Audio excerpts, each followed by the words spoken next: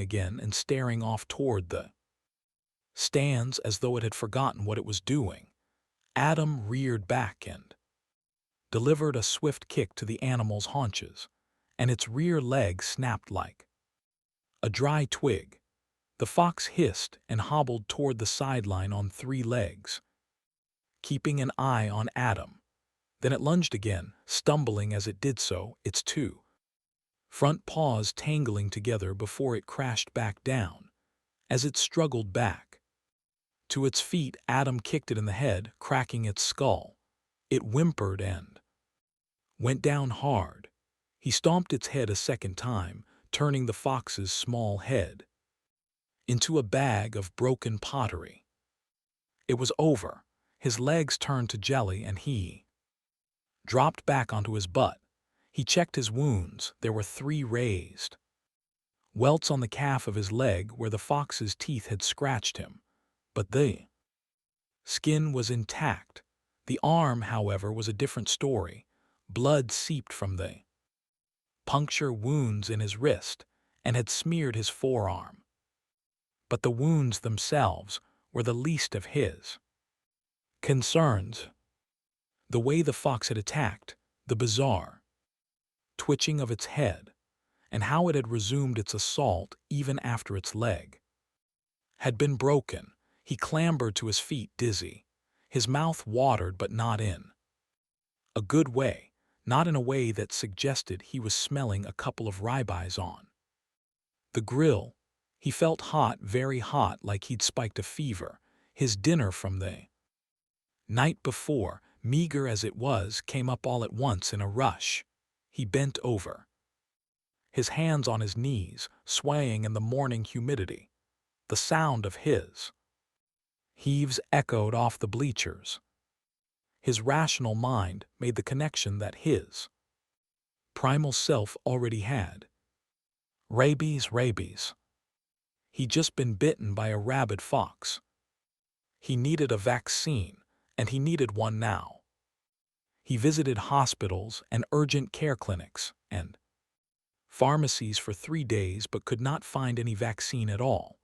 Why that was, he did not know. Maybe in the last days of the plague, people had begun injecting themselves with anything they could find in a desperate, futile attempt to fight off Medusa. He didn't sleep, stumbling here and there looking for the only thing between him and certain awful death. At dark on the 3rd day, he broke into a little bungalow in a quiet neighborhood on the north side of Durham. The bodies of an elderly couple were in the master bedroom, but otherwise the house was clear, dark, but for the shine of his flashlight. He found a bathroom and washed out the wound with soap and a bottle of water from the dead refrigerator. When he was done, he sat down on the living room couch amid the photo albums and unfinished crochet and piles of newspapers. The fear inside him was huge, even worse than when he'd been stuck with the HIV-contaminated needle. Statistically speaking, the risk from the needle stick had been extremely low, especially after the prophylactic treatment. But this was Medusa fear. What it must have felt like to come down with it. What it must have been to wait for the inevitable, bloody, painful end. Now that the rabies virus was almost certainly inside him, the disease could present at any time. And once symptoms appeared, that would be it. He would die. His wrist throbbed and he could almost hear the virus coursing through his veins. The bleeding had stopped and the wound was healing nicely, but without the vaccine it wouldn't matter. Without the shots, sometime in the next week or next month or next year, he'd develop a cough, some numbness at the wound site, and then his brain would begin to swell. And he'd develop a fear of water, and then he would die a horrible, horrible death. This was what it was like. This is what it had been like for the rest of the whirled as if death had wanted him all along. There was no escaping destiny. After all, that's what destiny was. Right on, old chap, missed you with Medusa. We'll be coming back round with something else for you soon. He was too scared to sleep. He stayed up all night flipping through the dead couple's photo albums. He didn't know why they were out from their slot on the bookshelf. Perhaps the couple had been walking down memory lane when Medusa had found this little house. They were pictures of a lifetime together, black and white wedding photographs, color pictures with that weird yellowish hue, then sweeping through the last 3 decades of weddings and graduations, and Christmas parties and dogs and cats and fish and hamsters. Mr. Whatever his name was checking out a dog on an examining table. He looked at more pictures, more and more, until he dozed and dreamed about this family and their life clicking by like a slideshow, a frame at a time. As he slept, realization flared inside his brain, exploding like a mushroom cloud, shooting him out of slumber. The man had been a veterinarian. Rabies. He raced through the house, rummaging through papers and files, until he found in an antique desk a business card emblazoned with the logo of the Phillips Veterinary Clinic, Mosry Drive in Durham. He strapped on his backpack and sprinted through the dead neighborhood, following the streets out to a main artery. As dawn broke over the city, he stopped at a gas station for a map and found Mosry Drive not a mile away. The morning air was steamy and hot, on display. Around him were more scenes from the last days. Adam saw the body of a young soldier, his hands holding his rotted intestines, chewed free of his body by some heavy-caliber weapon. A black crow was perched on the man's thigh, chewing on his entrails. A turn of his head this way or that uncovered more visual horrors. An attractive young woman with a crowbar thrust through her neck. The head and upper torso of a middle-aged man, notably separated from his legs. Few yards away, abandoned police cruisers, a North Carolina National Guard personnel carrier, a Channel 11 news van, its satellite dish still telescoping into the sky like an alien paw. Quiet, quiet. The veterinary clinic was housed in a small brick building next to a Hardee's. Adam stood astride the bike, breathing hard, waiting for his heart to slow down. The terror was moon-sized now, orbiting him, threatening to fracture him. He pulled the gun from his backpack and approached the door slowly. A handwritten note on the door read "Closed until further notice." He double-checked his flashlight and his gun. The clip was full, and he had one in the chamber. He went inside, and the door swung shut behind him. Weak sunbeams streamed through the large windows into the reception area, catching dust and other particulate matter floating in the ether. His heart slammed against his ribcage as though it wanted out of not just Adam's body but out of this dead place entirely. He pictured a cartoon heart scampering down the hallway, using its ventricles like legs. Maybe the rabies was already driving him insane. He found the medication cabinet in the back, near the kennels, which were full of dead cats and dogs. He checked each kennel one at a time, hoping that maybe there was one industrious pooch who'd hung on and could join Adam on the road. But there wasn't. There was just more death. He hoped the animals hadn't died of Medusa. It was hard to imagine a world without dogs. He rifled through bottles and vials, antibiotics and emetics and pain pills, chicken-flavored this or that, and then he found it on a shelf. 5-dose package of human rabies vaccine, a dose of immune globulin and 4 doses of the vaccine itself. He grabbed it along with some syringes and hustled back outside, thanking his lucky stars. It had been illegal for a vet to house or administer human rabies vaccine. Tears filled his eyes as he read the instructions. Inside the shrink wrap, he was supposed to have taken the first dose on the day of the bite, but there was nothing that could be done about that now. He injected the globulin and first dose of vaccine and prayed that he'd done it in time. The other 3 doses would follow in 3, 7, and 14 days. All he could do was hope and pray. Pray that he wasn't left to die of perhaps the one disease even deadlier than Medusa. The tears burst forth, and he cried sitting there on the curb, outside the Phillips Veterinary Clinic. "Are you okay?" The voice startled him so badly he gasped. He couldn't remember the last time he'd heard a human voice. He opened his eyes and saw an attractive young black woman wearing an urban camouflage uniform and holding a gun on him. He stared at her, debating whether she was really there or if he was hallucinating. "You gonna freak out on me here?" she asked. He felt his jaw moving, but no words would come out. "I'm going to count to 10, she said, "and then I'm going to head on down the road." Then more quietly, "Jesus, can I not catch a break?" "No," Adam said, "I'm fine." "What's with the needles?" she asked. "No hospitals." "FUOD." Adam glanced down at the paraphernalia around him and smiled. "Oh no, it's not that.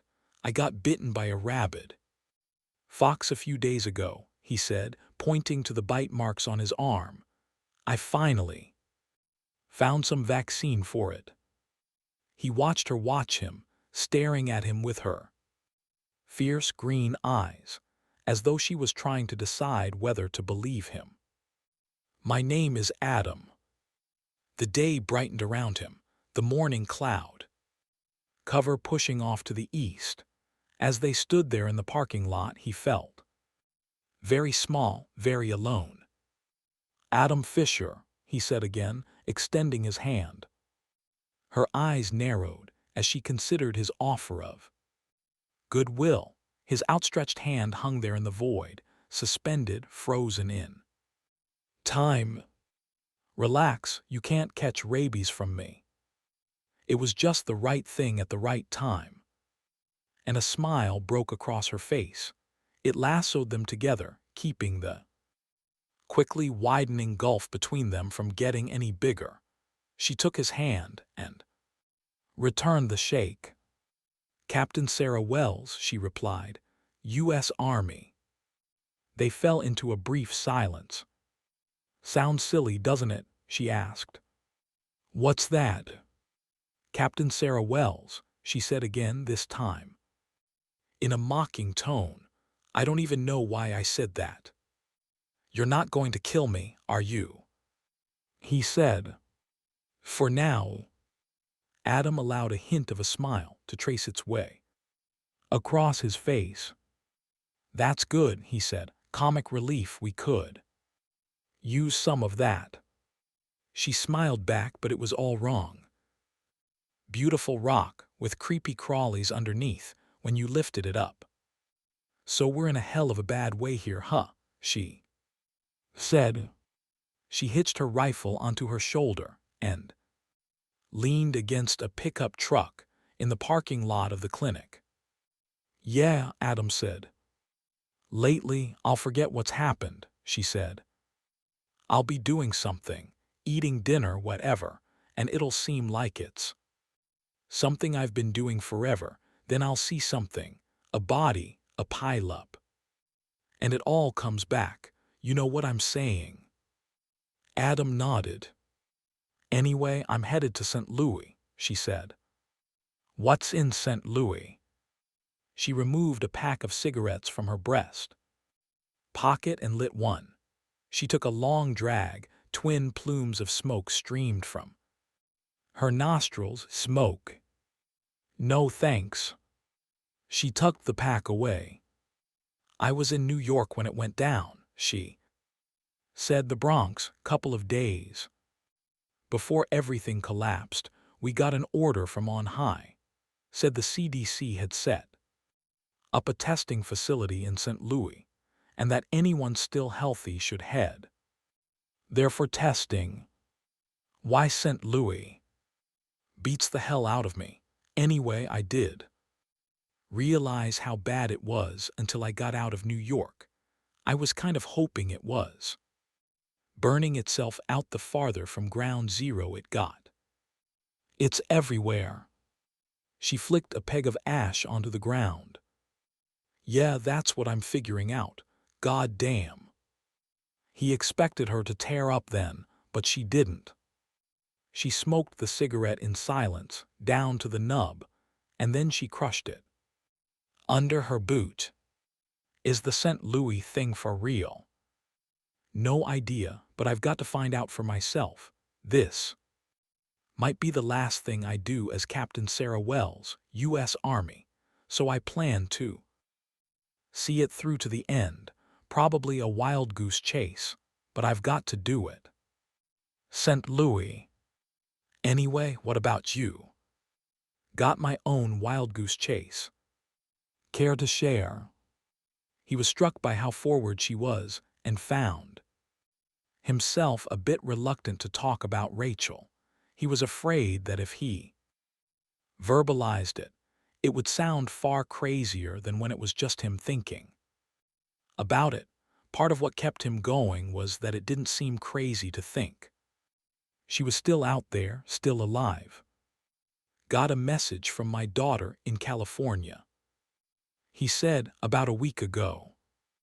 Sarah scrunched up her face and tilted her face to the sky as she worked out the timing in her head. And she was still alive. Said she was headed to her stepdad's condo in Lake Tahoe. The conversation petered out, and they stood there in the August sunshine, an awkward silence pushing a wedge between them. Adam didn't know what to say. He really just wanted to get back on the road. Can I make a suggestion? She asked. Sure. Let's team up, she said. Head west together until we get to St. Louis. Adam scratched his face as he considered her proposal. Look, she said, someone needed to say it. It's goddamn dangerous out here. People are gonna have to start working together. Adam tried to analyze the dilemma rationally, but as he did so, he felt his eyes droop, and it made him realize how hard it had been by himself. He couldn't remember the last time he'd gotten a decent night's sleep, which had made getting by in this world that much tougher. But was this the right person to team up with? Would it jeopardize his own quest? There was no way to know when or if their interests would diverge, and how they would handle such a development.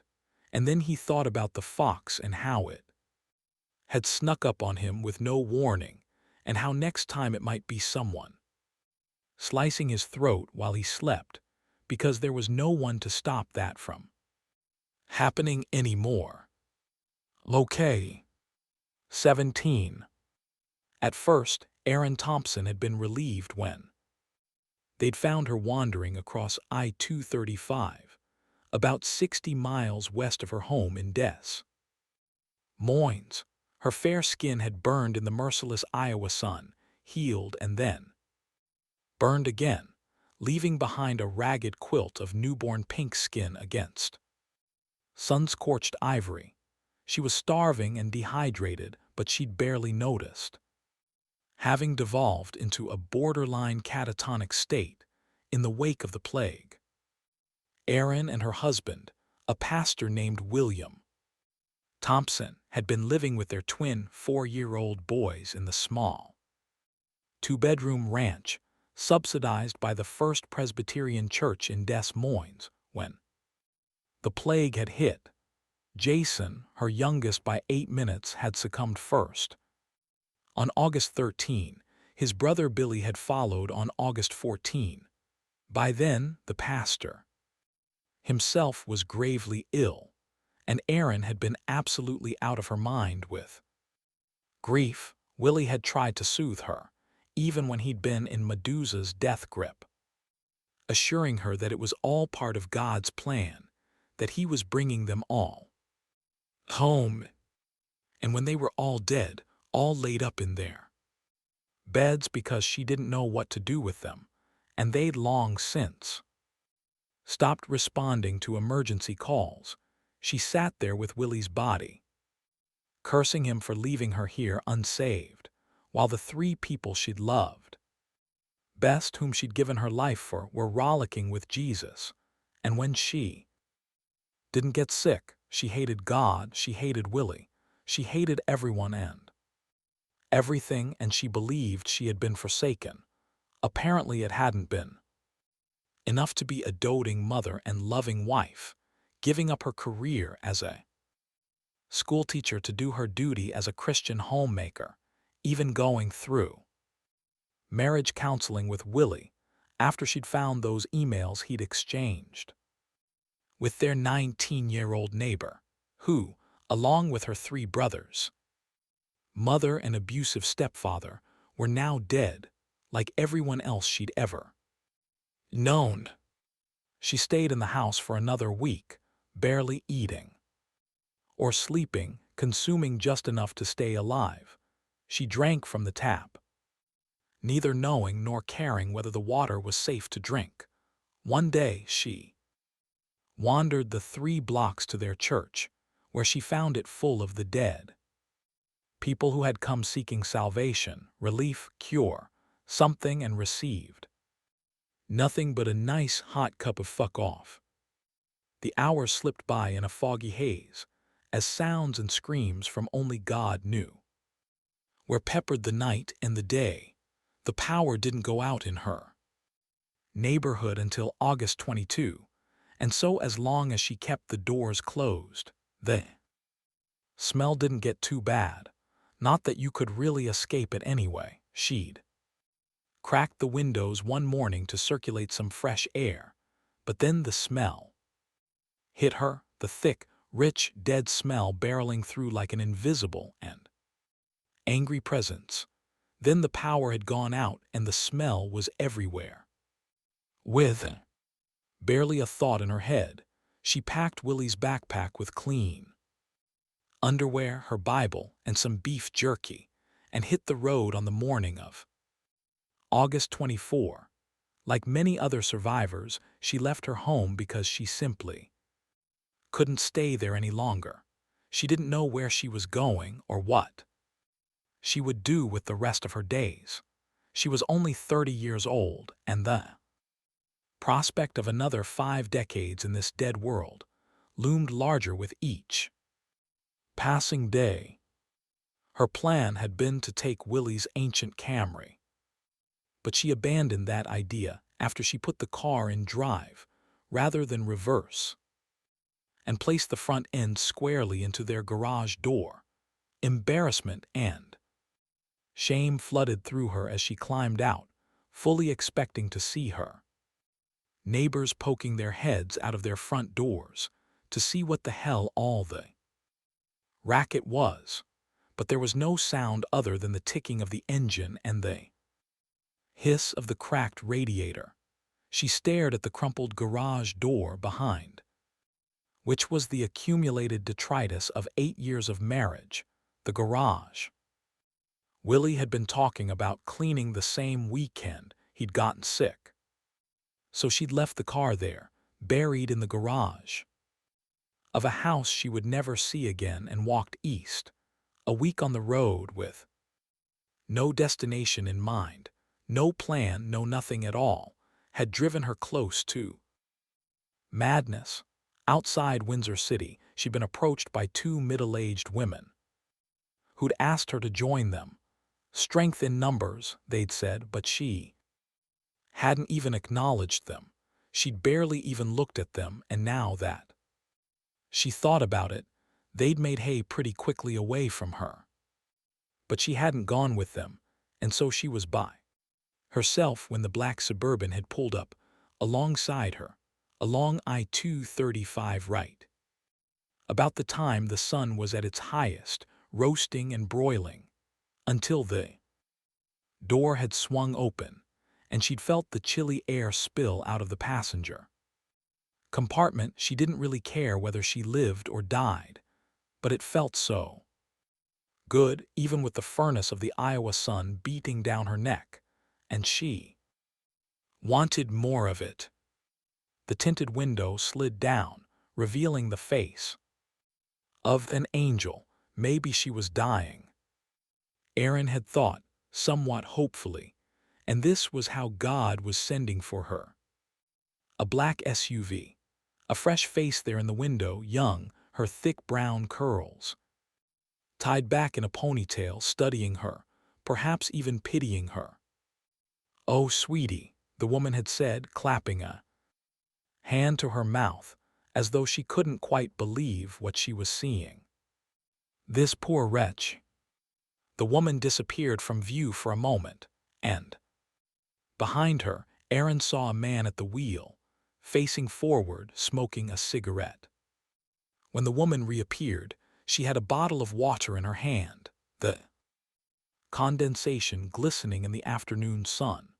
Erin stared at it the way pyromaniac might stare at fire. "You thirsty?" She held the bottle out for Erin, who approached the car like a frightened puppy being offered a treat. Erin took the bottle and drank it down in one fell swoop, unaware of how severely dehydrated she was. "I'm sorry, but do you have some more?" she croaked out, the words slurred and muffled behind cracked, sunburned lips. "Sure," the woman said. "Why don't you come with us? You look like you need a break." Erin found herself nodding without the slightest reservation. They had cold water. What other treasures might they have? The doors unlocked with a decisive kerchunk, and she climbed in. Delicious chill rippled across her body as she settled into the cool leather backseat. "What's your name, honey?" "Erin." She yawned. "You just rest," the woman had said. She fell asleep almost immediately, the promise of cold water, endless bottles of cold water lulling her to the deepest sleep she'd had in days. How easy it had been to lure her in, no different than a gullible child lured by promises of delicious candy and lost puppies. And maybe, she thought to herself 2 days later, strapped to this examining table, it would have occurred to her that she could have found plenty of water on her own, that she hadn't had to let it devolve to such a state. If any of these things had occurred to her during her self-imposed death march, she might still be out there pulling herself together. Or maybe they'd been her only hope. She just didn't know. No one spoke to her or explained to her what she was doing here. At first, she had thought that these had been government health officials rounding up healthy people for testing. But when they'd etched the inside of her wrist with that strange tattoo, she quickly realized that this was something else entirely. No one wore protective suits, and there was none of that urgency she saw in those last terrible days. On the street, in the hospitals, on the news. They were in a brightly lit, antiseptic room, which resembled one of the examination rooms in the urgent care clinics she'd once frequented with the boys, as they'd negotiated the rough-and-tumble world of ear infections and croup and impetigo. The long counter was stocked with bottles of hand sanitizer, cotton balls, and the various and sundry items one might expect to find in a doctor's office. But the walls were bare, bearing none of the full-colored glosses, with an artistic rendering of the human heart, or the inner ear canal. She wore a paper-thin hospital gown and nothing else. It was itchy and barely reached all the way around her waist. Her feet were in stirrups restrained, leaving her exposed and about as modest as a porn star, waiting for the cameras to roll.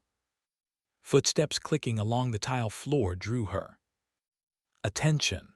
She looked over to see the woman from the SUV approaching her, but with far less mirth on her face. A small medical kit was tucked under her arm, which she set down on the metal tray mounted to her hospital bed. Aaron smiled at her, but she did not get one in reply. "So what's this all about?" she asked in as brave a voice as she could muster. Still the woman didn't speak. She tied a tourniquet around Aaron's arm and promptly drew 3 vials of blood. The vials were labeled and went into a plastic tube rack. Then the woman snapped on a pair of latex gloves, retrieved a speculum from the bag, and set up shop between Aaron's legs. Instinctively, Aaron tried snapping her legs shut, but to no avail. The restraints held them fast. "Hey, what the hell is going on here?" Aaron barked. "Don't you touch me."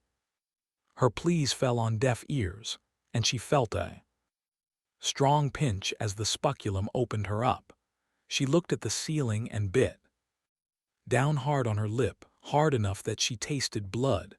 She tried telling herself this was no different than her routine visit to her OB-GYN with the super-friendly Dr. Brady, a young doctor who'd been about the same age as Aaron. Her daughter had been about the same age as Aaron's twins. Well, dead now, all dead now. But she couldn't. This felt bad, very bad, and she felt shame for letting herself be hoodwinked by the promise of fresh water and food and a nice place to lay her head. She squirmed and twisted. Hot tears ran down her cheeks. The long cotton swab entered her, scraping at her insides, and she felt her breath coming in ragged gasps. She closed her eyes and thought about her sons, her sweet, sweet boys who had loved Thomas the Tank Engine and Lightning McQueen and now lay dead in their bedrooms. Jesus God, why hadn't she buried them? Did she think they were going to bury themselves? And it all came to her, all at once, that her little boys were dead and gone, and she would never again see them in this lifetime. The sobs exploded from her so ferociously that the woman, examining her, scampered backward 6 steps. As she lay there, weeping, all she could hope was that one day they would be reunited in heaven. Then a terrible thought broke loose in her mind.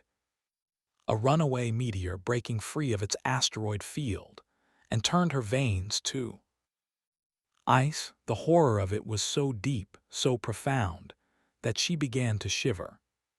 What if she were dead and this was hell?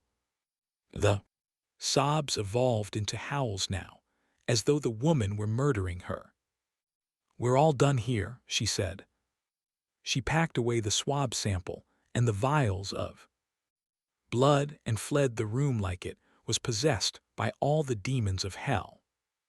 Aaron continued wailing as the idea took deeper root in her mind and continued to flower.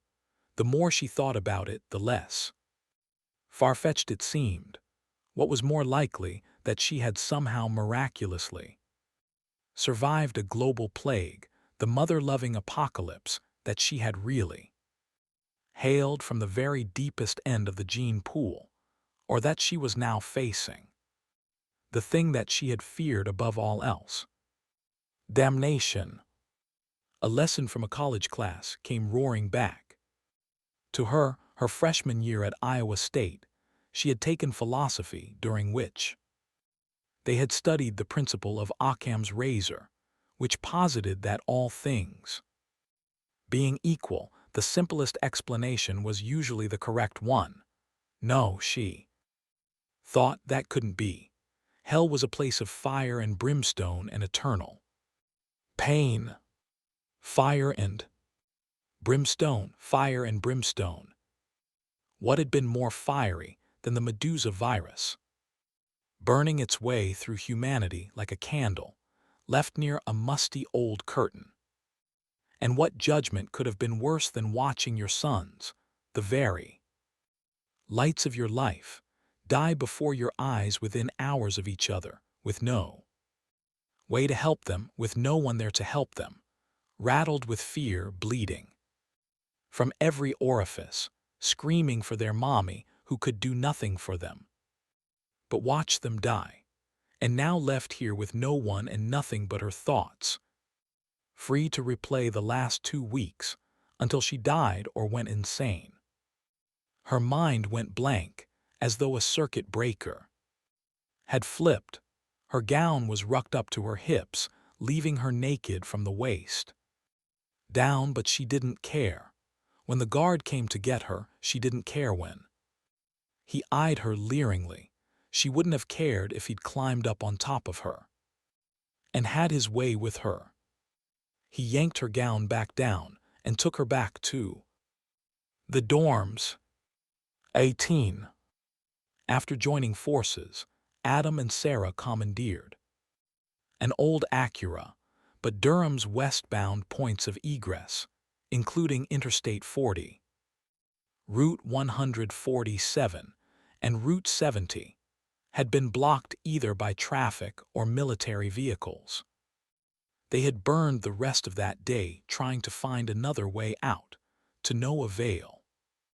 By the time they realized that they'd need to walk or bike out of town, the day was shot, so they spent the evening gathering supplies. That night they slept in adjoining rooms of a Holiday Inn, and the next morning brought with it 2 choices: hoof it or bikes. Sarah had offered up her chopper, with Adam riding pillion, but he'd declined. 2 types of motorcycle riders, he'd said. Those who have crashed and those who will crash. Sarah didn't push the issue. They'd broken into a large sporting goods store in Durham, where they geared up for a long bike ride. Adam had needed to start from scratch, having left much of his gear behind during his desperate search for the rabies vaccine. So when they left the store 2 hours later, both were outfitted with backpacks, tents, sleeping bags, water bottles, energy bars, ponchos, waterproof matches, compasses, hunting knives, a GPS transmitter receiver, and flashlights. They also stopped in a drugstore and stocked up on toiletries. It was surreal. For Adam, simply taking the stuff had felt so foreign, he kept waiting for the police to swoop in and arrest them for shoplifting. But of course, none did. And they pedaled out of Durham around noon on August 31. Adam was hopeful that they'd be able to trade up to something with an internal combustion engine a little ways up the road, but they never found more than a few miles of highway that wasn't blocked those first couple of days in September, so they stayed on their bikes. The slow pace was maddening, but there was nothing Adam could do about it. Moreover, it limited the stock of supplies that they could carry at any given time, necessitating more frequent stops. As they rode, Adam tracked the landscape passing by. He realized he was looking for some sign that the world had changed, that things looked fundamentally different, but the truth was that it all looked about the same. A grain silo rose up before him, growing larger as they drew closer and then receding behind them until it was gone from view. A target. Distribution center, a salvage yard. These things looked exactly the same. They saw no one, the countryside hauntingly empty. The early afternoon of September 3 brought them to Kernersville, North Carolina, about 70 miles west of Durham. They ate lunch on the playground of the Kernersville Elementary School. There had been little chit-chat between them since their union, only what was necessary to keep the expedition moving westward. This, Adam supposed, was shock. Did matter who you were, what you'd done before. You didn't watch the world die without a little piece of you going with it. After lunch, Sarah studied their map while Adam administered the second dose of his rabies vaccine. So far, so good in that department. The bites themselves had nearly healed, and he'd seen no evidence of any strange new symptoms. The fear was still there, as though hermetically sealed, ensuring it would never decay or yellow or soften at the edges. He wasn't sure he wanted it to fade away. It was important he remember what happened, that he remember how far off the reservation they were. He got up and walked around, the late summer heat pressing down on him, the trees full and green, a few leaves on the branch tips just starting to turn, the incessant buzz of cicadas.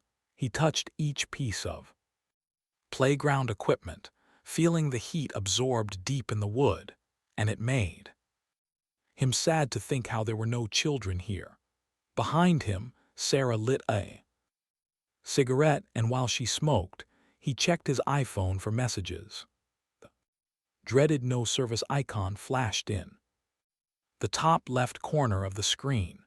It had been days since he'd pulled a signal. He figured the cell towers had finally gone down.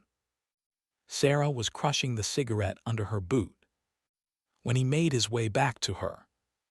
There aren't a lot of population centers west of here, she said. It might be worth trying to snag a car this afternoon. This perked Adam's spirits. He couldn't believe how little progress he'd made since leaving Richmond, and this was welcome news.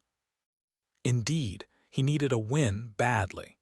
The vehicles left in the parking lot were their first target, but they were all locked or missing their keys. They rode into the center of town and stumbled across a Jeep dealership. A few minutes of trial and error finally resulted in a hit, the keys to a new Jeep Grand Cherokee just a few miles on the odometer and fully gassed. As they loaded their gear into the cargo area, Sarah tapped him on the shoulder. When he looked up, she tipped her head toward the main road. He looked up to see a car quietly approaching from the north. Behind him, he could hear Sarah readying her M4. His heart pounded.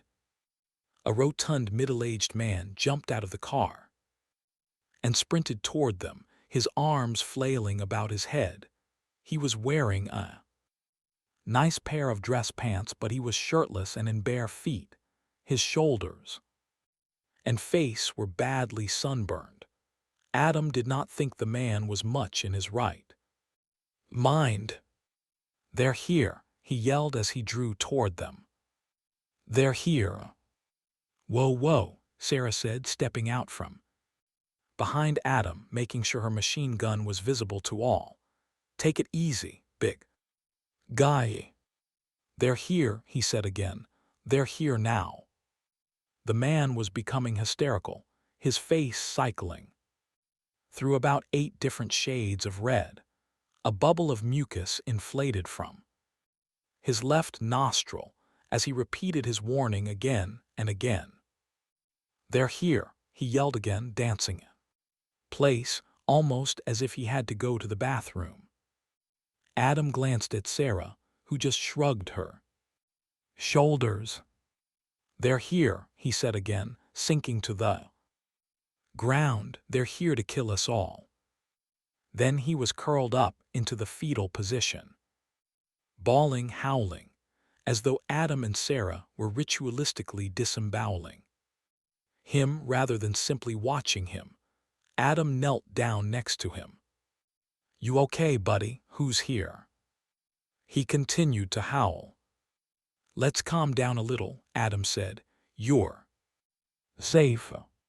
Howls, screeches. Adam tried consoling the man for another 15 minutes, but he simply could not reach him. He patted him on the shoulder. Nothing. He asked him for his name. Nothing. Every minute or so he'd call out his warning and then retreat back into his catatonic state. "Adam," Sarah said. "What?" "We need to get moving." Adam dropped his chin. "I know." "Hey, buddy," Adam said to the man. "We're gonna hit the road. You're welcome to join us." "Here," the man said. "Here now." "I can't leave him here," Adam said. "He needs help. Help me lift him in the car. He just needs some rest." "You sure?" Sarah asked. "We'll keep an eye on him. Grab his legs." Adam slid his arms underneath the man's underarms, while Sarah hooked hers around his legs. As they lifted him off the ground, the man bucked like a bronco. A runaway fist clocked Adam's ribcage, and the man was up and running and flailing about again. "They're here." He ran back to his car and climbed onto the hood, where he continued his sermon, this time in earnest. "They're here." Adam's head hurt. "Let's go," he said to Sarah. Sarah took the first shift and guided them back toward the interstate, the shouter's pleas booming in the giant stillness. "They're here." They were 2 miles up the road before the man's voice faded away. Adam wondered what would become of him and those like him. How many people were out there right now, falling apart, unable to cope with the enormity of what had happened these last few weeks. In the ordinary quiet of the car, things seemed almost normal. The air conditioning worked. An album by a band called The Tattered Remnants spun in the compact disc player, just another road trip along a forgotten stretch of highway. Again, chit-chat was kept to a minimum, the experience at the dealership unnerving them both. Fortunately, as Sarah had predicted, the roads northwest of Kernersville were clear. They drove deep into the wilds of North Carolina, toward the mountains. Adam's unease grew as evening approached, the sun tracing its eternal route through the sky, inching its way toward the horizon. He was still having a hard time at night, when the panic would rush through him as darkness spread across the landscape. It was almost palpable. Watching the sun dip toward the horizon was like having his head pushed underwater, unable to breach the surface. He'd find himself clinging to the last bit of light as it leaked from the sky, almost willing it to freeze in place. This new world was crappy enough in the late summer sunshine. Nighttime in a world of the lost was almost more than he could bear. "Storm's coming," Sarah said. Adam glanced up at a ridge of purplish clouds stretching toward the horizon. A storm. He'd loved thunderstorms once upon a time, but now it was just another thing to worry about. "We may want to think about finding real shelter tonight," she said. Adam's pulse quickened as Sarah pulled onto the shoulder. Finding shelter was something new, something different, and anything different in this new world could be bad, deadly, even. Adam looked down at his lap as Sarah studied the map from the glove compartment. "This next town looks like our best bet for Tonight, we can stock up on supplies. Oh shit, we forgot to get them in. Kernersville, Adam said. I know, Sarah said. That scene with that guy just freaked me out. They curled off the interstate and passed an empty park to their left, the susurration of the tall grasses audible in the giant emptiness. Just beyond, a large sign welcomed them to Walker Town. There's a little market up ahead, Sarah said. Sarah pulled into the parking lot of Hall S. Grocery and shut off the engine, which ticked and hissed as it cooled. The sound huge, almost embarrassingly so. You wait here, she said. I'll get us something to eat. You shouldn't go alone, he said. It may not be safe. She patted her M4 rifle. I won't be alone. Besides, you can keep a lookout. She got out of the car, stretched, and went inside. While she gathered their dinner, Adam fiddled with the vehicle's satellite radio hookup, edging his way across the spectrum. Earning nothing but mild static for his efforts, he desubscribed to the service. Himself passing the time behind the wheel with the Bob Dylan channel, the 90s. Channel Howard Stern. Was Howard Stern dead? That was a weird thought to have. He took big, shallow gulps of air, sweet evening air, and he had to laugh at himself. He was still giggling a little when Sarah emerged from the store, a sack of groceries tucked under her arm. Something funny, she asked. Just laughing at our little predicament here, he said, because this is some crazy shit we are dealing with.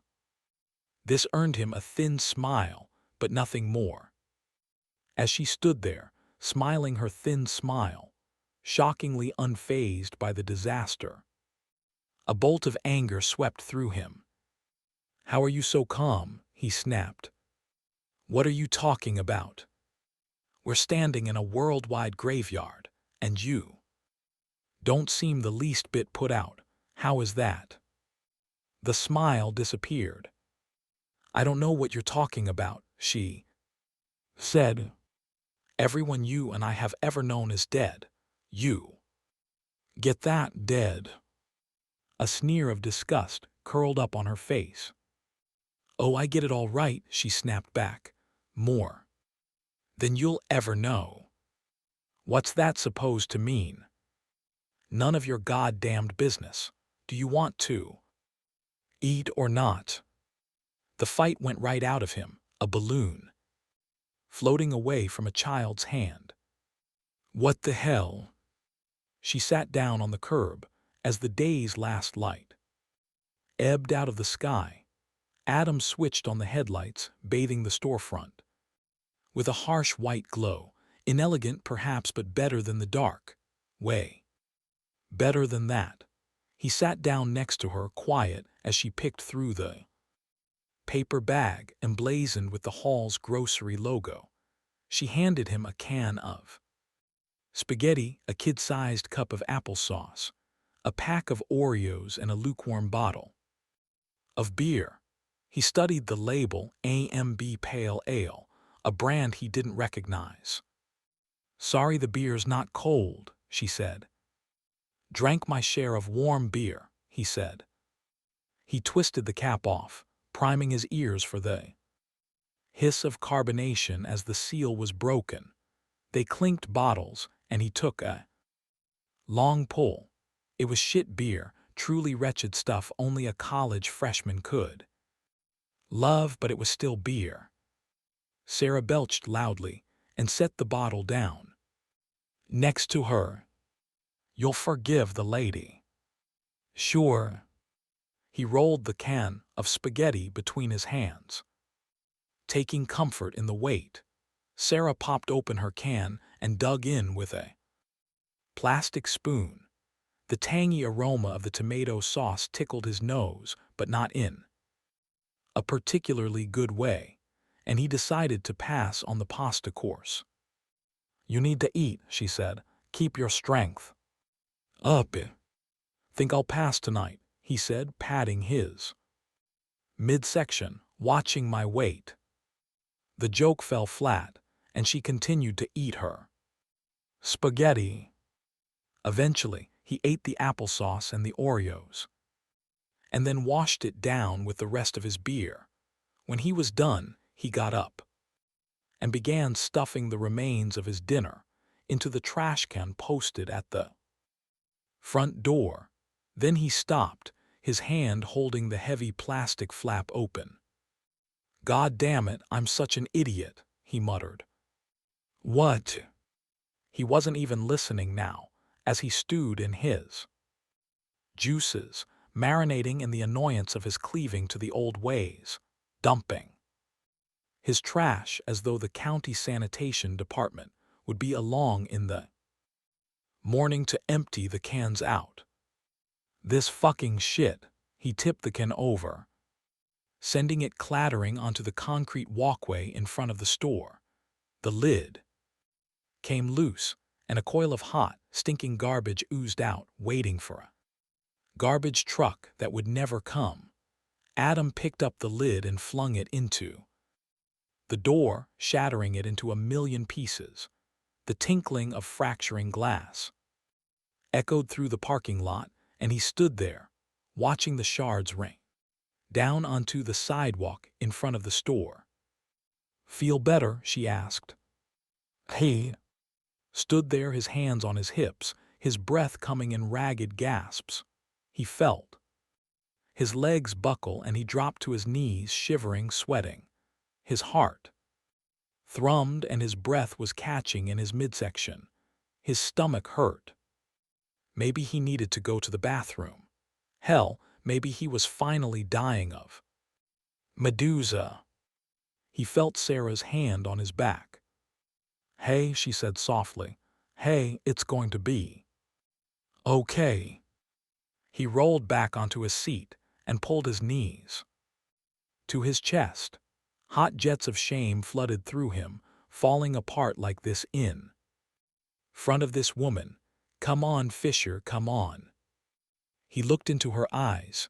They were clear, calm, flat hunter-green pools. No hint of panic, no indication she was unable to handle this pitch the universe had uncorked at them. That's what it was about. Her, a preternatural calm. Where did it come from? "I'm gonna run inside the store for a minute," Adam said. "Want anything?" She shook her head.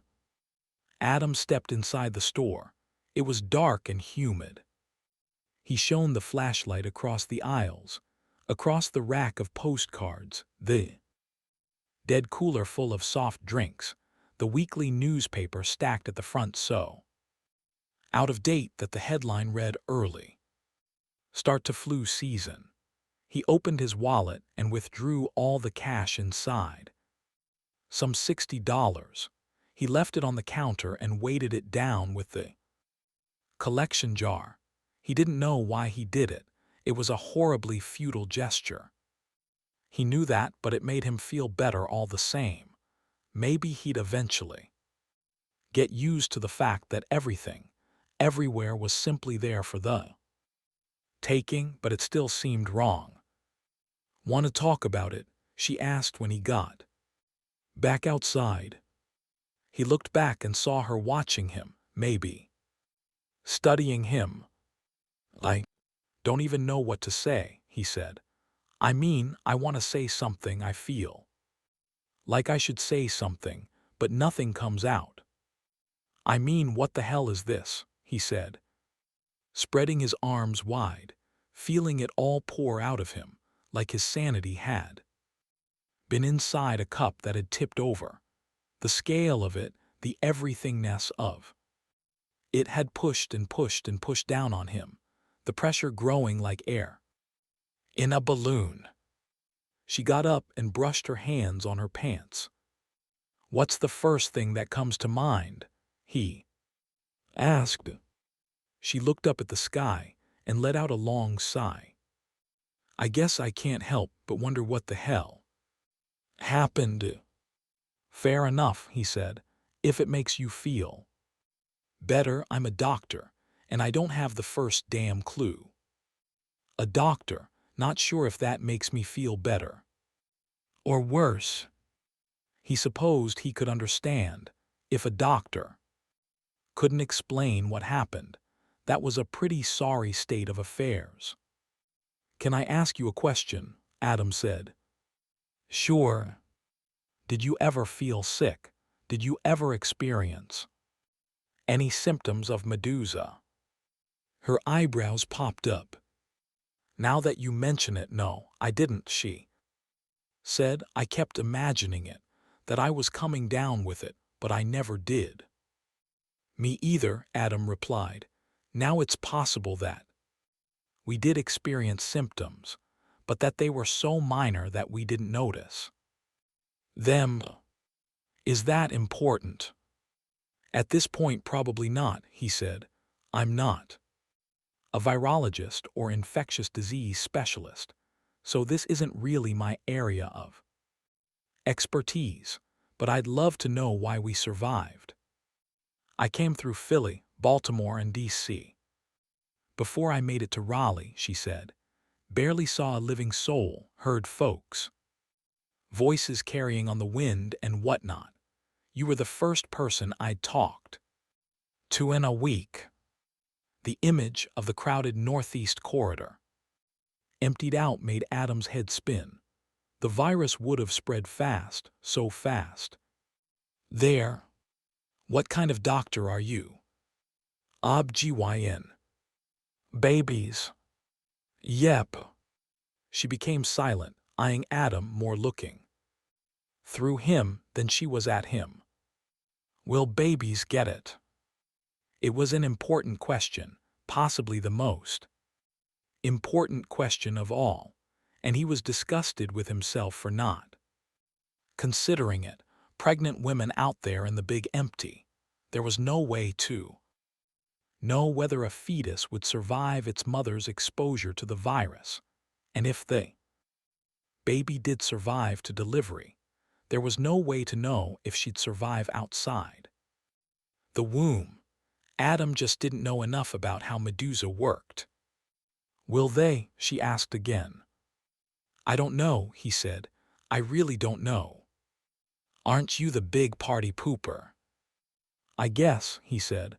I feel stupid that it hadn't crossed my mind. Maybe you didn't want it to cross your mind. Maybe. Well, doctor, here's another question. Shoot. Why are we still here? Why were we spared? Luck, genetics. No virus is 100% fatal. Well, maybe rabies is. What about God? This took him by surprise.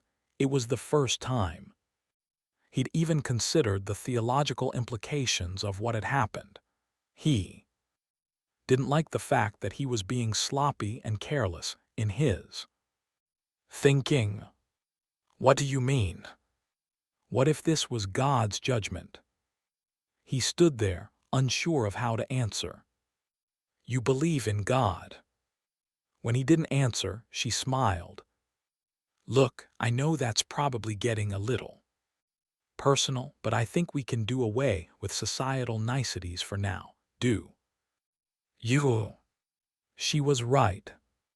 Some doctors can reconcile their faith with science, he said. I never could. I've read the Bible. I minored in comparative religion in college. It never took. I'm sorry. Why are you sorry? He laughed softly. I don't even know. It feels like I should be sorry about something. What about you? I used to believe in God, she said. Once upon a time. I don't know anymore. Well, if there is a God, he spared you, right? Maybe we weren't the ones who were spared. He hadn't thought of it that way. The idea she'd been left behind by her God must have been a terrifying one indeed. It was a Hard thing to process, even if it was a concept he didn't buy into himself. He didn't think the Bible was anything more than a fairy tale, written and massaged through the centuries by history's winners, and she had a point, maybe. They had drawn the short straw. "Why don't we change the subject?" she said once. The silence had begun to metastasize into awkwardness. "Good idea. How far is it to St. Louis?" She studied her map for a moment, chewing her lower lip as she did so. He watched her, and he found himself staring into her green eyes again. As he did so, his breathing slowed and his heart decelerated. "About 600 more miles. Jesus, it's taken us 3 days just to get this far. Well, we have to stop thinking like we used to," she said. "We can't assume we'll always be able to drive every mile from here to St. Louis." "I guess you're right," Adam said. "You sure you don't want me to teach you to ride a chopper?" "I'm sure." They were quiet a moment. "You really think there's anything in St. Louis?" Her face darkened. "No, probably not," she said, her eyes cutting away from his. "But I gotta do it. Who knows, maybe we'll get lucky. Maybe they have roast turkey and mashed potatoes. Chocolate milk." "Chocolate milk for you," she said. "Icy cold. Chocolate milk." It was full dark now. Adam got up and stepped clear of the headlights' glow into the inky darkness of the night. As he gazed across the undulating hills, the blackness stretched on forever. He tilted his head skyward and saw a blanket of stars twinkling in the night, a handful of diamonds tossed against black velvet. He was glad to be alive. He was glad they'd teamed up, those eyes, those green eyes. Standing here, watching the world continue to spin on, the way it always had, made it a little easier to believe that Rachel was still alive out there. Maybe. Looking up at the same sky, he pretended it wasn't 3 hours earlier in California, where sunset was still hours away, and imagined she was looking at these same stars. Maybe she'd met up with other survivors. Maybe she was alone, questioning her sanity, wondering what the hell had been the point of surviving. An hour later, they were camped out in the gymnasium of a local elementary school, listening to the hard rain thrum the roof, deep, throaty booms of thunder rolling through the ether. He tried not to think about Sarah, over there in her own sleeping bag, about her eyes, about her calm, but he thought about her until he fell asleep. 19. God, he was thirsty. Yesterday, the thirst had started as a little gumminess of the lips, a little stickiness in the mouth, that realization that it was already afternoon and you hadn't had a glass of water all day. Easily fixed in the old days. You just plopped your glass under the tap, and voila. Thirst quenched, but it wasn't the old days. Now Freddie's mouth was dry and old cotton ball. His eyes itched like hell, and his piss smelled metallic. They'd run out of water 2 days ago, and they hadn't been able to find any since. They were in the kitchen of a Taco Bell on the morning of September 6, just outside Murfreesboro, Tennessee, testing yet another kitchen faucet, befuddled by the lack of running water. This was the 4th different faucet they'd tried that day, and so far all the taps had withheld their bounty. Freddie held his breath as Caroline, leaning on her crutch, opened the spigot. Rat-tat-tat-tat-tat. The deathly rattle of dry pipes. She shut the faucet, and looked up at Freddy. His stomach clenched with frustration. "Damn it," he said. "Maybe it's because the power is out everywhere." "No," Caroline said. "The electric pumps just move the water from the source to the treatment plants, and then into the reservoir. But from there, it's mostly gravity pushing the water from the tower through the pipes, so the water should be running as long as there's water in the tower." "Maybe the tower is empty," Freddy said. Caroline rubbed a finger along a dry lip. "Maybe," she said, "if we could just find some bottled water." They'd been on their way to St. Louis when the water issue popped up, angling northwest through the Tennessee Valley, placing all their hopes into the government flyer they'd found flipping through the deserted streets of Chattanooga. Caroline had latched onto the idea like a talisman. As her due date drew closer on the horizon, she was becoming increasingly desperate to see a doctor. Freddy hadn't been crazy about St. Louis, which, at best, would be a chaotic, confusing mess, and at worst, a hot, stinking graveyard like every other town they'd passed through. But he went along with the plan because it gave them a goal to shoot for, even if this journey wasn't draining the emotional abscess that had formed in the wake of the plague.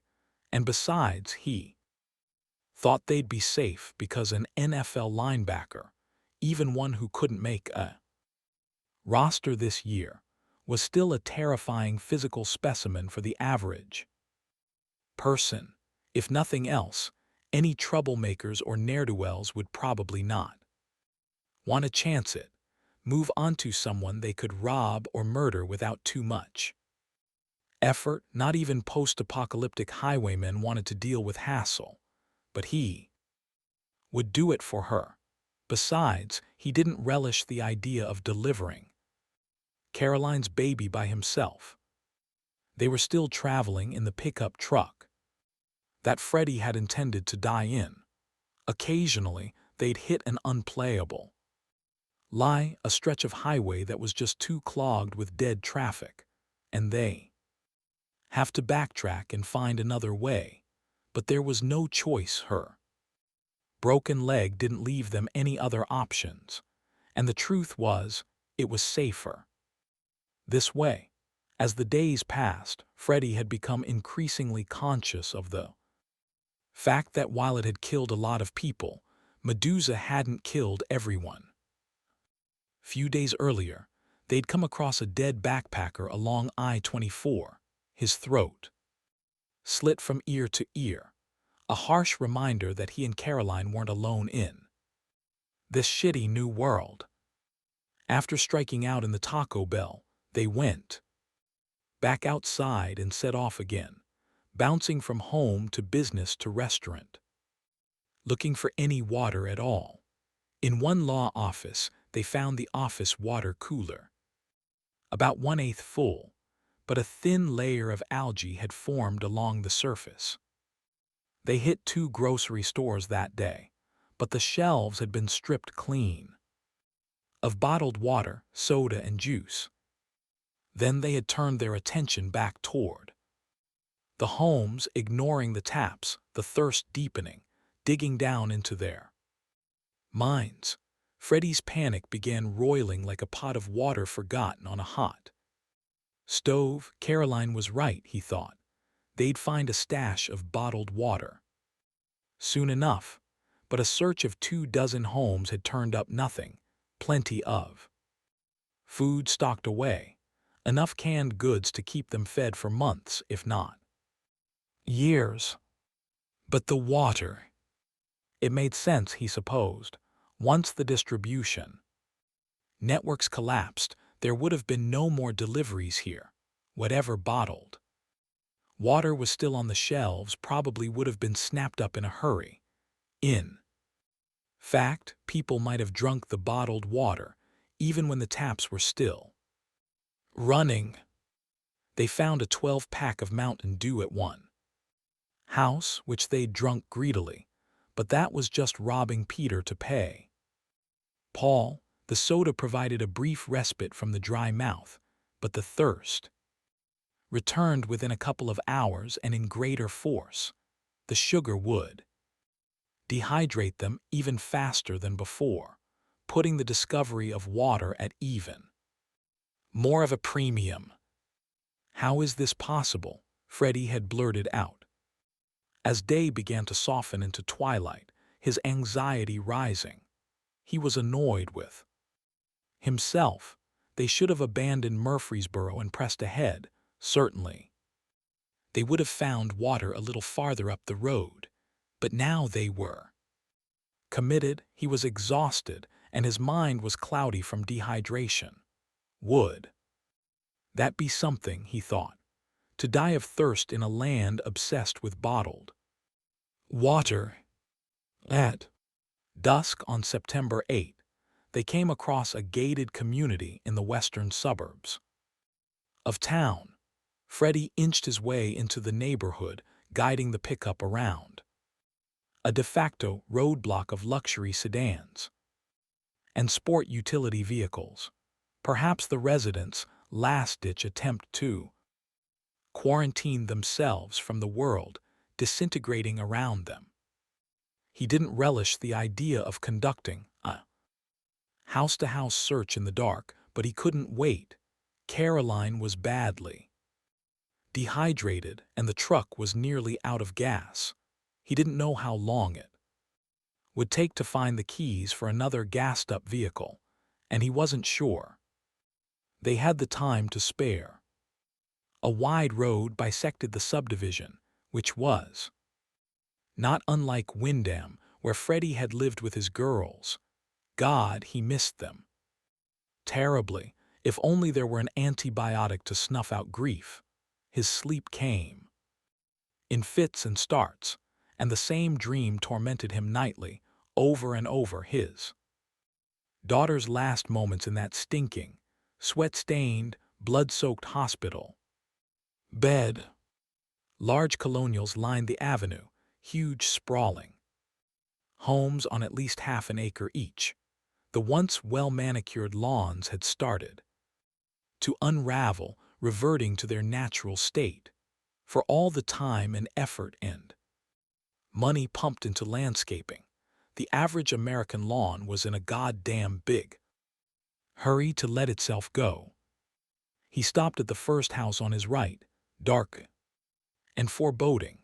The moon was full tonight, thank God for that, spreading out a luminous silver blanket across the land. "Where are we?" Caroline said, startling him. He thought she'd been asleep. "Gonna try and find some water," he replied. "Wait here." "Can't this wait until morning?" Her eyes were sunken and dry, which was all the answer he needed. He was unsure if she was the one who was afraid or if she could smell the fear on him and was trying to spare him. He did want to wait until morning. He was goddamn sure about that. "You need water," he said. "It can't wait any longer." A full-body shiver rippled through her, despite the late evening heat. "Wait here," he said again, "if you need help. Honk the horn."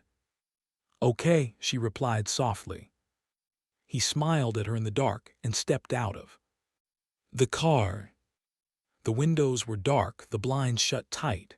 At the top of the porch steps, he paused and held his breath, listening for something, anything, nothing. The doorknob held fast when he jiggled it, so he used the flashlight to break the decorative window, flanking the side of the door. After clearing the stubborn shards of glass clinging to the window frame, he reached inside the gaping darkness and unlocked the door. The house was warm, stifling, and a sour smell permeated the air. Before penetrating deeper into the house, he propped the door open to let in some fresh air. He swept the flashlight in a semicircle around him, the white cylinder of light washing across the relics of a life once lived here. His breath caught as the beam landed on a figure lying prone on a settee, an antique, high-backed thing in the formal living room. The figure, a woman, did not move as he drew closer. Just another plague victim. The body was bloated, her face swollen and clotted with dried blood. Freddie muttered a small prayer for this poor woman who died on this couch, this really uncomfortable-looking couch, and kept moving. 2 more bodies in the family room. An adult male in a recliner, a teenaged girl on the sofa. The man was still holding the remote control in his hand. Onto the kitchen, where Freddie found himself, mesmerized by the family corkboard, mounted on the expensive stainless steel refrigerator. A reminder card for Stephen's dentist appointment on September 14. 2 tickets to the Titans Steelers game the last Sunday in September. A picture of the family with a puppy. The photo had been date-stamped July 28, shortly before the virus had introduced itself to everyone. Freddie found himself priming his ears for the sounds or whimpers of a hungry puppy, but he heard nothing. Tears welled up in Freddie's eyes. Somehow, these vestiges of the old world were harder to look at than the bodies dotting the wasted American landscape.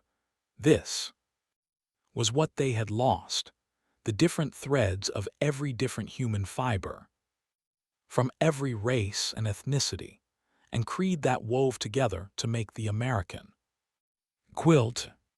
He opened the refrigerator, which expelled a warm puff of sour air, the breath of a ghost, rotten vegetables and moldy cheese, stale bread, a half-drunk bottle of wine missing its cork, but no water. There was a staircase at the edge of the house. As he made his way downstairs, the flashlight slipped in his hands and he caught it just barely.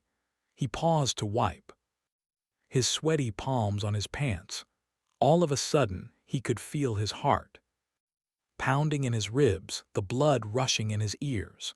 He was terrified of everything all at once, of the dark, of not finding any water, of Caroline dying on his watch, of wandering the godforsaken hellscape America had become. For months or years, with each second ticking by like an eternity, he carefully negotiated the basement, spotlighting each step he took. The cone of light bounced across a water heater, a high-efficiency washer and dryer, a foosball table, items that would never be used again. The place was a wreck, looked like a bomb had gone off. Sweep of the flashlight revealed blood spatter everywhere. Filthy clothes, reeking of human waste, sat in haphazard piles. Then victory. Atop a workbench, a case of bottled water. He burst into tears upon seeing it, weeping as he brushed his fingers against the still intact shrink wrap. The plastic crackled under his thumb. He hoisted the case onto his shoulder and made his way back to the stairs. He was halfway up the steps when he heard the truck's horn blow. No, not just blow. Blast. He raced up the stairs and burst out into the dark front yard without a plan or a thought in his head other than a singular focus on protecting Caroline. A puddle of shattered glass pooled on the asphalt. The passenger door of their truck hung open limply like the broken wing of a bird. The car's interior light glowed with a sickly yellow hue, revealing its terrible secret. Caroline was gone. Freddie stood unmoving, not breathing, trying to process the scene in front of him. A sound to his right, a scritch-scratch sound, perhaps of something being dragged, and he recognized it as Caroline's pack on the ground, a sound he'd learned in there Time on the road together. Her leg was still weeks from healing. Someone was carrying her into the night, her pack dragging behind her. He set the case of water on the front seat and eased into the darkness, cursing it and thankful for it at the same time. Nimbly carrying his massive bulk down the street, the way that had been praised, and watched Slackjawed during all those Sundays on the gridiron. His eyes darted from point to point, target to target, looking for any clue as to Caroline's whereabouts. Whoever had snatched her couldn't have gotten more than a 30-second head start, and now bore the burden of carrying an injured prisoner. Stay calm, he told himself. Stay calm. The roar of an engine shattered the silence, and ahead, maybe 30 yards, he saw a large vehicle, lit up like a Christmas tree, its headlights shining brightly in Freddy's face, silhouetted against the stark white cylinders of light was a figure, stumbling along the outline of a body slung over his shoulder. Freddy could just make out Caroline's pack, dragging along the street. If they got to the car, he'd lose her. He broke into a run, a full-throated sprint, chewing up the distance between him and his target like a lion closing in on an injured zebra. But it wasn't exactly like that, not really. The kidnapper held all the cards, and as if Caroline's captor had read his mind, he stopped and slowly swung around to face a rapidly closing Freddy. Take another step and I'll kill her, the man called out. He said it matter-of-factly, without a hint of emotion or bravado, with a coolness that told Freddy that he would do exactly as he promised. Freddy stopped on a dime, his knee aching. He was drenched in sweat, and his shirt clinging to him uncomfortably in the Tennessee night. Standing in the harsh blast of the car's high beams, how terribly exposed he was. She's hurt, Freddy said. She'll just slow you down, and she's pregnant.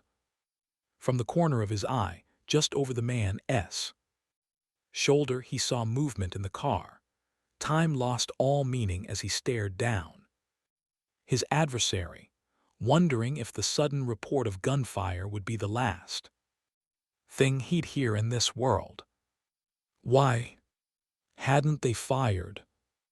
The man shifted his weight from one foot to the other, and Freddy realized he was tiring from carrying Caroline over shoulder. She hadn't made a sound, and Freddy wondered if she was still conscious.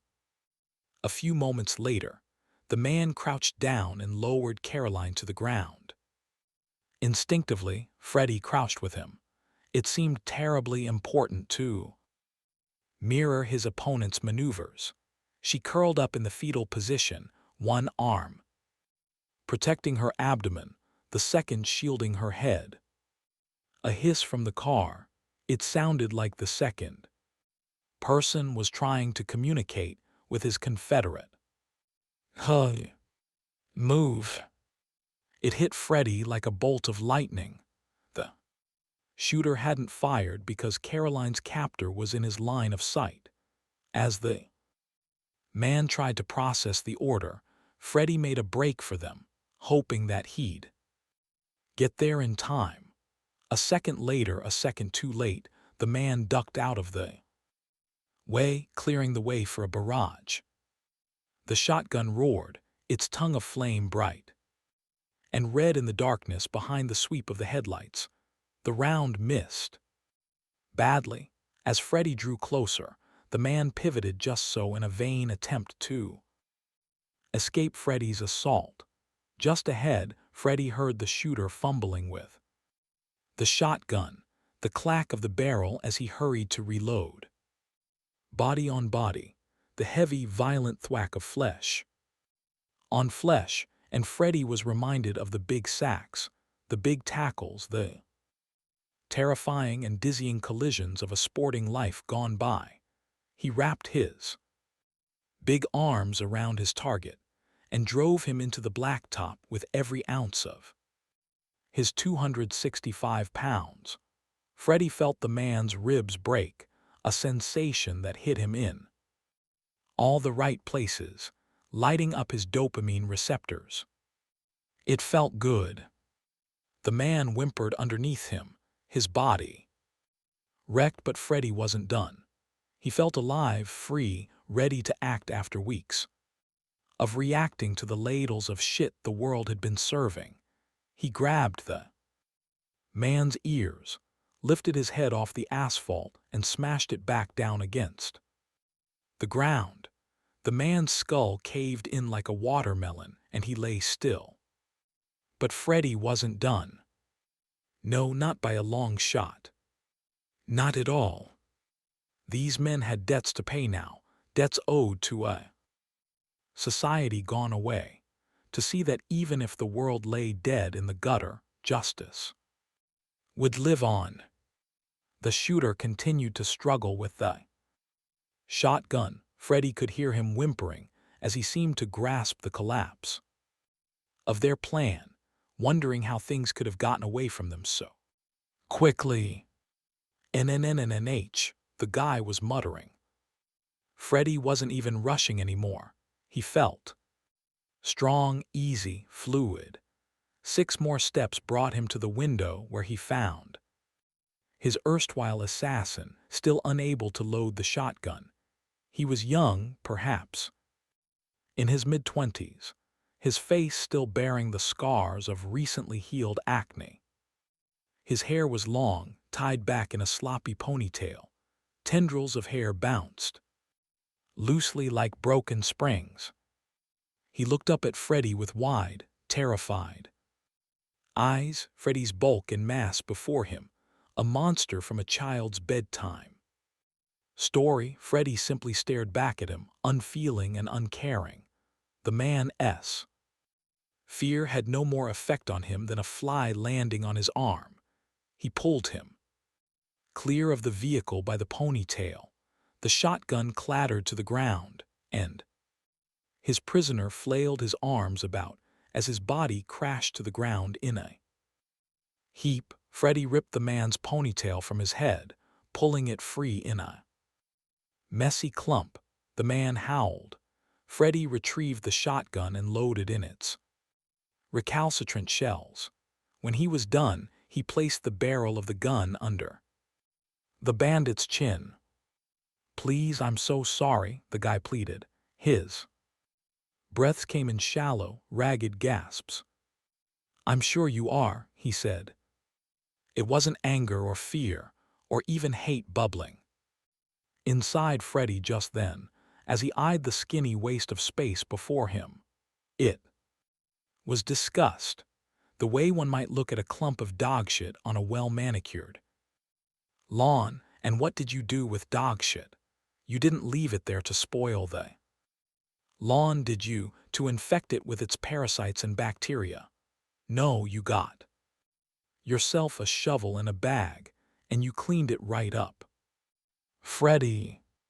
The voice startled him. He looked back to see Caroline, who'd pushed herself up into a seated position. She'd propped herself on one arm, the other covering her abdomen. "You okay?" he asked. "I'll be fine, you." He didn't reply, because he knew damn well she wasn't asking about his physical well-being. "Why don't we get going?" she said. It wasn't a question as much as an order. The guy's eyes swung sharply toward Caroline, so hard they could have rocketed out the side of his head, as he sensed that perhaps he had a savior, and let him pull this stunt on someone else. "I think he's learned his lesson, didn't you?" He nodded vigorously, as if to underscore the fact he had most certainly learned his lesson, that he was a very, very good student who had paid very, very close attention to the teacher. But Freddy wasn't even listening. He looked deep into the man's eyes, unsure of what he was looking for, not even aware if he would recognize it if it were there. Everything, Caroline, his grief, the stickiness of the late summer night, fell away around him as he zeroed in on the warmth of the shotgun's barrel in his left palm, the stiffness of the trigger under his index finger as he flexed it just so. It had felt good. Killing the other guy, a scratch scratched, one that had been nagging him for so long. "Freddie," she said again, this time with a little more heft in her voice. "It's a shitty world out there."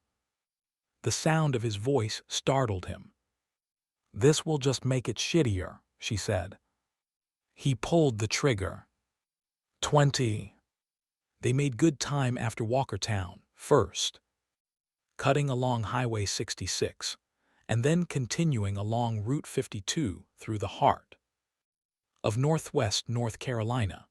These roads, undoubtedly just as clear after the plague as they'd been before, made things seem almost normal. They passed through Mt. Airy, the sign at the town limits touting its heritage as the birthplace of Andy Griffith. Then they were in Virginia again, the extreme southwest tip that he had never visited. Adam couldn't help but laugh a little that after all that time on the road, he was back in Virginia. A bit farther north, they looped onto I-77, and that was when they really started chewing up the miles. Interstate 77 took them past Hillsville, Austinville, and Max Meadows, all lovely little towns, each as quiet and empty as the others. In Hillsville, they'd stopped and looked around, but they saw no one and heard nothing but the birds. A pack of dogs, looking mighty thin and hungry, had rolled up on them there on Main Street, sending them scurrying for the safety of the car. Then they were in the Jefferson National Forest, and it was here, for the first time since the plague had swept the globe, that Adam felt that his heart rate had dipped back below 100 beats per minute. He felt his ears pop a little as the Jeep climbed into the pass. Around them rose up every conceivable species of tree, pines and oaks and maples, thick green fingers reaching up into the sky.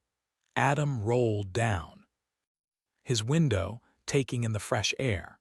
He pulled onto one of the scenic overlooks carved out of the highway and got out of the car. To the north was a spectacular vista, a shimmering lake and a copse of enormous trees that appeared to have taken the passing of mankind in stride. "Been a while since the world smelled this good," he said. They spent the night there, opting to sleep in the car because Adam knew that black bears and bobcats roamed these woods. Adam slept deeply, as soundly as he'd slept since it all went down. The quiet was almost otherworldly, as though even the forest itself was paying mankind its last respect. "How are we on gas?" she asked as they prepared to set off that morning, a warm fog lining the edges of the road. "Not bad," Adam said. "I think we've got enough to make it Lexington." She laughed. "You're dreaming." "Oh, really?" Adam said. "Care to make it interesting?" $50 says we don't make it to Lexington. Another 8 hours on the road left them running on fumes on the late afternoon of September 5. The Jeep ran dry on the outskirts of Lexington, Kentucky, hitching once, then twice before quitting for good. "You owe me $50, Sarah said as they began unloading their gear from the back of the Jeep, most of the food and all.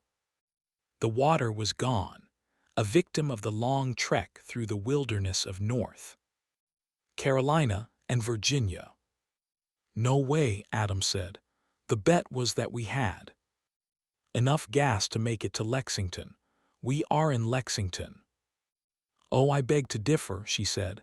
We haven't reached the city limits. We may be near Lexington, but we are most certainly not in Lexington, and this Jeep is out of gas. Whoa, we never said anything about the city limits. You welching on a bet, Fisher. He dropped his jaw in mock horror. I never welch on a bet, but I'm a little short on cash. You think you can give me until next Friday? Have it tomorrow, she said, or I'll have your legs broken. Adam laughed at the absurdity of it all, at the way the world was now, the way that $50 in cash would be better used as kindling for a campfire. He was still laughing as they made their way into town on foot. It was becoming routine now. As they approached a new town or city, they tied bandanas around their mouths and noses to block the smell, even if just a little bit. The smell was what reminded them how deeply and how widely Medusa had cut them. It was what reminded them that in all those houses and apartment complexes and hospitals and nursing homes were the rotting bodies of countless millions, tens of millions, hundreds of millions of Americans, someone's daughter or boyfriend or nana, now just a smell. It was this thought occupying his mind as they trekked west along Interstate 64 into the city proper. There was a decent amount of stalled traffic in the eastbound lanes, headed out of the city, but the inbound lanes were mostly empty. That didn't surprise him since there wasn't a whole hell of a lot behind them. They followed the exit off I-64 down to the main artery through town. There was a new shopping development at the edge of town, anchored by a series of big box stores, a Kroger, a Home Depot, and a Target, all lined up like sentries. The parking lot was mostly deserted, but there were a few cars scattered about like a giant's forgotten toys. Hopefully this place hasn't been too badly picked over, Sarah said. I'm hungry. She checked her clip as they approached the entrance of the grocery store, always vigilant, as was her wont. Nothing escaped her, Adam had learned, and nothing rattled her. Either that or she had one hell of a poker face. The doors had been shattered, leaving a puddle of glass bits on the sidewalk. A pungent smell wafted from inside, but it was different than the stench of human decay they'd become so used to. It was chokingly humid, pressing down on them like molten lead. He followed Sarah. Inside, it was a big store, and there was no way to know if anyone else was. Inside, they went aisle by aisle, starting in the produce section, the site of hundreds of pounds of fruits and vegetables decaying in the bright and cheery produce bins was nearly as repulsive as any rotting corpse they'd seen on the road. Rancid juices from the burst skins had puddled on the floor and dried to a sticky residue. Adam had to stifle his gag reflex as they continued through the store. They saw no one in the first 8 aisles. On the 9th aisle, chips, peanuts, snacks. Sarah held up a fist and motioned around a rack of potato chips, stopping Adam in his tracks. He peeked around the end cap and saw a boy, maybe 13 or 14 years old, sitting cross-legged in the middle of the aisle, eating from a bag of Cheetos. He either hadn't heard them or didn't care that he had visitors. His hands and face were caked in orange dust. He was shirtless, wearing mesh shorts and flip-flops. His chest and arms were pockmarked with mosquito bites. Hi, Sarah said. The boy glanced up at them. Then he went back to eating his Cheetos. "You okay?" Adam asked, worried that they were about to repeat the scene from the Jeep dealership back in Kernersville. The boy looked up at them again. Then he started crying. As Adam knelt next to him, the boy threw his arms around Adam's shoulders and hugged him tightly. He cried for 15 minutes, never stopping. Not once, never letting go while Adam soothed him. Finally, the crying began to subside, replaced by a series of long, deep breaths. "What's your name?" Adam asked. "Max," the boy said. "Max Gilmartin." The boy's story was his own, but not terribly dissimilar to theirs. Tales of surviving the plague were like snowflakes, no two exactly the same, but take just a step back, and they all looked identical.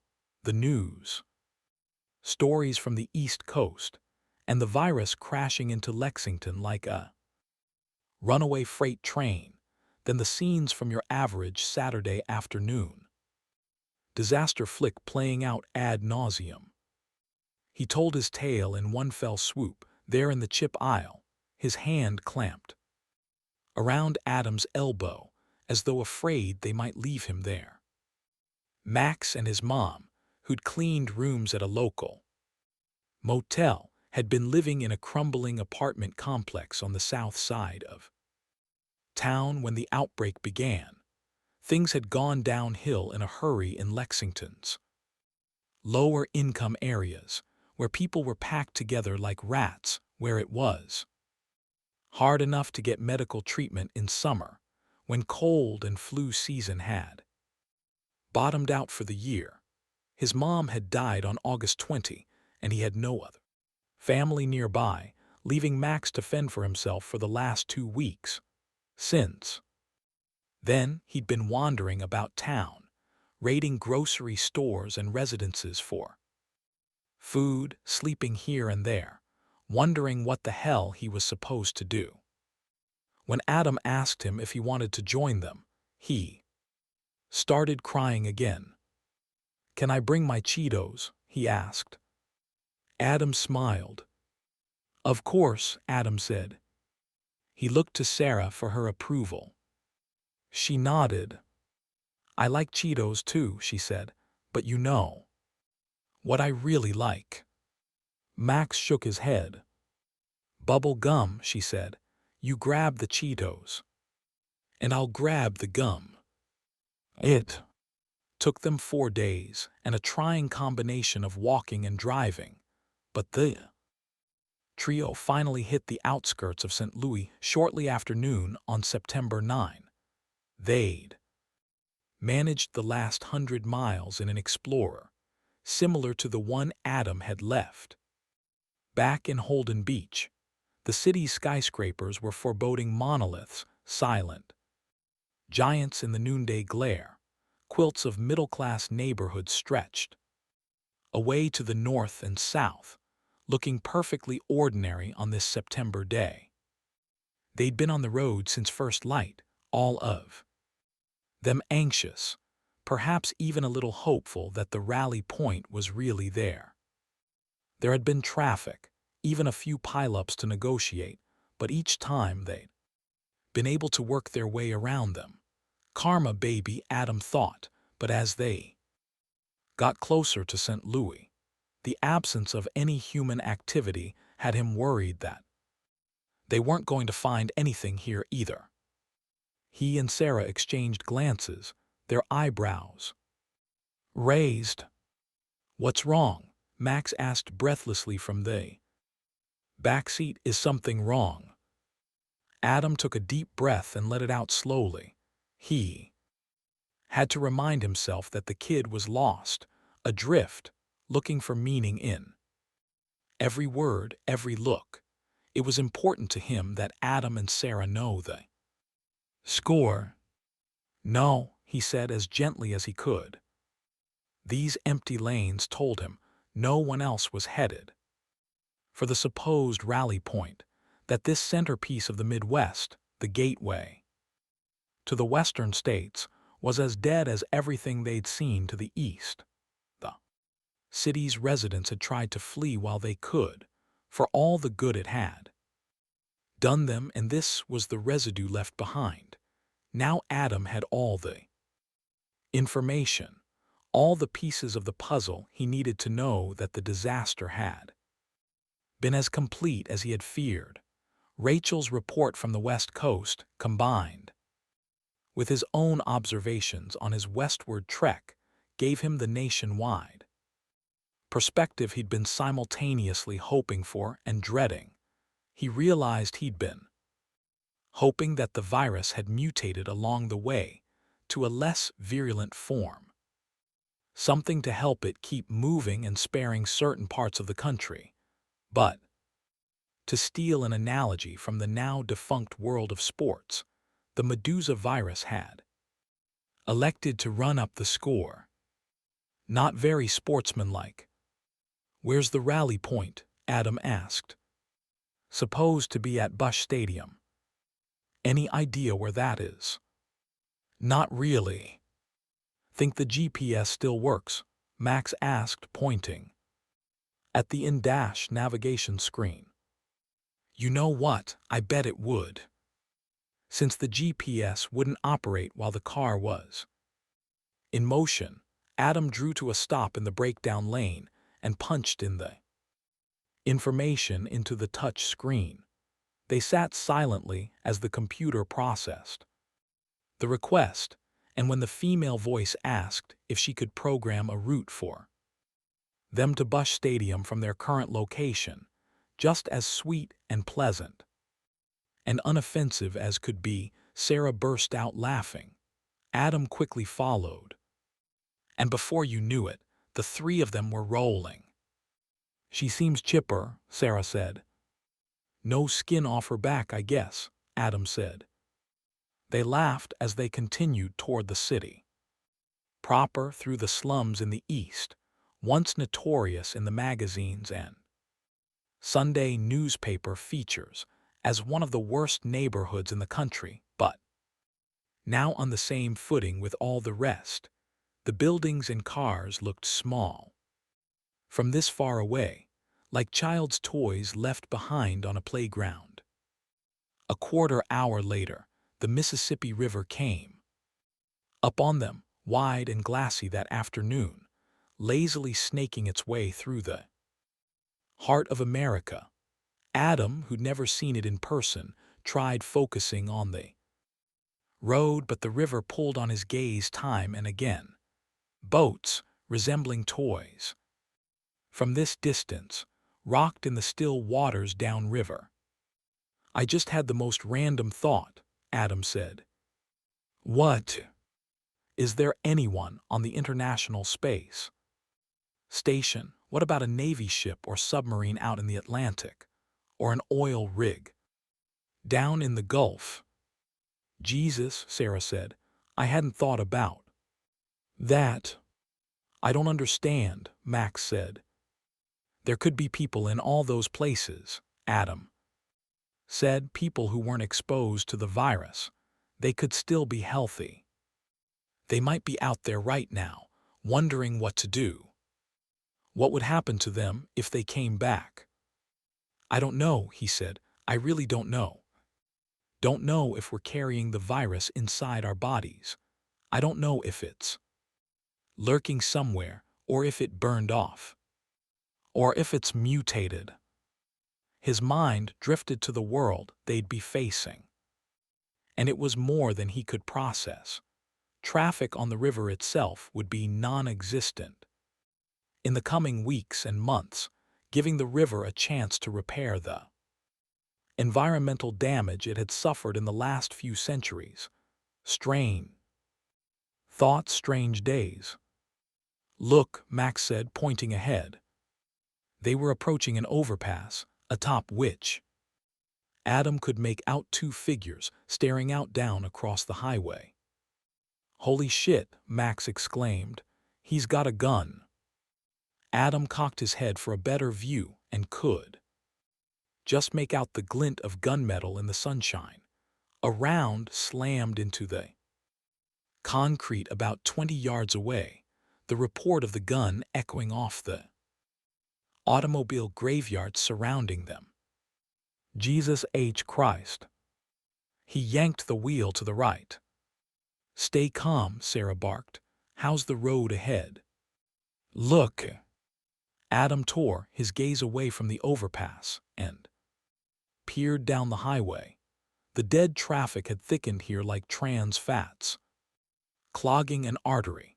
He decelerated and slalomed his way around the abandoned vehicles. Another few seconds brought them directly under the overpass, just as the shooter prepared to fire. "It's getting a little crowded here," he said as a second shot shattered the windshield of an abandoned box truck in the eastbound lanes.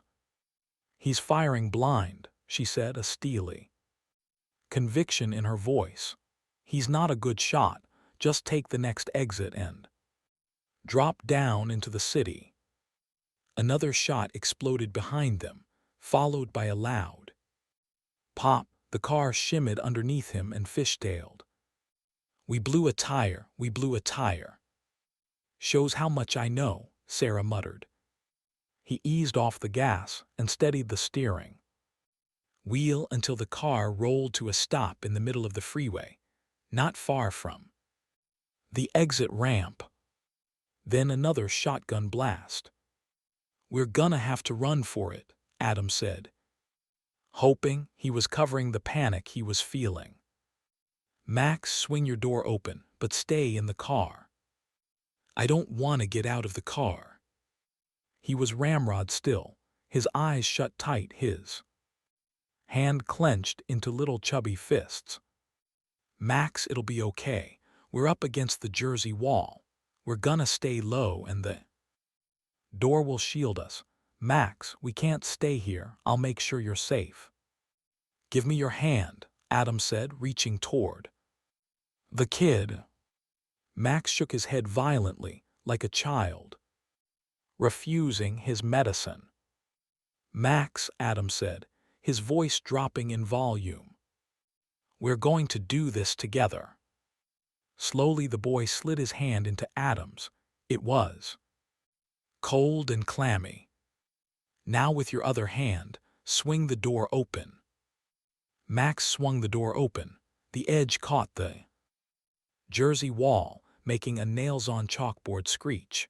Adam retrieved his gun from the console and nodded toward Sarah, who slipped out onto the shoulder with her M4 slung across her back. Max scurried over the center console and followed Sarah out the door. As Adam brought up the rear, a shell shattered the rear windshield. Max screamed. Stay low," Sarah hissed. She squeezed off a burst at the overpass. The roar of the machine gun fractured the morning, its chatter making everything seem harder and more real. The shooter ducked below the railing, pushed back by the threat of Sarah's heavy gun. Sarah kept the gun trained on his position, and when he reappeared, she took his head off with a short burst from the M4. They hugged the wall as they scampered east. Adam crab walked, keeping an eye on the road behind him, listening for footfalls, the click of more shells being chambered. He didn't know if there was one potential killer or 3 or 20. He glanced up the road and saw the exit ramp. 50 yards off, more gunfire peppered the afternoon air. Sarah waved Adam and Max past her. Then, using a shiny Lexus coupe for cover, she rose up and fired. A burst from the M4 at the second shooter. Adam paused, Max's hand sweaty and tight in his own. Then he shimmied up next to Sarah and drew his gun. "What the hell are you doing?" "Helping," he said, although it came out more as a question. "You ever seen combat?" "No," he said. "Get him the hell out of here," she said, nodding toward Max. "I'll meet you at the bottom of the next exit. Go." Adam pressed the butt of the gun to his forehead. His teeth clenched. Back toward the overpass, an angry voice bit into the air. "Go!" As he turned back toward Max, he spotted a figure closing in from the east, also sliding down along the Jersey wall. "Sarah!" She swung her attention toward Adam as he gestured wildly to the east. Then she slipped around the front of the Lexus, staying low, but leaving herself very exposed. Adam fumbled with the gun, but it was slippery in his sweaty hands, which were moving in slow motion. The figure drew closer, but Adam still couldn't make the gun work. He might as well have been trying to defend himself and Max with a jar of peanut butter. Then a stitch of gunfire slammed the man against the wall, and he slid to the asphalt, quite dead. Blood smeared the wall where his body had impacted it. Sarah emerged from between two cars in that lane, her gun still trained on the man. She slid his gun away from his body with her foot, and Adam exhaled. 21. They made it unmolested to the bottom of the exit ramp and onto 4th Street, which ran north through the stadium area. Adam's heart continued to race in the wake of the little skirmish at the overpass, and he was having a hard time concentrating. He'd known such a thing was possible, even likely, as the world drifted away from the shoreline of civilization, but it had been so harsh and vivid and sudden that he'd barely been able to react. Why had it happened? To what end? The more he thought about it, the more he worried. He wouldn't be long for a world like this. How Sarah had done it, he'd never. No, she'd say it was her years of training that had kicked in, muscle memory. But it was more than that. It was something he didn't think he had. A look at all the bodies, Max whispered as they made their way north. Max was right. There appeared to be an unusually high concentration of victims here. "Adam," Sarah said, "look over to your left." Adam turned his head and saw Busch Stadium rising in the shimmering afternoon sun. Not 12 months earlier, this place had hosted the National League Championship Series, which the hometown Cardinals had lost in 5 games to the Washington Nationals. It was hard not to overlay his memories of baseball on top of the empty shell that lay before them.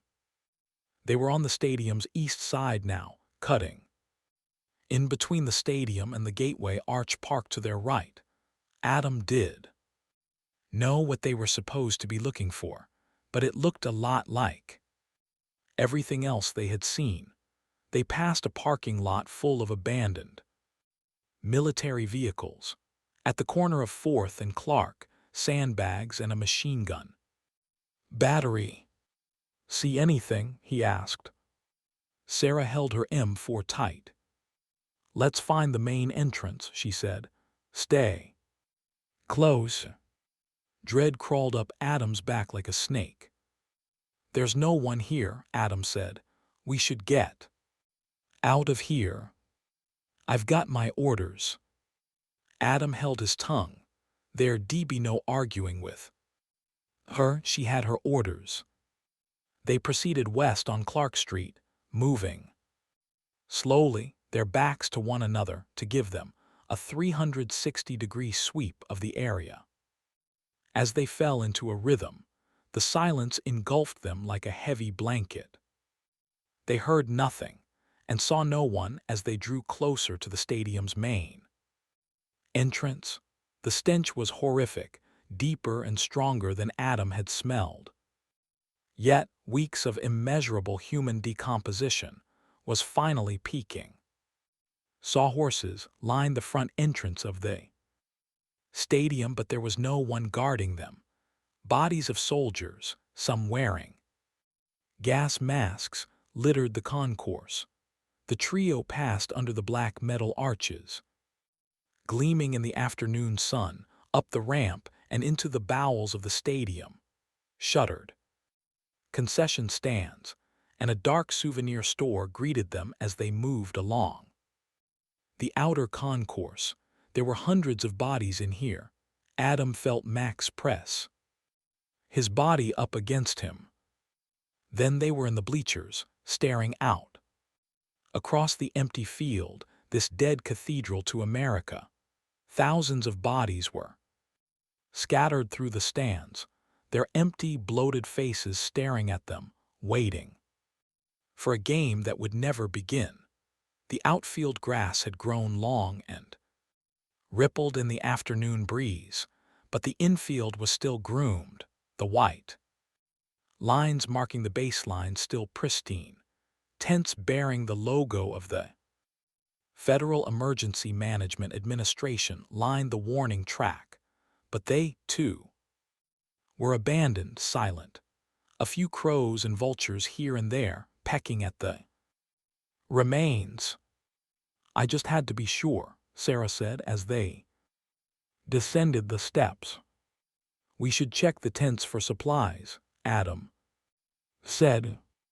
A burst of bird call above them, and Adam looked up to see the sky darken, with hundreds of blackbirds swirling about like a cloud. They flew lazily in circles, as though the offerings of carrion were so vast, so varied, they didn't know where to begin.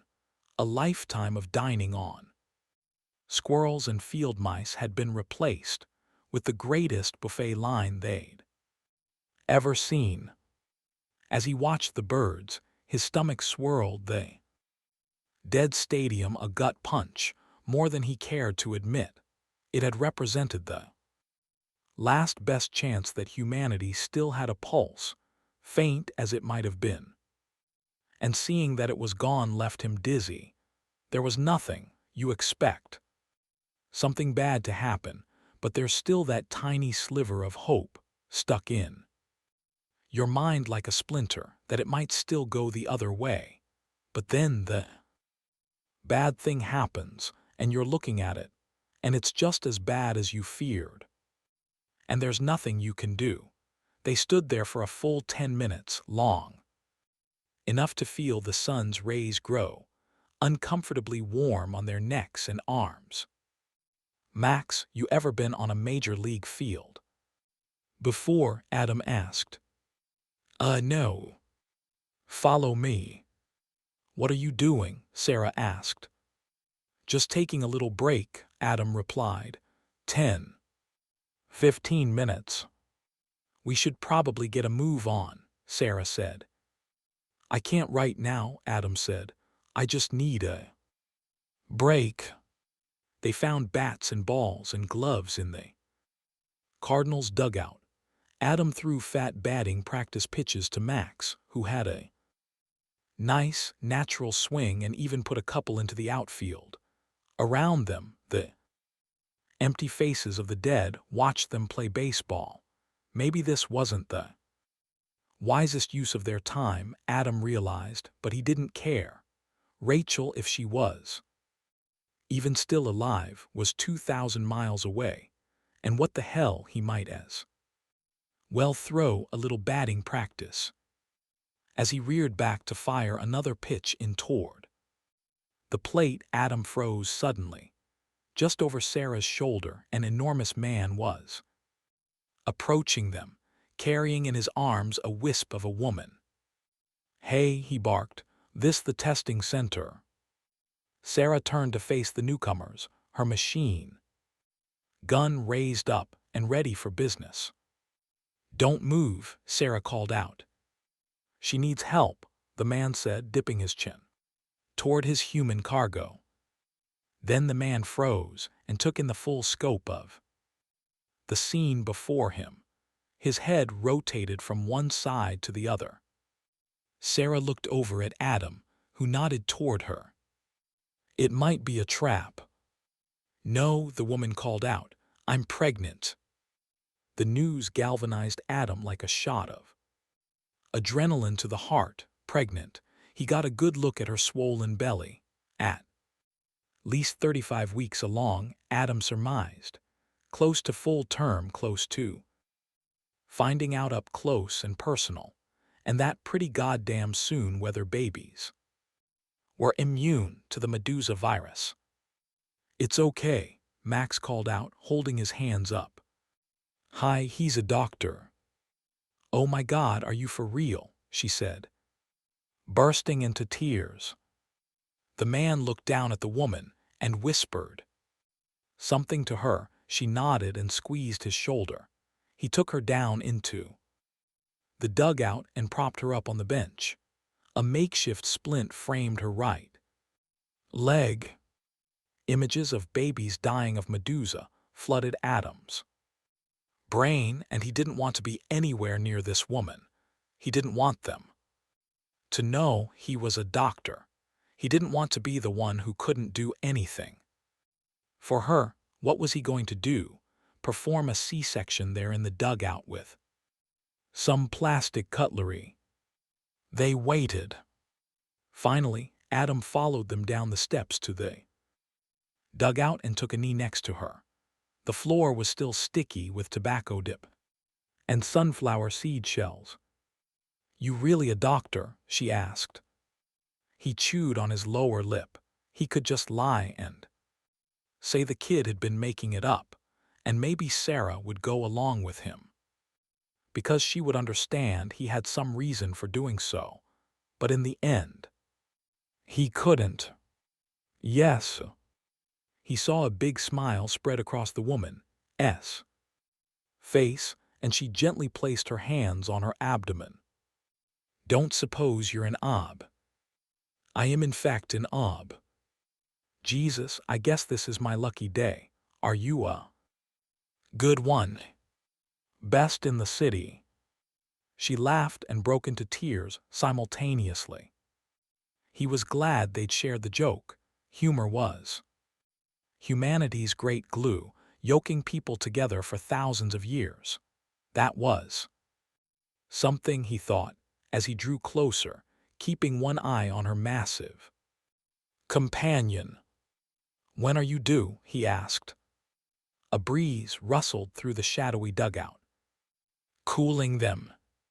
"September 25th. How's the pregnancy been?" "Pretty uneventful," she said.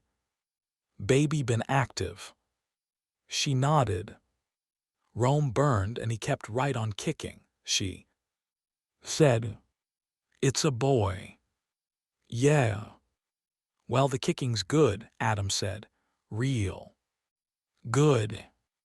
He pointed at her belly and held up his hands. "Do you mind if I examine your stomach?" "Go ahead." "You mind lifting up your shirt for me?" he asked, wanting her to be the one to expose her belly, just halfway so I can get a look at your stomach. He gently palpated her stomach, feeling for the head. A moment later, he felt the baby squirm and roll, twisting away from his manipulations. "Any allergies?" "No." "I'd feel more comfortable with an ultrasound machine, but things seem right on track. I'd say another couple weeks." Her face lit up, and her eyes were wet with tears. "Thank God," she said. "I haven't seen a doctor since July." "Well, let's hope your luck holds out." "Will you deliver the baby?" There was no way around it. In this new paradigm, not doing his job would put her life in danger. Too many things could go wrong. People thought that delivering babies was a simple matter, and maybe in the grand scheme of things, across the giant sample size that had been humanity, it had been most babies and mothers survived their delivery. Most, but this woman would be playing against a stacked deck. It wasn't going to be easy for her. With that broken leg, even with another 2 weeks of healing. "Of course," he said, "I don't know how many Obstetricians are running around these days. I can't promise you everything. Modern medicine could have delivered 2 months ago, but we'll do our best. She reached out and squeezed his hand. Thank you, she said, tears in her eyes. It's been a while since I've heard any good news. Her eyes narrowed, and her face turned to stone. He knew what was coming, and he began working on an answer before the words were out of her mouth. Will the baby catch it? You don't beat around the bush, do you? She gave him a wan smile. I'm not going to lie to you, he said. I really do know. He searched for something to say, but anything else would have been superfluous. The wilted lettuce lying alongside the entree. The thin smile disappeared. At least you're honest. We're probably past the point of lying to make each other feel better, Adam said. Let's move on. How's the leg feeling? I guess it's healing. Itches like hell. That's the bone stitching back together. Mind if I take a look? Think we're getting to know each other pretty well, doctor. Oh my God, I don't even know your name. It's Dr. Fisher, he said, but you can call me Adam. I think I'll stick with Dr. Fisher, she said. At least until the baby comes. Fair enough. My name's Caroline, she said. Caroline, I'm sorry we're meeting under these crappy circumstances. He examined the splint carefully, not wanting to jiggle the leg. There was a dull yellow bruise about the size of a silver dollar about midway between the kneecap and the ankle, and the flesh was slightly swollen. When did this happen? He asked. About 10 days ago. How? Fell down some stairs, she said. I guess I was lucky I didn't fall on my stomach. How's the pain? He asked. It comes and goes, she said. It seems to be getting better. Well, given the circumstances, I think you're doing pretty well. You let me know if he stops kicking. He gazed up at her companion, who'd been watching him like a hawk, and extended a hand. He was enormous, an amazing physical specimen. A purple and gold LSU T-shirt was drawn tight against his massive chest. His biceps were cut like diamonds. Adam Fisher. The man returned the shake, Adam's hand virtually getting lost in his paw. Fred Briggs. Strangely, the name rang a bell for Adam, but he didn't know why. Certainly, he'd remember having met a guy this big, this imposing. So, there's nothing here, the man asked. He glanced over his shoulder and saw Sarah had joined them in the dugout. Her M4 was still out, but much to Adam's relief, she had lowered the muzzle. Freddie looked over at her, wiped a hand over his scalp, which was shiny with sweat. No, Adam replied. Whatever was supposed to be here, it didn't happen. A gunshot in the distance cracked the silence. We're headed for California, Adam said. It's safer out on the roads than in the big cities. At the very least, it does smell as bad. Why there? Freddie asked.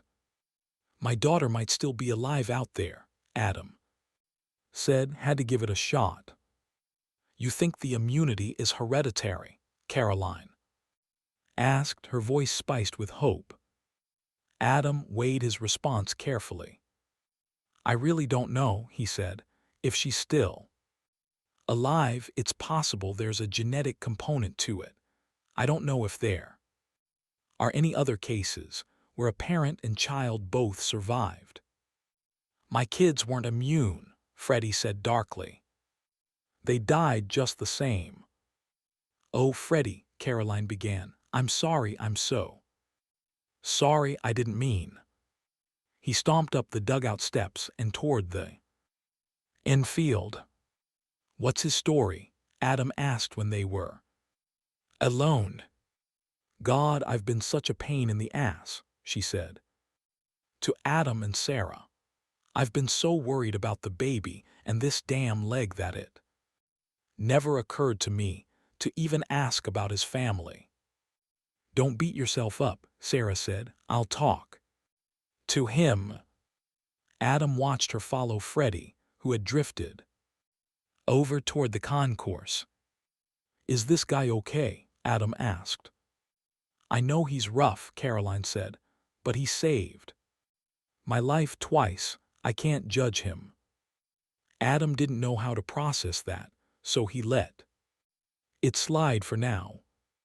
So, what do you think about taking a little road trip, he asked.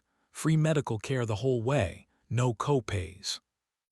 That is pretty tempting, she said, a smile spreading across her face. I still can't believe you're a doctor. He held up an index finger. Hang on. He extracted his wallet from his back pocket. Still carrying your wallet. Old habits die hard, he replied as he thumbed through the Visa card, the driver's license, the membership card from Sam's Club. A wave of nostalgia, a strong one, swept through him as he thought back to the last time he'd swiped his debit card for a Starbucks coffee, the last time he'd run into a grocery store to grab a few things.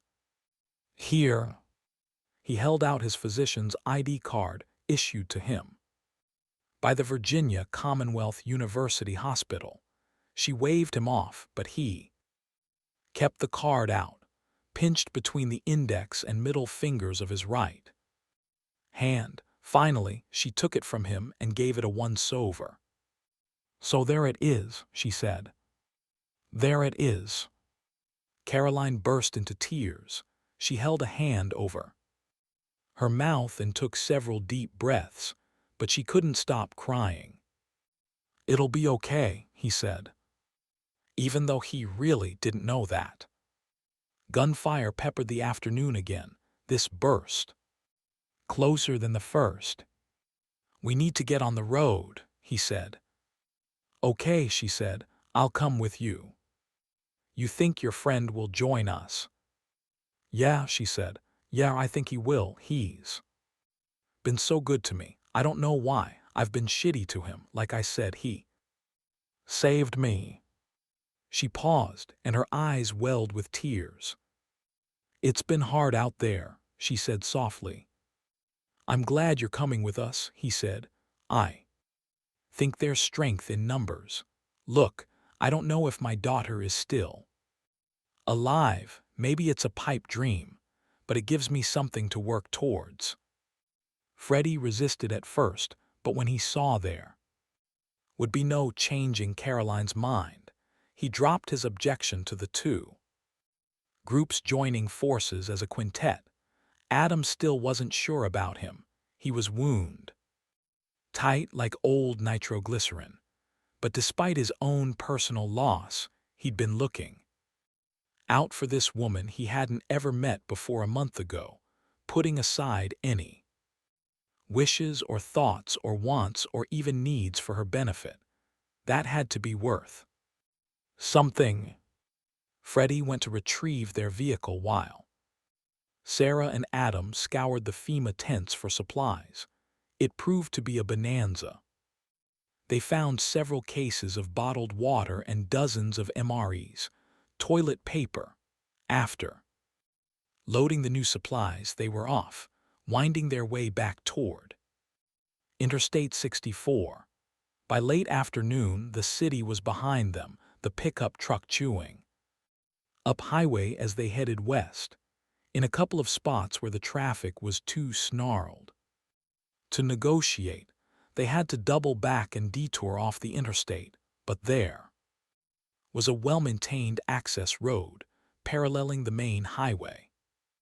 Adam didn't know what to think, what to feel. He rolled down the window, and propped his elbow on the door as Freddie slalomed around the dead traffic, finding Caroline and Freddie. That had to mean something, right? What were the odds this pregnant woman, a few weeks from delivery, stumbles across likely one of the few surviving obstetricians in the country? He was glad they found her, as much for him as for her. He was a good doctor, as his boss Joe McCann had said that day, the morning he'd suspended him. The baby wall had been a testament to that. He could see their faces, their beautiful, innocent faces, and he couldn't help but wonder if a single child from that wall was still alive. A flashback to the office, Joe mentioning offhand that he hadn't been feeling well that morning. Jesus, he thought, his skin crawling. Had Joe already been sick with Medusa? He'd probably seen a dozen patients in the office, countless more at the hospital, before he'd become too sick to continue. This made Adam's insides clench with sadness, but at the same time he was glad to be alive. He wasn't ready to die. How glad he was that there was a good chance that Rachel was still alive, that Caroline and her baby wouldn't have to do it alone. He glanced back at Max, who had fallen asleep on Sarah's shoulder. For the first time since they'd met, his young face looked its actual age. It was smooth and unlined, as though all the stress and panic bunched up on his face had drained away like heavy rains into a storm drain. Caroline napped too.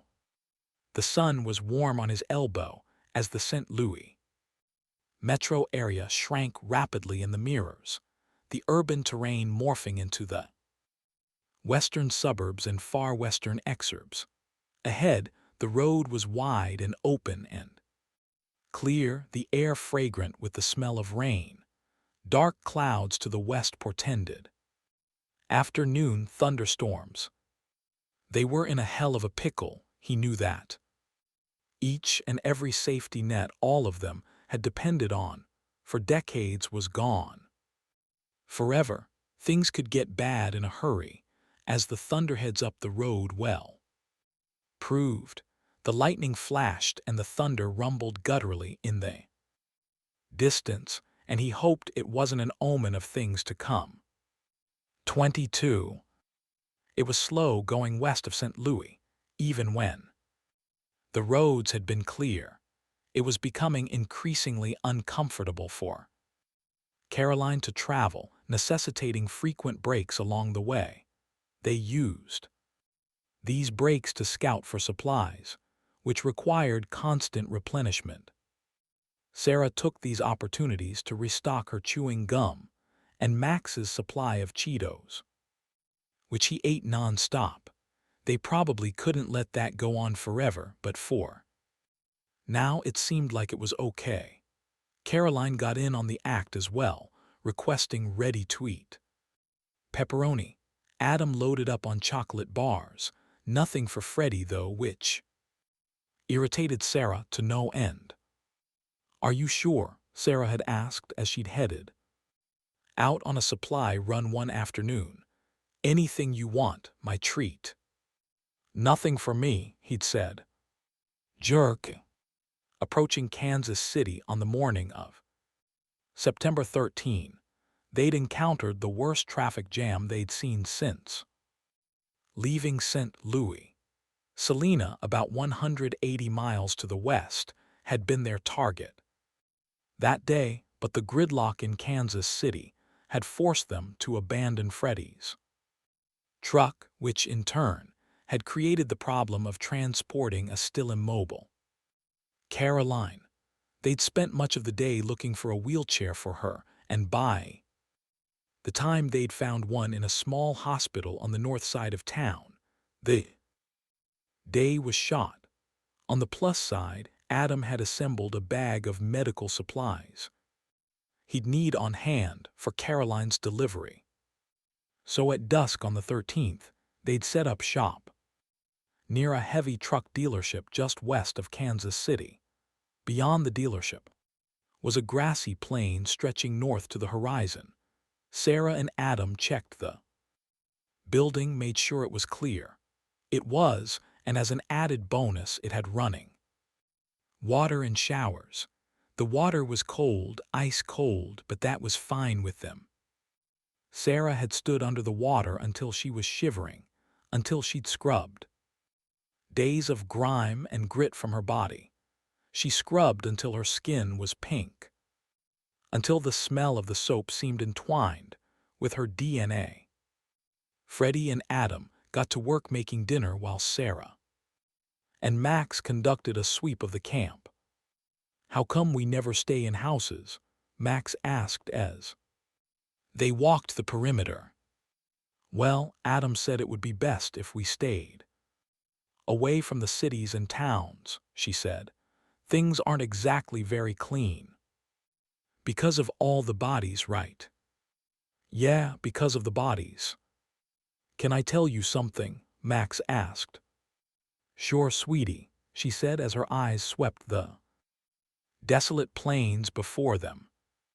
"I used to think the apocalypse would be cool," he said. She smiled. "It's not what you thought, huh?" "I always thought it would be zombies," he said. Then his voice softening, "Thought I'd be really good at killing zombies. I used to play this game called Dead Men. Walking all the time, I feel so stupid. No, it hasn't been what I thought. It's been horrible." "No what?" Sarah said softly. "What?" "You weren't the only person who thought like that," she said. "I knew some grown-ups who thought it would be cool for the world to end, even some soldiers. Are any of them still alive?" She smiled at him. "No." "Why do people think like that? Did they think it would be fun to watch everyone they know die? Did they think it would be fun to not know if you'd have enough food and water?" "I don't know, sweetie," she said. "I think some people who weren't happy about." "Sarah," he hissed, pointing toward something. "Look." Sarah followed the point of his finger toward a figure lying on the ground. The man was as dead as he could be, lying in a thick pool of rust-colored blood. Most of his head was missing, the result of its encounter with a large-caliber bullet. He was young, late teens, 20 at the most. He wore cargo shorts and a long-sleeved t-shirt. Both were dark with blood stains. Max screamed, the howl piercing the late afternoon. Stillness, high-pitched, thin, a throwback to the prepubescent boy he'd been. Not too long ago. Sarah pulled Max close to her and clapped her left hand against his mouth. Then she unslung her M4 from her shoulder. As they ch-ch, the scream died in his throat, and he pressed up against her. Sarah scanned the area, keeping her finger tight on the trigger. But she detected no movement. Her head continued rotating in the silence. The tendons in her neck strained and popped as she did so. She could feel Max's hot tears plopping on her arm, his whole body quivering with fear. The second body was about 50 feet distant, the clothes soaked in blood, and beyond that a third body, and a fourth, all butchered. "They're all men," Sarah said after she'd conducted a quick search of the camp. The wind had kicked up, the polyester skins of the tents flapping in the afternoon breeze. The tents had been arranged in a half-moon shape at the base of a hill, in the shade of a line of pines. "So," Freddie said. "But there were at least 2 women with them." "How do you figure?" Adam asked. She waved him over with her right hand and led him from tent to tent. 4 bodies, but there are 6 sleeping bags. How do you know there were women here? She cocked her head at him. Jesus, men could be so dense. Come here, she said. Poke your head in this tent and take a whiff. Adam complied with her request. You smell that? What am I smelling for? Jesus' perfume. Oh yeah, now I smell it. Eternity, she said. Calvin Klein, I used to wear it. There were 2 backpacks in this tent, one containing women's clothing and other female personal effects. A wallet, black, leather and worn good, was tucked inside the pack. The driver's license inside had belonged to Patricia Williams, a resident of Indianapolis. The photograph hadn't done her much justice, if there was any to be done. Her hair was stringy, and a leathery face made her look 10 years older than she was. But she seemed like a nice enough woman, certainly better than those who had unleashed the carnage in her camp. What happened? Max asked, still rattled by the gruesomeness of the scene. Sarah chewed on her lip as she thought about how to respond. On the one hand, Max was still a boy, still negotiating that shaky rope bridge between adolescence and manhood. On the other hand, circumstances now dictated he was going to have to grow up a lot faster than he might have. Otherwise, sugarcoating things might backfire, make him feel like the world was safer than it really was. And it could seem safe now, what with going a day or 2 without even sniffing another human being. The sooner he understood the way the world worked, the better. I think the women in this camp were taken, she said. Taken, Caroline repeated. Taken where? Sarah shook her head, not wanting to give a voice to her darkest thoughts about where these 2 women were right now, what they were enduring. Hey, look at this, Caroline called out. Sarah followed Caroline's gaze, which was fixed on the side of a tent. A strange bit of graffiti had been spray-painted in black across the side of the tent, a silhouette of a large bird against an unidentifiable backdrop. Max thought the image looked like a set of sharp, pointy teeth, whereas Adam posited a roaring fire. Like a phoenix, Freddie offered. Possibly. Sarah felt a chill ripple through her. Bad enough they were traipsing through a human wasteland, eating canned goods, no idea what the future held for any of them. The dirt on the grave of the world still fresh, and already they're dealing with some kind of roaming death squad. This kind of thing was for shitty cable movies on Saturday afternoons. She glanced at Adam, his arms crossed against his chest, his middle finger tapping against his bicep like a metronome. It was a pose she'd noticed him assume when he was deep in thought. The others had begun looking to him as the leader, even if Freddie had done so reluctantly. Guilt coursed through her, but that didn't mean she was sorry to transfer the weight of leadership to someone else's shoulders. It was the logical choice. Freddie was fixated on Caroline, who herself was busy with the business of healing and being pregnant, and she was a foot soldier. She took orders, besides who wanted to take orders from someone with a death wish. She glanced at Adam again. Her conversation with Max replayed in her head. She hadn't been entirely honest with the boy.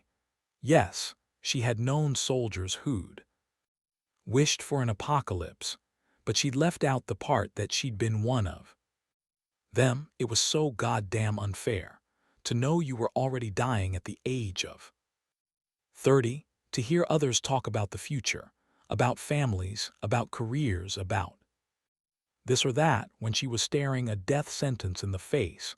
It was enough to make anyone a little cuckoo, but the universe had seemed hell-bent on making her face her destiny, even as it had wiped the world clean of all those she'd once envied, the ones who had justifiably thought they had decades ahead of them, long, fruitful, more or less happy lives, those that now lay dead like abandoned toys. They camped 6 miles up the road. Adam had hoped to get farther, but the group was exhausted, and Caroline had been complaining of severe back pain. It was an undeveloped parcel of land, clear-cut, easy to patrol. A pair of bulldozers sat at the edge of the property, waiting for drivers who would never be coming back to work.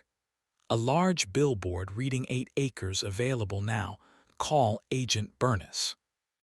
Sim stood at the edge of the tract. Dinner was eaten in silence. No one wanted to cook, so they settled on protein bars and Gatorade. The discovery of the bodies had drained away what little life their merry little band had. Caroline was asleep within minutes of dinner's end, and Max joined her moments later. After dinner, Adam administered the last of the series of rabies shots. Well, he thought, as he depressed the plunger into his arm, that was that. The vaccine would either work or it wouldn't. We'll keep 2 on the perimeter all night, Adam said with as much authority as he could muster.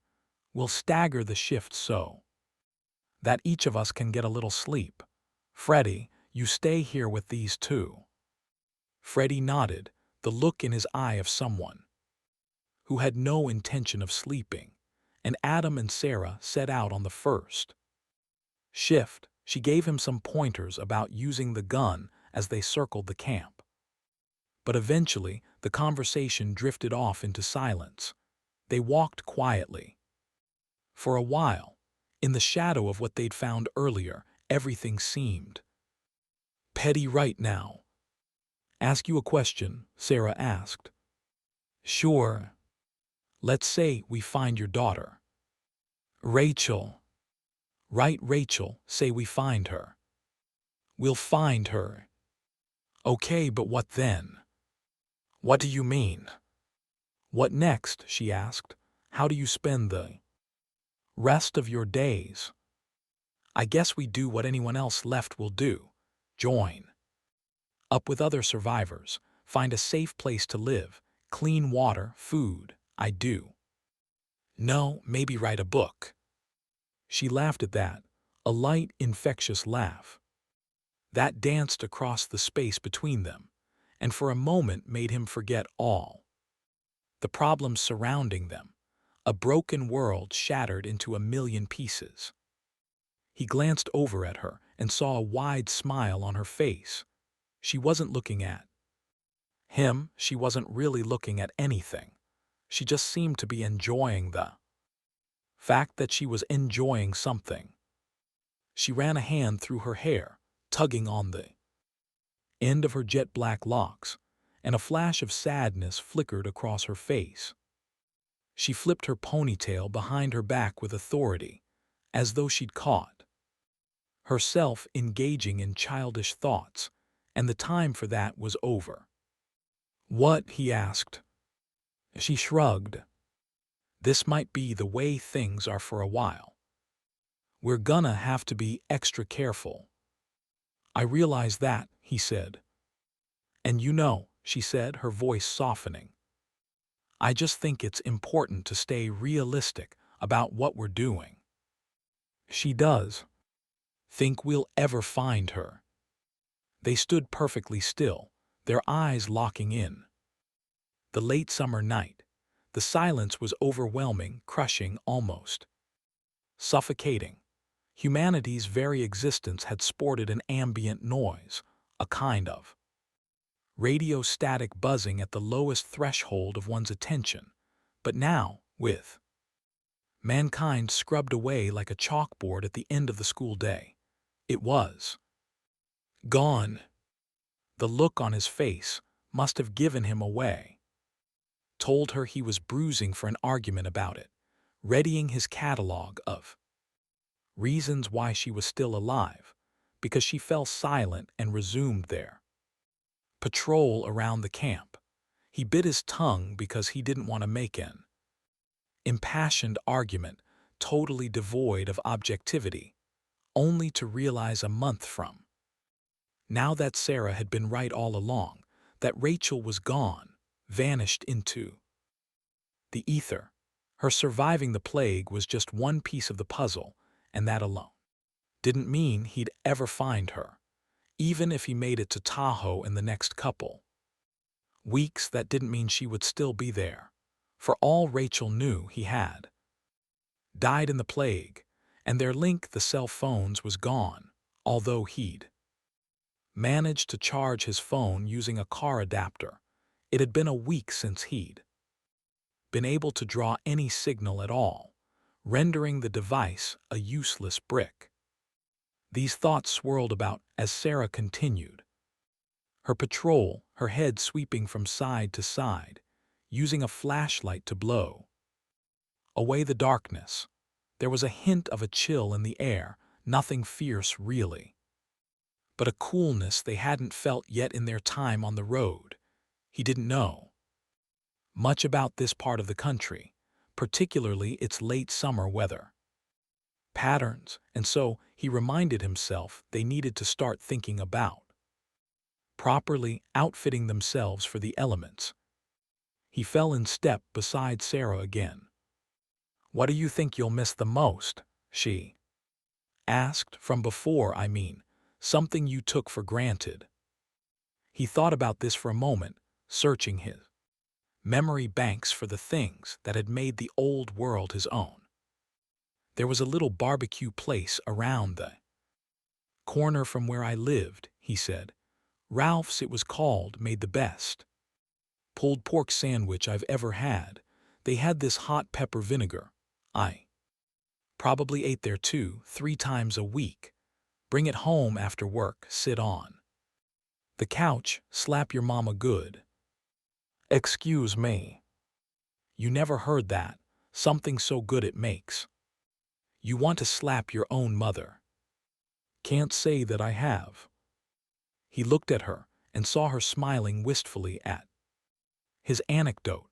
Stupid as it was, he could see himself, weary after a long day at work, carrying a bag of greasy food into his house, plopping down at his old coffee table, eating his dinner while watching episodes of Family Guy he'd saved on his DVR.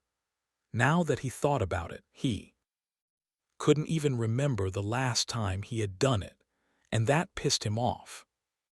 Never had it been more apparent that he hadn't enjoyed the little things then, in the face of their total disappearance. "You?" he asked. "Christmas," she said. "Christmas lights, I know. People complained about how commercial everything had gotten, but it did bother me. I loved the sweaters and the decorations and the smell of Christmas dinner. I think being on duty a lot at Christmas made it easier to really like it. They tried to go all out for us when we were overseas. Well, I don't think commercialism at Christmas is going to be a problem this year." No, I guess not." Her eyes shone in the moonlight, and he became conscious of how close they were standing. She was almost as tall as he was, maybe an inch shorter, and it was easy to stand there looking into her eyes, watching her chew on the corner of her lower lip when she was thinking about something, as he'd seen her do several times. "Yeah," she said, "I think Christmas is the thing I will miss the most." Adam leaned in and kissed her gently. Her lips tasted like the peppermint gum she chewed constantly, every nerve ending in his body lit up, the kiss feeling new and fresh, and yet like something he'd done a million times before. She leaned in, sliding her hand around the back of his head. their bodies pressed against one another, full of racing heat in a cold world. Of the lost and the dead, but she suddenly pulled away. "I'm sorry," she said. "I can't." He started to say he was sorry, but that would have been a lie. He wasn't sorry. She began, brushing her lips with a fingertip. "Maybe we split up for the rest of the shift." He cleared his throat. She looked down at her watch. "Freddie's due to come on in an hour," she said. "I'm pretty wired, so you take the next break, and I'll take the one after." "That? You sure?" "Yeah," she said. He circled the perimeter for another hour, savoring the taste of her lips on his own, feeling somewhat stupid. "Good job." "Adam." Freddie was awake when he went back to camp, sitting in the cone of light spilled by the LED lantern. Caroline and Max slept just beyond the shadows. "You get some rest?" he asked the big man. He nodded slowly, barely making eye contact with Adam. Adam unrolled his sleeping bag and slid in, feeling that anticipation of a good night's rest earned after a hard day. "Are you okay?" he asked, propping himself up on his elbow. "Fine," Freddie replied. He stood up and dusted off his legs. "Gun." Adam paused ever so slightly at the request, not long enough that Freddie noticed, but long enough that Adam wondered why he had done it at all. He handed the gun over to Freddie, the barrel pointing toward the ground like Sarah had taught them. A yawn escaped Adam as Freddie joined Sarah on the watch. The two chatted briefly and then took up opposite positions on the imaginary circle surrounding the camp. After they fell into their respective patrols, Adam lay on his back and looked skyward. The stars were bright, burning their ancient fire millions of light years away, totally indifferent to the cataclysm that had enveloped this blue-green rock. "This is it now," he thought. "This is the way things are." His little house on Floyd Avenue was empty, surrounded by other empty houses. The sidewalks were quiet, the bars and restaurants dark and stuffy and hot. School wouldn't be starting up this fall, no groan of yellow buses chugging through the neighborhoods. There would be no college football, no Halloween parties or pumpkin-spiced coffee, or mall Christmas displays too. Months before anyone was ready to see them, it was all gone. He was tired, but sleep wouldn't come. As much as Sarah's rejection had stung, it wasn't her she was thinking of. Instead, he found his thoughts swirling around Freddie Briggs. He still hadn't said much to anyone but Caroline. His devotion to her was nothing short of evangelical. The way a man might cleave to God after a miraculous experience. Adam didn't know if it was powered by love, dominance, obsession, duty, or some combination of the four. He seemed like a decent man, but Adam had been hoping they'd have made a deeper connection by now. They'd been on the road for days, and Adam knew nothing about him other than his name, and that Caroline trusted him. He lay awake for hours, thinking about the way he'd paused when Freddie had asked for the gun. 23. A few minutes before 8 in the morning, Miles Chadwick entered the communal area of the de facto women's dormitory in the northwest corner of the compound. Tucked under his arm were the dossiers on the 12 women his hunting parties had rounded up in the previous week. Several cups of coffee sloshed around his stomach, but they had done little for the gumminess in his eyes. Sleep had eluded him again, as it had since they'd confirmed that Citadel women were infertile. He probably needed to try a sleeping pill, as he could feel the cloudiness increasing in his thinking process, an approaching cold front in his mind. He needed to be sharp, to make sure these women understood what their new roles were. 12 women. He'd been hoping for twice that number, but the Citadel was, in some ways, a victim of its own morbid success. It had taken a lot longer than he'd anticipated to round up these 12, let alone the 2 dozen he was hoping for, and they'd had to range out much farther from the compound. It was just more evidence of the totality of Medusa's work. Already, the hunting parties had drifted as far east as Illinois, north to Sioux Falls, Wichita. To the south, west to the Nebraska-Colorado border. Some days they would see a single survivor. His orders had been simple: find women of childbearing age and bring them back, kill everyone else. This served to begin thinning the ranks of potential threats to the Citadel, albeit slowly. But then again, Rome hadn't been built in a day either. Ordering these executions pricked him with guilt, needling at him like a paper cut. Strange, really, given the fact he was guilty of murdering billions of people. But ordering the executions of Medusa survivors had seemed particularly barbaric to Chadwick. Simply by not succumbing to the virus, these folks had managed the nearly impossible, and here he was having them murdered for the effort. Part of him wanted to bring them all in, part of the new regime, building a new world from the ashes. But he couldn't do that. Control. Everything had to be carefully controlled. Especially in these early months and years.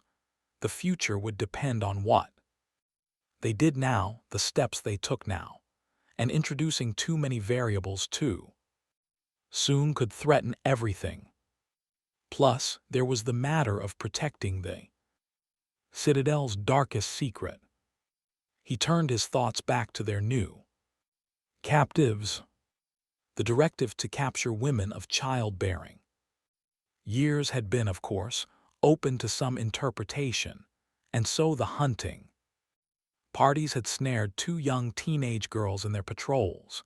Initially, Chadwick had not known what to do with them, but eventually he'd had them blindfolded and dropped off 100 miles away. So desperate for test subjects had he been that he had overlooked the potential benefit of bringing children into the Citadel fold. Maybe they'd start bringing in children in a few weeks. That it hadn't been discussed in the planning sessions of the Citadel High Command made him feel a little stupid, and it made him think worriedly about what else they might have forgotten. Because, as it turned out, it had been the vaccine that had rendered the original 50 women of the Citadel infertile. These 12 women were fertile, although one had had a pre-plague hysterectomy, and thus was of no use. To Chadwick, he was still trying to decide what to do with her. They were holding the women in a converted warehouse, which they had retrofitted with cheap walls to give them each their own room. Security at the warehouse was high, and he'd sedated the women. It wasn't the Waldorf Astoria, but then again, these women were not guests here. It was important he reminded them of that, if only subtly. Quite frankly, these women were the Citadel's most important asset, whether they knew it or not, whether they wanted to admit it or not. But that meant expanding their footprint sooner than they had anticipated. It was these women that would help usher in a new generation. For the most part, they hadn't been too much trouble. Most were still in shock, either because of the cataclysm itself or by the manner in which they'd been taken. Some seemed happy to be here, enjoying the Citadel's hospitality, not asking any questions. And a couple of the women worried him. It was the first time he'd seen all his new recruits assembled together. Several were crying softly. 8 Caucasian, 2 blacks, 1 Asian, 1 Latino. A fairly representative cross-section of the American female population before the epidemic. Their average age was 34. All but one was under the age of 40, which he was particularly happy about. All had at least 6 or 7 good years of fertility ahead of them, and Chadwick intended to take full advantage of every one of those. 2 had refused to identify themselves, which annoyed him, but he really couldn't do anything about that. He needed them, and so they didn't realize the power they wielded. Yet he needed to make sure they never figured that out. He wondered if any of them had figured out he was the one responsible for the end of the world. He thumbed through each of the folders, scanning the names. Marilyn Tate, 27 years old, Denver, Colorado. Julie Micco, 37, Sioux City, Iowa. Unidentified Caucasian woman, mid-20s. Nadia Obed, 34, Stillwater, Oklahoma, hysterectomy. Aaron Thompson, 30, Des Moines, Iowa. Robin Kobos, 33, Springfield, Missouri.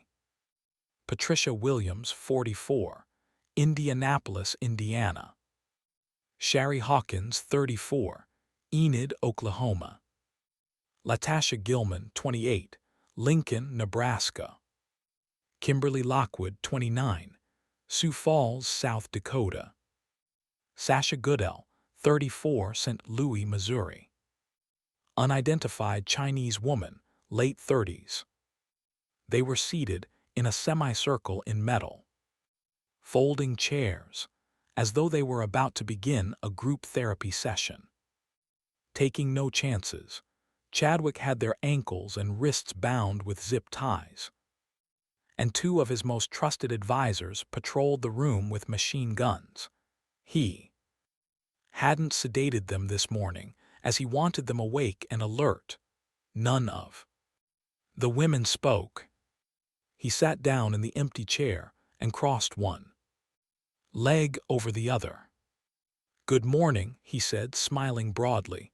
"My name is Dr. Chadwick. I want to welcome you all to the Citadel." "Where are we?" moaned one of them, her voice caked in sobs. "Patricia, is it?"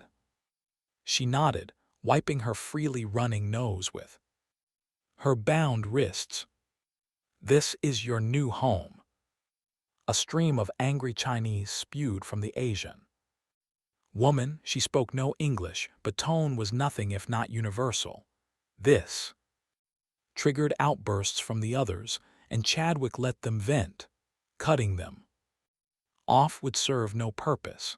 Letting them get their say in would make them feel included, as though their opinion mattered.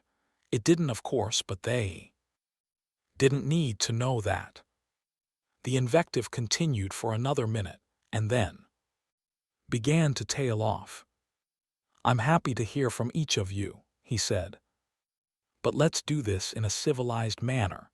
Ms. Williams, you were asking where we were." She nodded. Patricia Williams was a short, slightly overweight woman with brown hair. When they found her, she'd been traveling with 4 men and an older woman. The group had not put up much of a fight. It would have been easy to attribute her forward question to a streak of self-confidence, but Chadwick didn't think that was the case. She struck him as impulsive, her mouth guided by sheer terror. She was a wonderful physical specimen for her age, her fertility tests belying a woman 15 years younger. "We're in a safe place," he said. "What is this place?" asked Latasha Gilman. "We're a group of scientists and engineers and doctors," he said. "This was a government installation. We're trying to build a completely self-sufficient society off the grid.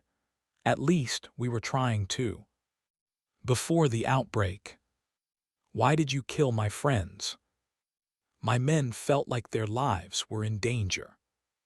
Someone let loose a sarcastic laugh. "How can so many of you still be alive?" He paused for a moment to maximize the dramatic effect of his response to the question. "We had a vaccine." Murmurs first, and then explosions as he expected. A few broke down in tears. "A vaccine? You've gotta be kidding me." "They said there was no vaccine." He let them run for a bit, and then used his hands to calm them down, a conductor in his finest performance. The room was silent, but for the continued weeping, as the women imagined what might have been. Children, husbands, sisters, brothers, all cut down when a simple shot in the arm might have saved them. "There was a vaccine," he said. "Our government knew what this disease was." "Why didn't they start mass vaccinations?"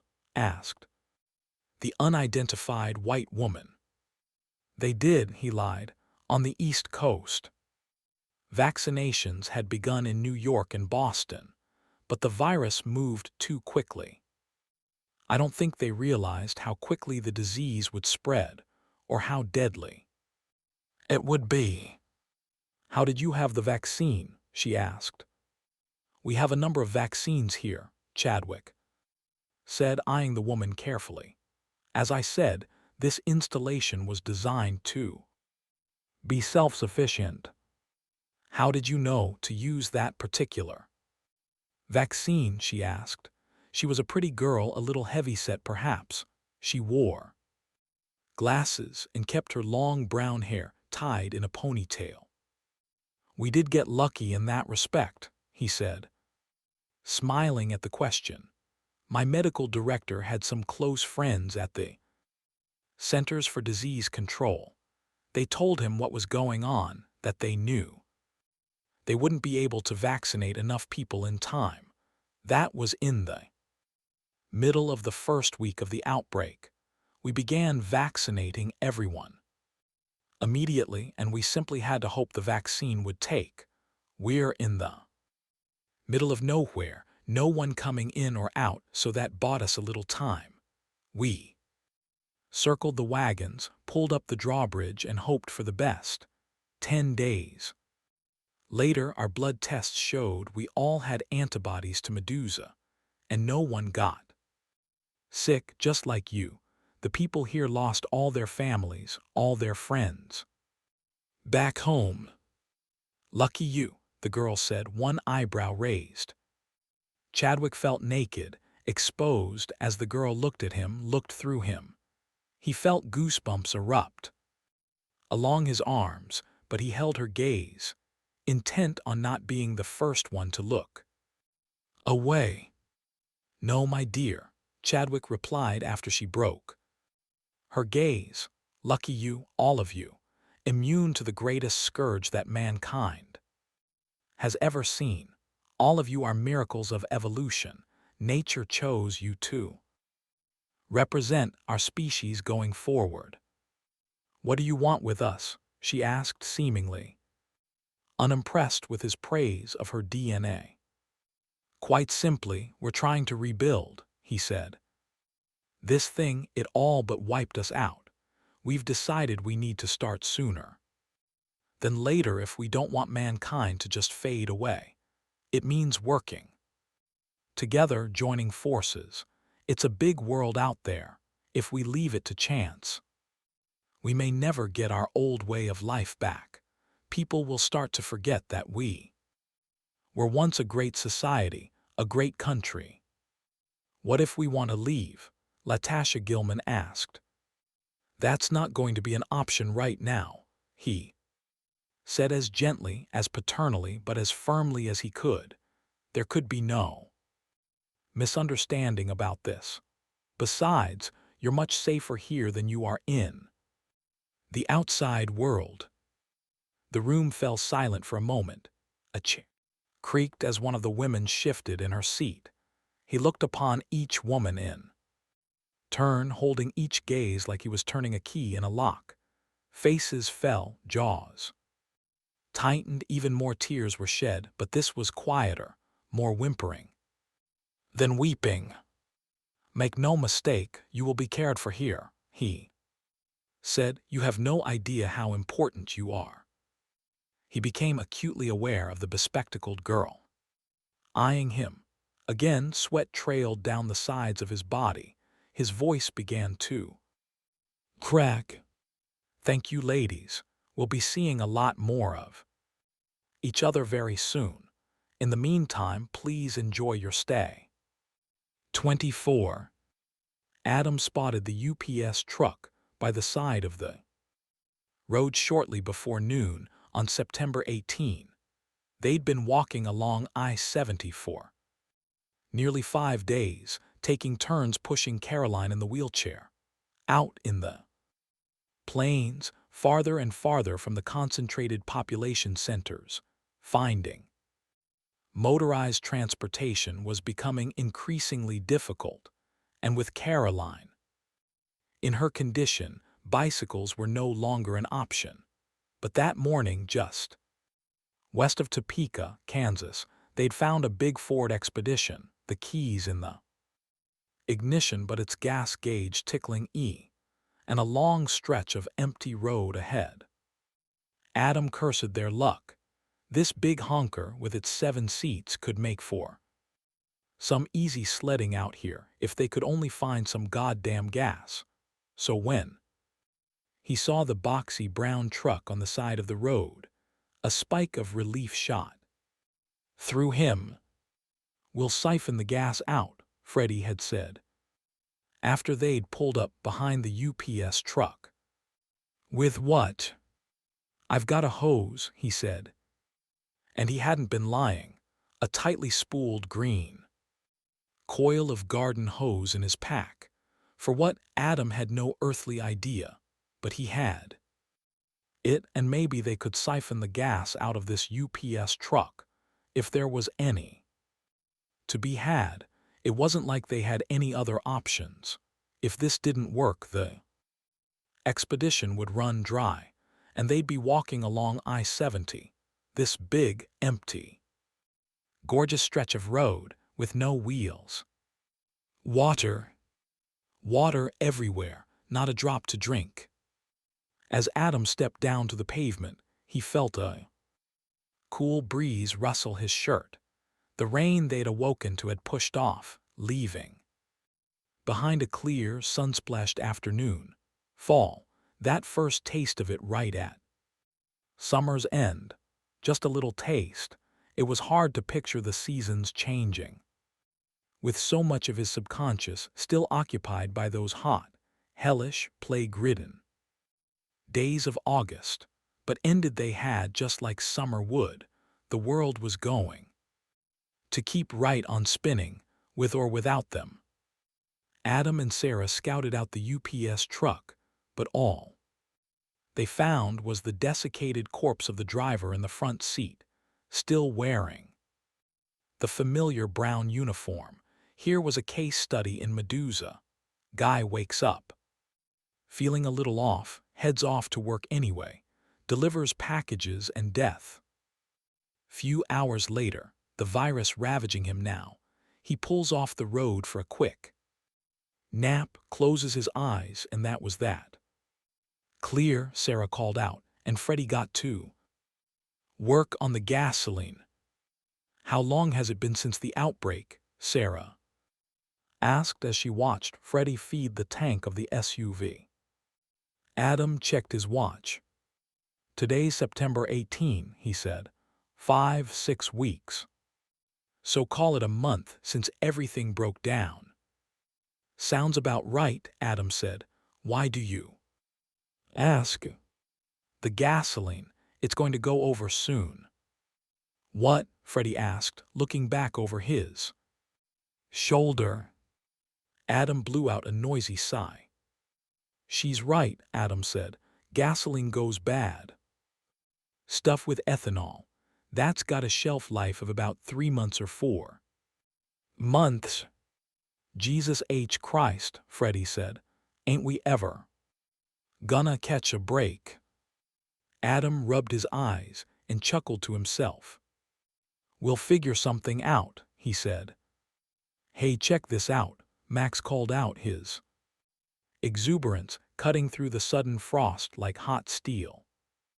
Sarah followed Max's voice to the back of the UPS truck where she found the kid climbing into the open cargo bay. She peeked around him and saw dozens of packages still in the truck. It's like Christmas, Max shouted as he began digging through the boxes. Although it seemed a bit morbid, Sarah could help but smile a little as the boy pawed through the packages. Go on and bring them out here, Adam said. We'll load them up and go through them when we make camp tonight. Max jumped on his new assignment quickly. Clearing the truck of 65 boxes and envelopes, he created 3 piles. Small, medium, and large. Can I open them now? Max asked when he'd finished. Adam checked his watch, his eyes narrowing. Sarah could tell he wanted to go. Narrow the gap between him and his daughter. Okay, he said. We'll take an hour to go through them. It's 1:20 now. I want to be back on the road by 2:30. Max's face lit up. You open, Adam said, and I'll keep a list. Deal. Sarah felt her stomach flip with excitement as Max nodded. They found a notepad and pen in the glove compartment, and Max set to work tearing open the packages and envelopes. Before opening each one, he read the name and address of the packages intended recipient. It felt weird and awkward at the beginning, but after half a dozen or so, Sarah was glad Max was doing it. In some small way, it felt like a memorial service for these 65 people they'd never met, who almost certainly lay dead in a hospital or bedroom, or in a shallow grave and would otherwise have been lost to history.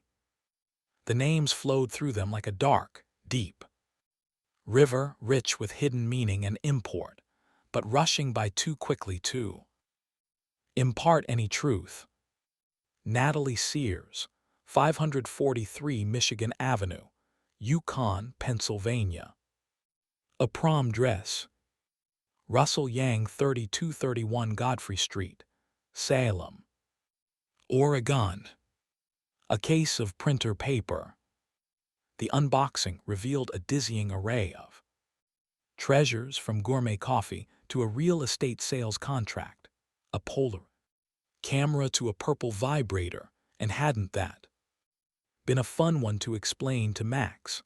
A cashmere scarf to a collection of dog toys, cans of Campbell's soup and a traffic cone, a set of car keys attached to a University of Missouri keychain, a jar of gourmet peanuts, a portable video game system, a hardcover novel, a sheaf of multicolored construction paper, bearing finger paints of little hands and glued-on pipe cleaners, X-rays, DVDs of old movies. Deeper they dug into the scores of dead letters, and deeper ran the fissures in Sarah's heart until it was on the verge of breaking. America. This was America they were opening, one piece at a time, an America that had disappeared around them like a mirage. It was well past 2:30 when they finally finished, but no one seemed to care that they'd missed their self-imposed deadline. As she wiped tears from her face, Sarah looked up to see Freddie doing the same thing, And after all that, only a handful of boxes contained anything worth taking: the soup, the garlic peanuts, a carton of cigarettes. Novel called the poacher's son that Max wanted to take. God damn. This was hard, she thought. God damn. Maybe they'd needed this. Her last memories of the old world were of it sick, dying and panicky, caught in a humiliating pose. The looting and the riots and the fear, the Bronx.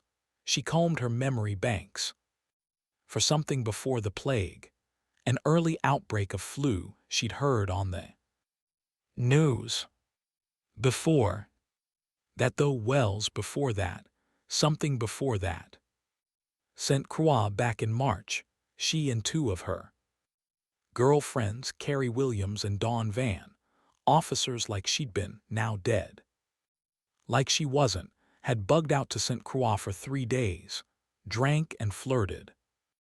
And she hooked up with one guy, an architect from San Diego, if she remembered. Right, a quickie in the hallway outside her room, and thank God she'd had a condom with her, because she was going to bang him whether she'd had one or not.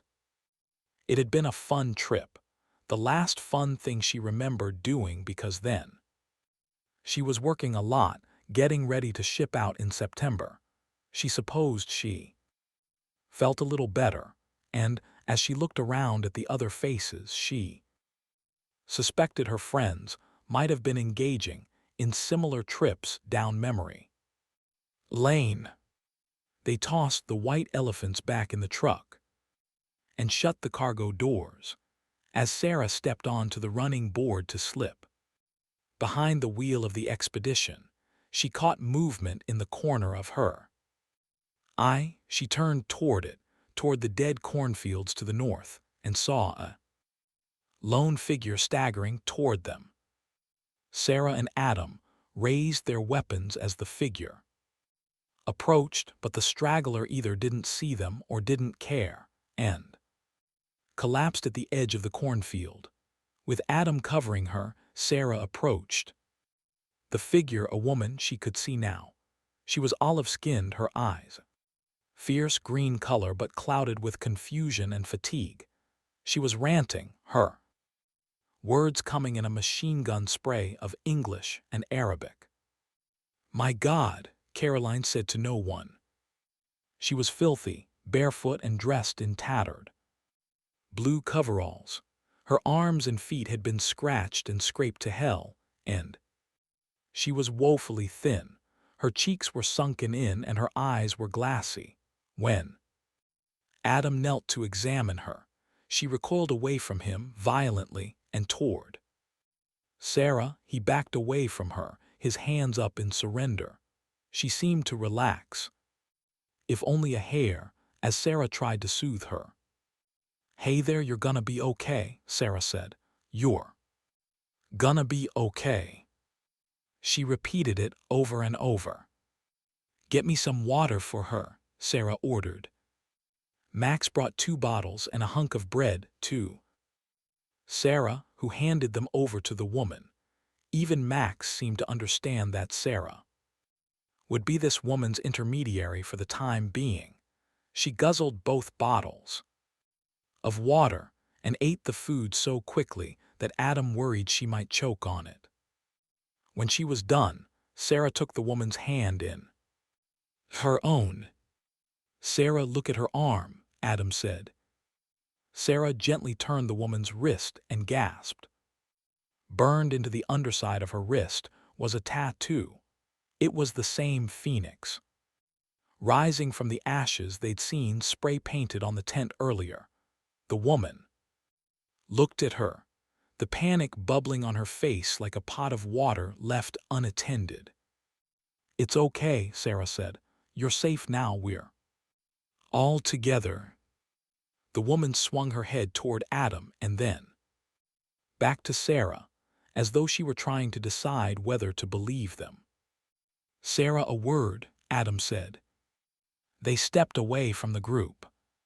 "She's been hurt bad," he said to Sarah. "Possibly Raped, make sure she knows it's her decision. What if she says no? Sarah replied. I won't. Leave her alone. She won't say no, Adam said, although he really had no idea what the woman would do. Sarah and Caroline went back and sat next to the woman on the ground. Adam motioned for the men, and the three of them drifted down the highway to give the women some privacy. They stood awkwardly, shifting their weight from foot to foot. Max, who was short for his age, looked up at them like a child caught between warring parents.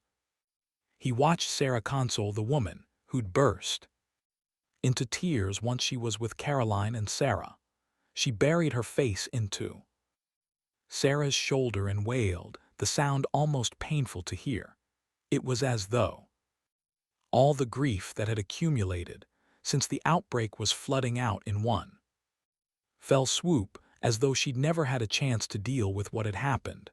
Sarah and Caroline sat with her, holding her hand as the woman slowly regained her bearings. Her voice softened, her herky-jerky movements slowed down. As they waited, he found himself hoping very much that the woman would come with them. Sure, he wanted the woman to be safe. If she could find comfort in their ragtag group, so be it. But that wasn't the whole story. He stole glances at Sarah's face, at the angled cheekbone, at the eyes that glimmered in the light. He liked the way her t-shirt fit her body, the slender sheath of muscle in each of her arms.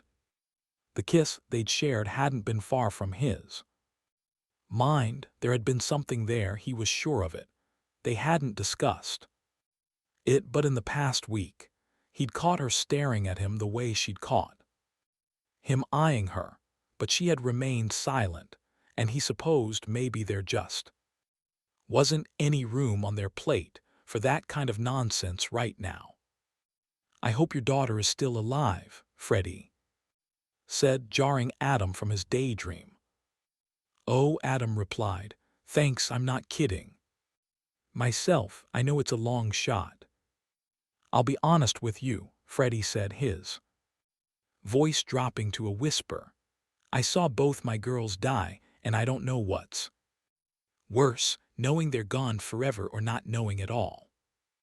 Adam couldn't imagine anything worse than knowing Rachel was dead, but in a perverse sort of way, he understood what Freddie meant. What if he were just setting himself up for crushing disappointment? What if he never found her? Wouldn't that be worse than just knowing that she was dead? These questions spun through his head like a hamster on a wheel, haunting him as Sarah and Caroline counseled the woman. He tried to think of something else, anything else, but out here in the big nowhere there was nothing else to think about. I'm very sorry about your family, Adam said. What can you do? Freddie replied. Some of us just draw the shitty hand. Adam didn't know how to reply. He wasn't sure if Freddie was just firing off platitudes, or if that last comment had been aimed at him. It's a terrible thing, Adam said. An hour later, Sarah and Caroline approached Adam, Freddie, and Max, the newcomer hanging well behind them. Guys, this is Nadia, Sarah said. Nadia, this is Adam, Freddie, and Max. Adam and Freddie nodded. Hi, Max said. Nadia nodded toward Max, but she didn't make eye contact with Freddie or Adam. Nadia has agreed to join us, she said.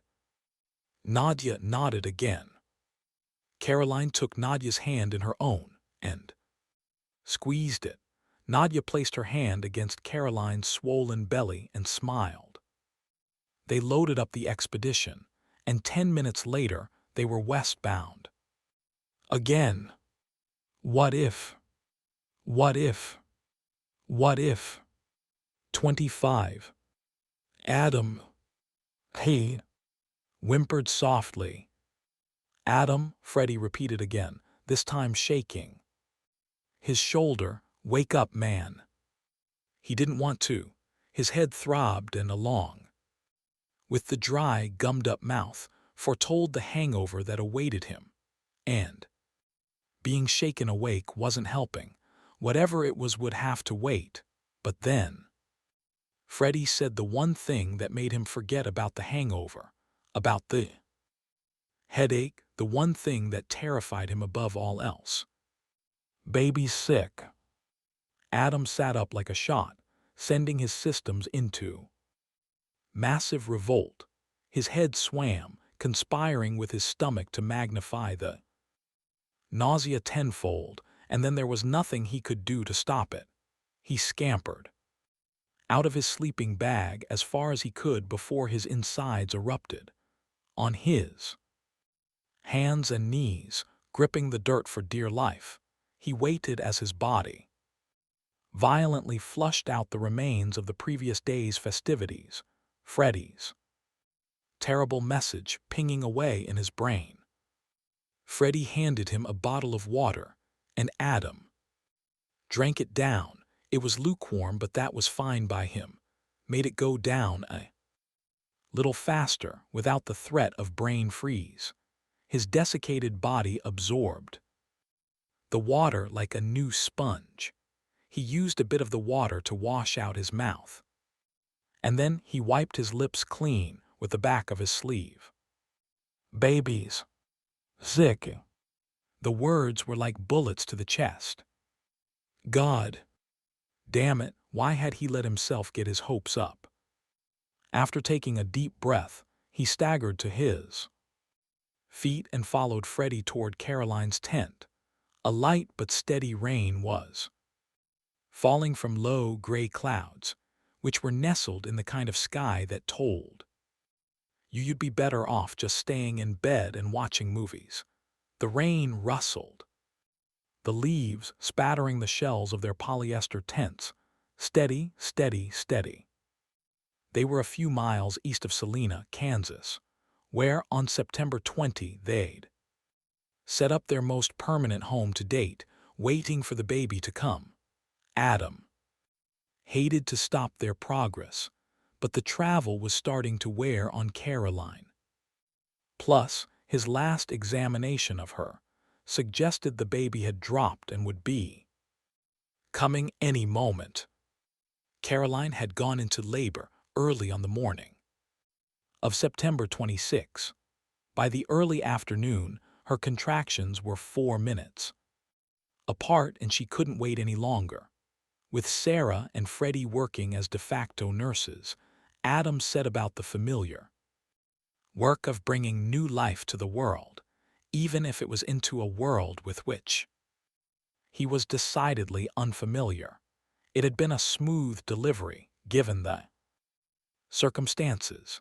Caroline had told him her original birth plan had been to deliver without pain medication, and Adam couldn't help but smile virtually. All of them said that, and then virtually all of them accepted the epidural after 1 or 2 good contractions. In this case, however, Caroline had gotten her wish. Oh, she had most certainly gotten her wish. And 6 hours after she started pushing, right about the time he'd started thinking about an emergency C-section, out came a healthy, howling baby boy, out the way they had come for the entire history of the human race, his skin as fair as his mother's, his head topped with a fine layer of red fuzz. He maxed out the 1-minute and 5-minute Apgar scores, pinking up and screaming his little head off. It was the most beautiful thing Adam had ever seen, and in that moment, as he handed the infant to his exhausted mother, all their problems just fell away. She named him Stephen in honor of his father who had succumbed in the 2nd week of the epidemic. Their good luck continued several hours after his birth, when he began nursing like a seasoned professional. They passed the baby around like a good joint. each taking a hit of that baby's smell, and even Freddie seemed happy. He made gaga faces and changed diapers so Caroline could sleep in between feedings. 36 hours in, Adam had started to relax, enjoying a cigar and a scotch. While the others passed around a bottle of champagne Sarah had snagged during a supply run. The baby was feeding well, sleeping in 2 to 3 hour bursts. He'd even found his thumb and was happy and alert. One scotch became 4, and on no sleep since. Caroline had gone into labor. The alcohol had hit him hard and fast, precipitating the hangover he was feeling as he hurried into Caroline's tent. He found her tucked in her sleeping bag, holding the baby close to her body. Stephen was coughing those tiny hacks, and immediately, Adam tried to attribute it to anything but what he feared it would be: allergies, drool, milk going down the wrong pipe. He always thought it funny that doctors did the same thing as their patients, their minds working the same way, to explain away the thing that you feared the most. "When did this start?" Adam said, kneeling by. "Sorry." She looked exhausted, and the glow that had been there after Stephen's arrival had faded badly, like a once shiny penny that had been put through its paces. "About 2 hours ago," she said, "and I think he's running a fever." A soft hand to Stephen's fragile forehead confirmed Caroline's diagnosis. The tiny little boy, a wrinkly, squirmy pile of pink, was wearing nothing but a diaper, but he was still warm, very warm. Adam wrapped his hands around the boy's toothpick legs and found those uncomfortably warm as well. Adam fought to maintain as straight a face as he could in normal circumstances. A fever in an infant under 12 weeks of age was deadly serious, warranting immediate medical intervention. Hearing it now made him weak, dizzy, and if he hadn't had one knee firmly planted in the ground, he might have tumbled over. "I don't want to jump to any conclusions," Adam began, "but I'm not going to lie to you. This is not what I was hoping to see." Her jaw clenched tight, and he saw the panic bubbling there like a forgotten pot of soup, her eyes bouncing from Adam to Freddie and back again. She stared at him, and he could feel it in her stare. "Do something," Freddie barked. A cough, a deeper one, exploded from Stephen's little chest, and Caroline continued to rock him as she began to cry. "Jesus," Freddie snapped. He pointed at Adam. "You outside." Adam recoiled as a spike of fear coursed through him. "Be right back," Freddie said, but Caroline wasn't listening. She rocked Stephen gently in her arms as the men ducked through the flaps of the tent. Outside, the rain had intensified. Sarah and Max were lingering by the tent, anxious to hold the baby, anxious to kiss the baby, anxious to just be in the same goddamn room with the baby. They were like addicts waiting for their dealer to dish out a little more of that sweet, sweet horse. "God damn it, ain't there anything you can do?" Freddie asked. "What's wrong?" Sarah asked. "Stephen's sick." "Aw shit." "No, no, no," Max said, bursting into tears. "Is there anything you can try?" Sarah asked. "I don't know what I can do," Adam said. "Not if he's got it." "What the hell kind of doctor are you?" Freddie snapped, his cheeks flushed, his left eyebrow twitching. "A realistic one," Adam said. "I don't want to get her hopes up. There's got to be something." "You've seen what it does," Adam said. Max fled back to his tent, leaving the three of Them standing there in the rain. Freddy closed his eyes, his breathing shallow. And ragged, he placed his massive hand on Adam's chest. "Please," he said, his eyes closed now. "Can you just try? How about we leave the doctor's stuff to me? How about that?" Freddy's face drained of color, Adam's emasculation reaching him at his very core. Adam hadn't set out to embarrass the man, but he had to take control of the situation. If his expertise, the one thing he brought to the table, was going to mean anything, he had to plant his flag now. Freddy stormed back inside the tent, just like that. Adam and Sarah were alone again. "You really think he's got it?" Adam looked down at his shoes. "Maybe it's just a cold or something," Sarah said. "I don't think so. These aren't exactly ideal conditions," she said. "Maybe he picked up something on the road. I just don't want to assume all is lost." They stood in silence, and he watched her, watching him, wondering if she now regretted hitching her wagon to his, wondering if he was the man she had thought he was. "I can try an antiviral," he said finally.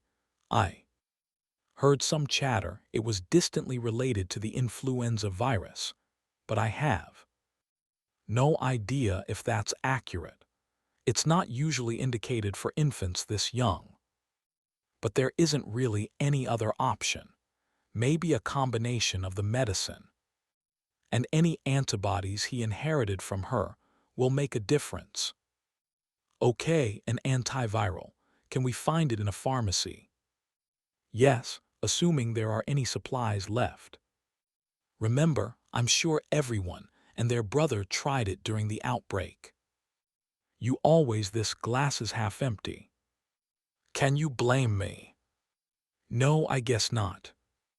She turned toward the tent's opening, and he grabbed her gently by the wrist.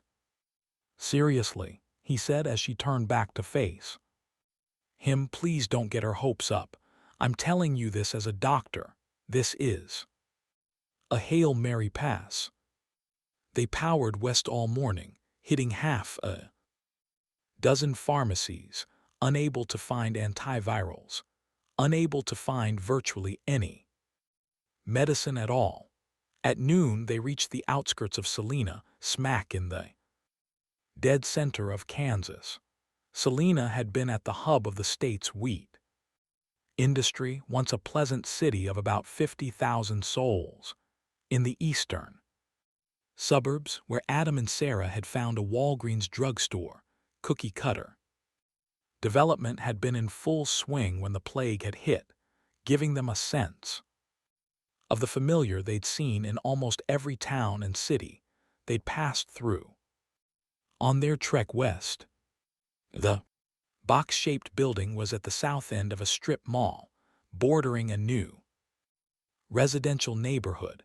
The moisture barriers for half-completed homes flapped in the rain, the skeletal shells of the unfinished homes beginning to bear the scars of inattention. New saplings dotted the area, but the once manicured common areas were starting to go to seed. An Applebee's restaurant anchored the shopping center, the words "immediate seating available" still flashing in the window, a gaudy neon red. This gave Adam the willies, almost more than anything they'd seen on the road. "Power S on here," he said, pointing toward the restaurant. "Strange," she said. "Backup generators, I suppose." Sarah glassed the area with a pair of binoculars, shaking her head after a moment. "I don't know about this one," Adam said. "Maybe we should keep looking.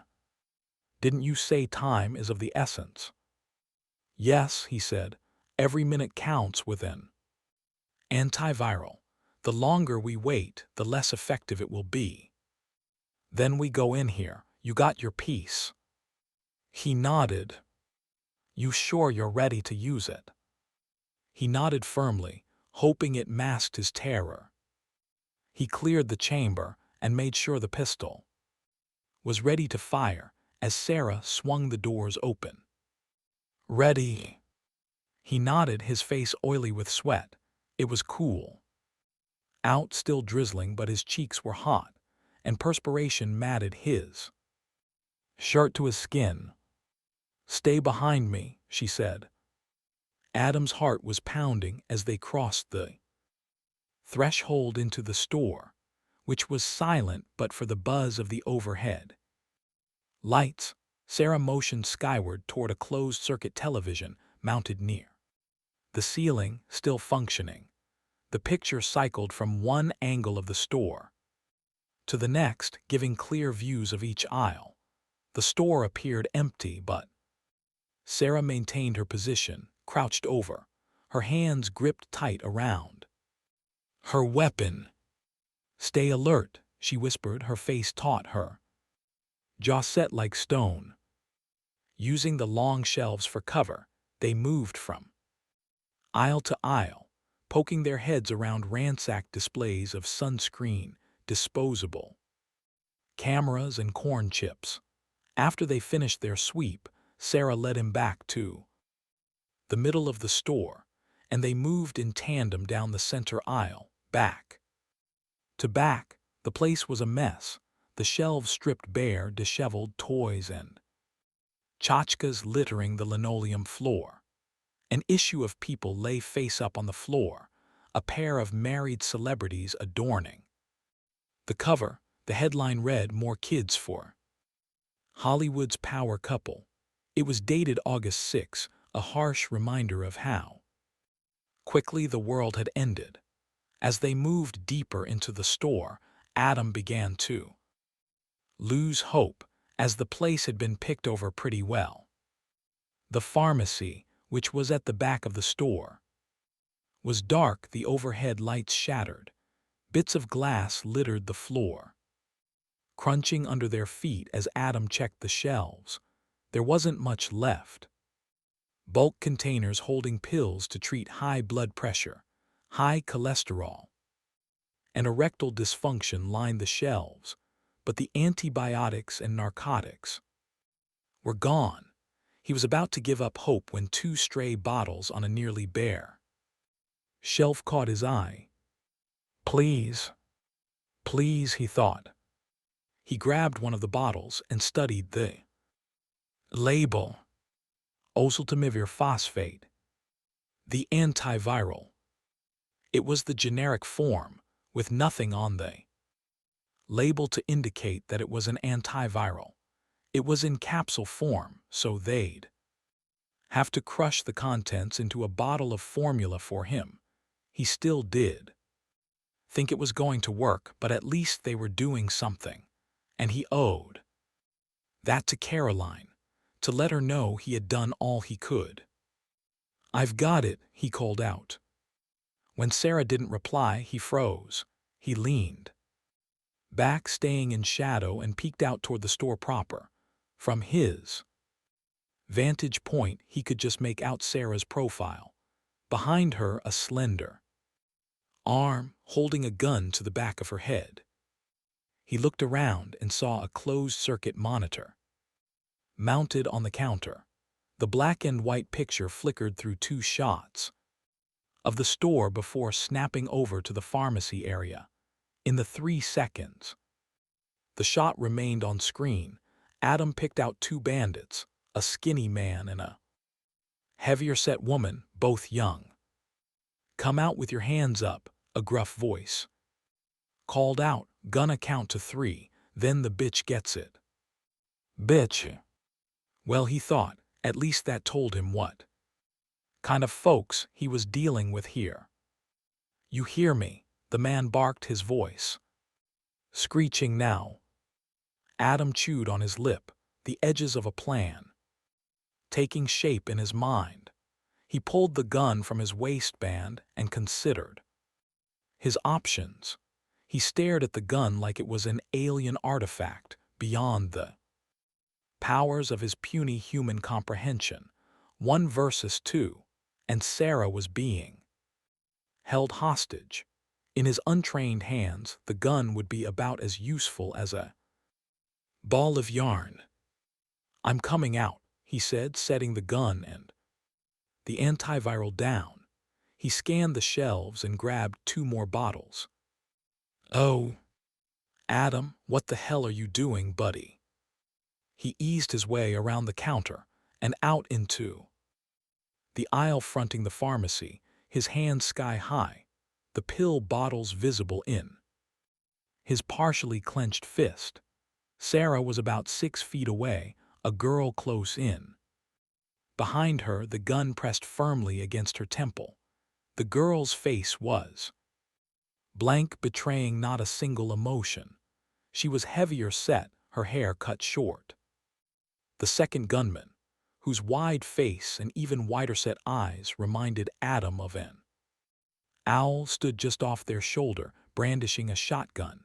Sarah's M4 hung from his shoulder. He aimed the shotgun directly at Adam's face. The twin bores, black and empty, stared at Adam like a dead-eyed monster. "What's in your hand?" the owl said, his words marinated with a thick southern accent. "Medicine." "What for?" "You promised to let us go if I tell you," Adam asked.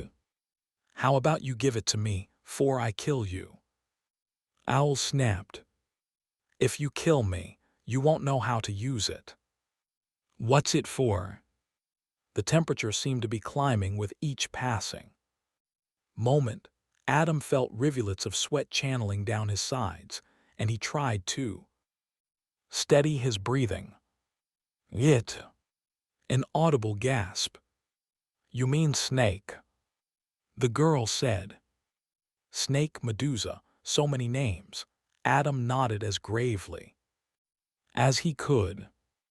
"That shit's gone," the girl snapped, her words clipped and desperate. "Everyone left immune." "Lucy, he's just bullshitting you," the owl said. "Yeah, we thought everyone was immune too," Adam said, gently lowering his hands to his head.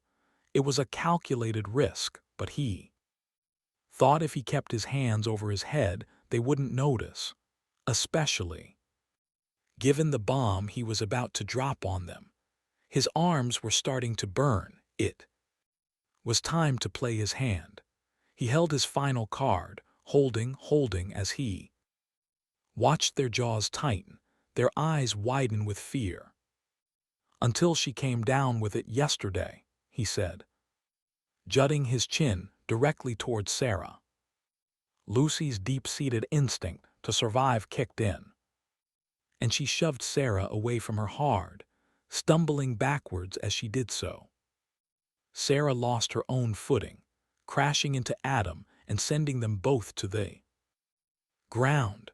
Owl was on the retreat now too, holding his hand up, as if that might stop the spread of the phantom illness.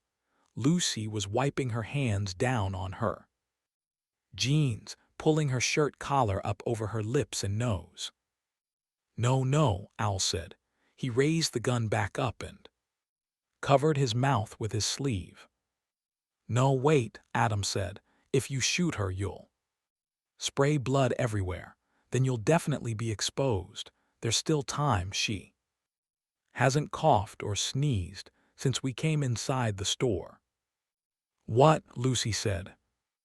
"I'm a doctor, trust me," Adam said. "Medusa spreads like the common cold. You have to be exposed to droplets of the virus. You can't get it otherwise." "You're shitting me," Owl said. "No, I was with a CDC team in Kansas City during the outbreak," Adam lied. "We figured out that the disease spreads easily, but not that easily. But you gotta get out of here now." The owl stood there, shifting his weight from foot to foot. "Jack, let's go," cried Lucy. "I fucking touched." "Sorry." "Go on now," Adam said as grimly as he could. Before it's too late. She's been coughing and sneezing a lot. I can't believe. She hasn't yet in the store. What about you? Jack asked. Adam shook his head. Jack's finger slipped in and out of the trigger. Guard as he swung from one choice to the other. Murder or flight. Please hurry, Adam yelled. Please, I do. Want you all to get sick. What about the medicine? Al asked. It won't work. If it worked, everyone would still be alive. This medicine works, Adam said. They just didn't have enough of it. I found some hidden in the back. This is the last of it. Give it to me, he said. Adam gingerly handed the bottles to the man, as though the very act of it pained him. As Jack took the bottles, Sarah's M4 slid off his shoulder and clattered to the tile floor, but Jack left it there and fled down the aisle. Jackie, wait, shouted Lucy, pursuing her companion. Stay away from me, he called out, his panic-filled voice echoing through the nearly empty drugstore.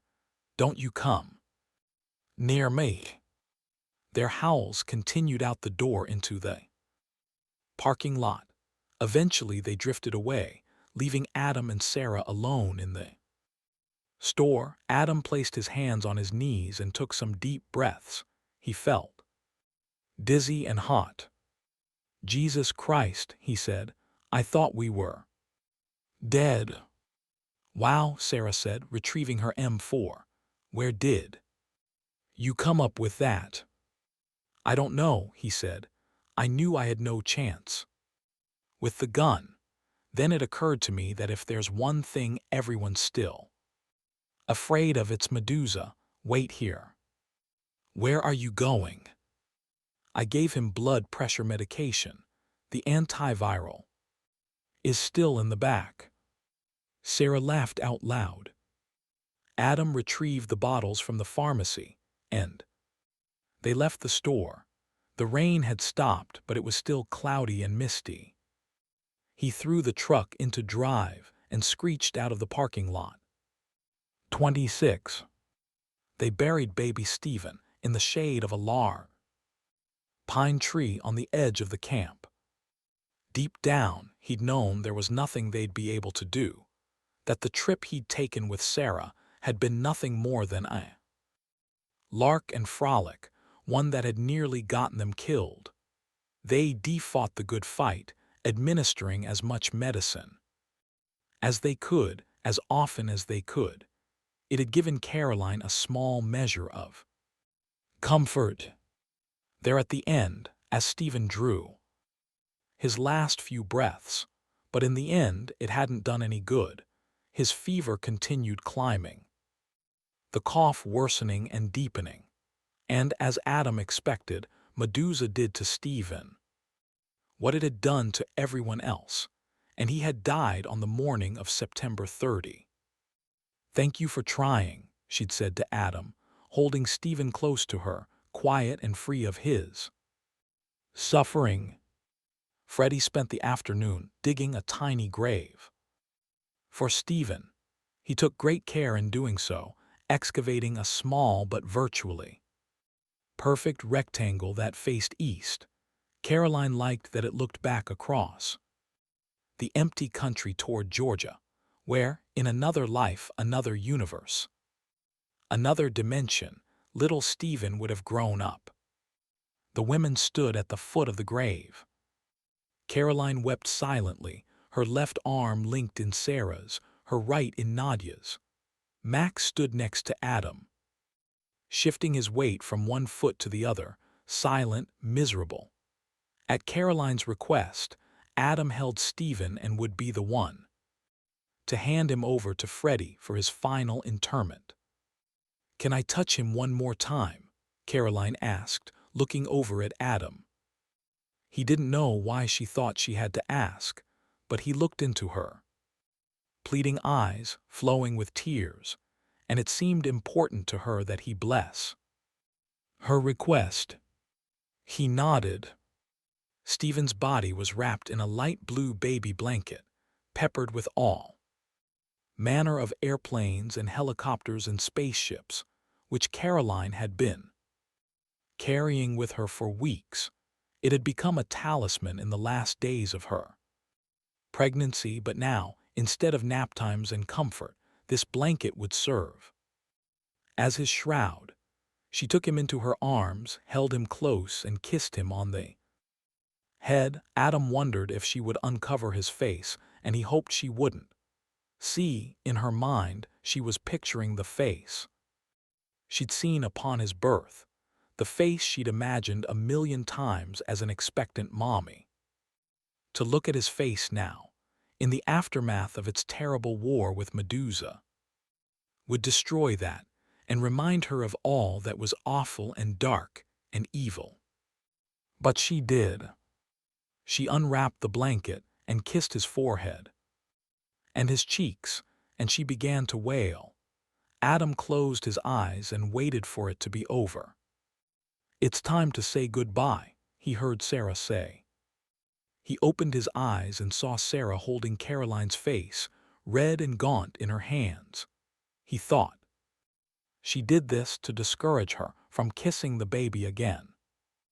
"It's time to say goodbye," Sarah said again. Caroline nodded and passed the baby to Freddie, who lay Stephen down on the black dirt, so tiny and small, given back to the world that hadn't given him anything, not even a chance. The big man knelt down and picked a few stray bits of dirt off the blanket, an act of kindness that Adam found almost incomprehensibly sad. "Adam?" Caroline asked, her face still in Sarah's hands. He looked at her. "Would you say something?" she asked. "For Stephen." She looked at him again, with that expectant face, the one that had once looked upon him with hope and promise and belief that it was all going to work out. Because seriously, what were the odds that she'd find an obstetrician after all this? "Of course," he said, his words barely a whisper. He cleared his throat and searched for something to say, anything to give this poor woman comfort. Any of them, really. He looked down at the small figure, free of all the horrors this world had seen, fit to share with them. "Dear Lord, we gather here today to say goodbye to a very brave, very beautiful little boy." Caroline began to sob. "This world we live in now, it's a new world for all of us." He paused, the words not coming easily. He didn't know if he was coming across as sincere. He didn't know if this was comforting Caroline or torturing her. They were just words. What good could these stupid words do? No matter how beautifully or eloquently he spoke, Stephen would still be dead. The world would still be a graveyard. But he pressed onward, aware of his voice, his posture, everything feeling wrong, wrong, wrong. "And I don't know why you chose to take him back so soon after he got here. But I suppose that may not be for us to know. So all we can ask is that you welcome baby Stephen into your loving arms, that you look after him now and always, that you bring his mother comfort and solace for the difficult days ahead, that you protect us and give us the guidance and wisdom we will need going forward." Amen. A ripple of amens from the others. They all looked at Caroline, who continued, staring down into her son's grave. "Thank you, Adam," she said. "That was very nice." She said it flatly, without emotion. Adam felt like she was just going through the paces, saying the things she thought people would expect her to say. Each of them carefully poured a shovelful of dirt into the grave, Caroline going last. She sprinkled the dirt gently over her son and handed the shovel back to Freddie. As Freddie refilled the hole with the loose dirt, Caroline drifted away from the group, away to deal with her grief. However she planned to deal with it. Adam, Sarah, Nadia, and Max watched as the dirt piled up, until the hole was full. The scotch tasted different. What had been warm and inviting on the day Stephen had been born, like a roaring fire on a cold New England night, now tasted swampy and hot. It reminded Adam of all those houses under gunmetal skies in all those towns and cities they'd passed through, the air conditioning long dead, full of roasting corpses. But Adam drank it just the same. He tipped the bottle to his mouth, feeling it scorch its way down like gasoline, and nestled the bottle between his thighs. He was seated on the floor of his tent, at the foot of his sleeping bag, exhausted but awake. It was late after midnight, fast-moving. Clouds zipped along overhead, giving a slight strobe effect to the night. As a clinical matter, he knew he was drunk. If he'd been out driving and had been pulled over by an observant state trooper, and what he wouldn't have given to see a cruiser blow by on a busy highway, its blue lights oscillating, pulsing with tremendous urgency and importance, he'd blow right past the limit just as simple as you please. But he didn't feel drunk. He didn't feel anything. Whatever the opposite of feeling was, that's what it was. He suspected it might have been within shouting distance of what Caroline was feeling. Sure, the world had ended, had come undone around him like a sandcastle at high tide, but even then he'd felt something. Terror, panic, confusion, those were all full-blooded feelings, and then he'd heard the message from Rachel, and that had been another feeling. Joy, relief, so there. The gamut of human emotion was still there, even at the end of all things. But this was something else. An absence of emotion, numbness, the way your lips feel after the Novocaine. How easy it had been to say the words at Stephen's memorial to make them sound good. He never enjoyed laying down words of comfort when a patient had lost a pregnancy, or the pap smear had come back abnormal, but they seemed to work, and so he had done it without believing the words he was saying, the way he hadn't believed the words he was uttering at Stephen's funeral. After the memorial, each of them had retreated from the gravesite into his or her own tent, forsaking the group dinner. No one felt like eating anyway. As night had fallen, the camp had grown quieter and quieter. Even Caroline's sobs had petered out to silence, a once rushing river drying up in a salt flat. The next morning, no one had emerged from their tent, and they'd spent the day grieving for Stephen, for Caroline, for all of those lost, for all they still had to lose. He heard a rustling outside his tent. "Adam, in here," he said. The tent flap drew back, and Sarah eased inside. Even by the weak light of the lantern, he could see the sadness etched on her lovely face. "Have a seat," Adam said, motioning toward the ground. Sarah took a seat, cross-legged, directly across from Adam. "Drink," he said, tilting the bottle toward her. She shook her head. "Suit yourself." He tilted the bottle back and took a drink. The slug went down the wrong way, and he began hacking and coughing, the alcohol burning his nostrils and throat until he was able to clear his airway. "You okay?" He nodded, turning his head and spitting in the corner of the tent. Then he screwed the cap back on the bottle and tossed it near his pillow. "Sorry." I've seen worse. You're not here to tell me that I did everything. I could, right? Nope, any idea how he caught it? From his mother, I suppose, he said. If I had to guess, her antibodies protected him in utero, but after he was born, he was on his own. That doesn't bode well for us, Sarah said. No, it doesn't. He reached into his bag and took out 2 chocolate bars. Want one? No, thank you. You're really turning down a lot of Southern hospitality here. He opened the first bar, snapped off a quarter of it and popped it in his mouth. He chewed slowly, trying to enjoy the taste. But with the residue of the scotch lingering on his tongue, it tasted bitter and hot. You need something? He asked. No need to get nasty. He rubbed his eyes with the thumb and index finger of his left hand. You're right, I'm sorry. I thought we needed to talk, she said.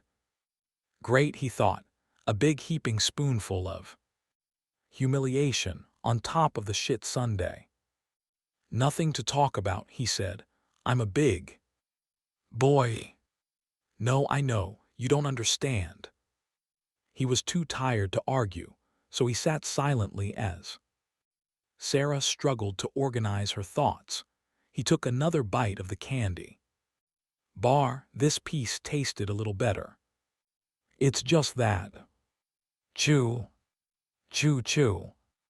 He honestly had no clue where she was headed, and he figured he could only make things worse by saying anything, so he continued eating the candy bar.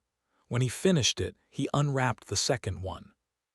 This seemed to derail her, and she pointed at the chocolate in his hand, really throwing caution to the wind, huh?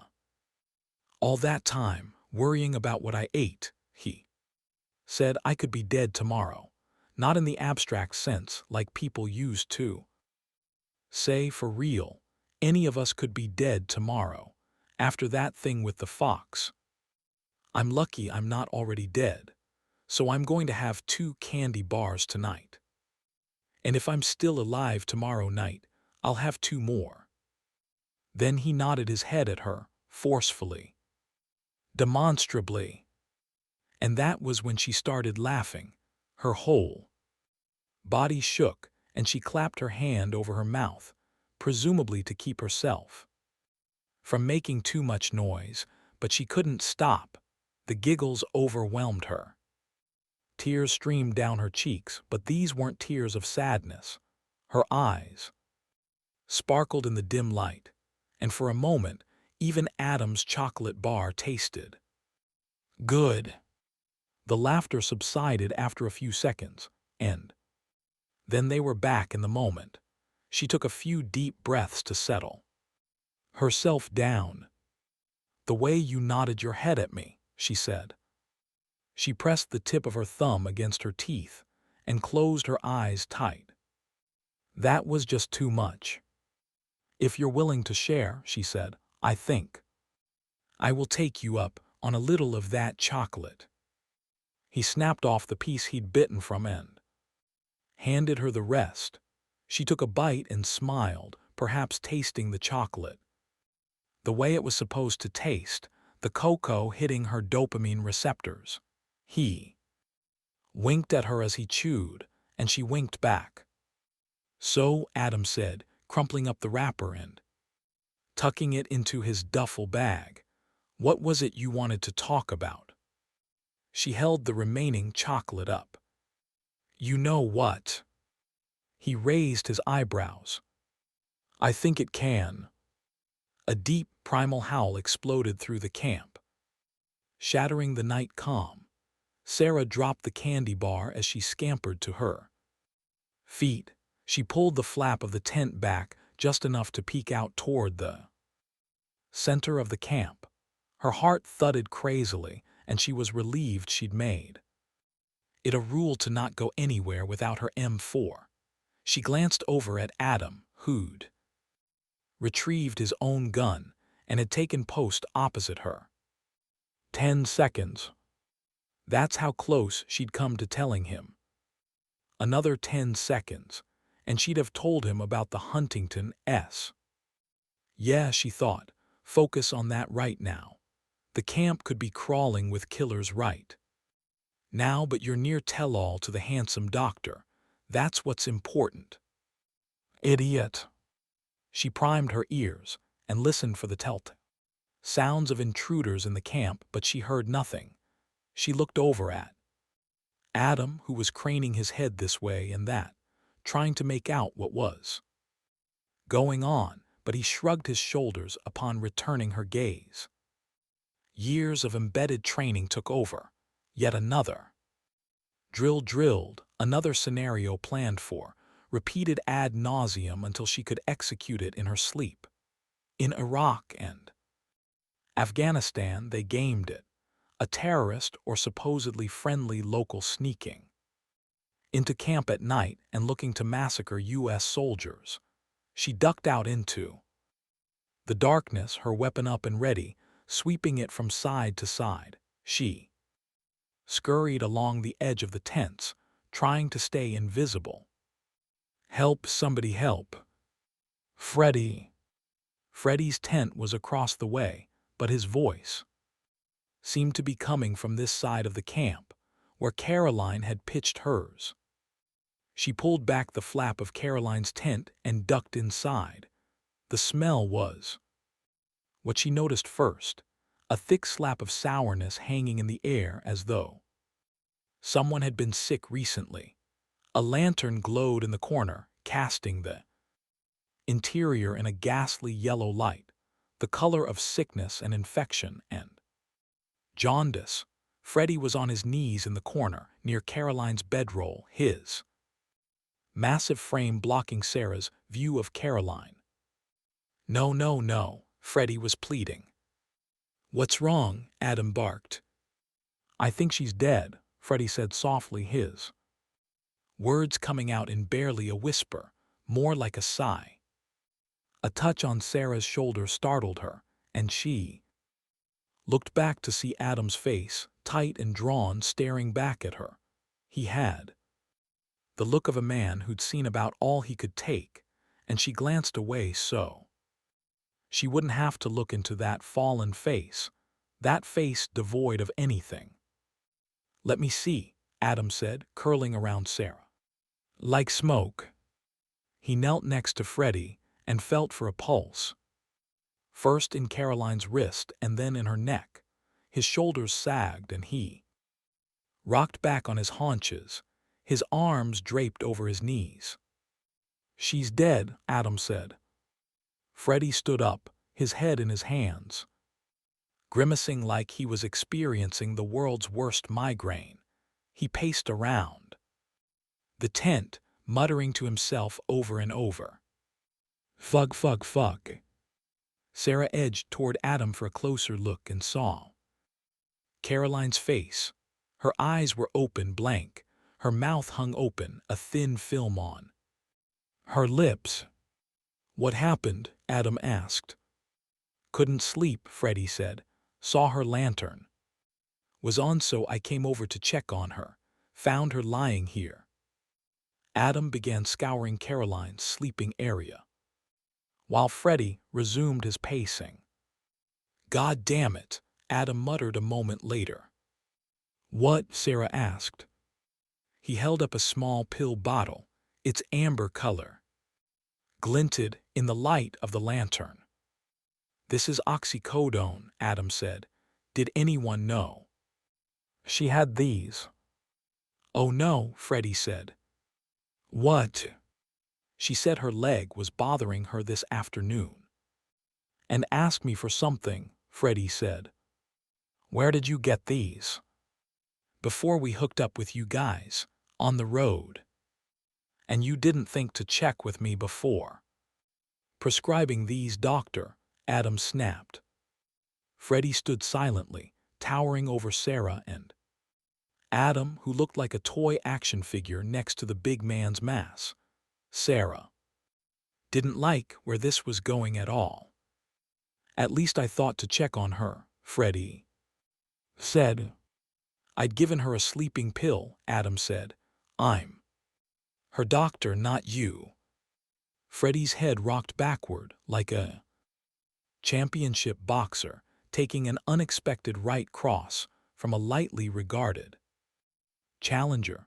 Sarah herself felt her insides drop when she heard this. Maybe it was an accident, Sarah offered. I specifically told her not to take any other painkillers for this very reason, Adam said. He stood in the center of the tent with his hands on his hips, shaking his head. Sarah exhaled, sadness rushing in to replace the fear and terror that had gripped her when she'd first heard the scream. She slung her rifle over her shoulder and stared at the sweet woman who now lay dead before her. It had been a shitty couple of months for everyone but Caroline's surviving Medusa, only to watch her firstborn perish, had seemed particularly cruel. Death, death, death. It had been a routine part of her adult life, swirling around her like fog, from the first time she'd seen a fellow soldier die in battle to her first confirmed kill, an insurgent hiding in a house who'd gotten the drop on her only to see his rifle jam, and then blooming into many fellow soldiers and many confirmed kills. She'd expected to die somewhere along the line, not because she was cloaked with an extra-strength dose of bravery in volunteering for the most dangerous missions, but because how much better it would have been to die in battle than to be slowly squeezed by Huntington's. Suicide had never been an option. She could never abandon her troops. As long as she could serve, she couldn't bear the thought of one of her soldiers dying because she hadn't been there for him or her, even if that meant denying herself an early exit from the scourge that awaited her. The Grim Reaper, his bony arms crossed against his skeletal chest, tapping his foot impatiently. She'd always thought suicide the coward's way out, and even here she found herself thinking that a little bit about the late Caroline Braddock. She felt bad about thinking it, but that didn't mean she didn't think it. I think she left a note, Adam said, derailing Sarah's train of thought. It's got your name on it, he said. Sarah took the page, which had been folded neatly into a square. Sarah's name was etched in big block letters on the outside. She unfolded it and read silently. Dear Sarah, I'm sorry for what I've done. But this world fucking sucks. I don't want any part of it. I don't want to live without Stephen. I don't and I won't. Good luck. Love, Caroline. What did she say? Freddie asked. She tucked the note into her pocket and glanced at Freddie. His eyes were wide with anticipation, and she could see how much it mattered to him to know he'd helped Caroline. She looked at Adam and saw something different, his face blank, his eyes looking somewhere else. She said she was sorry, and thank you. Adam covered Caroline's body with a blanket and extinguished the lantern. We can bury her in the morning, he said softly. It's too dark to do anything now. They wrapped her body in a blanket, and at first light, Freddie dug a second grave next to Stephen's. Sarah, Nadia, and Max watched as Freddie and Adam lowered Caroline into it. They refilled the hole in silence. Sarah was thankful for this. She didn't think she had it in her to hear a rote recitation of platitudes.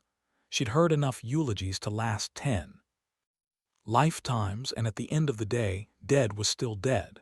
She had a terrible fear that someone would suggest exhuming Stephen's body, so they could bury him with his mother, but mercifully, no one did. When it was over, they all began packing. No one had to say anything. Everyone just seemed to understand it was time to hit the road. They'd been here for nearly 2 weeks, the longest any of them had spent in one place since the epidemic, but what had once borne the stirrings of home now felt dead and cold. Sarah packed quickly and then helped Max with his things. The baby's death had rattled him badly, and he was morose. They consulted their maps before pushing out. "We should head south out of Salina," Adam said, tapping a finger in the center of Kansas. "If we stay on I-70, we could hit snow in the Rockies. We can pick up I-40 in Oklahoma City and turn west there. That will take us south of the mountains." Sarah found herself nodding in agreement. She sensed a decisiveness in Adam's voice, one that hadn't been there before. She sensed the same thing in the commanding officers she'd looked up to in her career, the ones who'd earned their ranks. They hit the road in a cool drizzle, and was that the most symbolic thing ever, she thought as the wipers squeaked back and forth across the thick glass. They took I-135 south out of Salina and set a course for Wichita, where they could slingshot around the city onto I-35 and chart a westerly course. No one spoke. 27. It was the hardest stretch on the road yet, 90 miles from Salina to Wichita, and they'd be walking nearly all of it through an astonishing automobile graveyard. It seemed that as the world had come tumbling down, the residents of each of those cities had concluded that the grass was much greener and healthier in the other, and so into their cars they'd climbed, sick, blind with panic, and in their cars they had died along that stretch of interstate highway. A few miles of clear road, and then nothing but gridlock. Worse, the traffic jam appeared to be as wide as it was long, spreading off-road into the plains, into the grasslands, creating a sea of steel. Hundreds of thousands of vehicles glinted in the morning light, the shimmer of windshields stretching away to all horizons. They'd tried going around the jam, taking advantage of the big SUV's four-wheel drive, but after a few miles bouncing through thick grasses with no end in sight, they'd abandoned the truck on October 1. But for a short dogleg about halfway between the two cities, the highway ran straight as an arrow, and it was along that long ribbon of asphalt that Adam and the others trekked for those 10 days in October. They averaged 8 to 10 miles a day through the big jam, as they'd taken to calling it. The cars were jammed together like sardines, leaving the narrowest of openings to negotiate. In some places, they'd had to walk topside, skittering from trunk to roof to hood and then back to trunk, and in almost every car a sad story, a body or 3 or 6. Families, children, mommies and daddies and nanas and papas entombed for all eternity, the bodies dried up and brown. They made camp early on the 7th day, agreeing that they could use some extra rest, some extra time just doing nothing. As had been their habit, they scoured the vehicles for supplies first and then pitched their tents wherever they could find enough room. The cars were treasure troves of supplies. People had packed well for their final road trips: protein bars and bottled water and medicines, as though any of that could have stopped Medusa's relentless march across the globe. When they were settled in, Freddie walked the perimeter while the others sat around the campfire. It would be a chilly night, And Adam made a note. They'd need to stop for more cold weather gear when they made it to Wichita. God knew how long they'd be walking, just a few feet clear of the fire's reach. And the night cold gripped hard. Amazing, he thought, the logistics involved in this trek, how their forefathers had done it, without SUVs and Gore-Tex and reliable guns. He'd never know. Just cut from different cloth, he suspected. Tougher cloth. Max sat across from Adam, the boy's face blank as he scarfed down his dinner. Adam smiled as he watched the boy eat. Max was possessed of a teenage appetite that would not be denied, apocalypse or not. Throw in the long hike they were on, and his stomach was basically a bottomless pit. He was doing reasonably well, Adam thought, given the circumstances. He'd taken a shine to Freddy, that was for sure.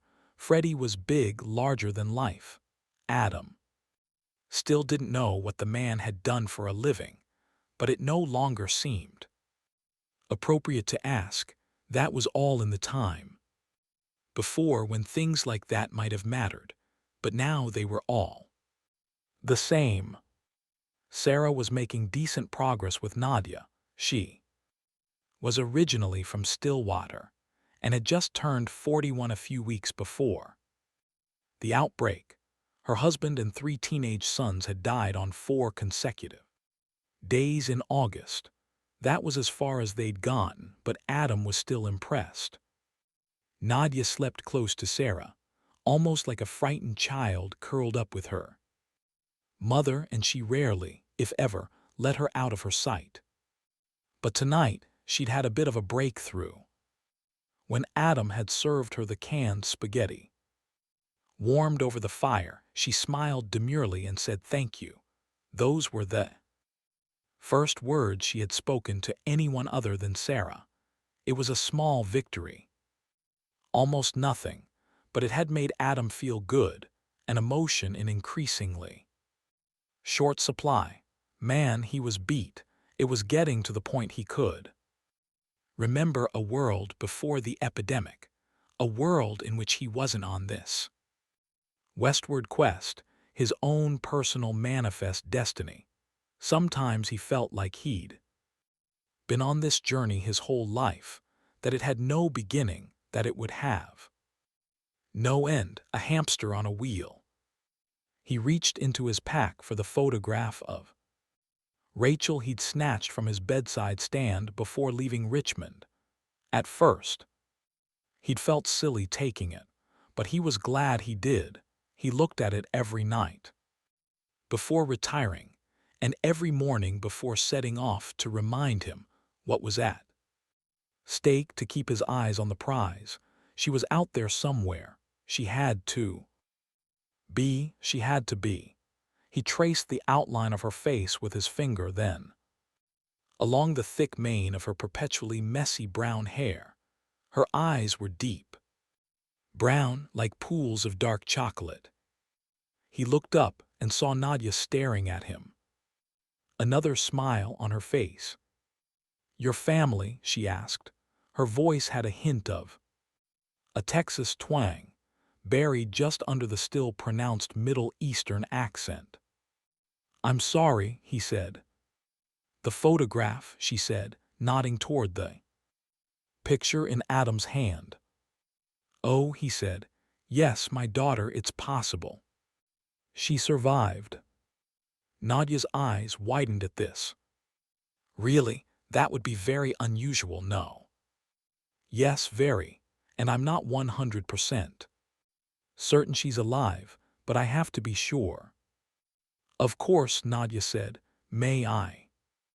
Adam proudly handed over the photograph of his daughter, excited to introduce her to someone else. It was times like these he wished he hadn't missed so much of Rachel's childhood, missed the chance to brag about her. Nadia looked at the photograph and gasped, her hand clapping hard against her mouth. She mumbled something unintelligible. possibly in Arabic. Sarah, who'd been reading by the campfire, looked up, alarm evident on her face. "Nadia, what's wrong?" "Ya Allah, ya Allah, ya Allah," she said over and over, staring at the photograph, as though she'd seen a ghost.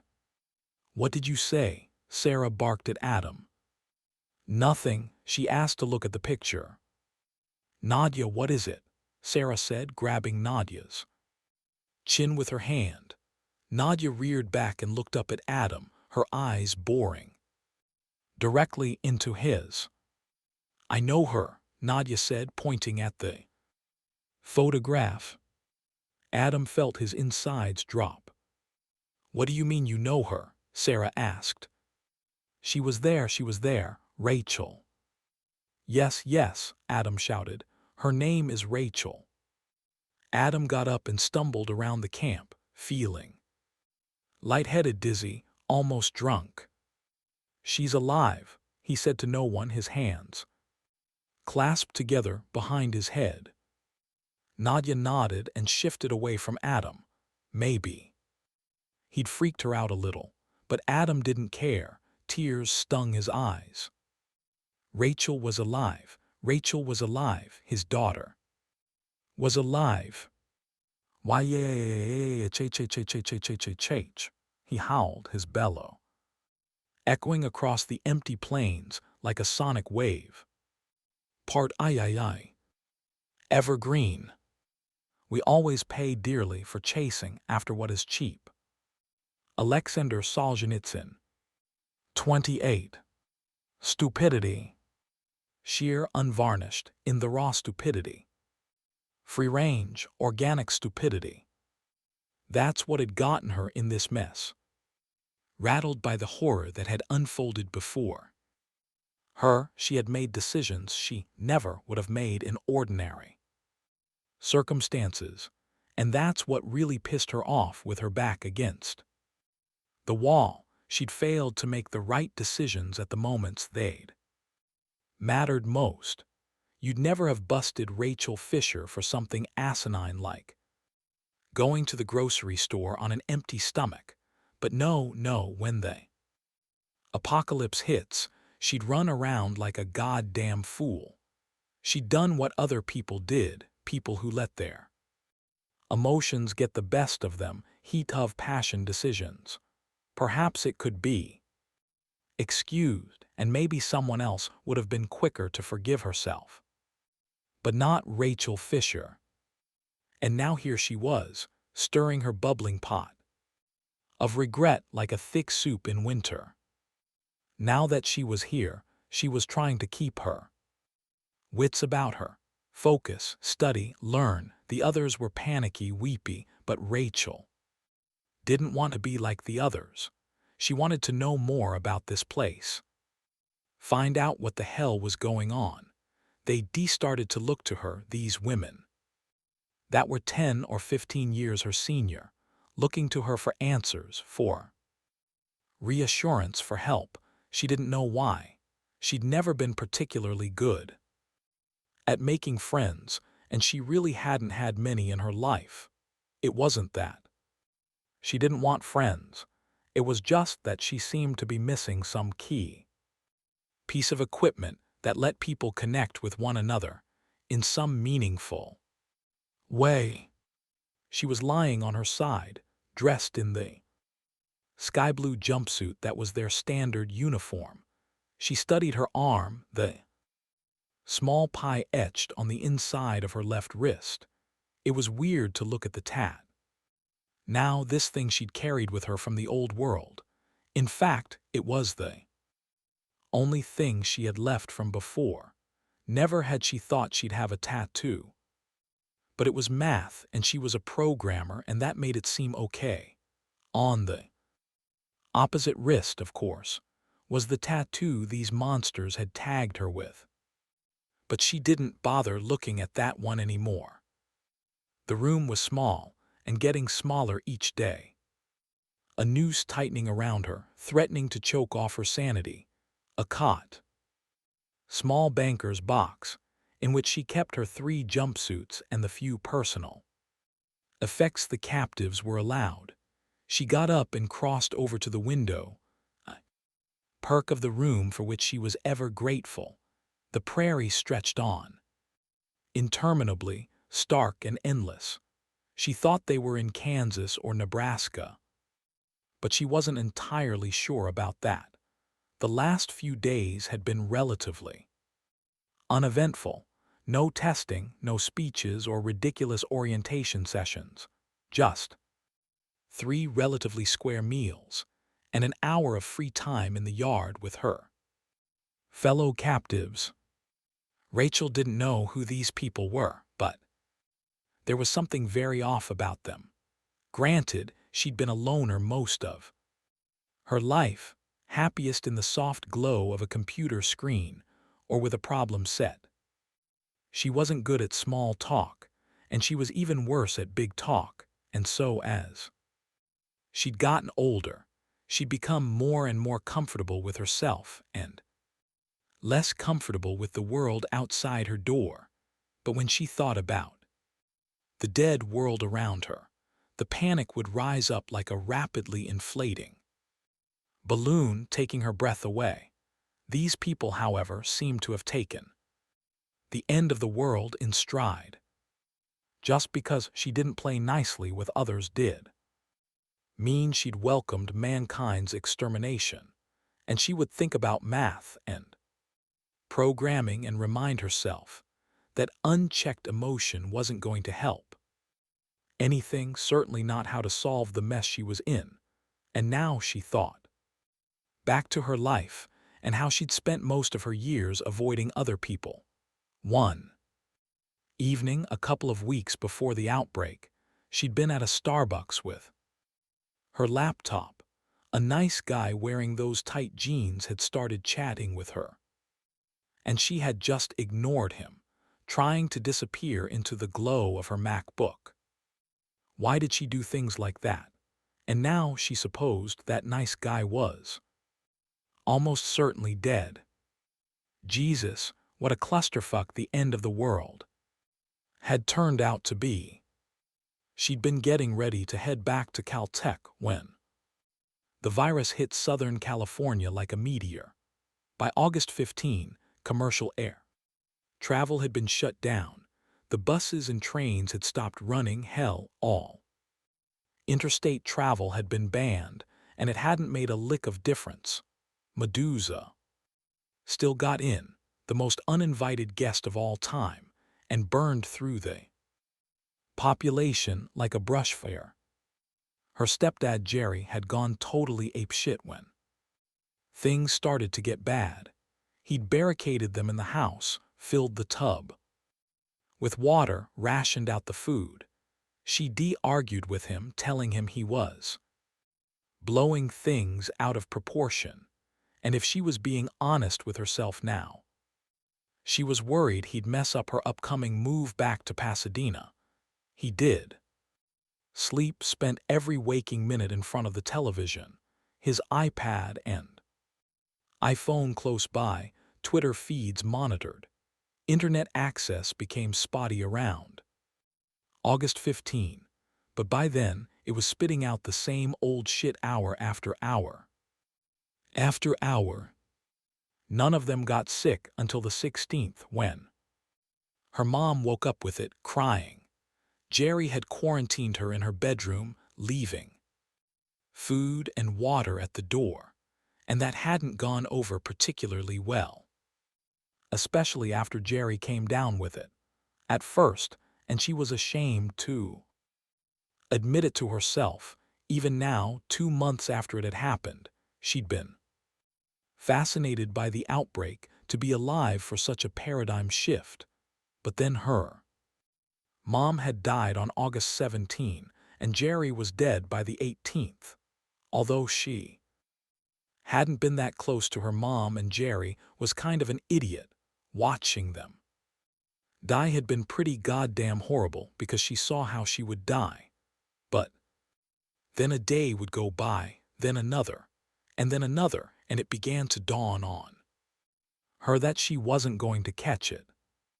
Then the urge to see another living person, any living person, became overwhelming, and she finally was ready to chance going.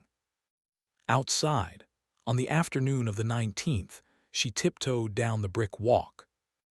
With a kitchen knife in hand, the sun shining the sky crystal clear blue, so blue it made your head hurt, and far away she'd hear a wayward gunshot or a mournful scream like she was hearing a television in another room. House by house in their Tony subdivision she had gone, knocking on doors, looking for someone. Anyone who was still alive, and every door remained pulled tight. 6 doors. Down, her knocks had been greeted by a series of painful moans, which had scared her back down the porch steps and fleeing for the safety of her bedroom. Her bladder letting go on the way back. Still wearing her soiled clothes, she hid under the bed the rest of that day and all that night, like Macaulay Culkin in Home Alone. By August 20, when the sirens and helicopters buzzing overhead were gone and the power was out, and the silence encased the city in a thick crust, she decided it was time to take action. With her mom and Jerry lying dead in their bedroom, because she didn't know what the hell to do with their bodies, she sat at their expensive antique dining table and made a list of things to do. It was a project, one she nicknamed Shawshank, a little homage to her mom's favorite movie, the one with Tim Robbins spending 2 decades in a Maine prison for a double murder he didn't commit. It was not unlike the programming projects or computer hacks she'd undertaken. You start with a goal, and you just worked backward from the end result you wanted and then figured out the pieces you absolutely had to have to get to that outcome. Tahoe had been a bust. She made it to the outskirts of town on August 28, only to find it had burned to the ground. Nothing left but smoldering ruins, thick tendrils of smoke still reaching for the sky. With that gone and done with, she decided to head east, holding out hope. Her dad was still alive. It sounded like he'd survived deep into the second. Weak and well, it wasn't like she had many other options. The idea that he was still alive was grist for the mill, enough to keep her moving each day. Especially as the scope of the disaster became apparent. So she had headed east, back toward the place she'd been born, for the first time since her mom had moved her out to California nearly 2 decades earlier. By mid-September, she'd made it east of the Rockies past Denver, feeling pretty good about herself, and then she'd gone and gotten herself caught by these yahoos. At precisely 7 a.m., the jiggle of the door, which of course only locked from the outside, she leapt out of bed to greet her guard, Ned. He was a tall, nervous fellow with a narrow face that he was constantly touching with his slender fingers. As captors went, he was about as good as one could hope for. He was almost apologetic about it. He rarely spoke and refused to make eye contact, as though he was embarrassed to be part of this. "Good morning, Ned," she said as warmly and cheerily as she could. The greeting had become part of their daily dance, and, per their usual agreement, Ned replied with an almost imperceptible nod. "You just don't seem like the kind of guy to get caught up in all this," she said. Each day she dug a little deeper, a little at a time. She didn't know where any of this was going, but it was a project that might one day bear fruit, an experiment you stuck in the corner of the lab, and maybe it paid dividends down the road. He let out a small sigh, one he may not have intended, and he caught himself midstream. He looked at her for a moment, scrunching up his lips as though he were deep in thought, even though they were. Alone in the room, he glanced over his shoulder. "What's it really like out there?" he whispered. Her eyes went wide. "Don't you know? Management keeps things kind of close to the vest." "It was bad, Ned." She let that set for a moment before continuing. "Every city and town in America is a rotting, stinking graveyard. It killed almost everybody." She paused for dramatic effect and then repeated the last word slowly, emphasizing each syllable. "Now I want to ask you a question," she said, moving in while his guard was down, while he was processing her report from the field. "What am I doing here?" His eyes, which had been drifting, snapped into focus. "We shouldn't be talking about this," he whispered. Rachel's heart leapt into her throat. Not a shut up, but the more conspiratorial "we shouldn't." "Bad enough what your bosses are doing," she said, "important to start separating him from the monsters at the top. It has to stop." "Stop it," he snapped at her. Enough, she told herself. That was enough for today, but the plant was starting to bear fruit, if only a small bud.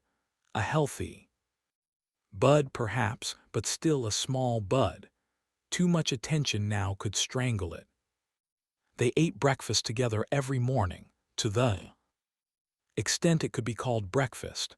They ate protein bars and MREs, vitamins, water, coffee, but shit coffee, like someone had re-brewed it through a used diaper. Part of her was surprised that they let the women commingle like sorority sisters at brunch, but she gathered it was important to their captors that they enjoy a semblance of normalcy.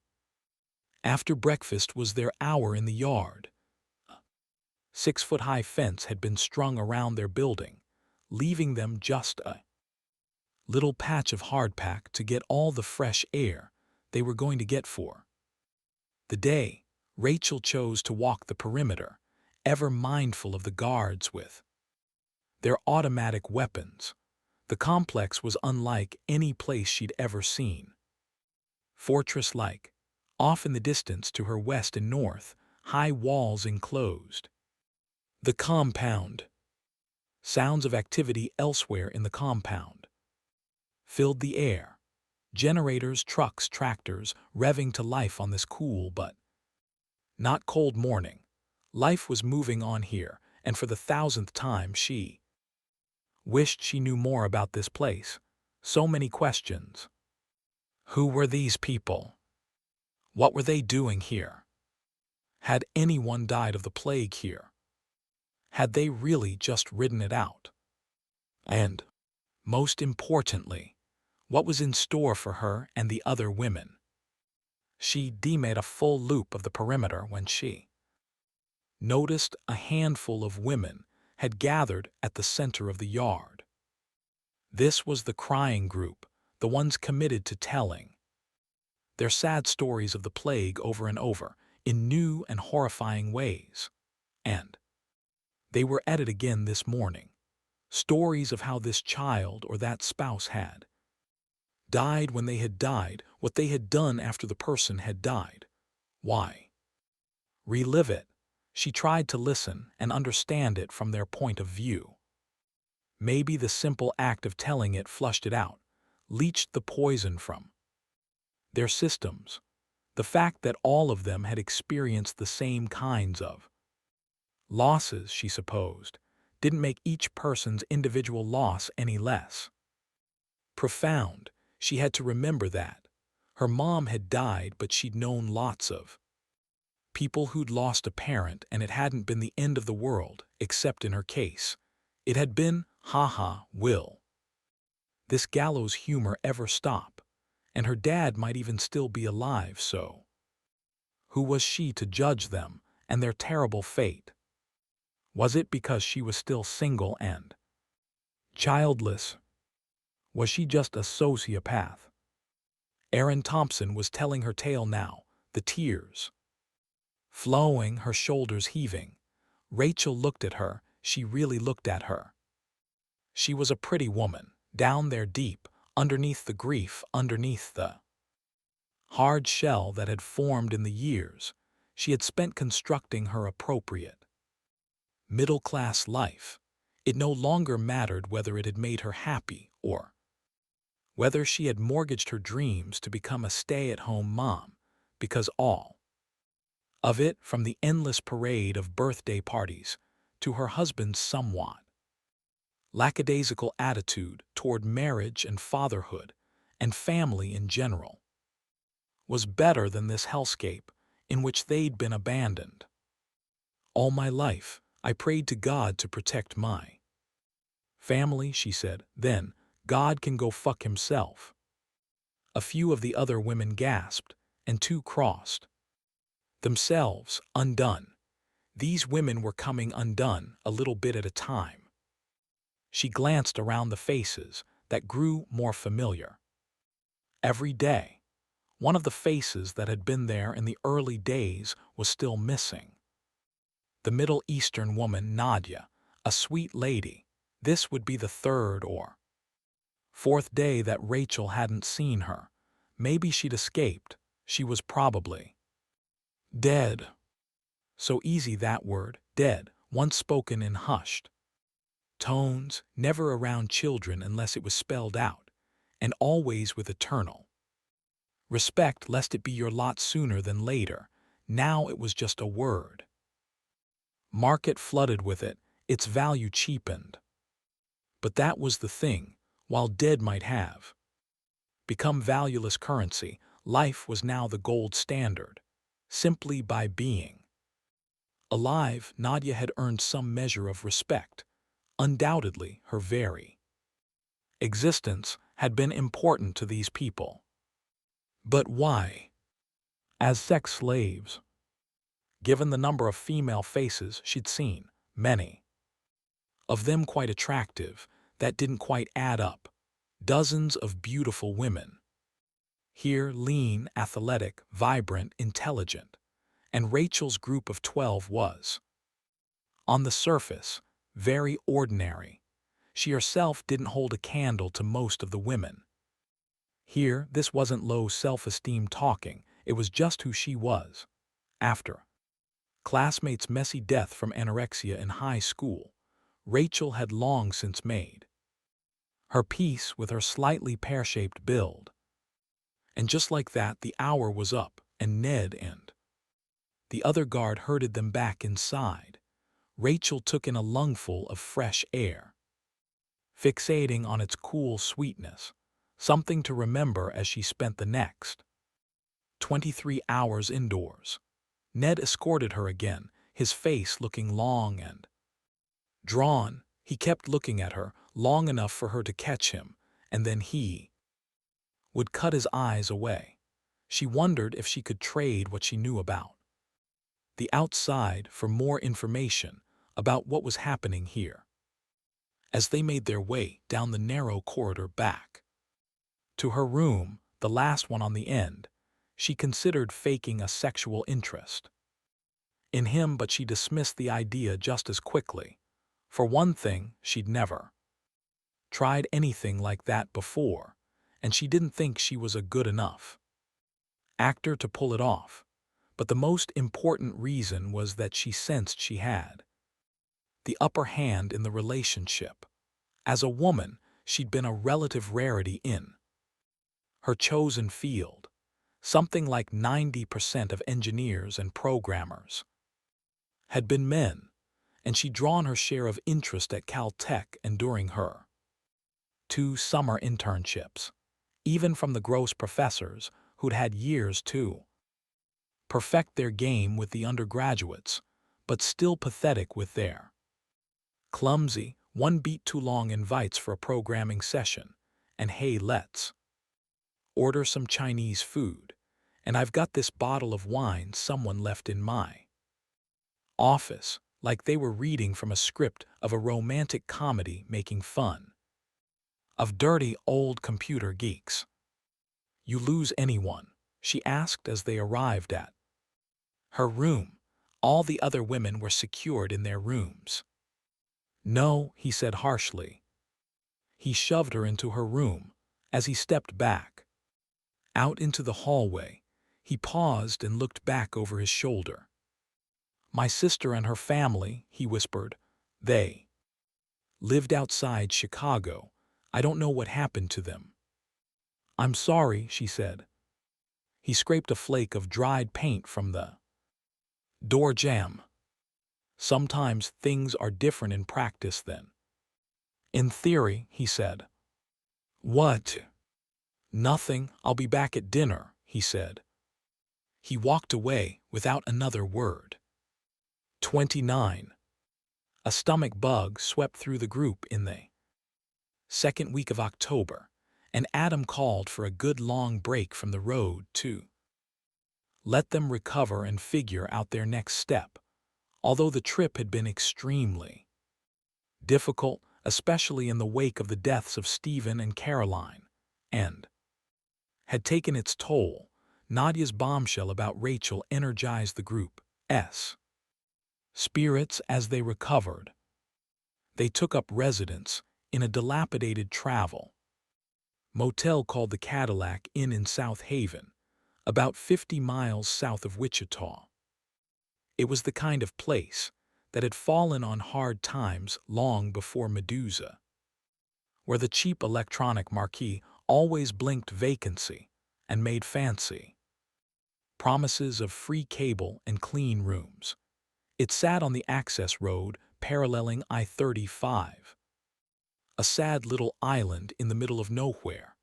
Adam couldn't imagine it had been much busier before the plague than it was now. In the last room, Adam had found a family of 5 dead long enough that the smell had either faded or they were all becoming way too used to it.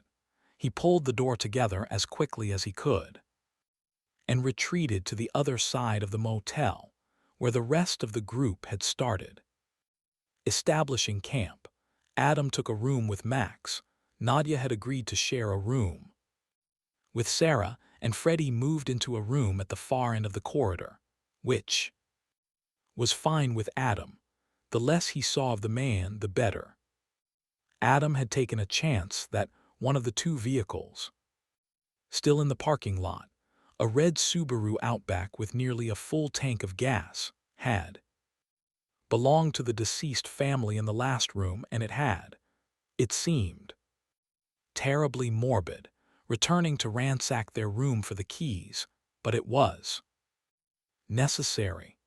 Adam didn't know whether to be happy or depressed about understanding the necessity of these things, but they'd walked nearly 130 miles in the last 2 weeks and they were exhausted.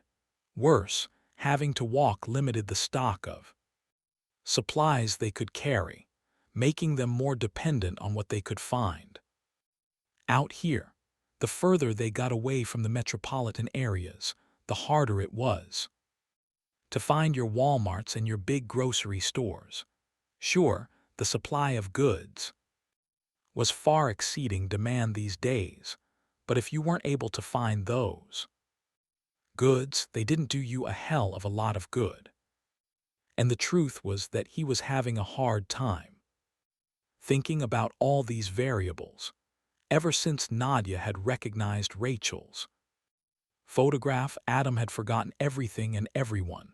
The stolen kiss, his concern about Freddie, all these issues had evaporated under the bright light of the news of Rachel's whereabouts.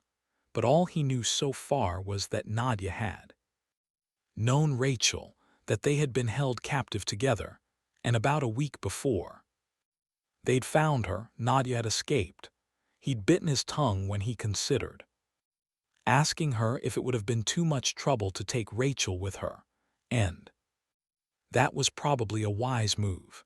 Even without that bit of commentary, he'd come on too strong, way too strong, peppering her with questions about who she was, where she'd been, what she'd been doing there, within seconds of unleashing his fusillade. Nadia had closed up tight like a turtle drawing up in its shell. This had just made Adam even more desperate, his questions becoming ever sharper and more pointed, the way a fly trapped in a spiderweb made things worse simply by struggling harder. Eventually, Sarah had stepped in, draping a comforting arm around Nadia and shooting Adam an icy stare that would haunt him, and that had been that. That had been days ago, and Nadia hadn't spoken since, not even to Sarah. In the meantime, Adam and Max had ranged out in every direction gathering supplies.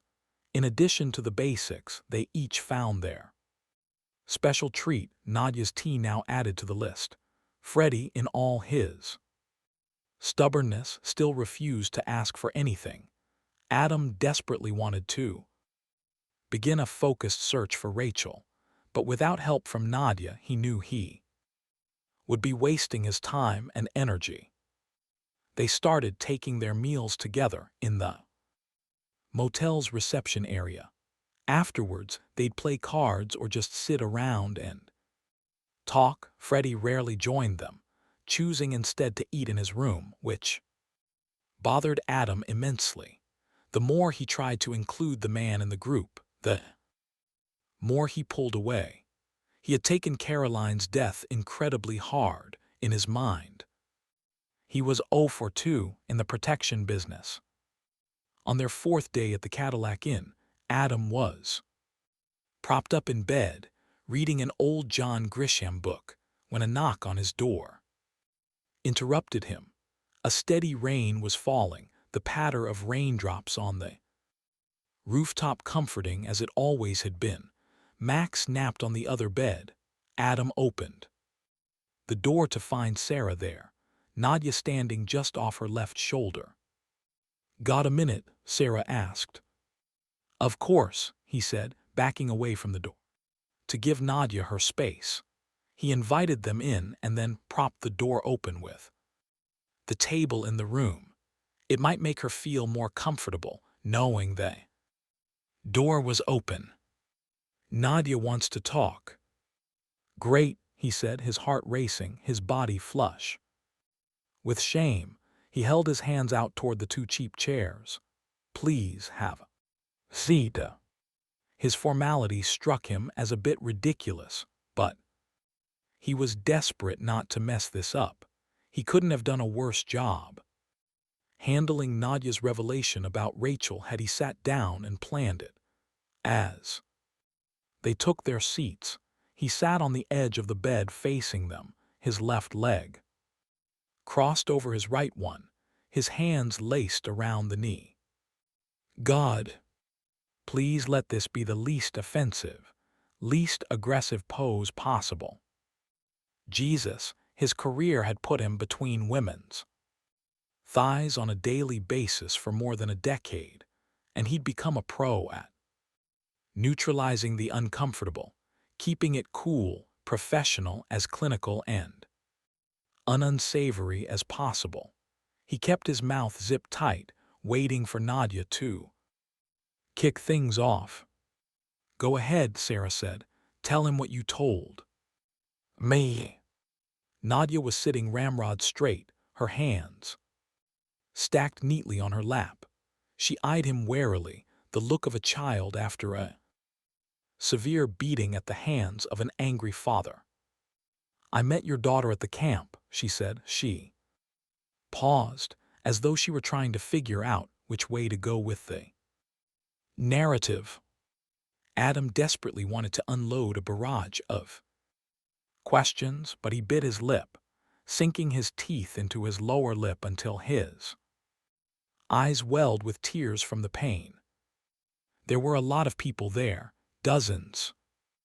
Even these vague descriptions set off explosions in his mind. After she stopped and gently tapped her lips with a clenched fist. She cleared her throat, shoving aside the emotional roadblock, and continued.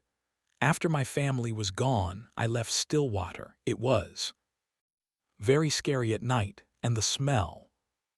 Sarah placed a well-timed hand on the woman's knee, and Nadia looked over at her, nodding her head. Yeah, I think we're all pretty goddamn familiar with the smell, Adam thought, and he felt shitty for thinking it. He hated the way such thoughts just crashed through like an unwanted party guest. I hated to leave my family there, she said, spreading her arms wide, but what could I do? What could I do? Sarah took Nadia's small hand in between hers, enveloping it, protecting it.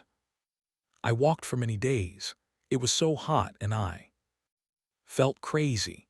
Dead bodies everywhere. Sometimes I would hear a dog barking and it sounded so close. But then I would walk 10 miles and it sounded exactly the same. Adam felt like he was about to burst, but he kept quiet, knowing she had to do this, that she had to unload it. It was poison. Cargo, and if she didn't get rid of it, slew it off like the dead skin it was, she'd have no chance to heal the terrible wound that had been inflicted on her soul. I ended up with a small group of people, 2 men and an older woman. We were headed west. I'm not even sure why we were headed that way. Her olive skin colored red, as though her act of self-preservation had been something to be ashamed of. They came for us at night, she said, her voice softening. I woke up to the sound of screaming, horrible screaming, and then I was being pulled out of my tent. I remember the moon was very bright and I could see them. There were 4 of them, so clearly, even though it was the middle of the night. They marched us out to the road and they shot the men. Just shot them like they were dogs. Then they asked us how old we were, her voice barely a whisper, and Adam had to lean forward to hear Nadia's tale. The other woman, she said she was 51 and they shot her right in the head.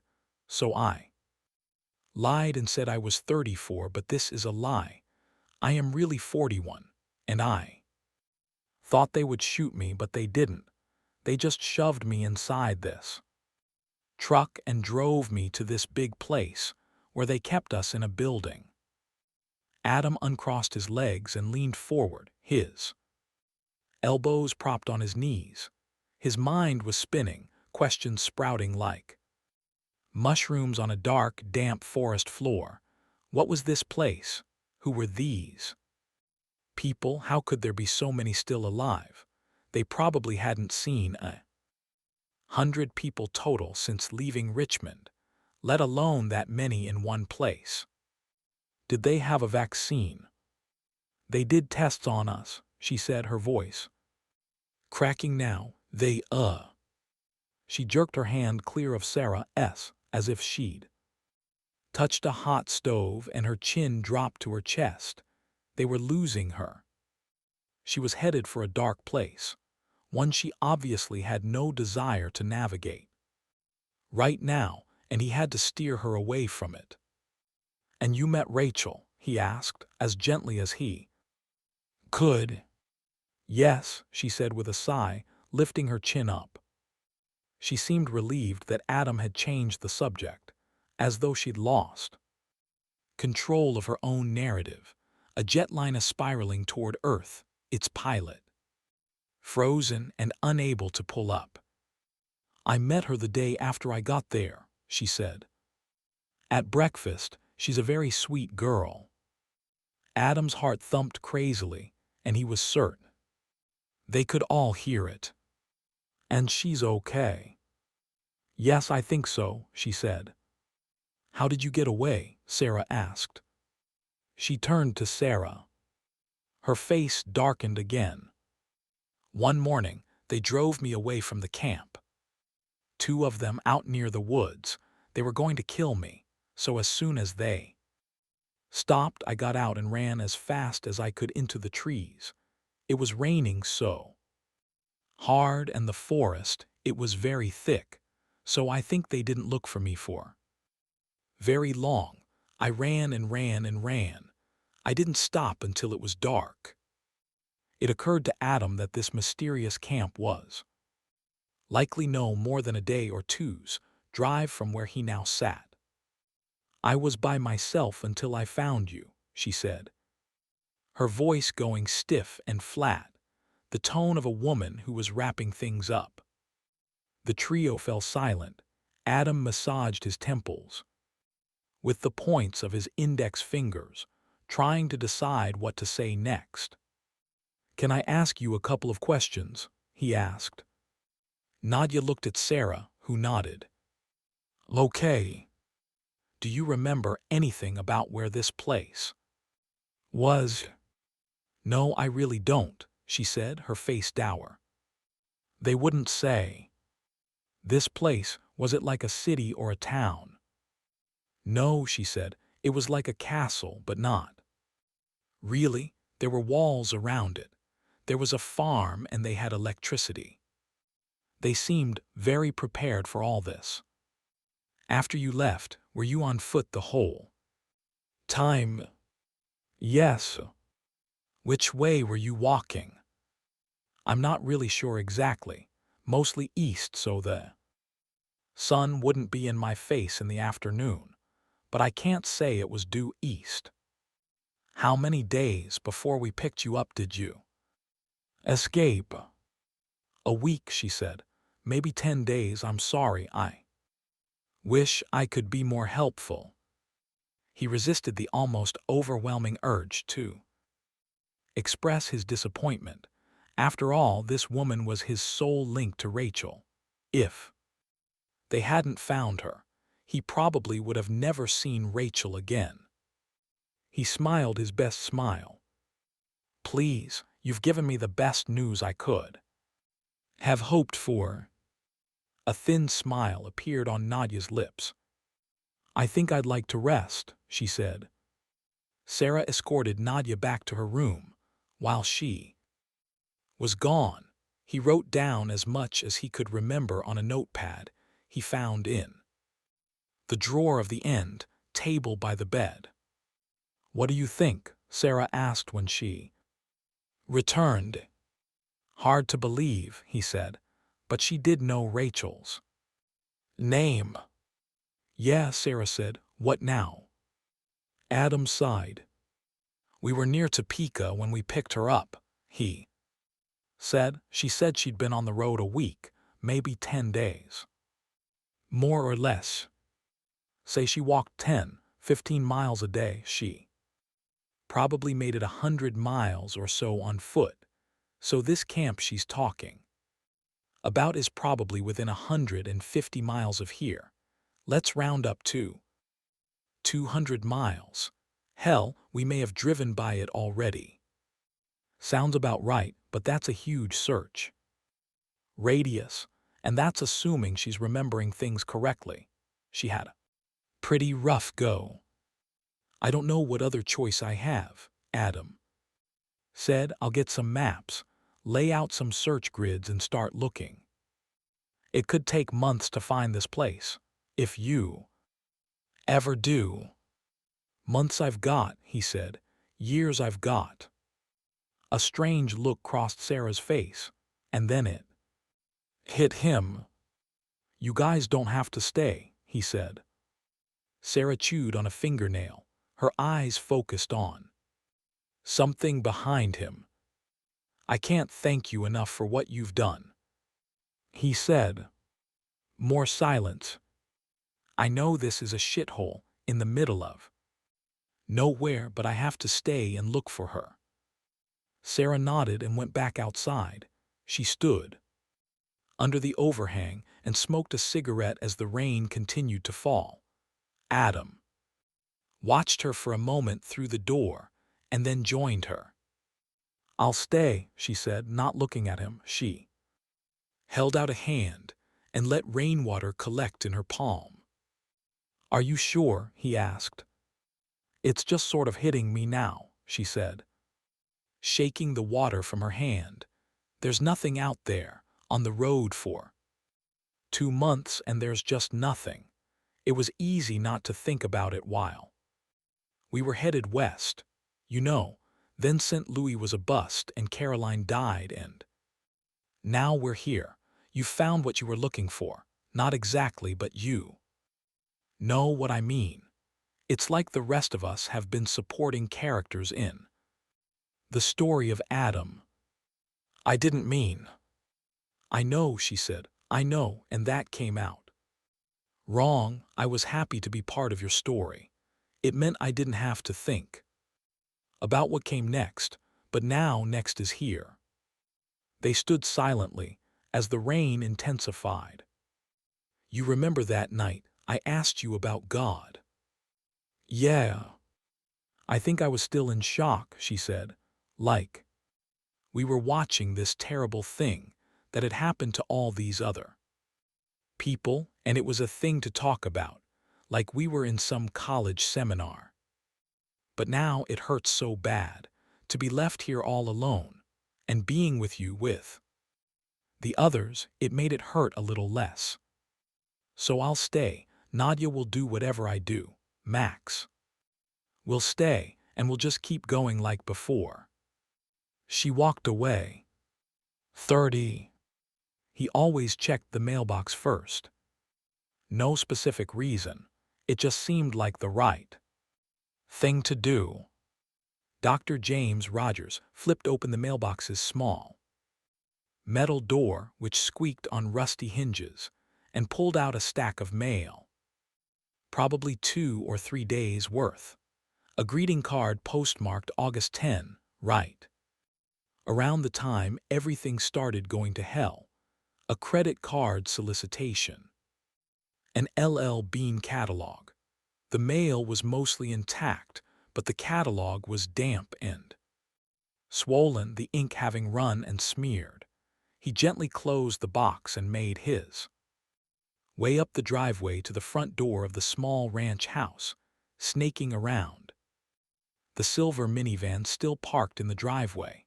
Plastic toys littered the front yard, which was choked with knee-high weeds. Dead leaves and branches clogged the streets and storm drains, leaving a thick soup sloshing along the curbside. I'll meet you inside, he called back toward Ned. Ned nodded and collected the gear from the car. The cleaning supplies, water jugs, mops, the garbage bags. Rogers briefly wondered if anyone had noticed his and Ned's absence from the Citadel, but even if they had, he wasn't sure he cared all that much. The first time he'd done this, about 3 weeks ago, he'd been terrified, but he hadn't been able to stop himself from taking a pickup truck and making the 20-minute drive here to Beatrice, Nebraska. In the week since Medusa had finished its terrible work, he hadn't been sleeping, he hadn't been eating. He'd lie down at night and picture the house he'd grown up in, a little rancher in Lansing, Michigan. Not very different than this one he now stood before. Eventually, it was all he thought about.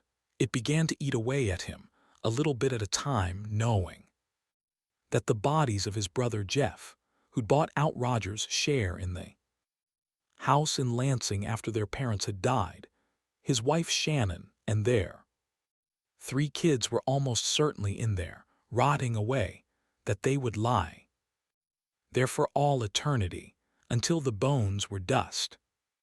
Ashes to ashes, dust to dust. This was his 6th trip to Beatrice, and it was the only thing that brought him any joy anymore. Well, joy might have been too strong a word. Relief, peace. They were entering a period of terrible danger. And for them to be effective, they would need peace. There were 5 others, and each had already accompanied Rogers on an excursion. It had become their sacred pilgrimage. Today it was Ned's turn. The front door was locked, but a swift kick at the lock took care of that. The door swung hard inward, slamming against the interior wall before bouncing back toward him. The house was a mess, as the others had been. Clothes and blankets and spoiled food lay everywhere. The stench of death had largely faded, leaving behind just a hint of mustiness and decay. The living room was dimly lit, the curtains drawn. After setting the mail down, he did a quick look through the house. In a back bedroom, the body of a small child lay on the floor, tucked under a pathetic-looking blue blanket. On the bed was a female body still dressed in a thin nightgown, the corpse gray, the skin drawn tight. He sat down on the bed. He always sat with the bodies. "You did this," he cried. The tears came harder with each successive trip. He made here. How had he let this happen? Congratulations, Jimmy. You're gonna go down history as the man with the worst case of regret ever. When the tears finally stopped flowing, a minute, an hour, he didn't know, he got up and got to work. They started in the living room, cleaning up the trash and the junk that had piled up as this woman and her son had succumbed to Medusa. He dusted and fluffed pillows and washed dishes and scrubbed the little gas stove. He made the beds and scoured the toilet and the bathtub and stacked mail and magazines. He shined the counters and swept the floors. He carried out 2 trash bags and set them in the can on the side of the house. Then they carried the bodies of the woman and her child outside and buried them in their tiny backyard. It took them the rest of the afternoon, but eventually they were both in the ground. When he topped off the makeshift graves with the last bit of dirt, he felt better. It would be short-lived, of course, because dead was dead, and they were dead because of him, because he had been too much of a coward to stop it, and there were tens of millions of other houses just like this one. And what the hell difference did it make whether he cleaned these poor people's houses anyway? Dead was dead. This was probably going to be the last time he did this, he realized. He was due to leave the Citadel in a week. To leave forever. They were waiting for him. It had all been part of the plan, you see. But then the plan had changed, and no one knew it but him. When he and Ned were done, they sat on the back steps and smoked stale cigarettes. Rogers was up to a pack a day, and he prayed he would develop lung cancer, at least emphysema or copped. He deserved it. Suicide was too good for him, he knew that. He needed to suffer. He would smoke 3 packs a day if that's what it took. They sat in silence for a few minutes. In the distance, a coyote howled its mournful cry. He was scared, so scared. "How are you feeling?" Rogers asked. "I don't know," Ned said, his voice cracking. "A little better, I guess." "We can't undo what has been done," Rogers said. "I know," Ned said, his shoulders sagging. He'd recruited Ned's last few psychological evaluations had revealed markers of guilt and remorse about what they had done. He was growing erratic, his work performance was suffering. He'd originally been brought on for his survivalist skills, one of these apocalypse junkies, but when the shit had hit the fan, he hadn't been able to handle it. They're stupid psych evals, as if they really would have been able to tell how people would react after they murdered 7 billion people. When Rogers had finally broached the subject with him, Ned had seemed almost relieved. Ned dropped his cigarette to the brick step. They drove back to the Citadel in silence. It was raining when Rogers made it back to his quarters on the eastern side of the compound. He fixed himself a cup of tea and sat down with the file that had brought him to this point, the file that had finally pushed him over the edge. Rogers had debated telling the others what he had found, but he hadn't been able to form the words. Not that it mattered, really. But he should tell them. They had a right to know that they'd been lied to. Lied to from the beginning. He could barely wrap his head around it, he thought. He'd known all there was to know about the project, but then they'd captured. Sorry. He ran the tip of his finger over the name hastily. Written on the tab. Rachel, last name unknown. It was supposed to be a routine physical, gynecological examination, fertility testing, blood, urine, the whole 9 yards. The results of her tests, however, had been anything but routine. There, clear as day, flowing through her veins, was the nano vaccine, not the one that he'd administered to Chadwick and the 98 other residents of the Citadel. It had all been part of the plan, you see. The sterility hadn't been an unintended side effect. Rogers had programmed it into the nanotech under Gruber's orders. Miles. Chadwick didn't know what the Citadel really was. Compartmentalization and all that. Gruber had desperately wanted Chadwick to succeed, but it was never guaranteed that he would. And if things had gone south, Gruber had wanted to make sure that there was no link back to him. Everything had been carefully constructed to make sure that the trail ended with Chadwick. Cut the loose thread. Rogers thought he had known everything, but he hadn't, and he really shouldn't have been surprised. He made a deal with the devil after all. But who was this girl? How had she gotten the vaccine? Did Gruber know about her? Did she know about Gruber? He was too afraid to ask her. When he saw the nano vaccine coursing through her blood, that's when he knew that it was all doomed to fail. It was too big. Crack here, a fissure there, it would all come apart. Nebraska, Colorado. Colorado. Chadwick had changed the game by bringing in these women. It was something Rogers hadn't counted on, and looking back, it was pretty goddamn stupid of them. Chadwick was brilliant. Of course he'd want to use survivors as surrogates. It made sense. It was a good idea. And the truth was, Rogers was a bit curious about whether it would work. But then he'd think about Jeff and Shannon and Mikey and Jessica and the little one, the cute butterball whose name he always forgot, and he'd hate himself all over again. Why had he agreed to it? Had he let Gruber brainwash him? All those years working at Nanomed, one of Penumbra's many subsidiaries, Rogers had always looked up to the man, even saw him as a bit of a father figure, where his own had been an abusive, alcoholic plumber who couldn't hold a job. And there's your Freudian link, Jimmy. Good job. What a goddamn mess.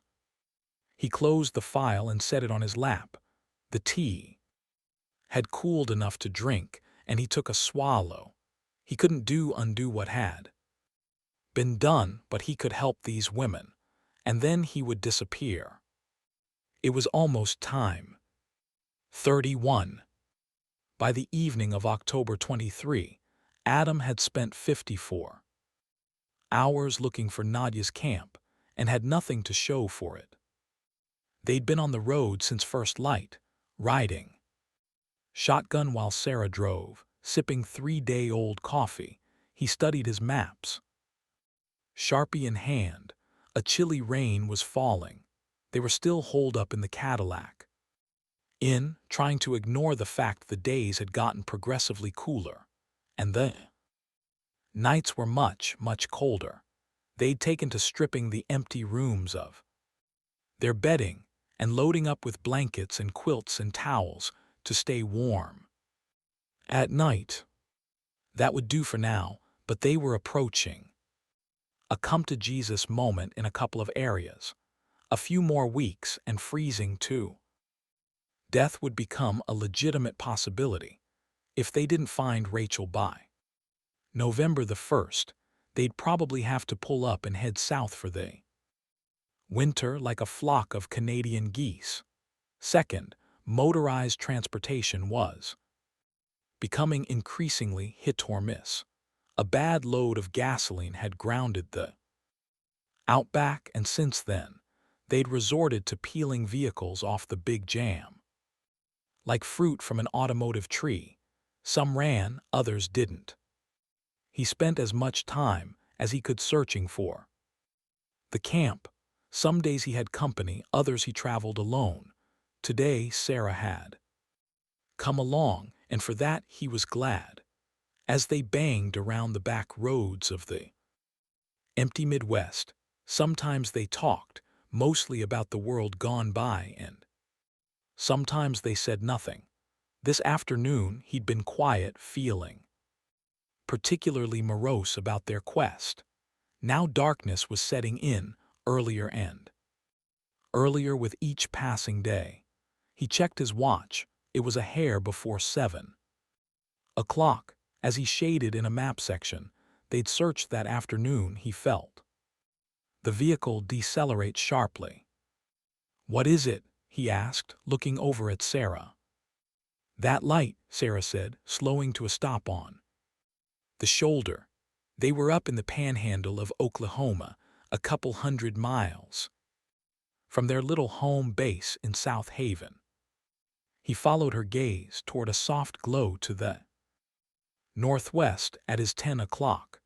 The rain had pushed off to the east late in the afternoon, taking the cloud cover with it and leaving behind a dark, moonless night, very dark. This effervescence was a lighthouse in an ocean of darkness. Adam's pulse quickened. "What do you think it is?" she asked. "Hopefully a steakhouse." She laughed. "That would be good." "We should check it out," he said, "while we can. Use the light as a beacon. If we wait until daylight, we might not be able to find it again." "Agreed." She went a shift into gear and then paused. "Look," she said, touching Adam on the arm. A small herd of deer crossed the road in front of them, emerging ghost-like from the tall prairie grasses at the side of the road. A large doe paused and turned her head toward the windshield, her eyes glinting in the shine of the headlights. Her head, a creamy light brown and speckled with white spots as though she were a careless painter, twitched once, and then she followed her herdmates into the prairie on the other side. Hunting season would be coming up soon, she said. Probably going to be a good one for the deer. She laughed as she guided the truck back on the road, the glow in the distance, their only guide. Be interesting to see what nature does without us in the way, she said. I've been thinking about that, Adam said. Virus didn't seem to have much impact on animals, at least that I've seen. But nature is going to roar back in a hurry, I can promise you that. Think how fast. Grass and weeds grew even when we were staying right on top of it. The wild animal population, the ones usually culled by hunting, will probably explode. Until the food chain stabilizes again, oceans and rivers will start to cleanse themselves. I suppose overfishing will be a thing of the past, at least for the next few centuries. Think our society will ever reform? Hard to say, Adam said. We've probably seen the last of the good all US of A, much as it pains me to say. I could see a bunch of little communities popping up all over the place, particularly in the South in the rural areas, where the temperatures are warmer and where there probably aren't as many bodies to deal with, assuming that some of the babies survive and the communities begin to sustain themselves with food, water, shelter. They'll begin to interact, possibly violently at first. Violently. I hope not, but that's what I'm afraid of. Some of these communities, they may be headed by dictatorial types. Remember, the people who survived, they weren't selected for their ability to survive. In a post-apocalyptic wasteland, they were selected for their ability to survive exposure to the Medusa virus. And that's it. All over the world there were infants and quadriplegics and Alzheimer's patients who were immune but died within a few days because there was no one there to care for them. So, you're going to have people who won the genetic lottery, but who have no idea how to survive on their own. They may be more than happy to let someone else run the show, and those are the kinds of people who scare me. There's going to be a huge push to get the power turned back on, or at least some facsimile of it. People are going to start stockpiling things like weapons. In fact, we should be doing that ourselves, even if we don't need them right away. He paused and considered all the challenges that lay ahead, and it began to make his head spin. And if the babies aren't immune, Sarah asked, then we turn the lights out before we leave. The mood in the car soured, his back ached, and he wanted nothing more than to climb into his big king bed back home, in a world where none of this had happened, where he could sit in front of the TV with some old DVDs, slurping down spicy chicken tortilla soup. How are we on gas? He asked, deciding to change the subject. Not great, she said after checking the gauge. We can either keep going and possibly run out of gas before we find this place, or turn back and possibly run out before we get home. Super. He chewed on a fingernail, trying to push emotion aside and focus on the logical choice. I'm up for it if you are, she said. You're right, it may be hard to find again. It's risky, he said. I want to find Rachel more than anyone, but I don't want you to do something you don't need to do. Fuck it, she said. What was it the kids were saying before the virus hit? YOLO. YOLO. You only live once. Oh, YOLO. The kids, doctor, the kids. They spent the next 90 minutes zipping along back roads, cutting through fields, and then back onto state highways, the ever-present glow drawing closer on the northwest horizon. Sarah forded an overgrown farm, the bodies of half a dozen horses dotting the landscape in the sweep of the headlights, dead of thirst if Adam had to guess. At the farm's gated entrance, Sarah turned west onto Route 815, the glow dead ahead. Just then the truck sputtered and hitched, the final warning that they were riding on fumes. Kill the headlights, he said. Sarah flicked the lights off, leaving them cocooned in darkness. You think this is her camp? I don't know, she said. I don't see any walls. Well, either way, we're committed now. He was sort of glad there was no turning back. The glow was hypnotic, drawing him in, something different about this place. Why? It felt different than the others. He didn't know. Maybe this was a destination rather than a way station. He thought often of Sarah's query about what he would do after he found Rachel. There would have to be something to make life worth living. Otherwise, they could all be headed for a dark place indeed. The problems were piling up quickly. his feelings for Sarah at the top of the pyramid, not because it was the most pressing, but it was the most familiar type of problem. Unrequited love that was a road he'd been down before. Beneath that, Freddie's state of mind. Okay, not your everyday problem, but still in the range of human experience. He was still worried about the guy, of course, Rachel. And the last one, of course, the foundation of all the other problems they were facing. The one that vexed him had been baby Stephen's death. Of course, it looked like he had died of Medusa, but had his body put up any fight at all? Had he inherited any resistance from his mother? If Medusa resistance required a complete copy of the gene, meaning a baby needed to be born to two immune parents, or worse, if it wasn't hereditary at all, then they were all in a lot of trouble indeed. Even if it was hereditary, the survivors were so scattered, he didn't know how enough of them would reconnect to rebuild the species. Conceivably, not enough women would become pregnant.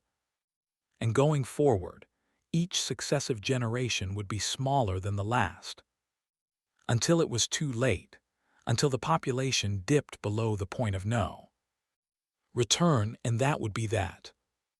The engine finally quit, and the SUV rolled to a stop as Sarah guided it to the shoulder. They slipped out of the truck, grabbed their guns, and zipped up their jackets against the night's chill.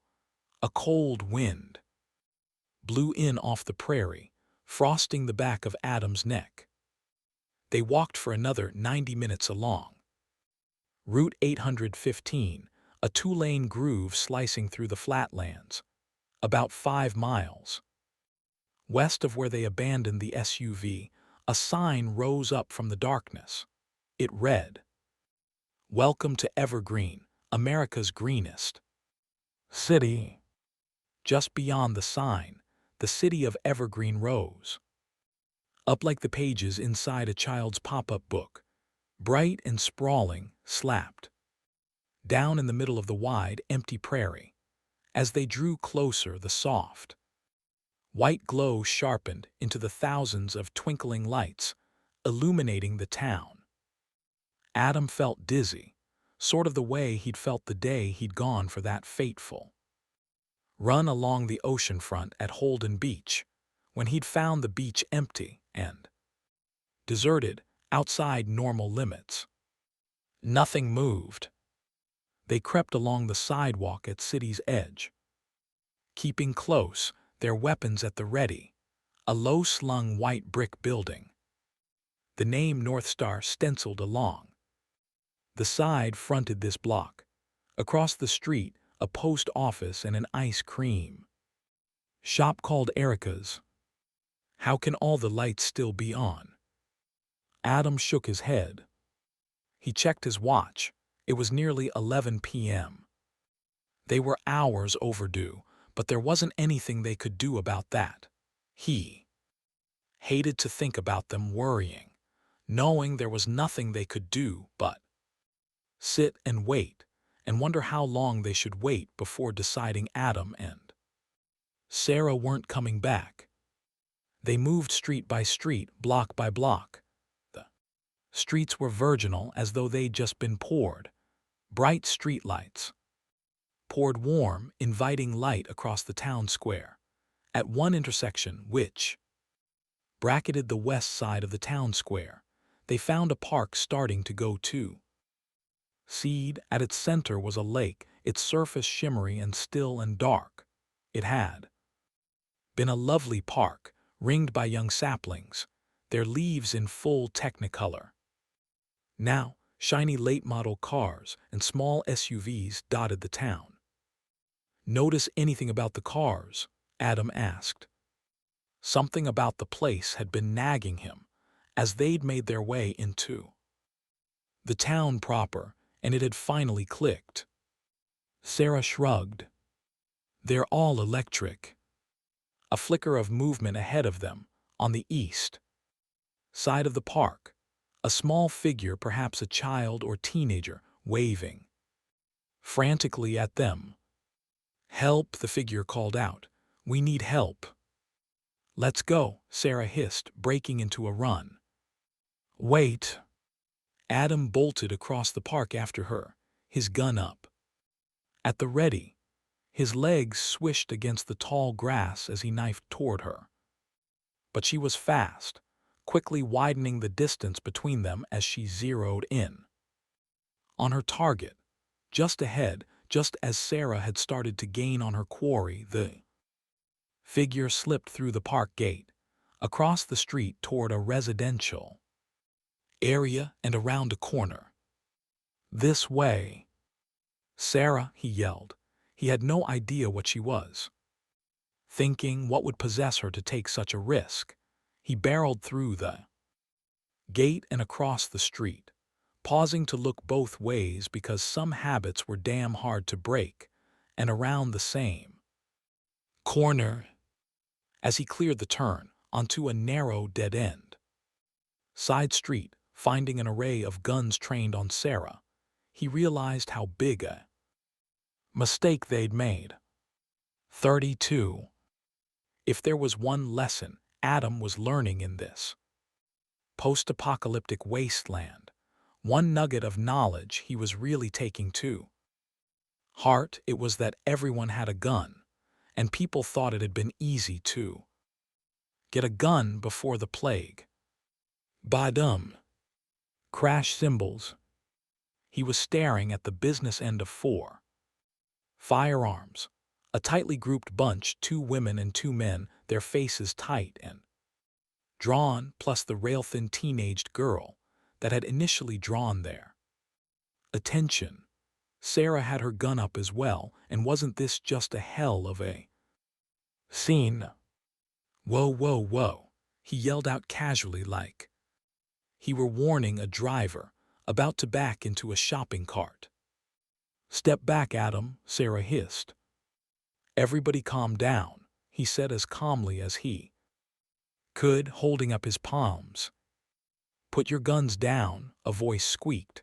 Adam cut his eyes toward the sound and saw its owner, a heavier-set, bespectacled man of about 50. "Look, let's all be real careful here," Adam said. He hoped his voice sounded calm. "If we put our guns down, will you promise not to shoot us?" As a show of good faith, Adam slowly rotated his gun in his hand, taking it by the barrel and laid it on the ground. "Put it down and we'll see what's what," the teenaged girl said. She had a husky voice, coated with the smoke of illicit cigarettes. She was older than Adam had initially thought, probably closer to 18 or 19. "Sarah," Adam said, "put the gun down." She gave him a stare that might as well have been lined with battery acid, but she relented. Holding one palm up, she lowered the heavy gun and dropped it on the ground. It clattered ominously on the asphalt. And just like that, both of them were unarmed. "See," Adam said, "we're not here to hurt you." "Who are you people?" the man asked. "We saw the lights." "Are you with them? Are you?" "With who?" "Don't lie to me." "We're not with anyone, I swear. My name is Adam." "This is Sarah." "Let's just shoot them," one of the women said. "I don't want to shoot anyone," the man said, his shoulders sagging. His eyes were baggy with exhaustion. "We don't even know if they're with them. They haven't been back in weeks. Let's take them down to the cells. We'll let the mayor sort this out." "Jeff, we don't even know if mayor is." "Shut up." The group fell silent, and their captors marched them down the main drag, named Main Street, back the way Sarah and Adam had come. They passed a diner, a law office, a dry cleaner, and a few other staples of a downtown area. There was a small-town feel to it, sure, but there was something about the place Adam couldn't quite put his finger on. One thing he was sure of: this was not Nadia's mysterious camp. The town hall back near the lake was a modern-looking brick building with a wide, utilitarian staircase. Adam and Sarah followed inside, where they felt the warmth of the heat blowing through the vents, which felt indescribably good. Jeff led them downstairs to a trio of jail cells. After confiscating their personal items, they put Adam in the cell on the far end and Sarah into the one closest to the door, leaving the middle one empty. Jeff had started sliding the cell door shut when the frantic footsteps of someone descending the stairs filled the air. "Jeff," a woman called out. Adam craned his neck for a better view. Middle-aged woman emerged from the shadows. Her forehead was shiny with sweat, and she looked to be in tears. "What is it?" Jeff asked. "Gwen just had a seizure." Adam shivered with dread. "Medusa." "Hey, I'm a doctor," Adam said. "Let me help." Jeff and the woman looked up at Adam. "I swear," Adam said, "there's ID in my wallet." Jeff didn't seem to be interested in the identification. "Are you really a doctor?" "Yes, I was an OB-GYN. All the doctors and nurses here died or left town," the woman said. "Will you look at Gwen? If you agree to let us out." Jeff grunted, a noise suggesting he'd known this ultimatum was coming. "Jeff, come on, we can't let her die." "She might die anyway," he said. "Please, Jeff." He sighed. "Fine." He opened up the cells and said, "Follow me. If you try to run, I will shoot you." "Any idea what's wrong with her?" "Let me think. Today's Saturday. Friday morning we were at breakfast. Anyway, she complained she was tired and dizzy. And hot. She said she was hot, tired, and dizzy. Then she fainted." Adam set his mind to work, running a differential diagnosis as best he could, drawing on all his medical knowledge, from medical school textbooks, through the continuing education courses, through every random ailment his patients had experienced in his 16 years in practice. "Go on," he said. "Every detail matters, no matter how minor you may think it is."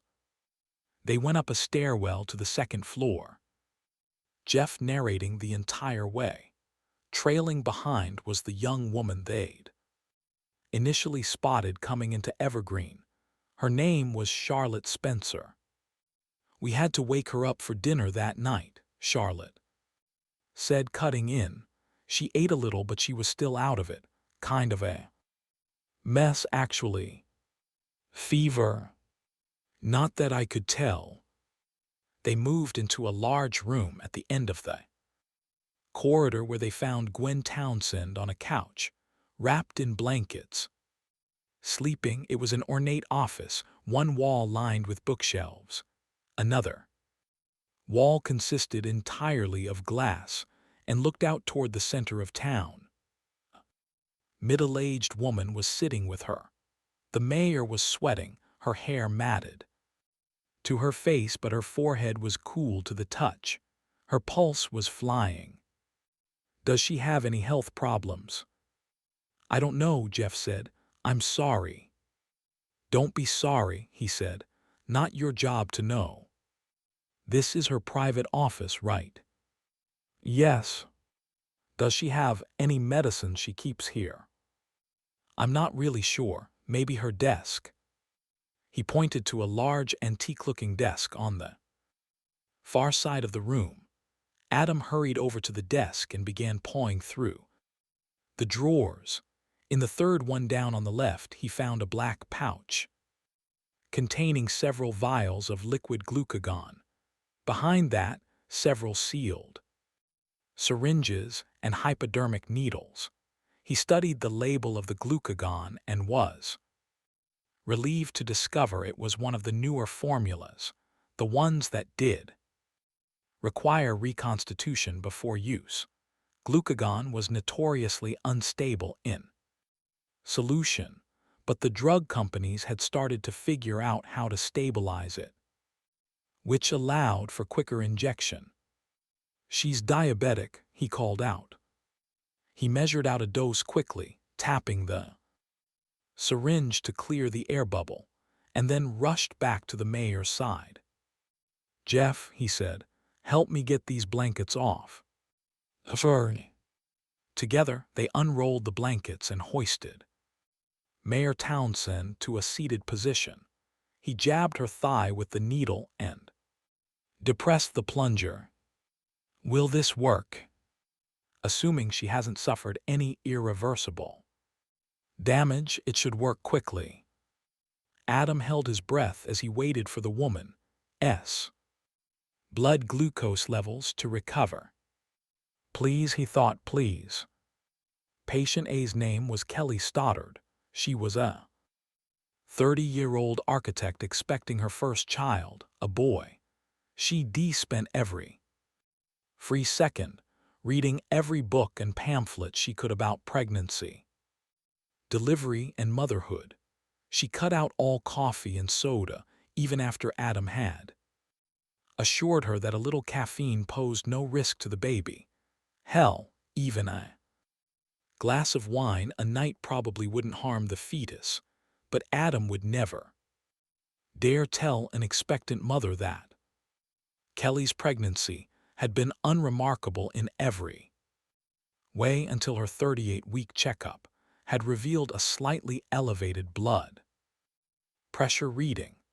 Adam reminded Kelly to notify him at once if she noticed any unusual symptoms. The next evening, she called and reported she was feeling a bit lightheaded at dinner, and he told her he'd meet her at the hospital. He was pretty sure he would go ahead and induce labor at that point. The baby was full term, measuring more than 8 pounds, and there was no reason to keep him in there any longer. Adam couldn't point to any specific reason why he'd made that decision. It wasn't the result of any quantifiable analysis he'd done. It was just a decision constructed with the raw materials of 10,000 other choices he'd made in his career as an obstetrician. The labor and delivery ward was quiet when he'd arrived at 11:21 p.m., about 5 minutes before Kelly and her husband Hank. It was a slow night, devoid of even a sliver of the moon or thunderstorm or anything that might have triggered a mass wave of labor across the area, which made what happened later that night all the more maddening. There was nothing else Adam could point to, no distractions, no complicated deliveries or emergency C-sections that might have explained, if not necessarily excused, whatever had constituted the first link in the chain of events that had ended with Kelly and her baby both dead long before their time. To this day, he still didn't know the moment that had constituted the point of no return, the subtle change in her condition that sent things over the cliff, irretrievably so. Her blood pressure was normal, but her pulse was a bit elevated. The baby's heartbeat was normal. Cervix was dilated to 4 centimeters, the contractions intermittent and irregular. Adam administered the oxytocin, the synthetic hormone designed to induce labor, at 12:34 a.m. on November 14. Another patient at 32 weeks came in at 12:57 a.m. with what turned out to be false labor, and she spent the night resting as her contractions faded. At 1:34 a.m., Kelly, who was then dilated to 8 centimeters suddenly began complaining of a severe headache. At 1:47 a.m. her blood pressure skyrocketed to 165 over 120, sending her cart alarm into conniptions. Adam rushed her into the operating room for a C-section and made the first incision at 1:59 a.m. The surgery proceeded normally, but Kelly's headache continued to worsen, and her blood pressure began climbing again. A neurologist scrubbed in and began monitoring Kelly's neurological condition. Her husband, who'd been friendly and chatty through his wife's pregnancy, grew quieter as he began to notice that something was amiss. At 2:10 a.m., just as Adam had successfully opened the uterus, Kelly suffered a massive seizure. A nurse escorted Kelly's husband into the cold off-white corridor outside the operating room, where he watched his own personal apocalypse unfold through the tiny window cutout in the door. As Adam extracted the baby from the uterus, Kelly went into full cardiac arrest. Despite extensive attempts at resuscitation, Kelly was declared dead at 2:34 a.m. The baby was alive but minimally responsive. Instead of pinking up, his skin remained the color of a light bruise, and instead of crying, he gasped for air like a fish out of water. His heart rate was dangerously low. The neonatal intensive care staff rushed the baby into an incubator and placed him on 100% oxygen, but inexplicably, the infant passed away at 2:44 a.m., exactly 70 minutes after Adam's patient had first complained of a headache. Adam grimly carried out both pronouncements of death. Adam could not remember specific details of the discussions with his surgical team, but when it was over and the machines had been turned off, he remembered bellowing, "What the fuck just happened?" It was a rhetorical question, and he didn't wait for an answer. Instead, he slowly made his way to the corridor to talk to the husband, whose face had gone as pale and ashen as the cinderblock walls. Adam could barely stand to look at him, having failed him so egregiously, and so he kept his surgical mask draped across his face, hoping that it hid the shame and bewilderment he was feeling. The man crumpled to the floor, his face in his hands.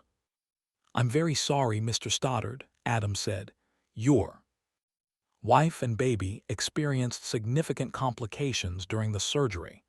Despite all our efforts, they did not survive." He left it at that, namely because he didn't know what else he could say. Oh, they'd experienced complications all right, on par with a perfectly maintained jetliner plummeting into a field on a clear, windless day. "Nuo," the man bawled, his sobs mixing with his howls of grief. Adam stood there, towering over the puddle of a man like an unforgiving God, whose answer to a penitent's prayer had been not only no but fuck no, his mind a mess of regret and shame, reminding himself not to say a word that might be construed as an admission of guilt, and then hating himself for remembering to remind himself. He waited with the husband for one of the hospital's grief counselors, and when she arrived to counsel the bereaved, Adam slithered away, feeling very much like a cockroach exposed to bright light. In the meantime, a staffer from the morgue came to collect the bodies, where they would await autopsies. Adam worked the rest of his shift, and when he got home, he went for a long walk, replaying the episode in his head. He had one patient die in childbirth before, but she had had severe underlying health conditions that had put her at extreme risk for complications. Never before had a delivery unspooled so quickly and so unexpectedly. An autopsy classified the manner of Kelly Stoddard's death as natural and the cause of death as sudden cardiac arrest. The baby had died of hypoxia at the Morbidity and Mortality Conference, too. Months later, Adam sat ashamed while his colleagues armchaired his decision-making. It did not make him feel better that, but for a few minor details, the other physicians would have followed the same course of action that Adam had followed that fateful night. A hospital investigation into the matter concluded that Adam had done nothing wrong, but in January, Kelly Stoddard's widower filed a complaint with the Virginia Board of Medicine and retained a well-known medical malpractice lawyer. The board's investigation and the lawsuit hummed quietly in the background of Adam's life for the next 7 months, up until the day he'd received the letter from the board summoning him to appear before it. The day, as it turned out, he'd first seen the Medusa virus in action. Gwen Townsend's eyelids fluttered and flew open. A few minutes later, "She's awake," Charlotte said, rushing in and taking the mayor's hand in her own. Adam eased behind her, out of the way of the reunion. Townsend turned her head slowly toward the sound, her lips curling up in a smile when she saw Charlotte at her side. "Hiya, sweetheart," she said. "This doctor saved you," Charlotte said, leaning in and kissing the mayor on the cheek. Mayor Townsend's eyes roamed around the room until she found the stranger's face. "Ms. Mayor, how are you feeling?" Adam asked. "Better," she said. "Please call me Gwen." "My name is Adam, and you still need to rest," he said, "and you're going to have to carefully monitor your diet and insulin levels." She blew out a soft sigh. "I know, we've just had a tough couple of weeks. I let it get away from me. That stops now." "Yes, sir," she said, winking at him. Adam asked Charlotte to gather some diabetic-friendly foods for the mayor. The others approached one at a time and gave the mayor a warm embrace. "Can I stand up?" "Let's wait on that," he said. "So what's your story?" she asked after the room had emptied out and it was just him, Sarah, and Jeff. He told her about Rachel's 6-week-old voicemail message, about their westward trek across America, about Caroline, and about Nadia and the mysterious camp. He told her the whole story, the words rushing out of him like a swollen river after a storm. He didn't know why he felt the urge to unload his emotional cargo on this woman he'd never met, but he felt like he'd been carrying it for weeks, and after all, she was a captive audience. There was no motivation to lie or shade or hold back. Out came the truth as best as he could. Remember it. Maybe the fact he didn't know her made it easier to tell it like it was. Maybe it was because he'd gotten a chance to do a little doctoring here, even if it had been nothing more than administering a simple injection.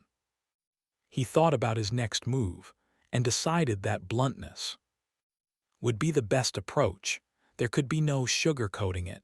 Winter was on its way. Rachel was out there, and he was well on his way to becoming convinced that they all faced a dangerous enemy out there in the never-ending darkness. "Well, I guess it's my lucky day you showed up here," Gwen said. "What is this place?" Adam asked. "What do you mean?" the mayor replied. "How is all the power still on? Haven't you ever heard of Evergreen, Oklahoma? America's greenest city. He shook his head. Sarah did the same. The town generates its own power, Gwen said. Wind, turbines, and solar panels. It's not on the electrical grid. I didn't think that was possible on such a big scale, Adam said. The town was owned by North Star Corporation. Ever heard of them? Sure, Adam said. North Star had been one of the nation's largest power companies, supplying electricity to much of the plains. States. The plant is about a mile away from here. I don't know all the science behind it, but North Star figured out a way to make wind and solar power work on a bigger scale. And North Star owns the town. They own every bit of the land and every building on it, she said, or they used to at least. How long will the power stay on? Sarah asked.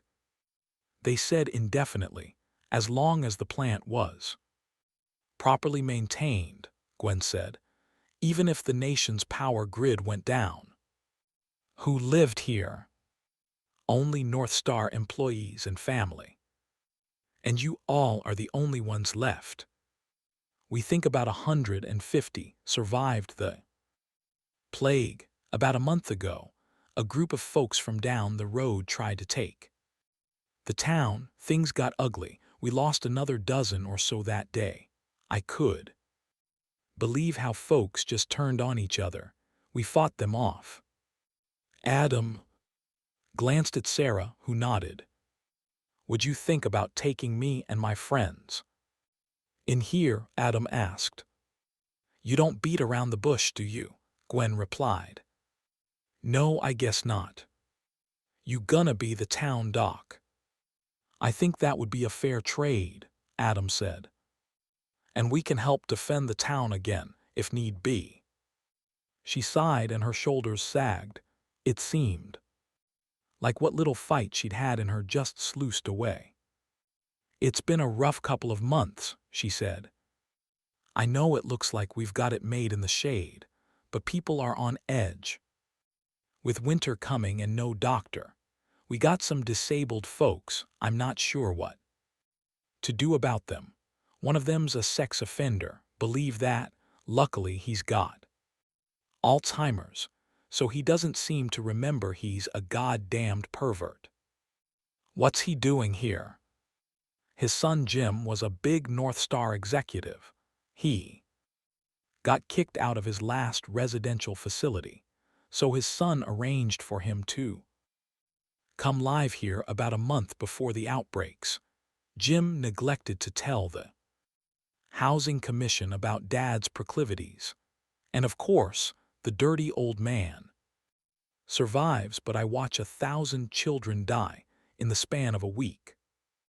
It was an equal opportunity virus. When I woke up here a few minutes ago, she began, I was sort of hoping I dreamed the whole thing, and I was back in my own bed. You know that feeling when you wake up from a nightmare and it takes you a second to realize it was just a bad dream. He nodded. That's what it was like, she said. I kept waiting for that realization, but it never came. Her eyes spilled over with tears. Goddammit, look at me. She wiped her cheeks with the heel of her hand. I'm 67 years old. What good can I do? I can't keep up with my insulin. Why did this goddamn thing spare me? The virus didn't spare you, Adam said. It did. What viruses do? She waved him off with a guffaw. Then she covered her mouth with her hands and wept. How many of you are there? She asked. 4 adults, 1 teenager. How long you been out there? 2 months. I started in Virginia. Sarah came from New York City. What's it like out there? I mean, what's it really like? I haven't left town since it happened. Quiet, Adam said. You can go days without seeing another person. but there's this constant feeling of dread, death just a blink of an eye away. It just hits you more and more each day that we're all on our own, no one coming to help. I can relate to that. Something else came to mind, and it felt weird. It wasn't something he'd given a lot of thought to, but there it was, all the same. On the other hand, what? He scraped a fingernail against his chin. With all the noise of the world gone, it can be quite peaceful when everything else is stripped away, when it's just you and the land out there. Shame flooded through him like the ocean intent on capsizing a boat. Jesus, I can't believe I'm saying this out loud. No, I think I understand. It almost sounds like I'm glad it happened. Whether you're glad or not, Gwen said, taking his hand in her own, the fact of the matter is that it happened. How we deal with it, that's going to determine whether we make it or not. That'll be true for each of us. I will admit, I probably had it easier than most in this thing. I've been divorced 30 years, never remarried, never had kids, parents dead. A decade, I had me a stepbrother in Minneapolis, but we weren't close. I tried calling him when things started getting bad, but I never heard back. But I'm getting off track here. The point I'm trying to make is that this is the world we've been left with. A world with its danger and this quiet beauty you talk about. You're a young man. Hell, even I've got another 15 years coming to me according to the actuarial tables. Assuming I can remember my damn insulin, that is. And if we can't find something worth living for, if we can't find some joy in something simple, if we can't be the tiniest bit grateful we're still alive, then we might as well have died with the others. The room was silent. True. I'll tell you all something I haven't told a soul, she said, pointing a bony, frail finger at him and Sarah. When it started to occur to me, I wasn't going to catch it. I was overjoyed. I didn't want to die. I was so scared I could barely see straight. I can't even imagine what it must have been like to be that scared and sick to boot. I didn't think about what kind of world I'd be facing, or that I'd be one of a handful of survivors, or what have you.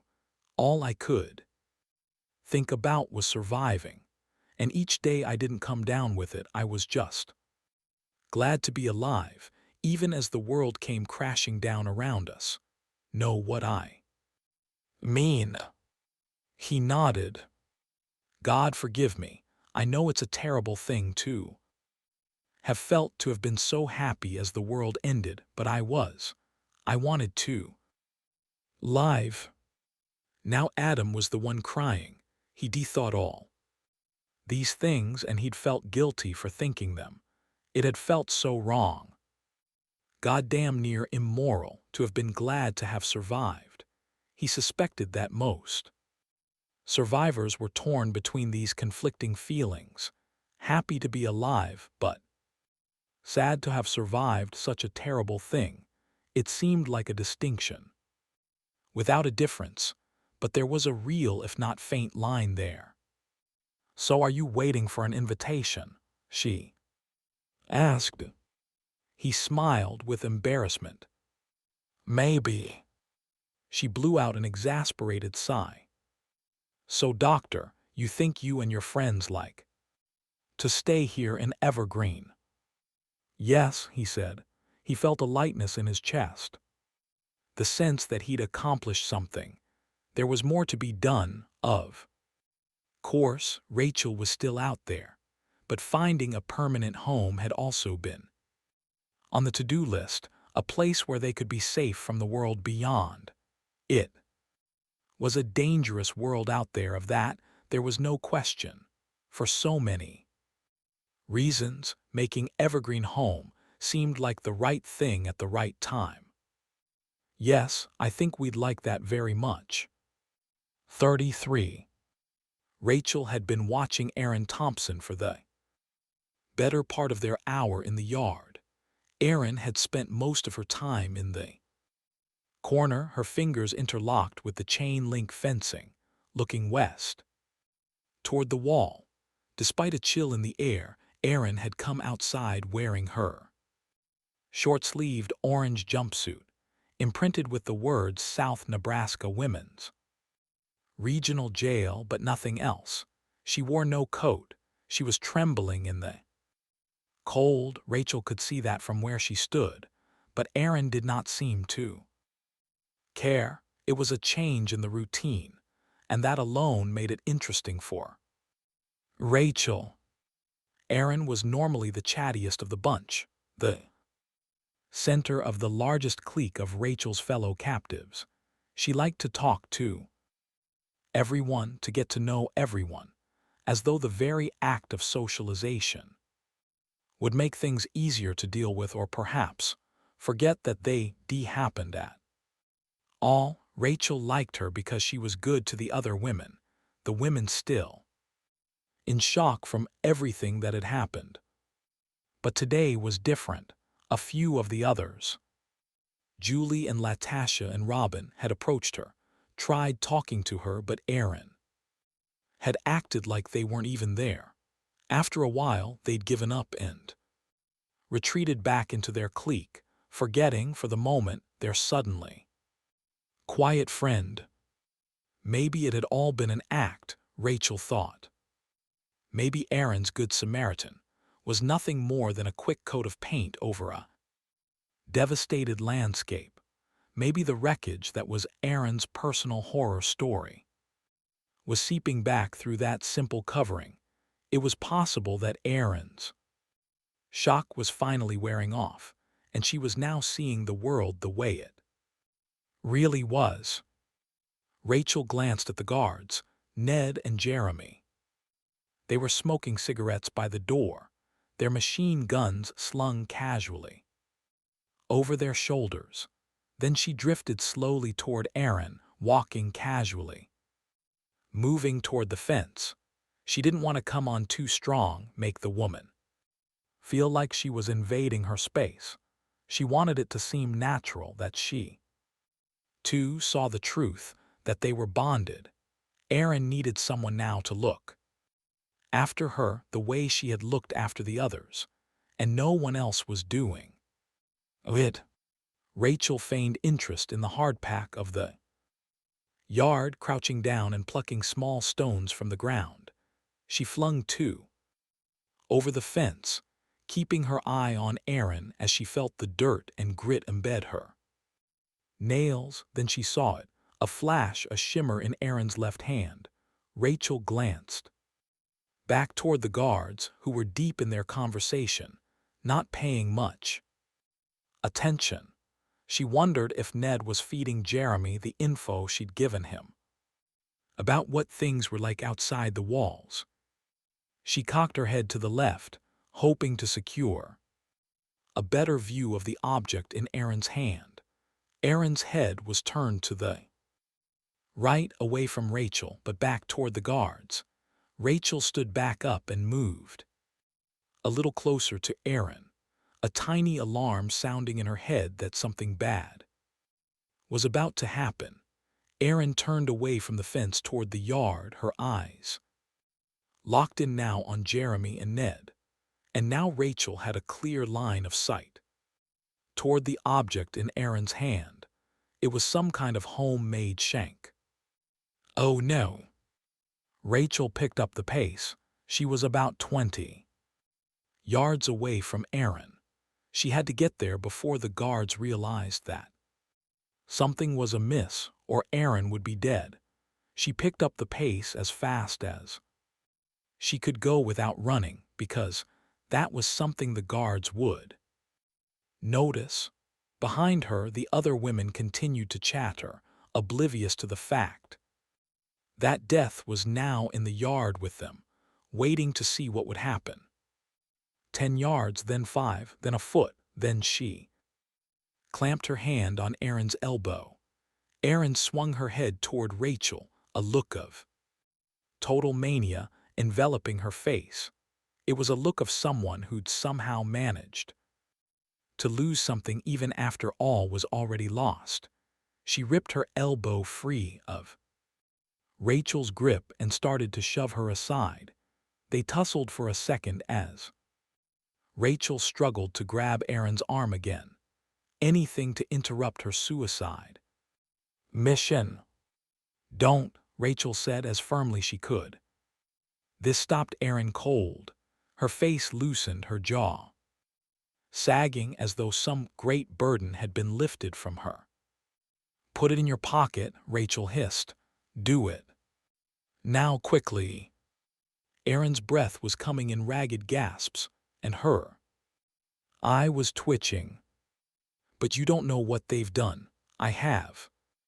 Too. Did they hurt you? Rachel asked. Part of her dreaded the answer because if they had, she wasn't sure she could begrudge Aaron her wish to exact some sort of justice on these assholes. Hell, maybe she would join in, go all Thelma and Louise on these yahoos. They overpower these two, get the guns, then anything would be possible. No, Aaron said. Yes, no, I don't know. Aaron's legs buckled underneath her, and she dropped to the ground, sobbing. Rachel glanced over her shoulder. This had drawn the guards' notice, but they didn't seem inclined to intervene. What's wrong? Rachel asked, taking a knee next to the hysterical woman.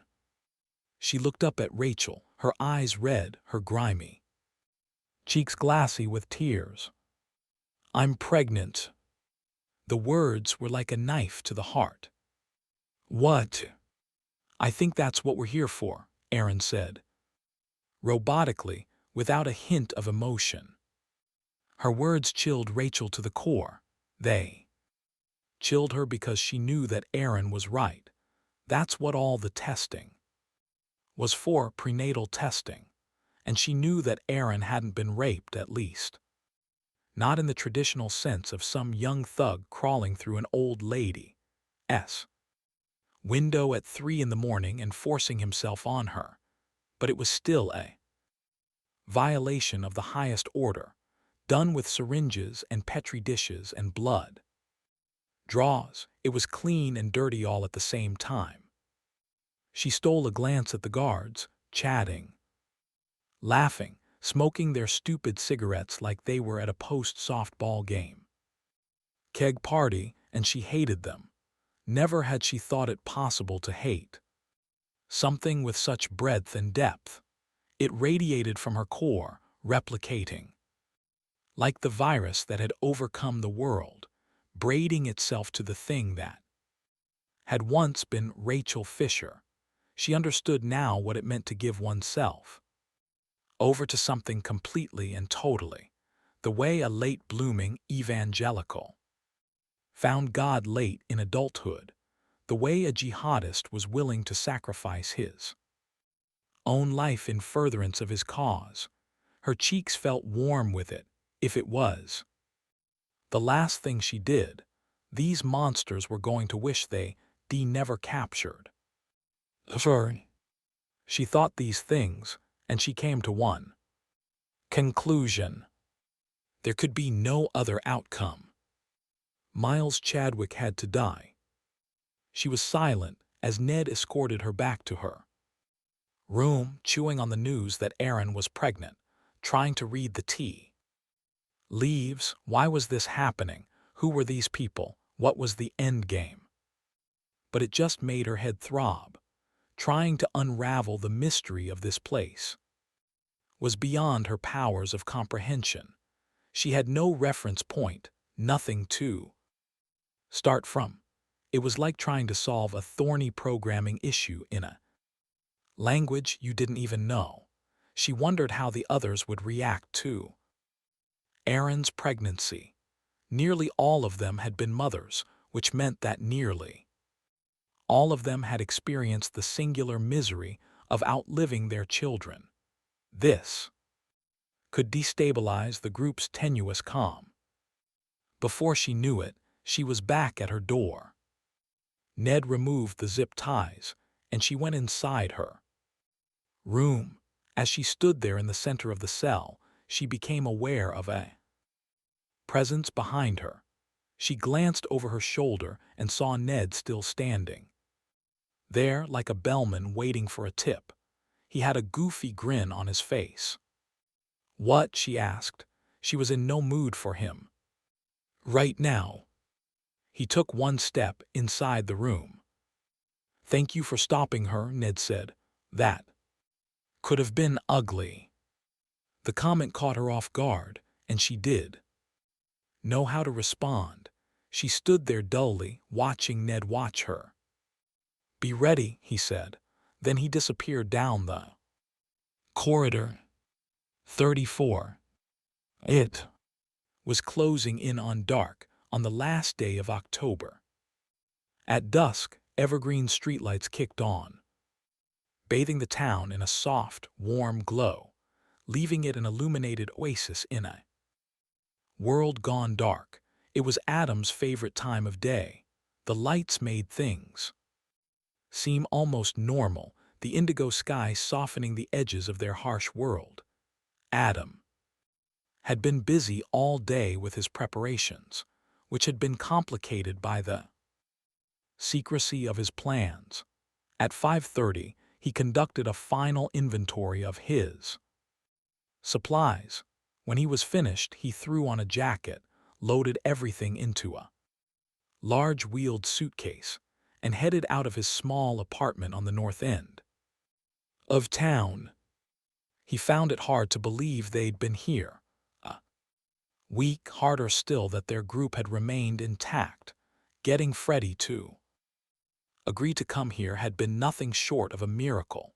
When he and Sarah made it back to the Cadillac in the morning after they'd found Evergreen, courtesy of one of Evergreen's electric cars, Max and Nadia were beside themselves with worry, and Freddie was on the warpath, packing his bags, ready to hit the road without them. And Adam would have been happy to let him go but for the fact that Max wanted to go with him. The argument had been terribly bitter. "This could be a place we can call home," Adam had said. "I think it's the best move." "Best for us or best for you?" Freddie said. "What's that supposed to mean?"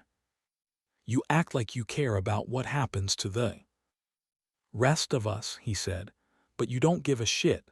All you care about is finding Rachel." "Haven't I taken care of the group?" Adam shot back. "Haven't I made sure we've stayed safe and healthy?" "What have you done for us?" Freddie bellowed, his voice booming across the parking lot and out into the emptiness. "Steven's dead, Caroline's dead. Just our luck hooking up with the shittiest doctor in America." Adam pointed at the desolate road fronting the motel, trying not to show how much that last barb had stung. "Well, there's the road, big guy," he said. "There's the road." Freddie stood there, frozen.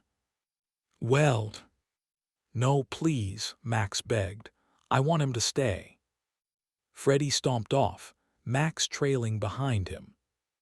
"Please, Freddie, can I come with you?" The combatants retired to their rooms. An hour went by, then two, and then finally Freddie emerged from his room.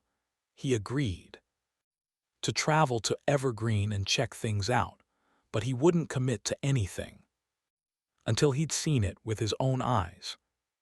"Fair enough," Adam had said. "For what it's worth, I think we should stay together. I think we're better off together than we are out on our own. We've all seen how dangerous it can be. If we're going to stay, I think we should all agree on it." Freddie's barbs had stung, as much as Adam hated to admit it. He was only doing what he thought best, And yeah, that probably meant thinking about himself and finding Rachel. But if the shoe had been on the other foot, if it were Freddie's daughter out there, he wanted to believe he'd be there for the big man, that he'd be the sidekick in the story of Freddie. The truth was that nothing was keeping them together but the promise of human companionship and the possibility of a happy ending in a world woefully short on them. Then again, although it may not have seemed like it on the surface, in this empty world that was pretty strong glue, he'd watched Freddie stare out across the open road, wondering what if anything else was out there. What was the old saying, the devil you know? And so they made the hour-long trek back to Evergreen, where Adam and Sarah had introduced them to the residents of the town. Freddie spent hours exploring the town, drilling the mayor about the power, about the residents, about who would be responsible for watching after the kids, about where their supplies would come from, about mounting a defense against future raids, about immigration. He'd actually called it that. They took a tour of Evergreen's mystical power facility. Finally, that evening, he'd cast his vote in favor of staying. Max, of course, voted to stay, and Nadia went along with whatever Sarah wanted. So on his first full morning, as a resident of Evergreen, Adam had gone to the town library at the north end of town to do a little research. The musty aroma of old books and dust hung in the air. He found a large map of the Plain States, rolled up tight in the reference room, and he spread it out on a long oak table. The corners insisted on curling up, so he weighed them down with encyclopedias from a dusty, forgotten shelf. In the absence of the internet, the day of the book had returned. No more movies, no more Facebook or Twitter, no YouTube videos. What they needed was an army of librarians who could shepherd this new world through the mountain of information they'd need, information that would only be available in books. He spent hours studying the map. Using a black Sharpie, he enclosed Evergreen in a thick square and divided the rest of the map into searchable grids about 5 miles by 5 miles square. It had taken him all day, processing all the variables, their current location, where they had found Nadia, her own reports of her time on the road. But he wanted to do this right. He wanted to make sure he didn't spend the next month walking in circles, especially as cold weather set in. The next day, he and Sarah had set out on their first expedition. They were gone one night, making slow progress through the search grid. They saw nothing resembling Nadia's description of a walled compound in the middle of the plains, and that first night, as he lay in his tent in the cold, wrapped up in Gore-Tex and long johns and gloves and hat, the needle in a haystack-ness of it all swirled around him. He dreamed he was wandering the plains, his hands gnarled with arthritis, unable to remember what he was looking for. He woke up, afraid he'd yelled out in his sleep. And so it had gone since then, 6 trips into the empty wilds of the American plains with nothing to show for it. It was a hell of an expedition, that was for certain. They passed through Empty Town after Empty Town, south to Amarillo, north into Kansas, through border towns, all silent. And still, but for the trash and debris swirling through the streets, he spotted elk and antelope loping about the grasslands, venturing closer to the highways and back roads that they had long avoided, as the balloon of humanity had swelled around them. At night the sky rippled with starlight. He stayed up late watching them, the billions and billions of stars shining their ancient light on this little blue-green rock. It made him sad to think there was no longer anything down here worth shining a light on. If there was intelligent life out there, and he'd believed there was because it made scientific sense to believe it, they'd no longer have any interest in them, unless they needed a move-in ready planet. As for Sarah, there was no revisiting the kiss weeks earlier, but Adam still wondered about it, even as time clouded the details of the memory. It seemed like a lifetime ago. He didn't know why she had pulled away from him. He had sensed her interest. He had known it was there, but there was no answer to these things sometimes. His second year in medical school, before he'd met Rachel's mother, a girlfriend had ended things after a year-long relationship, after they'd been talking seriously about marriage and a future and children. Just like that, she'd said she didn't love him anymore, just like that. So they searched and searched, but those excursions had turned up nothing but the big black X through one of Adam's 60 search grids. But today he was putting all that aside. It was time to think about someone besides himself. These were good people he'd found here, and they deserved whatever he could give them. They had welcomed him and the others without question, and on the condition that they help out to start transitioning to a life worth living, rather than one spent looking back at what could not be undone. He needed a break from the increasingly maddening search, the frustration of chewing up mile after mile with nothing to show for it, a break from the little voice in his mind that sometimes drowned out all the other ones and shouted at the top of its lungs that it would all be for nothing. He could search for the rest of his life, and he would never see his daughter again.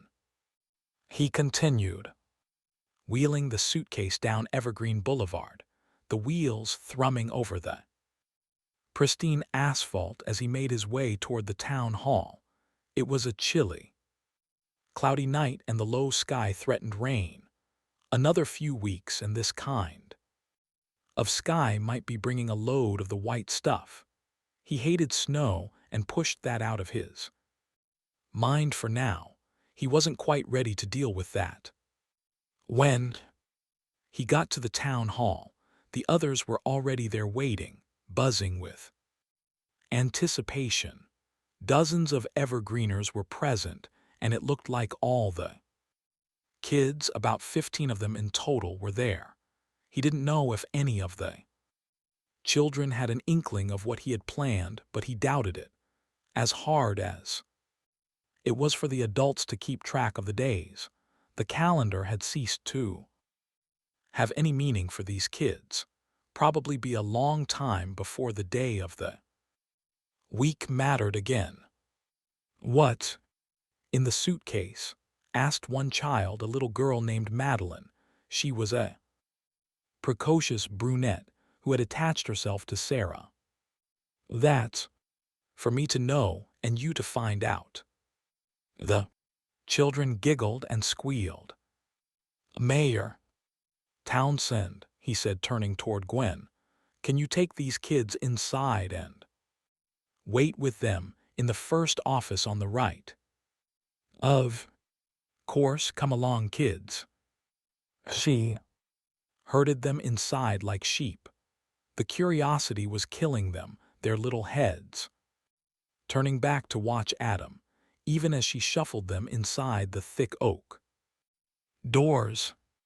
When they were inside and out of sight, he called the adults around and unzipped the suitcase. He showed them the dozen Halloween costumes and candy he'd been collecting during the past couple of days. The calendar on his watch had reminded him Halloween was approaching, and unless they did something about it, these kids were never going to have another Halloween or any other holiday again. He glanced up at the others and saw their eyes moisten, their lips curled upwards in sad smiles. "They're going to love this," Nadia said. "Where did you find this stuff?" Sarah asked. "I've got my little secrets," he said.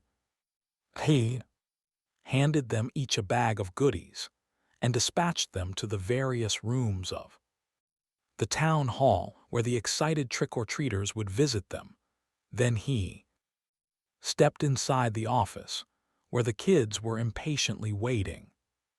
"Does anyone know what day it is?"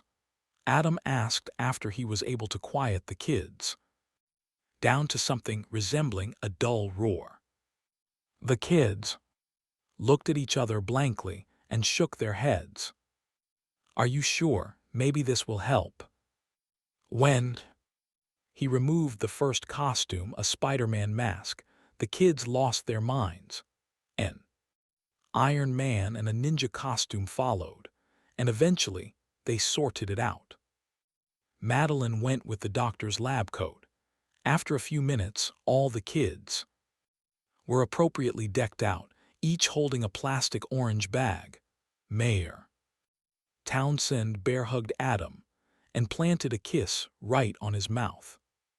The kids spent the next hour trick-or-treating, making loop after loop through the building until their bags bulged.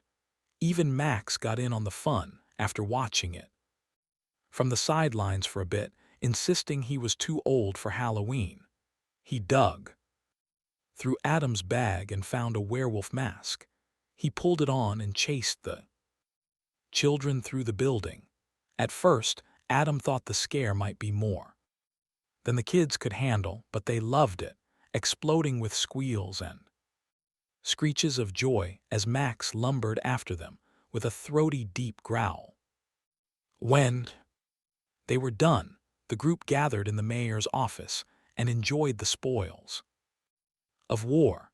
Adam ate a bag of corn chips and drank a lukewarm fruit punch while he watched the kids absolutely ruin their dinner with junk food. Sarah gently teased Madeline by hiding her bag of goodies from her, feigning ignorance when the little girl found her bag tucked behind Sarah's back. He caught the mayor staring at him. When their eyes met, she placed her hand across her heart and mouthed the words, "Thank you." He nodded, feeling his throat tighten, his eyes water. It had gone off just as he'd hoped. These kids were incredibly important, the most important thing this world had. Each of the adults here had a responsibility to them beyond simply housing and feeding them. If the world at large was going to have any chance at some peaceful future, these kids were going to be a big part of it. They would be the last generation to remember the old world, and for the younger ones like Madeline, that memory would fade soon enough. They would be the last ones to teach any future generations about the good that had been present in the world and warn them about the bad. He smiled at the mayor and hoped they would be up to the job. Sarah toed the welcome mat at Adam's front door, her heart pounding in her chest. She'd known for a while that she was in love with him, but for whatever reason, it had taken his little Halloween stunt to drive it home like a nail into a 2x4.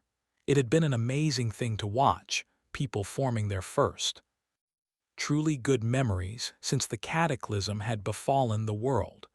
The children, who had developed a heaviness about them, seemed light and carefree, and it had been all due to Adam. Another memory, that of their disastrous kiss, loomed large in her mind, a thing she had to fix, a chore she kept pushing off and finding ways to avoid. She'd been in love before, but it had ended because he'd been a civilian and he'd never quite understood what it meant for her to wear the uniform.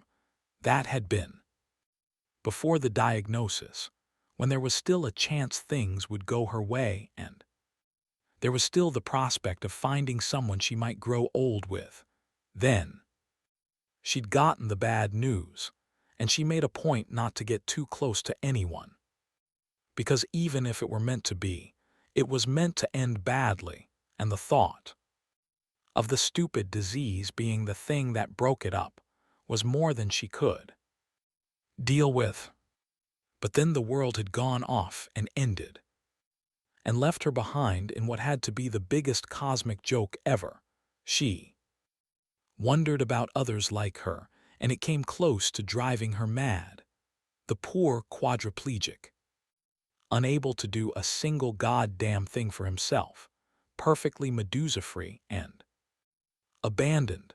She pictured him, and in her mind it was always some young guy with shaggy brown hair who'd been injured in a snowboarding accident, slowing, dying of thirst, terrified, his lips cracking, his mouth drying like a desert. The door opened before she knocked, startling her, making her feel exposed like she'd been snooping, a peeping Tom. Adam was wearing a Crosby for President sweatshirt and blue jeans, an ambient hiss in the background from one of those efficient space heaters they'd all agreed to use to reduce the load on the town's power supply, kicked off, leaving the apartment deathly quiet, as though waiting for someone to fill the void of silence. "Howdy," he said. "Can I come in?" she asked. "Please," he replied, stepping out of her way. They sat on the sofa, Sarah in the pool of light spilling from the lamp on the end table, Adam on the other end, shrouded in darkness. On the coffee table in front of her was a book about farming. It was a project he was working on. The center of his personal solar system might have been his search for Rachel, but he was starting to fill in the orbit with other things. She didn't know if that was a good thing or a bad thing. Adam sat with one leg crossed over the other, his left arm draped across the back of the couch, and she almost called him on it, the way he was going out of his way to look casual, but she decided against it. She stared at the empty cushion between them and found herself wishing they were sitting closer together. Jesus, she hadn't been this lovesick since high school. She tented her hands at her lips and lightly tapped her fingers together, cursing herself for not knowing what to say. Finally, she thought of something. "That was a hell of a thing you did," she said. "It meant a whole lot to those kids." "Yeah. Thanks. Just throw yourself at him. He's a guy. He hasn't had any action other than his hand in months. Neither have you. I might add, he's not going to resist." It really worked out. "I love you," she said. "Blairug. What the fuck was that?" She didn't even recall forming the words before they just blew out of her mouth, like they'd stolen something. He sat there looking at her, and for a moment she hoped she just imagined herself saying it, because seriously, no one could be that stupid, right? But, what?" she replied, confused. He smiled at her and slid over one cushion into that void between them, for which she was grateful. "You love me, but..." She couldn't hold his stare, and her eyes wandered off, looking for something else to fix on. She landed on a bookcase in the corner, lined with paperback books, the familiar names on the spines facing her. Bond, Clancy, Grisham. Look, I'm a pretty smart guy. I went to college for like 12 years. Just pretend you're talking to the bookcase, she thought. Easier than looking him in the eye, right? I'm dying, she said finally. What? It took all she had, but she swung her head around and stared him directly in the face. Let him see this stupid woman, this dumb chick who just told him she loved him and would be dead in the next 5 years, if she was lucky enough to live that long. Huntington S. She said it like she was lobbing a grenade, and she expected to see on his face the look one might express when seeing one roll up by your feet, but he just stared. At her, his face didn't sink or shatter, his eyes didn't well up, and his lower lip did not begin to quiver. He simply looked at her. My mom had it, she said. She died when she was 40. I had the testing done. When I turned 30, I carry the gene for it. You're a doctor, you know what that means. Yes, I know what that means. So, there it is. There it is. I love you anyway, he said. You do. He'd moved closer to her, his arms still draped casually over the back, but their knees were touching now. She felt his hand on the back of her neck, stroking it softly. Then he was drawing her toward him, and it felt warm and safe, like she was sliding into a bath, like they had done it a million times before. Their lips met, and she tasted fruit punch from the Halloween party. A light kiss at first, and then her hands were on him, peeling off his sweatshirt. She felt her shirt come up over her head, and she was wrenching her jeans off because she couldn't wait any longer. The air in the apartment was cool on her skin, but she felt heat everywhere else as his hands roamed across her body, finding her breast slipping between her thighs, and she pushed hard into his touch. There, clothes shed in a pile on the floor, she pulled him down on top of her, and then he was inside her, and she was happy. Fuck Huntington's, fuck this stupid graveyard world, she thought, as their bodies rocked together, her hands holding his face. As she climaxed, her body quivering, she thought of the life stolen from her, the one only made possible by 7 billion deaths, one where she and Adam might have grown old together in a clean, empty world.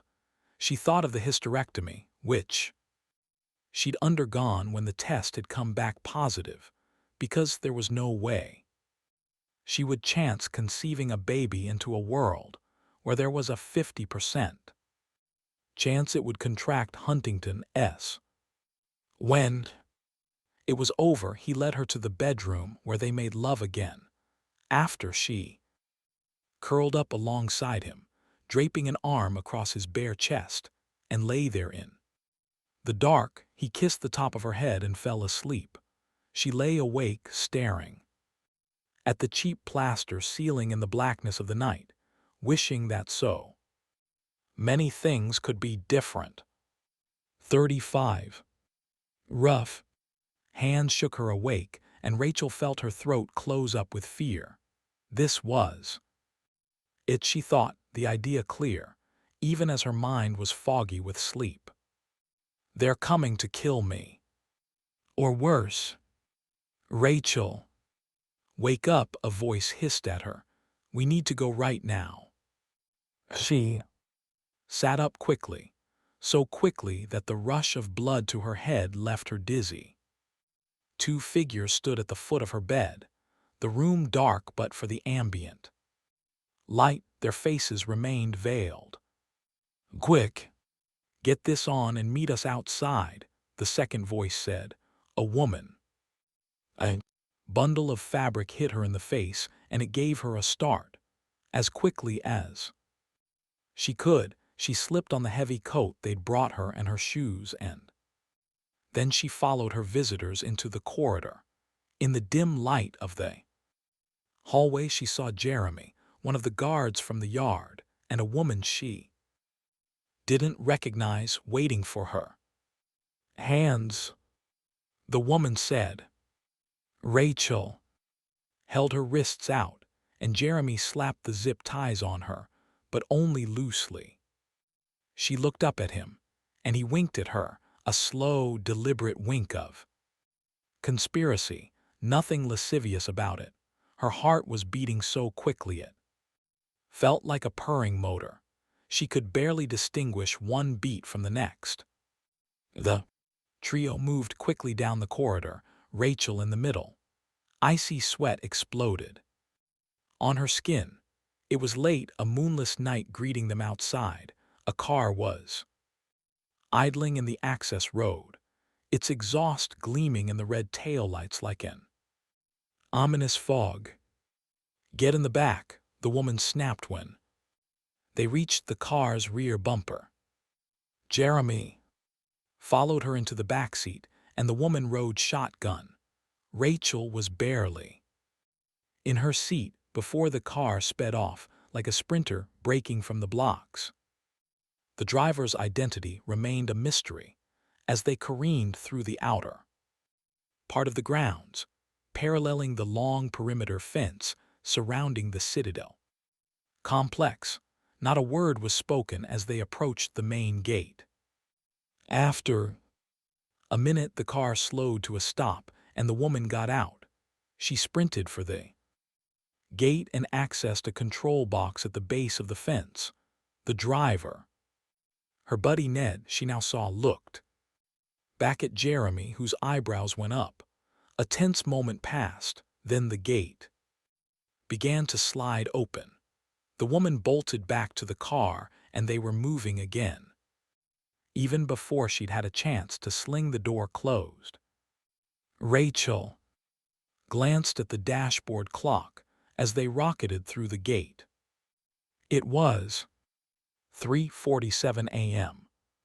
They ran southeast for a while, the world zipping by Rachel's window. It was the first time she'd been outside the gates since her capture, although she was sure how long it had been. Even cloaked in darkness, the land overwhelmed her senses. She saw farms and billboards and feed stores. Here and there a corpse or two. 15 minutes later, Jeremy pulled into the parking lot of a warehouse on the outskirts of Beatrice, Nebraska. The quartet exited the vehicle and climbed the stairs to the office door, where a dim orange light glowed in the window. Ned rapped on the door in a series of coded knocks. The door opened, and they filed inside. 3 people were inside in the dimly lit room, seated on metal folding chairs, smoking cigarettes, their faces drawn tight with panic and fear. "Let's get started," the man said after everyone had sat down. Rachel took the last empty seat, the one at the center of the 7, the keystone, and it made her feel very uncomfortable. She recognized the man next to her as James Rogers, Chadwick's second in command. Jeremy and Ned sat to her left. The remaining 3 members of the group were women. "Rachel, my name is Dr. Rogers." "Yes, I know who you are. Do you know what the Citadel really is?" She looked around the room and saw 6 faces looking back at her with longing. There, as if they wanted her to forgive them for something they had done. "No," she said. The others exchanged nervous glances. Their chairs creaked as they shifted in their seats. Rogers looked down at his lap, plucked a piece of lint from his pants, and flicked it away. "We created the Medusa virus," he said, his eyes still cast downward. "You? What?" He didn't reply. He just sat there as Rachel processed his words, her stomach churning. She felt dizzy. "We created the Medusa virus." She tried standing up, but her knees buckled underneath her, dropping her back into her uncomfortable seat.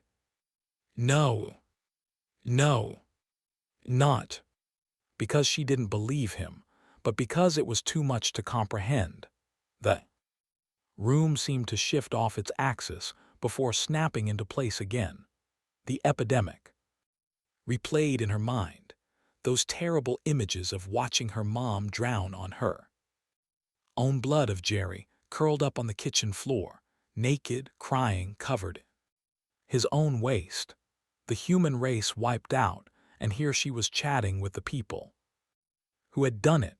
Her body felt soft, like it was filled with jam, and she was glad to be sitting down. She looked around the small office they were gathered in, still bearing the relics of a lost civilization. A wall calendar with a photograph of a monster truck stuck on August when the world had stopped. Grave digger indeed.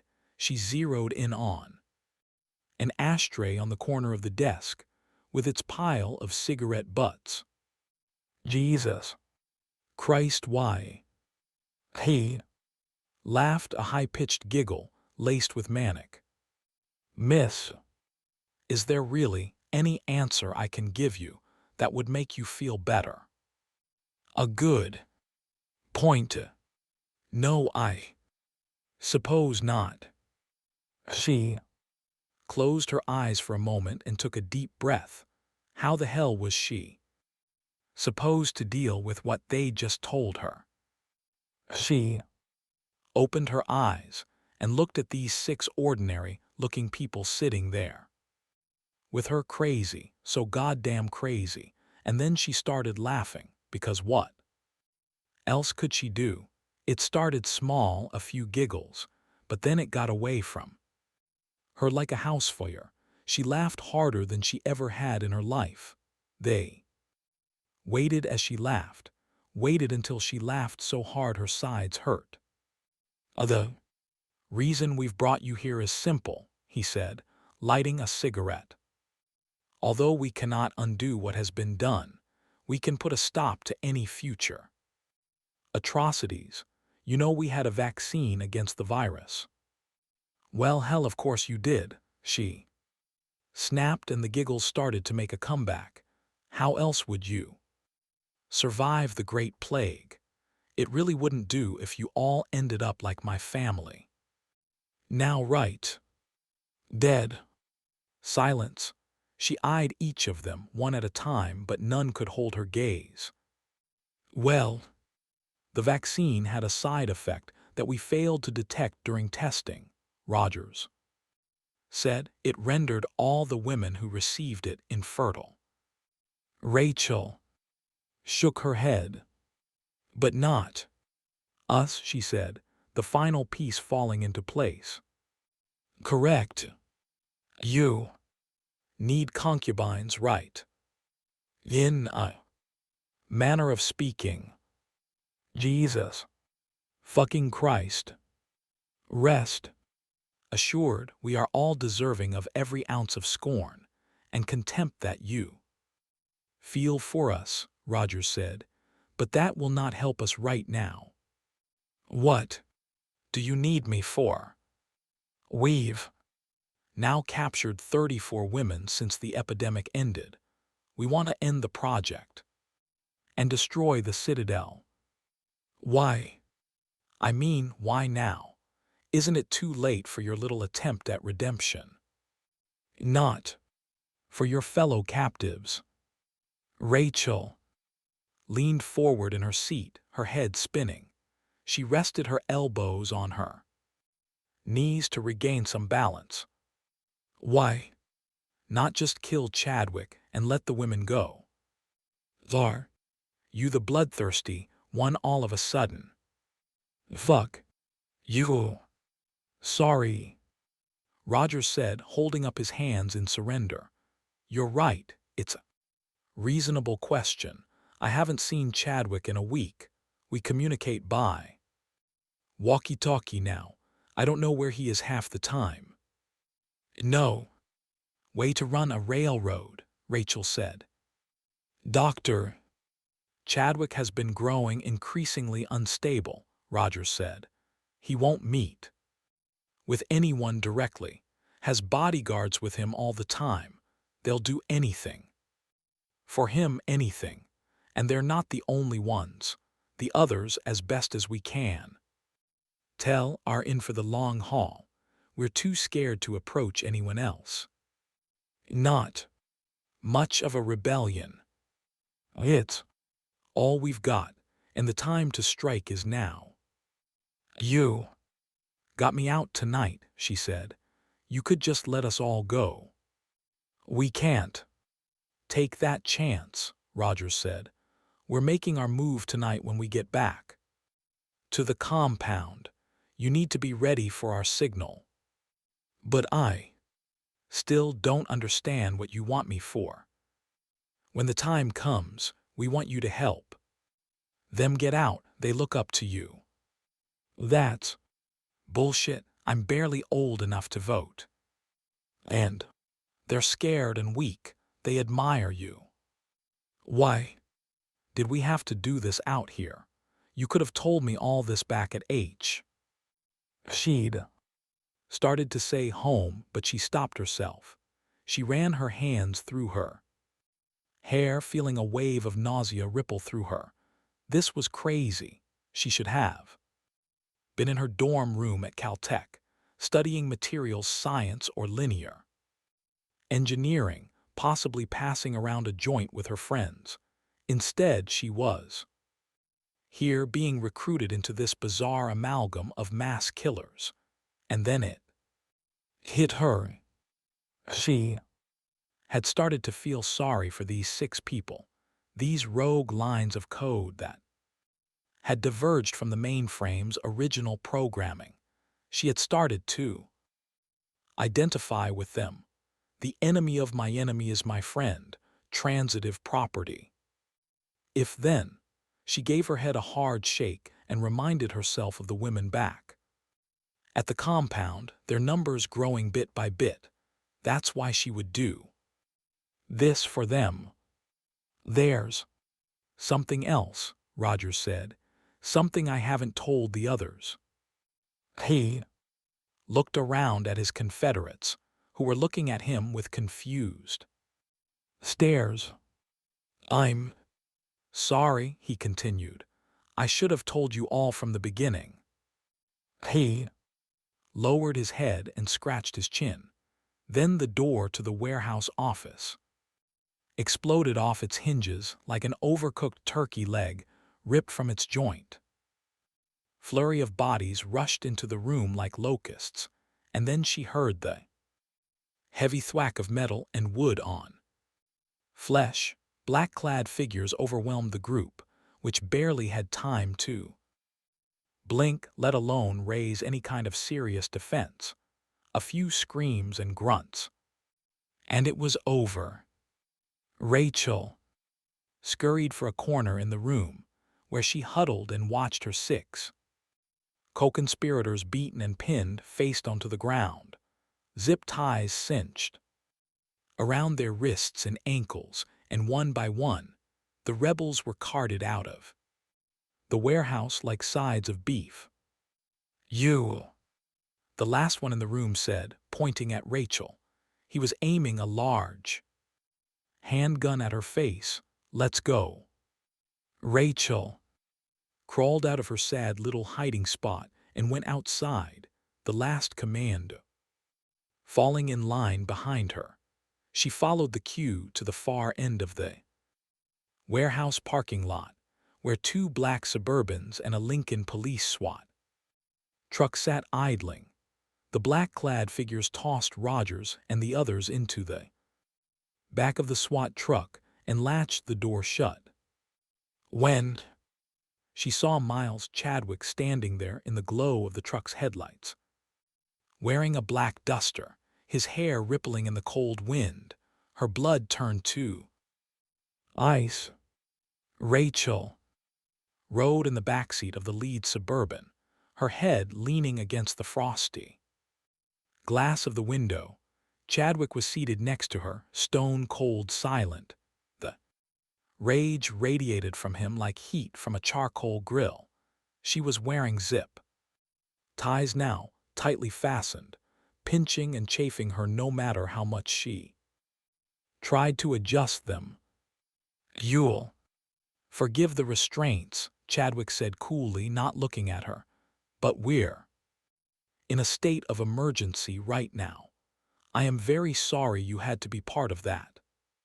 I didn't realize how brazen they'd gotten."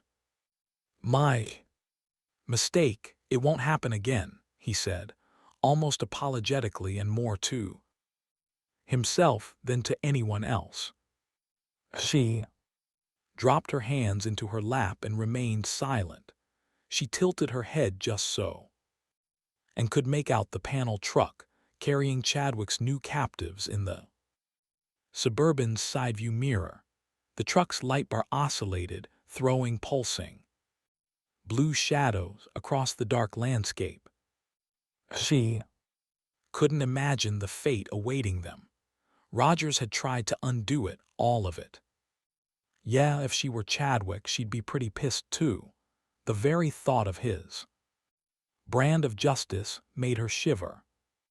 By the time they reached the main gates, a bit of pre-dawn light had begun to leak into the night sky. The caravan slowed, turned onto the main access road, and then followed the road around toward the amphitheater at the north end of the compound. Rachel was surprised to see dozens of people waiting for them, sipping coffee and milling about. Rachel had seen folks out here playing catch or spreading blankets out for a picnic when the weather had been warmer. The vehicles jerked to a stop and a flurry of activity commenced, while Rachel, Chadwick, and their driver stayed put. The others poured out of the SWAT vehicle. After a minute or two, someone rapped twice firmly on Chadwick's window and opened the door. "It's time." As he got out, another person opened Rachel's door and guided her by the elbow over to Chadwick. The morning was brightening fast, the sunshine gilding the field like golden paint. Everyone was here, the whole gang, she thought, shielding her eyes from the sun as it slid skyward from its invisible nest just beyond the horizon. "Take her over with the others," Chadwick said. The woman nodded and led Rachel to the other women, who stood deathly quiet. "What's going on?" Latasha asked her when they were alone. "Where the hell were you? We thought you were dead." Rachel shook her head. She wanted to say something, but she stood there, empty, frozen, unable to keep a single thought in her head save one. They had done it. They had destroyed the world.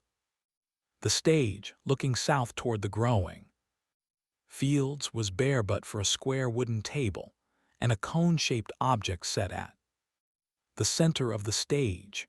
Chadwick headed in that direction, trailed by one of his lackeys, and then hoisted himself up onto the platform. From where she stood, he looked silly and small to Rachel, like he was a little boy playing an imaginary game with his little friends. As he strode across the stage, his heels clicking on the wood and echoing into the morning air, the crowd fell silent. He inspected the table, pressing down on the center, checking its stability. When he was done, he picked up the cone, a megaphone, and turned to face the crowd, which had drawn in tight like a hive ready to listen to its queen. My friends, today is a dark day for our fledgling nation, he said. His voice sounded tinny and mechanical. Perhaps the darkest we have faced. But I believe that it is always darkest before the dawn, much like the world we left behind, which was truly a wretched and dark place before the birth of this new paradise. Heads began to nod, a few yesies and mums, fluttering about like birds. Now, he continued, his voice starting to ramp up, before we can see that dawn, before we can see that glorious sunrise over this new world, we have to excise the darkness, because will the darkness fade away on its own? No, the crowd murmured. I ask you again, will the darkness fade away on its own? Now he was getting worked up, his voice starting to crackle and thunder. No, the crowd boomed. Hell no. Hell no, they repeated. The darkness is like a cancer, and you don't sit around waiting for the cancer to shuffle off with its tail between its legs. You go in there and you cut it out. More yes sirs. And mums getting louder now, and Rachel began to be afraid, more so than any time since all this insanity had begun. She looked at her fellow captives, their jaws were set, their lips tight. You cut it out, he said again, his voice softening, his demeanor calming, a tempest dissipating. Bring forth the accused, he said. A commotion from near the caravan, as Rogers and the others were removed from the paddy wagon and lined up single file. Armed men marched the group toward the wing of the stage, where a large cinder block served as a step. The 6 prisoners shuffled heavily along the platform, their heads down, looking defeated. Their legs were cuffed together, their hands bound behind their backs. Someone had tossed black hoods over the heads. James Rogers, Martha Kuntz, Ned Gartner, Jeremy Daniels, Maria McCleary, Margaret Baker. Each of you stands charged with the crime of treason against the citadel, Chadwick called out. I hereby find each of you guilty of treason and sentence you to die. Rachel felt a little gasp escape her lips. 2 of Chadwick's foot soldiers took Rogers by the arms and dragged him, his heels scraping the wood, toward the low-slung wooden table at the front edge of the stage. He did not make a sound, and he did not resist, but he did not assist them either. They swept his legs out from underneath, sending him to his knees. His covered face smacked soundly against the heavy wood of the table, and one of Chadwick's goons secured his head to the table with a strap of leather. A metal scrink pierced the silence, and Rachel saw a black-hooded figure approaching from the edge of the stage. He carried an enormous broadsword, slick with morning dew, its blade glinting in the morning light. Oh Jesus, she whispered, her breath catching in her throat, little gasps from her fellow captives. James Rogers, Chadwick said, do you have anything you wish to say before your sentence is carried out? You have no idea what you're up against, Rogers said. Wonderful, Chadwick replied. Anything else? Yeah, how about you go fuck yourself, Rogers spat. Chadwick stepped back and nodded to the executioner. He reared back with the sword, raising it high above his head, and Rachel found herself praying it was the sharpest goddamn blade in North America, that it would come down through his neck in one stroke. Please God, don't let us have to watch him hack through it like he's chopping firewood. Her eyes were full of tears, and her stomach began to heave. The blade rang true, stopping only when it bit into the wood of the table. Rogers grunted once, just once, when the sword's edge found flesh, and then it was over. The crowd gasped, but almost guardedly. So, as if no one wanted to attract too much attention to their visceral reaction to the beheading, Roger's body slumped down to the ground, the head lolled to the side, rolling toward the edge but stopping just before tumbling off, arterial blood still pumping from a heart unaware that its owner was dead, sprayed crudely across the front edge like a dye pack had exploded. Before slowing to a steady gush, the grass darkened as the field greedily drank, the blood cascading off the stage. Not a sound from the crowd, nary a cough or clearing of throat. At the back of the stage, the 5 condemned prisoners remained quiet.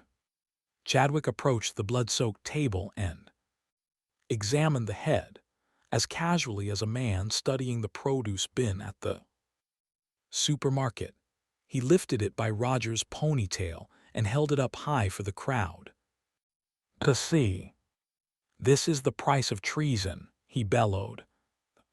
Draining blood ran down his palms, down his wrists, but he did not seem to care. His eyes were manic now, nearly bugging out as he held the head high. One at a time, the other rebels took their turn. At the table, either unaware of or too traumatized by what had happened to put up any resistance.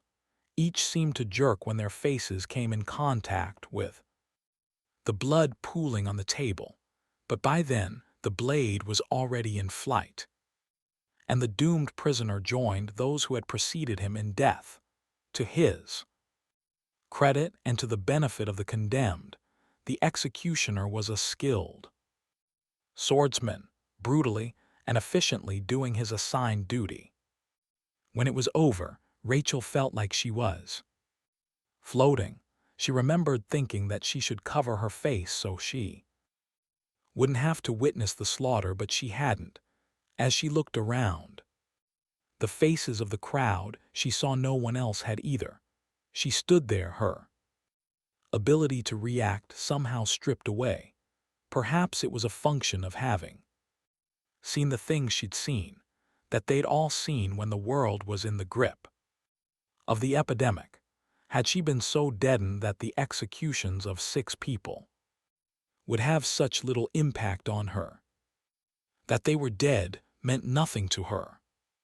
But she wanted to feel something.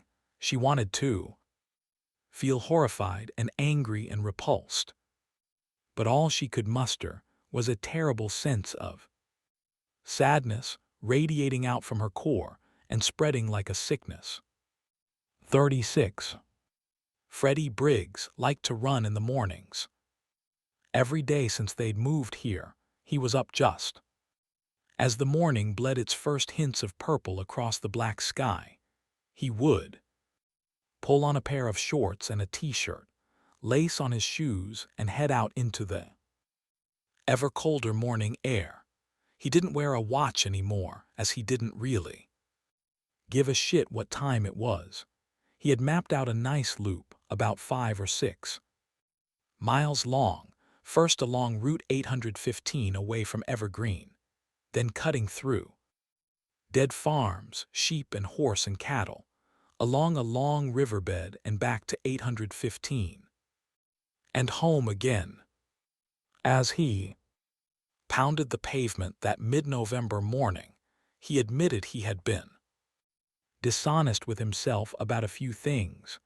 The first 2 were the hardest ones to admit, but didn't they say to deal with the hard stuff first, or you might never get around to it? Anyway. Point 1. He didn't care whether Adam ever found his daughter again. It wasn't that he wished she were dead, although he could understand how someone might see it that way. But truly, whether they had their reunion was of no consequence to Freddie Briggs. The world did not revolve around the good doctor and his sad almost certainly futile quest.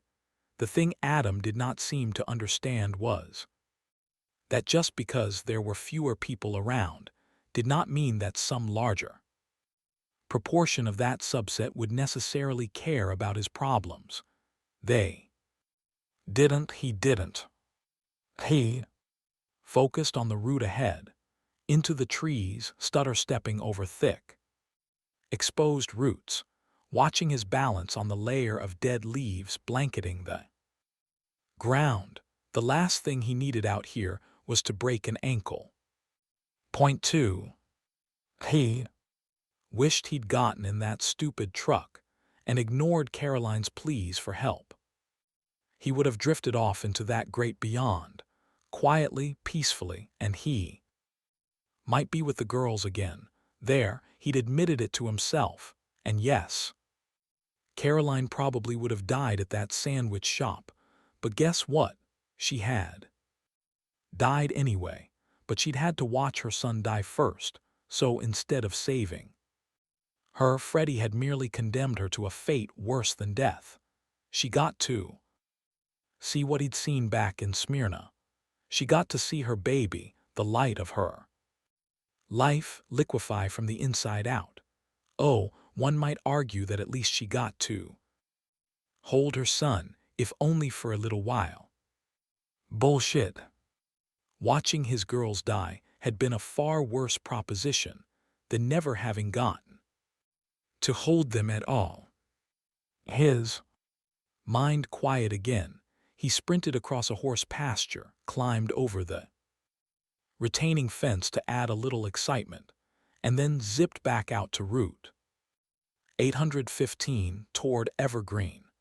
He picked a line down the middle of the highway, which he found liberating after years of running along the shoulder, constantly checking for the inattentive driver who would hip-check him into roadkill. A cold rain had begun falling, slicking his arms and stinging his face. Steam billowed from his overheated skin. Despite the low temperatures down in the 40s, he could feel sweat pouring from his body. He must have been really pushing himself. Point 3. This one was sort of tied to the second point. The urge to take his own life had passed. He didn't know why, as he wasn't feeling all puppy dogs and rainbows. But maybe his original plan had been an emergency response, an overreaction to what had happened. He wanted to see his girls again, but not that way, even if he lived another 50 years in this mortal coil, barely the blink of an eye. For his family, wrapped in the warm blanket of eternity. Point 4. He did not like Adam Fisher at all. Part of it was envy.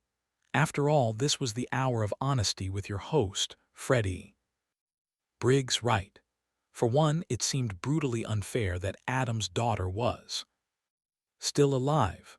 Oh sure, she was being held captive maybe at that compound. Nadia had allegedly escaped, but of course he'd find her because that's how things went for people like Adam Fisher. People like Freddie Briggs, they suffered catastrophic knee injuries in the prime of their careers, and then they watched their families die, and if that was going to happen, then what the hell had been the point of any of it? If there was one thing nearly all of them had in common, the unifying thread, it was that they'd all lost everything and everyone, and they would all be starting from scratch, a level playing field if you will, but not Adam. Oh.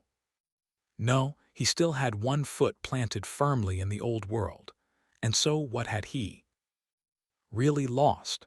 If you survived and your family survived, then this empty new world really wasn't all that bad. Sure, it came with its own inherent risks and dangers, and it would call for a new skill set, but it wasn't all bad. This wasn't the aftermath of a nuclear war or a zombie apocalypse. They had power. Here, thousands of grocery stores and millions of homes across the country. Stocked with food. Those wouldn't last forever, but the folks in Evergreen had been socking away seeds since late summer and would be ready to start planting in the spring. And that wasn't all. Fisher and that bitch Honesty Hour, Sarah, were playing house. Now all googly-eyed for each other. So to top everything off, the big fat cherry, Adam had a warm body to cuddle up with, polish his knob, make it all better in the off chance they didn't find Rachel. He was sprinting now, his lungs burning, his quads vibrating into jelly. Squishy. Squish, squish. He felt the cold rainwater seeping into his shoes, icing his toes, and it just propelled him. Faster, faster. If only those pathetic NFL scouts could have seen him now. He wondered if any other players had survived. 1,500 of them, yeah, there were. Probably a few who'd made it. Where was he going with all this? He liked Evergreen, and he wanted to stay there. He liked the kids, and they would need a positive role model going forward. Role model for the new world, not for the way it had been. Who was going to fill that role? Adam, if it had been one of his daughters who'd survived rather than him, would he want Adam Fisher looking after her? No, hell no. He was selfish, that much was clear. And the kids were suffering for it. Just the other day, Max had a huge meltdown when Freddie had tried to toughen him up a little while showing him a good time. Freddie had woken up that morning with the almost overwhelming urge to drive fast, way beyond what Evergreen's sorry little fleet of electric cars was capable of. He checked the white pages in his apartment and found the listing for a dealership down in Guyman. Max, who'd been living with a group of older kids since their arrival, tagged along, always up for additional time. With Freddie, they took one of the town's electric cars. Its engine pathetic and flaccid, it was just depressing. And in Guyman, his spirits perked up when they saw the bright pennant flags lining the perimeter of the lot, flapping bravely in the wind, the cars glinting in the morning sun.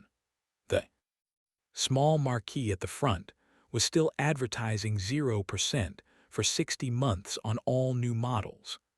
Dozens of cars lined the lot. They were dusty and grimy, and speckled with bird droppings. How about that one? Max asked, pointing to a cherry-red Mustang. Freddie eyed it and smiled, pleased that Max was a boy after his own heart. Maybe there was hope for them yet. Absolutely, my good man, Freddie had said. Great choice. He made a note of the VIN number, and then got to work. First, he broke the glass of the dealership with the muzzle of his gun. The sound of the tinkling huge and accusatory in the silence, like a lady screaming her pocketbook had been stolen, but it didn't bother Freddie anymore. Because he was used to this unmooring from the old world, he could still see it. In some of the others' eyes, they were still nervous about taking canned goods from grocery stores, about breaking into people's houses for water and supplies, and so on, even here in Evergreen, where they knew that their neighbors were dead and feeding the worms. The air was musty inside the dealership, but there didn't appear to be any bodies here. Freddie had figured out that business, relative importance in the old world, revealed itself by how many bodies were still inside once the plague had burned itself off.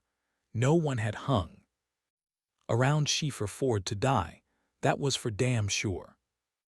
It was dim inside but not dark. On one of the desks he spotted a large rat, nosing in a box of crackers. He ignored it and it ignored him. Rat-s gotta eat, he thought. They went behind the main desk and scanned the rows of keys until Max found the one matching the Mustang. As they made their way outside, he felt electricity buzzing through him, something that he hadn't felt in a long time. After checking the tires, Freddie unlocked the Mustang with the key fob and climbed in. It roared, and Max squealed with glee. Freddie took a moment to feel the Mustang's power, to really feel it, to know that there would be no more Mustangs for 100 years, if ever. He felt life coursing through him like he hadn't before, not even during his football days. He shifted into drive and raced out of the parking lot, out onto US 64. Nice 4-lane piece of road stretching off to the north. They flew through residential neighborhood, block after block of dead ranches and Cape Cods, skittering around abandoned cars. Faster he went, clearing the town limits, and still faster he went. "This is awesome," Max had screamed. But Freddie barely heard him. Caroline's face hovered there in the windshield, at first the way it looked when he'd found her. On the back stoop of Pastrami Dan's, under the black awning, relief and hope, and answered prayers etched on her face like the happy slashes of a toddler's finger paint. Back when baby Stephen's fate had been unwritten, back when there'd still been a chance. But then that dissolved, and bullying its way into place was her dead face in the tent, the thin white film pasted on her lifeless lips, and it had been his fault. 90 miles per hour. "Yeah," Max shouted. 100 miles per hour. 110, and the car still purred underneath him. As if to ask, "Is that all you've got, you pussy?" By then, Max's squeals had abated, and he'd grabbed the dashboard with both hands. "This is pretty fast," he'd said. "You think that's fast?" Freddie pushed the pedal down a little farther. And now the land rushed by in a blur. God, this was better than sex, he thought to himself, the needle now tickling 135, and he was screaming now, his howls filling the car as he hurtled through the countryside like a bullet, looking for a target. "No, Freddie, please slow down." 140.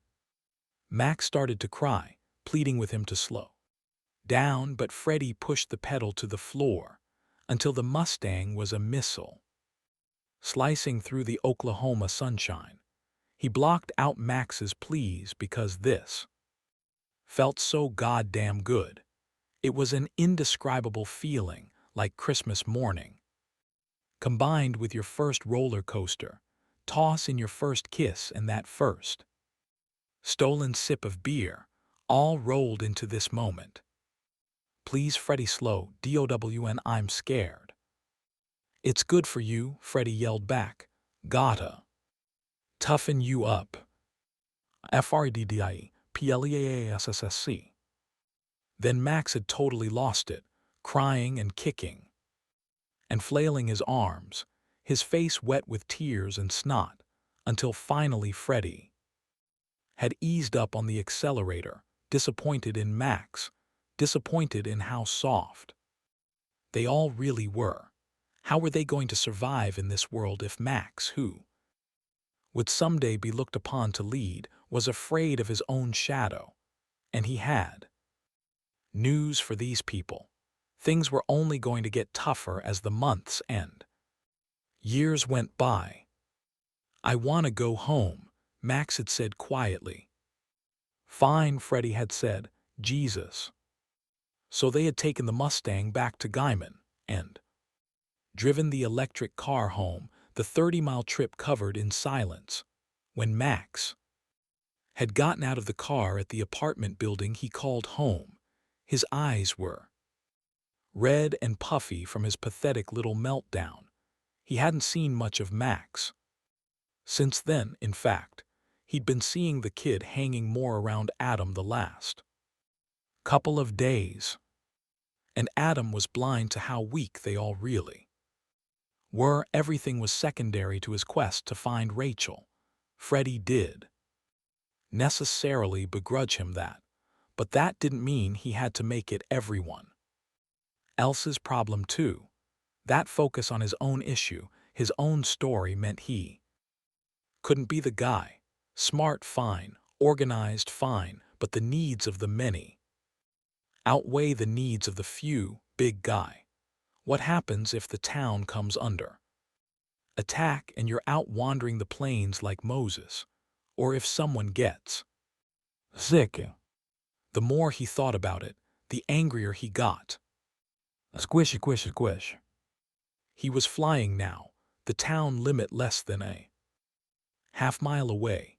He felt the rush, that runner's high, buzzing through him as though he were floating along the road. His body felt strong, his mind clear. He blew into town like a rocket re-entering Earth's atmosphere, decelerating, dialing back on the throttle, until he had slowed to an easy jog. After taking a few minutes to stretch his tired muscles, he went inside and sponged his body off. They had agreed to limit showers to 2 a week to conserve water, and he had gotten pretty good at this method anyway.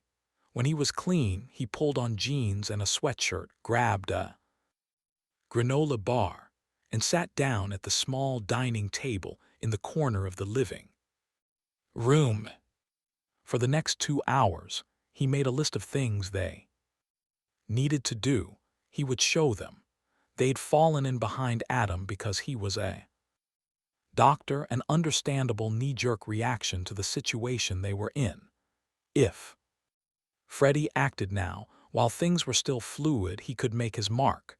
Being a leader was something he was familiar with.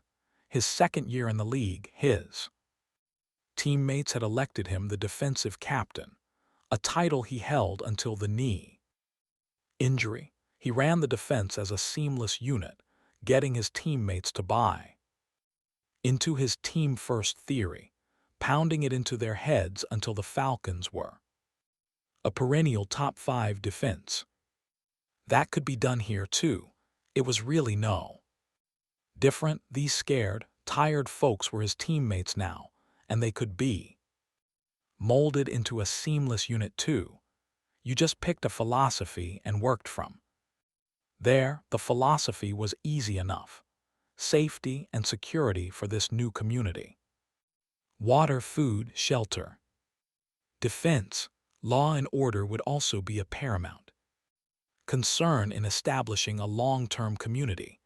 There would be dirty work, and it would be the dirty work people would blow off. Other guy syndrome. They couldn't mean me. Don't they know what I've been through out there? Immigration. There was plenty of room for more survivors, but they'd have to watch the influx carefully as well. Should they take in anyone who wandered in from the wilderness? At some level, it bothered him to think about excluding those in need. But it was a dog-eat-dog world now. This was a soft bunch. The episode with Max and the Mustang had just driven it home for him. Things were working fine now, and that meant they'd become complacent. They'd just think that things would keep working fine. Human beings didn't like change. Now that these folks had lived through the biggest paradigm shift any of them would ever see, they'd assume that the winds of change had stopped blowing, that they could stick their heads in the sand here and watch old DVDs and drink scotch and paint landscapes, and the heat would keep blowing in the winter and the canned goods would last forever, and they could just live that life as some kind of reward for having survived the plague. How terribly wrong they were. If they were careful, things would just get worse, and the world would become more dangerous. The strong would survive, the weak would perish. He revised his earlier thought. These survivors weren't like his teammates, not at all, from high school through college and especially in the NFL. His teammates had been driven to succeed. Sure, there were exceptions, those who skated by on talent alone. At least for a little while, when it finally caught up with them, but by and large they were self-starters. No one had to tell them to study film, to hit the weights, to run the drills until they were as ingrained as breathing. No, this would be different. These folks would have to be told what to do and how to do it, probably wanted to be told the what and the how. That was the hard part. A lot of the work ahead would be tedious and repetitive and mechanical. They would rally around the person who greased the skids, the one who made it as easy as possible. He suspected that for the most part, people wanted to pull their weight and do their fair share. Hell, maybe it was because people were fundamentally good, but Freddie suspected that it was because no one wanted to be looked at as a slacker. Shame could be a powerful motivator, especially in this new world, where you couldn't hide among the masses and get by on the herd's efforts. The herd just wasn't big enough anymore. He worked until his brain was mush, and then lay down for a nap.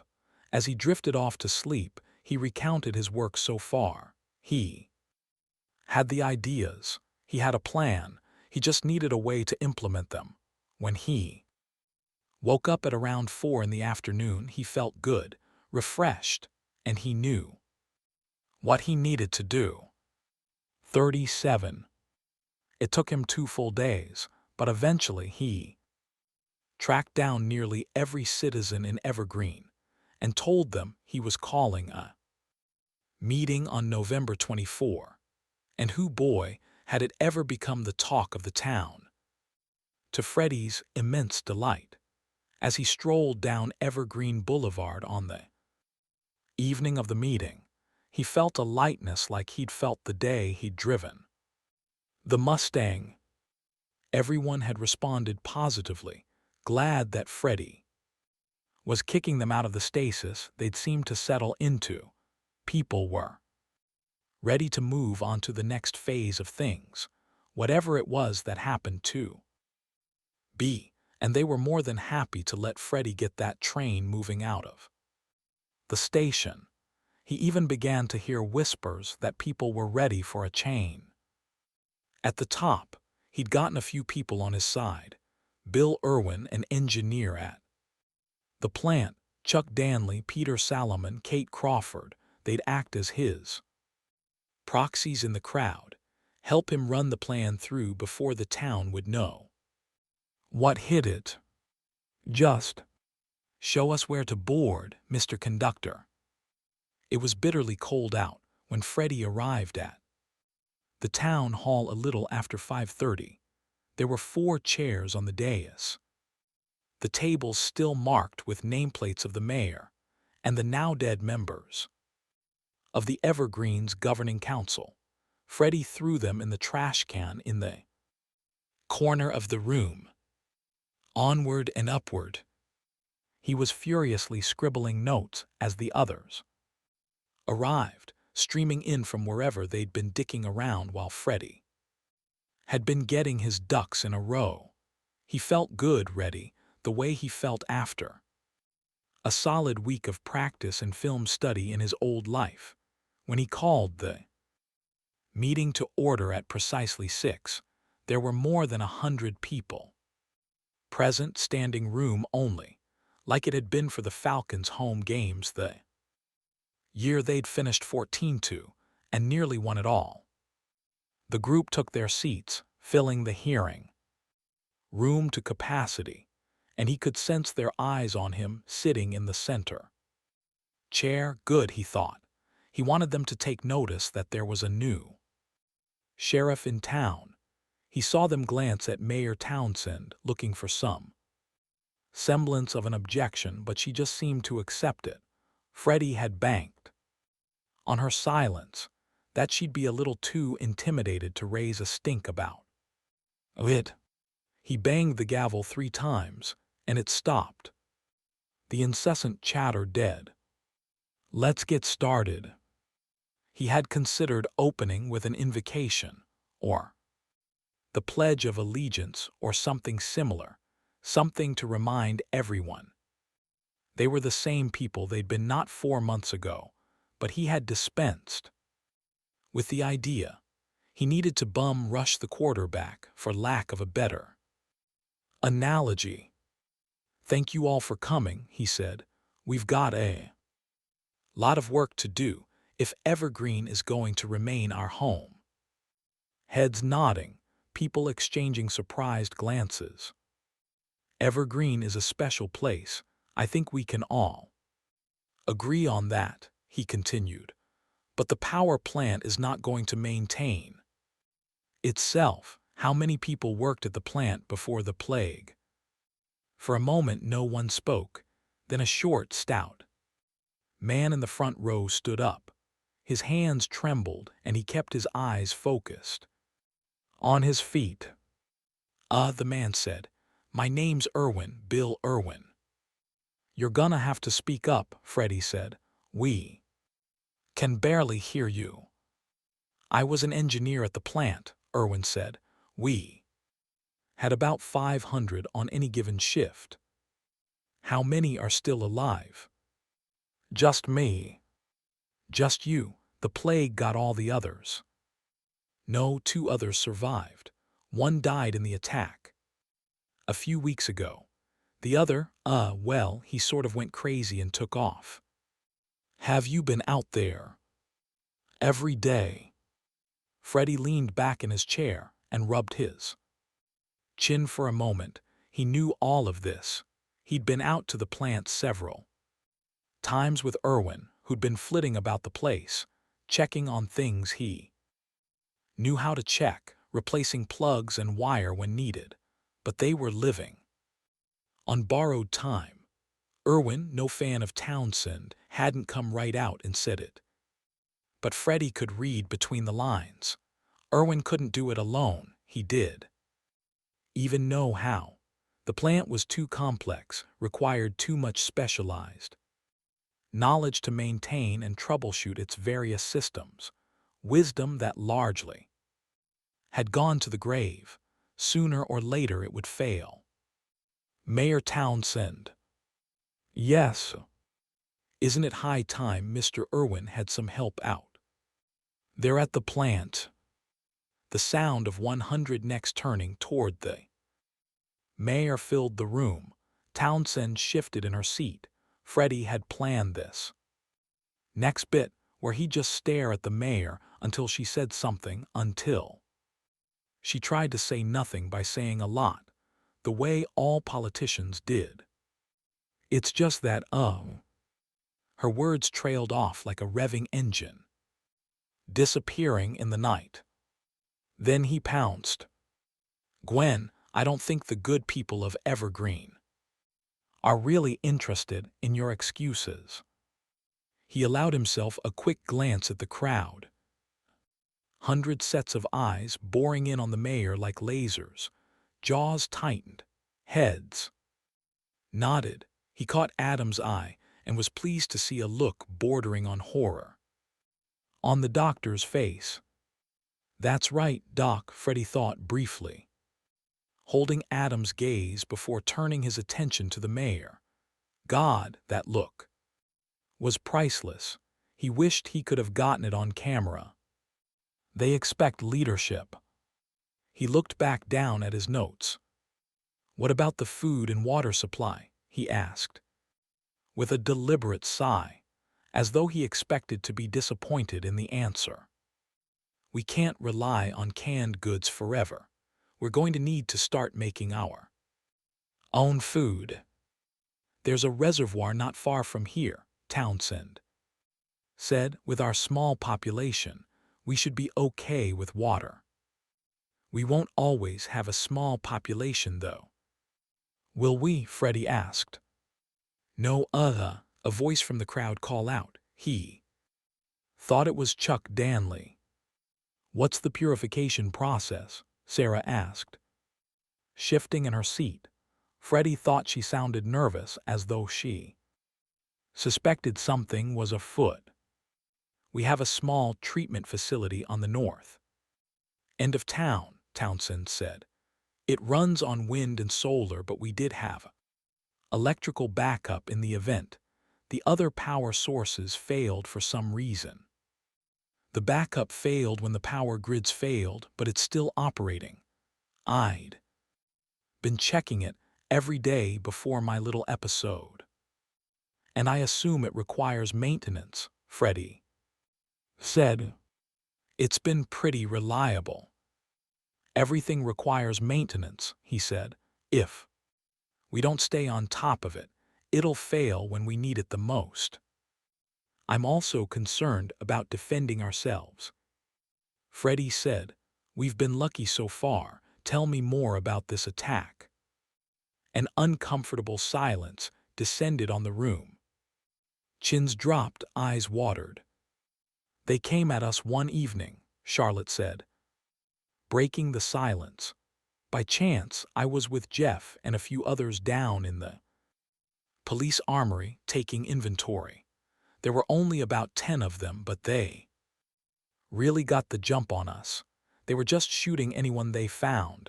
We came up behind them and killed most of them. 2 escaped. Where's the armory? In this building, she said. Basement. It's going to be important for all able-bodied adults and older teenagers to become proficient with weapons, Freddie said. Is that really necessary? Someone asked. You tell me, Freddie said. How many did you lose in the attack? He let that sink in for a bit. As he looked out over the crowd, something occurred to him. This wasn't your ordinary town. Many of the people who lived here were soft, book-smart engineers and computer nerds. They'd run their power plant and the few supporting businesses. Probably had no idea how lucky they'd been to repel the first attack. We lost a dozen people, Kate Crawford said. I grew up in rural Georgia, Freddie said. We teach kids about guns about as soon as they can hold one. So, yes, I think it's necessary and smart. We've got to stop thinking like we used to. This isn't the same world anymore. No one is coming to protect us, and there's nothing to stop someone else from trying to take Evergreen. The crowd was quiet now, juiced with a healthy dose of fear. Then he struck. Mayor Townsend, may I speak freely? Freddie asked. Please, she said. Everyone, already locked in silence, looked at him. What he was about to do was tricky on a number of levels and could backfire at any moment. I'm really worried by what I've heard here today, he said. I've come to love this place and the people in it, but I'm worried we've fallen asleep at the switch. I think we're headed down a very dangerous road. He paused again. I propose that we elect a new mayor. Chatter erupted across the room, a wild mixture of gasps and whispers, cheers and a few boos, sweeping through the crowd like a wave. Freddie breathed a sigh of relief, having had no idea how this would play out and even less confidence it would work. Second, a woman's voice called out. Second. Second. On and on the seconds came little explosions. The mayor started at each one like rabbit punches. Hey, wait a minute, Adam called out. Plague or not, she's still the mayor of this town. But Freddie raised his voice. He might not have been as smart as Evergreen's resident know-it-all, but he was sure as hell. Louder than the son of a bitch. Any opposed? Nay, a few voices rang out, but they were small. And tinny in the meeting room. All those in favor of electing a new mayor, say. Aye. The room virtually exploded. Aye. All opposed. A few nays. Skittered about the room like lost birds. Freddie stood, rearing up to his full height, leaving no doubt as to who was in charge of the meeting. Then he leaned over and planted both hands on the table. He made a point to flex his forearms, popping the veins, his biceps straining the fabric of his polo shirt. Gwen, Evergreen thanks you for your service. Her eyes were red with tears. She scanned the crowd as though looking for a friendly face, and Freddie was pleased to see no one making eye contact with her. You're making a big mistake, Adam said, standing up to face the crowd. Is that right? Freddie said. You know better than all these people. That shut Adam Fisher, MD, right down. What do we do now? Someone called out. We elect a new mayor, Freddie said. I nominate Freddie, Chuck Danley said, pointing at Freddie. Freddie, I'm sorry, man. I just realized I don't know your last name. Freddie smiled thinly. Even this part had been planned. It's Briggs. Briggs, the football player. Freddie felt himself blushing. Yes. Freddie Briggs was one of the best defensive players of the last 50 years, Chuck exclaimed to the group. He played in the Super Bowl a couple years ago. This sent murmurs through the crowd. During his NFL career, Briggs had learned that Americans had always been more impressed by celebrity and athletic prowess than almost anything else. He didn't think that had changed much yet in the wake of the plague. That wouldn't always be the case, but for now, it was still packing the same punch. I second, Robin Swanson said, and Freddie felt warm and icy cold at the same time. I nominate Dr. Fisher, said a woman named Donna Tanner. She'd been married to a plant engineer and spoke with one of those precious southern accents that reminded you of sweet tea and cucumber sandwiches and cotillions. I second, said Jeff, the man who'd thrown Adam and Sarah in the jail cell. Gentlemen, said Gwen, do you accept the nomination as mayor? Fisher glanced at Sarah, who nodded, and in that moment Freddie hated him. He knew Adam would get nominated, but he thought if the good doctor had any integrity at all, he would decline the nomination, seeing as how his focus wasn't necessarily on the town. Yes, Freddie said.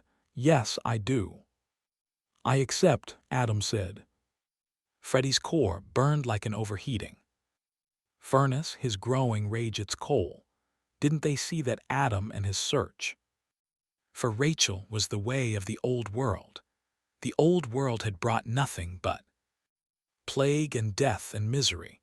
It had been a weak world run by weak men, and Adam wanted to take them down that road again. Didn't they understand they needed to stop thinking old world thoughts, stop pretending like everything was going to be okay, even if Adam found Rachel? No, especially if he found her, then they would think that everyone was entitled to a happy ending. In Rachel, in the promise of Rachel, they saw their own families and loved ones who had been lost to the plague. It was this pathetic hope that left them soft, that blinded them to the way the world really was. Are there any other nominations for the mayor of Evergreen? No other names were put forward, and they closed the floor to nominations. Townsend, in her last official act as mayor, picked Charlotte. Pankaj Shear and Michael Stills, the editor of the local paper, to serve as an ad hoc election committee. Now then, Michael said, I don't see the point of a drawn-out campaign or anything like that. Let that be our first gift to this new world. Nervous laughter bubbled from the audience. I'd like to say a few words, Adam said. Standing up. The committee just said, Freddie said. No, this is too important, Adam snapped back. If we're going to start with a new mayor, the people have a right to hear what we're all about. Damn it, Freddie thought. The committee huddled together briefly. 3 minutes each, Charlotte said. Adam stood, his hands clasped together. Everything Freddie said is right, Adam began. The truth is, we've all been in a state of flux the last few months, living off the forward momentum of the world as it used to be. And trust us, Evergreen seemed so magical when we got here, a place immune from the horrors of the outside world, but that may not last. As you said, we're not the first group to find this place. We probably won't be the last. But the truth is that I have hope of a bright future for all of us, that we can find new happiness, new peace. Together, even if that means saying goodbye to the old world. I'm ready for it. I'm ready to go forward with each of you. Thank you. Healthy applause filled the chamber as Freddie scrambled his thoughts together. A lesson from his father, dead a decade now, popped into his head. Keep it simple. Fuck it, he thought. He'd done what he needed to do, said what he needed to say. Freddie, Charlotte said, 3 minutes. I think you all know my position, he said. Think about who'll be here for you 100%, who won't be distracted by other issues. That's all I have, thank you. Pankaj cut out makeshift ballot slips from Freddie's notebook and passed them around. Adam, still reeling from the shock of what was happening, watched the others scratch out their selection. Football star Freddie Briggs. That was why his name had been so familiar to Adam when they'd met in St. Louis. A man accustomed to winning, a man accustomed to having things go his way. And Adam had been so blind to it, he felt like such an idiot. How long had Freddie been planning this coup? There was no doubt he'd felt slighted by the deference the others had shown Adam during the last 2 months. Was this how he planned to rebuild his image? Did he really want to be mayor, or did he just like the idea of being mayor? He'd had some good ideas. He'd come to the meeting prepared. Maybe he should concede the election to Freddie, because Rachel was still out there. Rachel. The search was morphing into a desperate, pointless exercise. The search for Bigfoot, the pot of gold at the end of the rainbow. It was late November now, and they'd crossed off 7 of the search grids. The odds he would find Rachel had always been slim, and were now sliding toward none. It was maddening to know she was probably alive. The itch he could quite scratch, growing worse with each passing day. If only Nadia could remember anything about where she'd been, a landmark, a billboard, even a description of the terrain, a river or peak. He didn't feel bad about being mad at her because he kept it bottled up, locked away in his mind's maximum security prison. No one needed to know he hated her for making Rachel seem so close and yet so far away. He didn't even know if he was looking in the right place. He could look for the next 50 years and not come within 100 miles of her. Then Adam had a terrible thought, a sudden realization. It was his obsession with Rachel that had left him blind to what Freddie had been doing. Was Adam shorting these people because of it? These people were here now, and they needed someone to lead them. They needed someone to help care for them. He wasn't sure if it made him feel better or worse, but the fact of the matter was that he had the ideal resume, the skills, knowledge, and experience for a post-plague world. Could he in good conscience keep putting his impossible quest ahead of the others? He suddenly remembered Holden Beach. The place hadn't crossed his mind since his desperate escape during those horrifying days. In August, what did it look like now? How long before the ocean ate the beach? Away before the homes began to crumble into the waves, had sand blown across Ocean Boulevard and covered it like a blanket. If a hurricane blew ashore with no one there to see it, did it make a sound? What world did Rachel belong in? The Holden Beach he'd arrived in, or the dying one he had escaped? Holden Beach was 2,000 miles and a lifetime away. Evergreen, this little corner of Oklahoma, was the here and now. The people in this room with him were the here and now. It went beyond simply being the right guy for the job due to his medical training. They needed to look out for each other, because the very act of being alive now was so rare. And for all they knew, they were the final act in humanity's long play. If that were the case, then they should protect what life was left at all costs. Go out with some class. And that's when it hit him. He shouldn't concede the election to Freddie, because Rachel was still out there. Freddie couldn't become the mayor of Evergreen, because Freddie had no Rachel. Freddie had no hope. These people needed hope. Adam didn't know what would become of the power plant, or even the human race itself, but if they didn't have a little bit of hope and love and friendship, and the solidarity of breaking bread together, then what the hell were they living for? And he had hope. He believed it in his core that Rachel was still alive, and he'd keep looking for her until his dying day. It would be the fuel to power his work here. He could do it. He could give himself entirely to both missions, to lead these people while he looked for his daughter. He could do it. He wrote his name on the sheet and handed it to Charlotte, who was collecting the ballots in her Oklahoma State baseball cap. How primitive this was, Adam thought. It was emblematic of how lost they all really were, this messy cleaving to the old ways. He didn't have the first clue if they were being faithful to the rules of parliamentary procedure, but the fact was he didn't suspect it mattered all that much. It was the form, not the substance, guiding them along, making them feel like they were getting there. Lives back on track.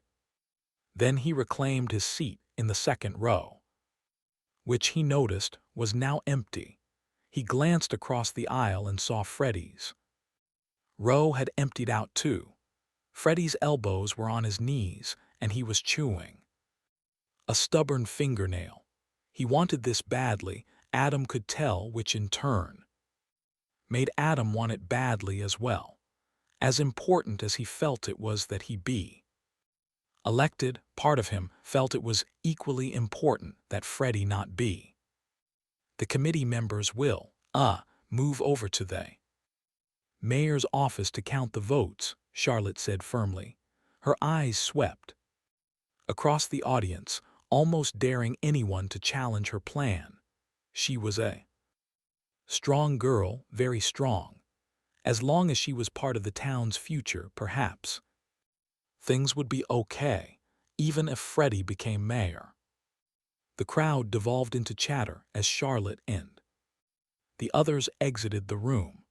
Adam could feel his heart slamming against his ribcage, an angry animal struggling to escape, his right leg pistoned up and down, a throwback to his days at the office, when he'd grow bored and frustrated with the mountain of government-mandated paperwork he needed to fill out. He placed a hand on his knee to stop its manic pulsing, a deep breath, a good long one, and he glanced over his shoulder at his fellow evergreeners. The crowd, which had drifted to the back of the room, was deliberate in its avoidance of the two candidates. They had broken up into groups of 4 and 5, whispering, casting curious looks at Adam and Freddie, talking about the future. Adam could divine several emotions from the tone of their voices: fear, excitement, curiosity, a sort of wide-eyed "can't wait to see how this turns out"ness about it all. 30 minutes later, Charlotte, Pankaj, and Michael returned, their faces blank and stony, the way a jury might look before sending a defendant to the gas chamber. They took their seats at the dais, Charlotte in the center chair. As they settled in, the others rushed to reclaim their seats. "Ladies and gentlemen," Charlotte said, "we counted the votes 3 times. First, we counted and verified 96 votes were cast." She looked at her fellow committee members. "Do the other committee members agree with this report?" "Yes," Pankaj said. "Yes, agreed," Michael said. We then placed the ballots for each candidate into 2 separate piles and counted them individually, again counting them 3 times. "Agreed," both Pankaj and Michael said simultaneously. "The results of the election are as follows," she said, staring straight down the middle of the aisle, not making eye contact with either candidate. Adam Fisher received 51 votes and Freddie Briggs received 44 votes. 1 ballot was cast blank. Adam Fisher has been elected mayor of Evergreen. As the crowd erupted in applause and catcalls, with a few boos mixed in, Adam felt a huge surge of adrenaline rush through him, like he'd touched a live wire. Part of it was relief, stemming from his lifelong aversion to losing. Adam Fisher had done very little losing in his life, and he hadn't wanted to start today. But laced in there was a tincture of regret, thrown in like a last-second spice. An hour ago, this hadn't even been on his radar, and now here he was, the duly elected leader of this ragtag group of survivors. Even in his brief tenure as the nominee, it had been a theoretical thing, big picture.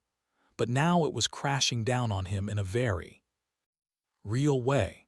But he decided he wouldn't have it any other way. Someone had to do it. And he didn't trust anyone else.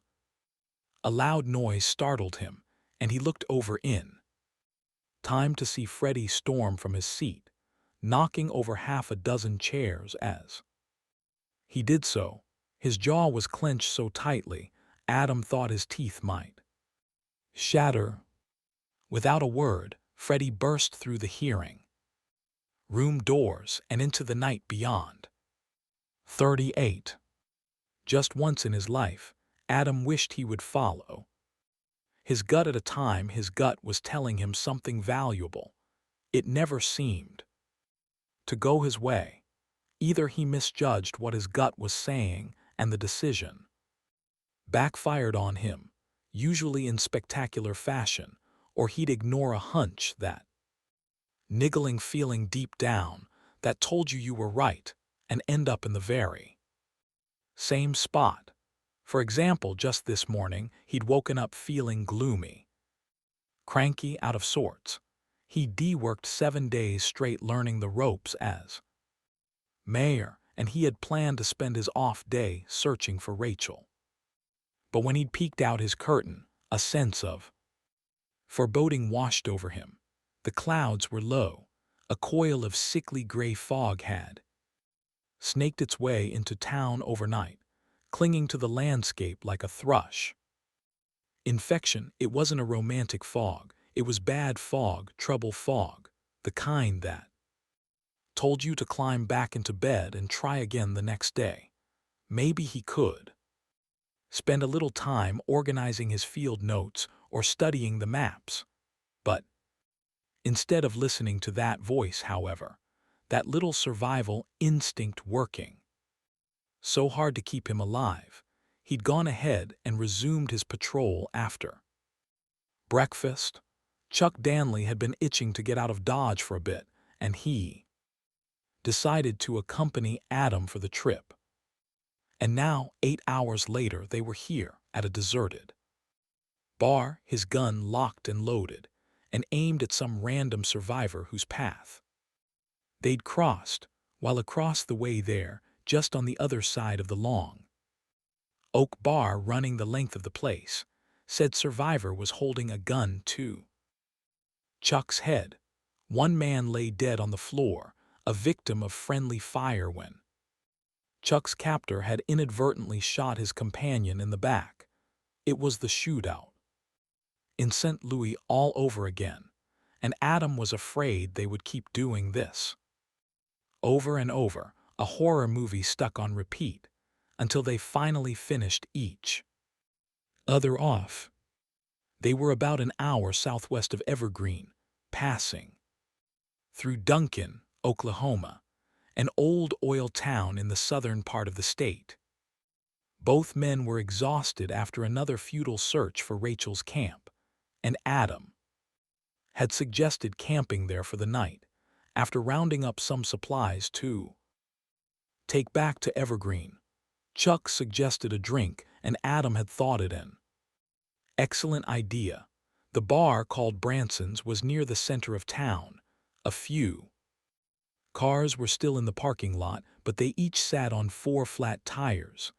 After Chuck parked, they took a minute to stretch their tired legs after hours cramped in the car, bouncing through the back roads of Oklahoma.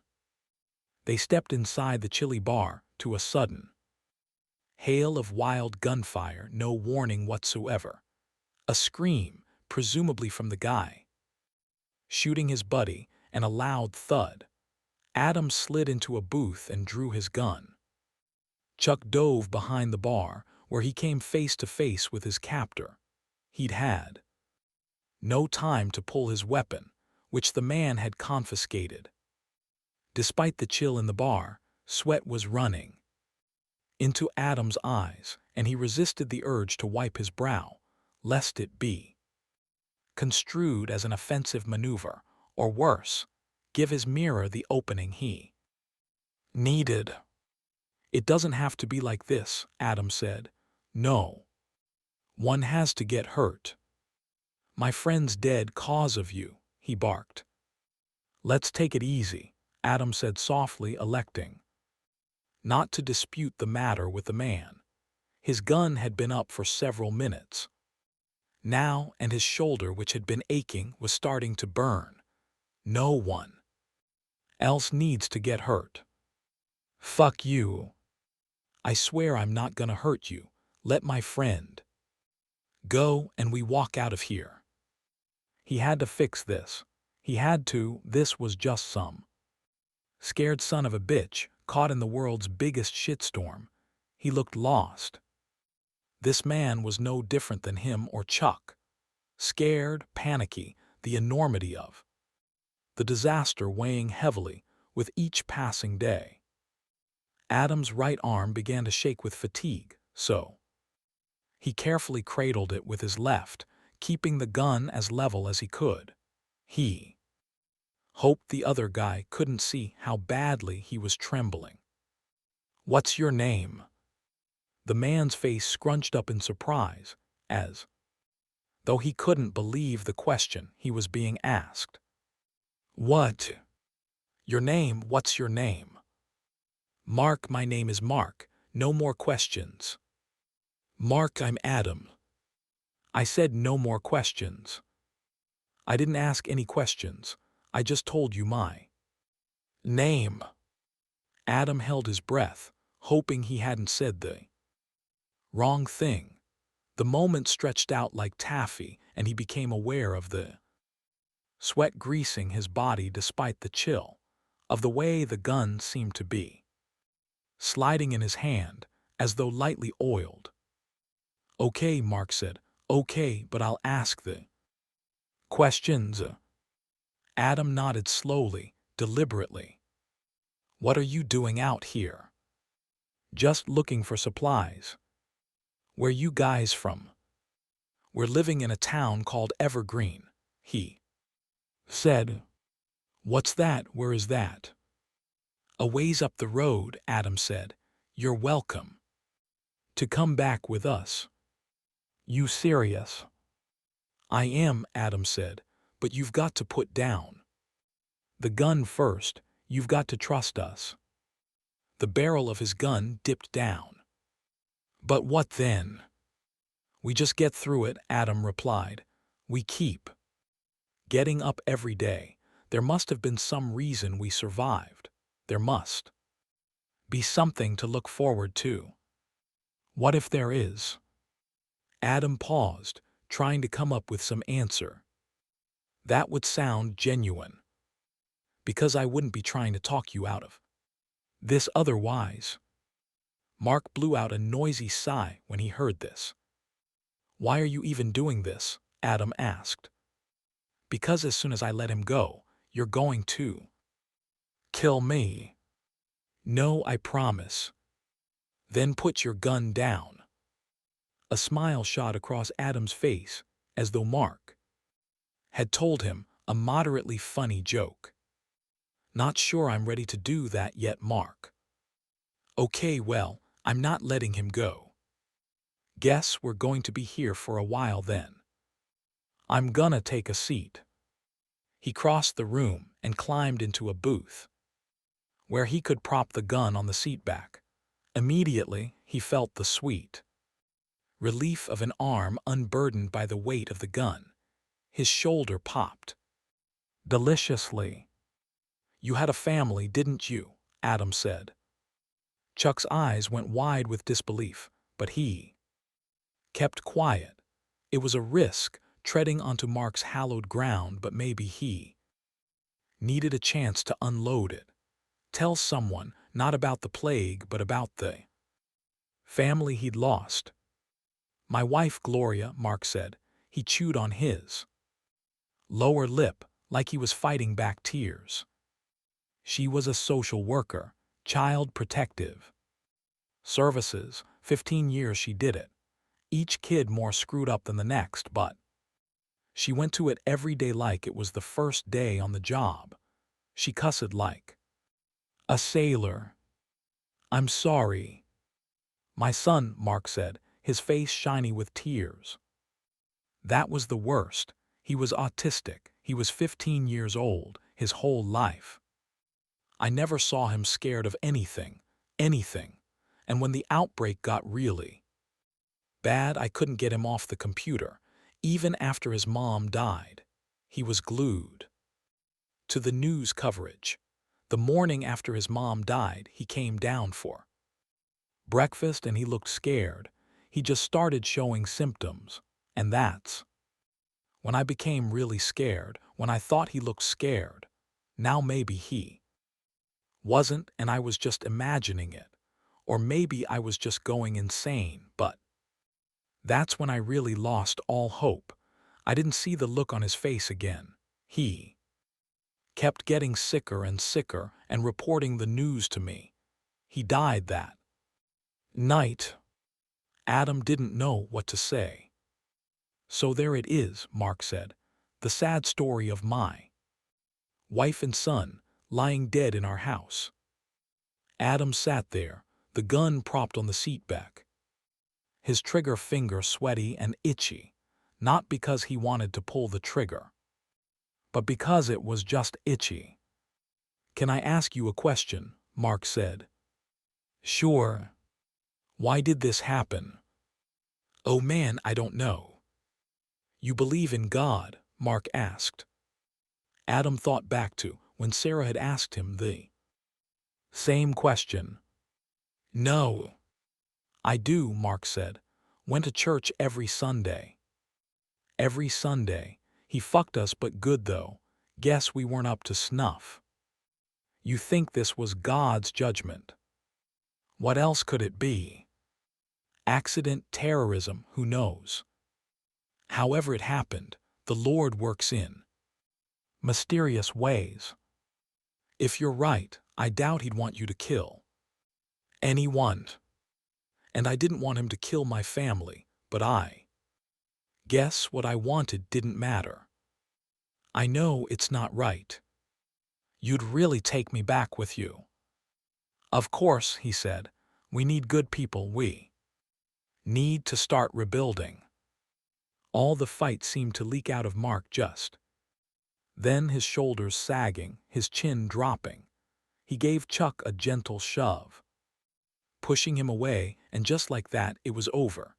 He tossed the gun on the bar and began to sob, his hands covering his face. If Mark felt any twinge of shame in breaking down in front of two men he did not know, he didn't show it. Adam sighed, the exhale coming shallow and ragged as his heart struggled to slow down. It felt like the standoff had gone on for hours, but Adam suspected they'd only been in the bar for a few minutes. Adam climbed out of the booth and knelt by the man who'd been shot during the standoff. There was little chance he was still alive, and even if he was, he wouldn't be for long. The man was lying on his stomach, his arms pinned underneath his body, which was soaked with blood. Quick pulse check told Adam all he needed to know. Despite the loss of life, Adam felt good. Urge to stay alive deepened with each passing day, and he'd survived yet another test in this world. And this time, it hadn't been dumb luck or chance or a lucky shot. No, this time he'd done it on his own. He'd been the one to dial the situation back. He had talked Mark off the ledge. He looked down at the gun in his hand, really felt its weight. Strange, this post-mortem he was conducting. It reminded him of the process he'd once utilized in his practice. After each delivery, after each C-section, he studied each chart, no matter how routine the case had been, looking for any tidbit, any nugget he could take and apply to the next case. Maybe that's what had happened here. Maybe he'd been filing things away in this new world until he needed to call on them. As he stood up, all ready to pat himself on the back, a single gunshot shattered the fragile calm that had descended on the room. Adam froze, his mind blank, as the gun's report echoed through the bar, hanging over them like a tortured spirit. A soft thud drew Adam's attention to the bar, where he saw Mark's body slump across the bar top before sliding down onto the floor. His head hit the floor with a loud crack. Standing above him was Chuck, Mark's gun in hand. Adam stared at him, his mouth slightly open, as though he wanted to say something but couldn't find the right words. Chuck stepped over Mark's body and emerged from behind the bar. "Ready?" Chuck asked, wedging the gun into the front waistband of his jeans, as casual as a man returning from a trip to the bathroom. "What did you do?" "Man had a gun to my head," he replied. "By the way, that was a hell of a thing you did, getting him to put it down. You Jedi mind tricked the shit out of him, bro." "But he let you go," Adam said, ignoring the compliment. "He let you go." "I took care of business."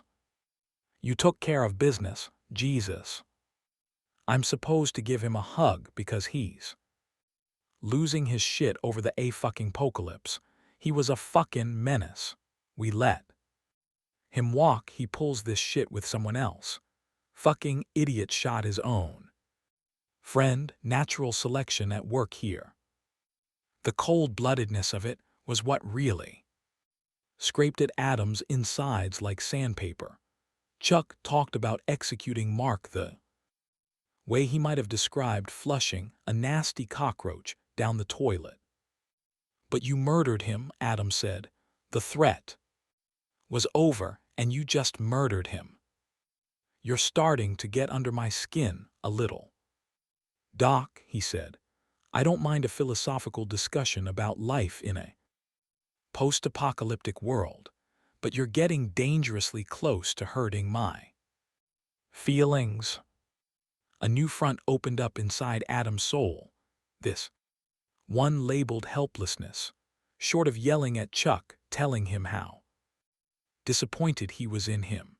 There wasn't a whole hell of a lot else Adam could do to him, and Chuck didn't seem particularly concerned with what Adam thought of him. It had been one thing out in the wilderness, when they'd been on the road to bear witness to the evil man could do, but this guy Mark had been harmless, and Chuck was supposed to be one of them, a valued member of their fledgling community.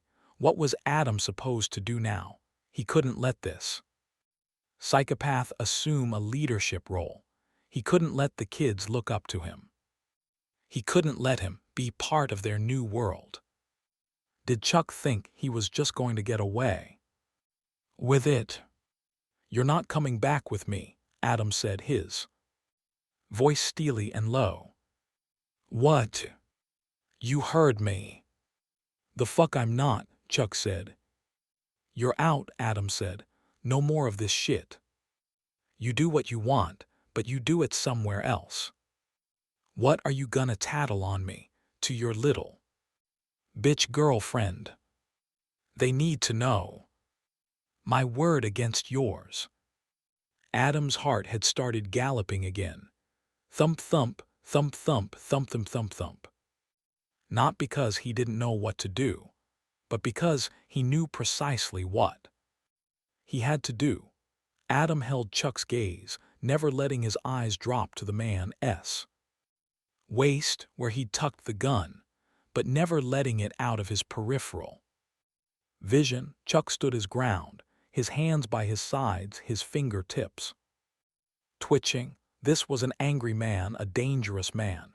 Some itch in his psyche needed scratching, and killing Mark hadn't done it. Adam replayed the last few moments of the standoff with Mark, trying to remember if he'd secured his weapon after it had ended. He hadn't. He was 100% sure he hadn't. He was 95% sure he hadn't. Chuck's arm twitched, and he knew that Chuck was going to try to kill him, because Chuck did like Evergreen. And he could come up with any story he damn well pleased, and they'd never know what happened here. They were 10 feet apart, and it felt like his arm was encased in concrete, as slow as it was bringing the gun up to do its terrible work. Adam's eyes zeroed in on Chuck's waist, where it seemed his hands had arrived with blinding, graceful speed. Too late, and then both guns were out. And both were firing. As he emptied the clip, the guns breathing their terrible lead exhaust, Adam waited for the hot plug in his chest, the brief crackle in his forehead that would mean it was all over, that this new world had gotten the best of him, that he hadn't been fast enough or smart enough or accurate enough. He fired until the gun was dry, its empty clicks feeling hollow and impotent. Only then did he dare open his eyes.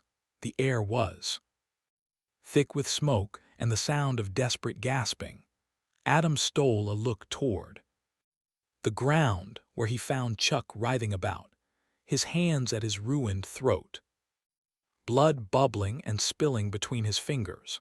He'd be dead in less than a minute. Adam wanted to hate him for making him do this, but he couldn't manage a single discrete emotion as he watched the man die on the bitterly cold floor. He felt no regret or sorrow. It was what had to be done. He hadn't asked for this world any more than anyone else had, but as he'd been told, and as was coming into sharp, jagged relief, this was the world he'd been given. In that world, things would have to be done, things he might not like to do. As Chuck Danley bled to death, Adam turned and left the bar without a word. He shoved his hands into his coat and walked the 2 blocks to where he'd left the car. The wind was blowing hard out of the west, and in the air he could smell a hint of snow. 39. "Marry me," Adam said. They were eating dinner in the apartment they now shared. It was early December and a light snow was falling outside, but the juice was still on and warm air blew up through the vents. They were the luckiest sons of bitches on the planet, for now. "What? You heard me," he said. "Are you serious?" "Yes," he said. "Can't promise a big church wedding or honeymoon to Maui or anything like that, but I'm serious as I can be. I love you, Sarah, more than you'll ever know." "But what about my little problem?" "I've been thinking about that," Adam said. "Makes me think we need to do it sooner than later." She wiped her lips with her napkin and set it down next to her bowl. She leaned across the table and took his face in her hands. "Adam, baby, we're not going to grow old together," she said. "This thing, it's not a maybe kind of thing. I'm going to die of Huntington S." He felt the tears form at the corners of his eyes. "Listen, one of the things I've learned from living through this thing is that there's no time to waste. Think of all the millions, billions of dreams that died with everyone else. We were given a second chance, a chance to start over. But that second chance comes with a price. The price is that this is a really dangerous place now. That thing with Chuck, sometimes I sit down and play with the numbers, try and estimate how many people survived the plague. Even if just 2% survived, that leaves more than 6 million people in this country alone. I'm not going to lie to you, I'm not a very optimistic person generally. I don't trust a lot of folks. I think maybe that's why I was drawn to obstetrics. I saw a lot of happiness and got to deliver a lot of good news. That's not to say I didn't treat some very sick women. Every doctor does. But it was kind of a way to self-medicate my general feeling about people. You sure know how to charm a girl. I guess what I'm saying is that for the first time in a long time, I know what makes me happy, and that it makes me happy for the right reason. And it might have been a cliché to say that life is precious, but it's pretty goddamn true these days. There are precious few lives left, and if you're lucky enough to be alive, every moment is precious. I'm telling you. I'm lucky to be alive right now. You don't know how close Chuck came to killing me out there. Sarah nodded. She knew what had happened out there. Adam had told the others that Chuck had been shot and killed by bandits. He didn't like lying, but he wasn't sure how they'd react to the story that Chuck had been a cold-blooded killer. He knew Freddie was suspicious of the story. "You know I can't have children," she said. "I wouldn't think." "No," she cut him off, lest he misinterpret her meaning, think it was a ledge he could talk her down from. She could just picture him trying to stretch his "life is precious" argument to the next step, to a place where he'd want to get busy with the business of making little fissures. I mean, I physically cannot have them. I had a hysterectomy. It didn't surprise him, but he said nothing, because there was nothing to say. I figured the best thing I could do is make sure that any child of mine wasn't doomed to my fate, even if that meant not having the child at all. And after watching what Caroline had to go through, I'm not sure I'd even want to chance it. I'm not asking you to marry me because I'm clinging to some traditional notion of family, he said. I'm asking you to marry me because I want you to know what you mean to me, how much I love you. Thing is, this could be a transitional world for a while. Who knows how long? Before we figure our shit out, if we get a chance to figure it out at all. I want you to know that the way I feel about you isn't transitional. It's for keeps. The last walls inside her broke down, and she couldn't say no. Nothing, not a goddamn thing, was guaranteed for any of them. And that had been the sole basis for her resistance. She felt a smile break across her face. A lightness spread through her, as refreshing as the spray of ocean on a hot summer day. Yes, she said, feeling her eyes well up with tears. She felt stupid crying, but then she saw tears in Adam's eyes and she forgave herself. She never in a million years believed she would let herself fall for anyone again, let alone follow a path as traditional as marriage. But here she was all the same.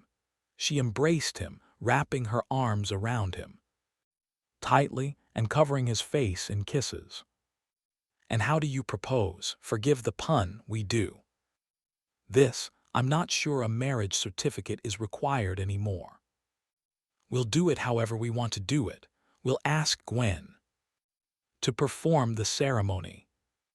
A question came to mind, and it embarrassed her to think about it, and so she asked it before she had a chance to change her mind.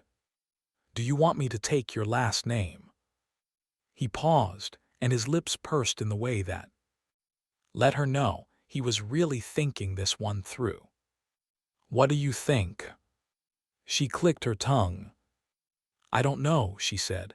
My name is important to me, and I get the feeling it's going to be tough for women to maintain their identity. What do you mean? You're bigger, stronger, faster, she said. Women are going to have a tough time in this brave new world. Then don't, Adam said. We can rewrite the rules. You sure? He laughed. Of course I'm sure.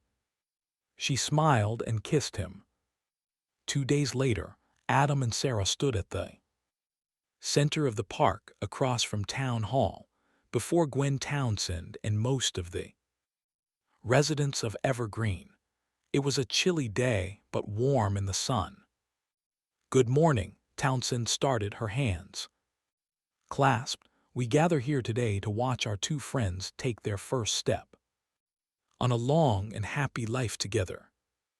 Sarah squeezed Adam's hand.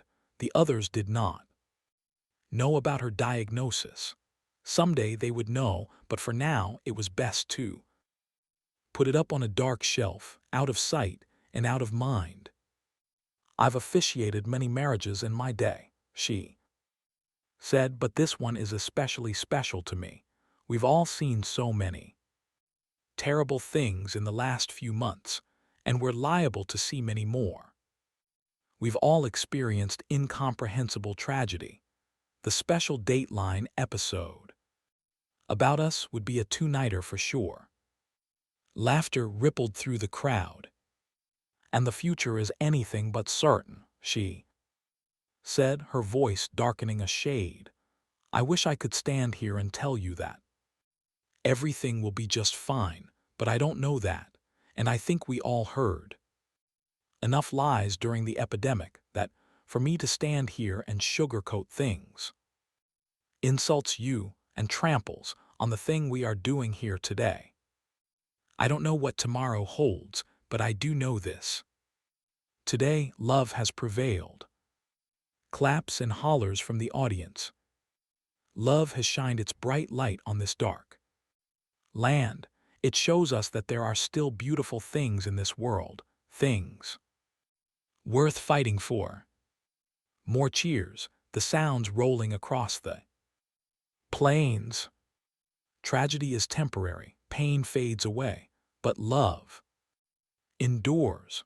And as long as that is the case, we have a responsibility to keep fighting for a good and just world where love can continue to shine.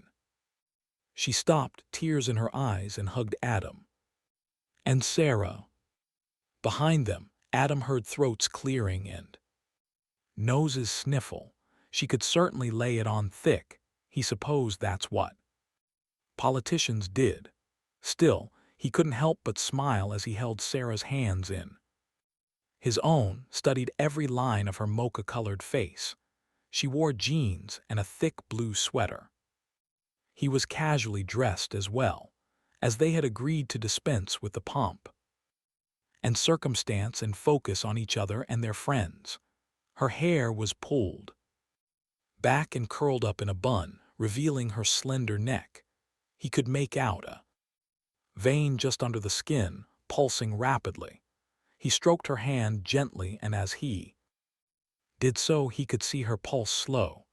That's what he wanted to do for her, be a source of peace for her, be the safe harbor for her as she was for him. He couldn't make the world's problems disappear any more than he could cure her Huntington, but they could love each other for as long as they could, and maybe that love could make the world around them a little better. It made sense in a weird sort of way, with so few of them left. Their actions had greater impact on those around them. Each act, from good to wicked, would be amplified. Life was more precious, love more rare, evil more pernicious, every death more terrible. This, he decided, would be their legacy for the generations he hoped would one day follow. He felt her hand squeeze his, and he broke free from his trance. Sarah and the mayor were staring at him, not having second thoughts. "Are you, cowboy?" Sarah whispered. "You wish," he said. She made a face, sticking her tongue out at him. "Adam Fisher," Gwen Townsend said, "do you promise to love and cherish Sarah for as long as you both shall live?" "I sure do." Sarah Wells, "Do you promise to love and cherish Adam for as long as you both shall live?" "As long as I live." "Then I pronounce you husband and wife." As they leaned in to kiss, the crowd absolutely exploded with joy, their cheers and hoots rolling across the park, echoing through the quiet town, up and down the streets and alleys. For that briefest of moments, the pain and suffering of the previous 4 months faded away like a blistering sunburn cooled by the tangy chill of aloe. They retired to the town hall for a small reception for Adam and Sarah. 2 tables of snacks had been set up, courtesy of Charlotte and Donna Tanner. They'd even managed to find matching paper tablecloths peppered with the words "Congratulations" and "Good luck." Miriam apologized for not making a cake, but her large pyramid of sugar cookies looked lovely just the same. A receiving line took shape, and Adam and Sarah visited with each guest, one at a time, thanking them for being there. Sarah tensed when they reached Freddie. "Congratulations," Freddie said, shaking Adam's hand first and nodding towards Sarah. "Thank you, Freddie," Adam said. Freddie didn't say anything else, and a brief Silence began to morph into an awkward one, so Sarah leaned in and hugged the big man. She even pecked him on the cheek for good measure, and she tried to ignore the tension in his jaw, the way his teeth were clenched together. "Thank you, Freddie," Sarah echoed, "and thank you for all you've done for us. You helped us all get here, helped keep us safe." "I did what I could," Freddie said, his voice barely a whisper. "It was a lot," Sarah said. She was starting to feel uncomfortable, so she placed her hand on Adam's elbow and gave him a slight shove toward the next guest in the line. Caroline's face hung in the silence among them like a large painting. When the last guest had hugged the happy couple, Charlotte plugged in a boombox and music filled the autumn night. As the first song, a Fleetwood Mac tune, erupted from the speakers, the guests froze and stared at the music player as though it had come to life. In a way it had. Sarah could see it in their eyes and in their sad smiles, the dead world that had birthed them into this new one. No one danced or spoke or even sang along. They stood there like mannequins as the song played through. Charlotte played a slow song next by the presumably late Alison Krauss. As Krauss' slinky voice slipped out of the speakers, Sarah felt Adam taking her hand and leading her to the center of the room. It had been cleared of chairs, now a proper spot for a couple's first dance as husband and wife. His arms snaked around her waist and she laced her hands at the back of his head, and they danced in the center of a circle formed by their fellow citizens, their friends, these good people they hadn't known a month ago and, in a better world, would never have met at all. As the song wound down, she found it difficult to believe that she was married, to whatever extent marriage existed now, and she found herself wishing her father had been here to see it. He had always pushed her to live her life to the fullest. He would tell her that she was only getting one life, so she might as well take chances with it. Part of her had wanted to hate him and her late mother for having her at all, for taking such a terrible risk that they would have a Huntington's baby. But she couldn't hate them, and so she had done as her father had advised. But this, even this, would have surprised her old man. She thought he would have been pleasantly surprised. She thought he would have liked Adam. When it was over, she kissed Adam hard and he lifted her off the ground. The guests whooped and hollered again, even more loudly than they had during the ceremony. Speech, someone called out, but the cheers and whistles continued. Adam stepped forward and patted the air with his hands, trying to silence the crowd. "How about we have ourselves a party?" The crowd roared, and that was enough. The party continued long into the night, stretching into the wee hours of the next morning. Adam danced with every lady. Sarah took the hand of every fellow. No one wanted to leave, and so no one did. They sang songs and got drunk on cheap beer and champagne. Someone led the motley crew in a series of ever more ribald rugby chants. As night crested and rounded the turn for daybreak, they got louder and sillier. Sarah saw at least 2 couples pair off for drunken make-out sessions in the corners. At dawn, they poured out of town hall and into the chilly morning, their laughs and voices growing hoarse and strained. They streamed toward the center of the park, where they huddled together and watched the sun break over the rooftops, spilling its golden light into the town. Reddish clouds striated the morning sky. "Pretty sky," someone said. "Red Sky in morning, sailor's warning, another replied. That's an old wives' tale. Could be, but 8 years in the Navy, never wrong once.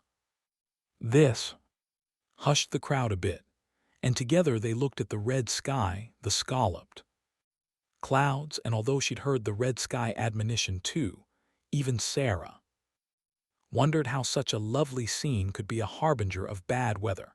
She thought this even as she felt her right hand twitch.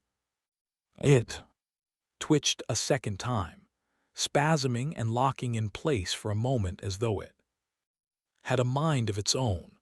Then the attack withered and her hand drooped back down. That was the second time in the past week she'd experienced the twitching in her hand. Red sky at morning, sailor S. Warning. As Adam pulled her close and kissed the side of her head, she covered her right hand with her left, the way a family might hide the drug addict uncle. This had been a long time coming, since she'd gotten the positive test while she'd been stationed at Fort Lewis near Tacoma. The genetic disease specialist had given her a thick sheaf of literature on Huntington's, glossy, high production value, written in that corporate speak that almost made it sound like she'd been granted membership in a super exclusive club. She went home and read it and cried for 2 days. The Army had never known about her disease because she'd had the test done on her own dime. She didn't want a chance getting discharged, especially since she could be years away from showing symptoms. They didn't test for it on the annual physical, and so she'd served another 7 years, good ones too, during which she was awarded 2 Purple Hearts and the Silver Star. The star was for a little episode in the Kandahar province in Afghanistan, where she well and truly hoped that forsaken patch of useless ground, the rock formations like broken teeth jutting from a shattered jaw, was littered with the bodies of Medusa-ravaged Taliban thugs. But now all that was in the past, really in the past, because if the plague had closed the chapter on her life as a soldier, the appearance of symptoms would serve to close the book on the life she'd once known, a life of strength and good health and not needing a damn soul for anything. Because now it was here. It was as if the Huntington S had simply tapped the Medusa virus on the shoulder. I got this.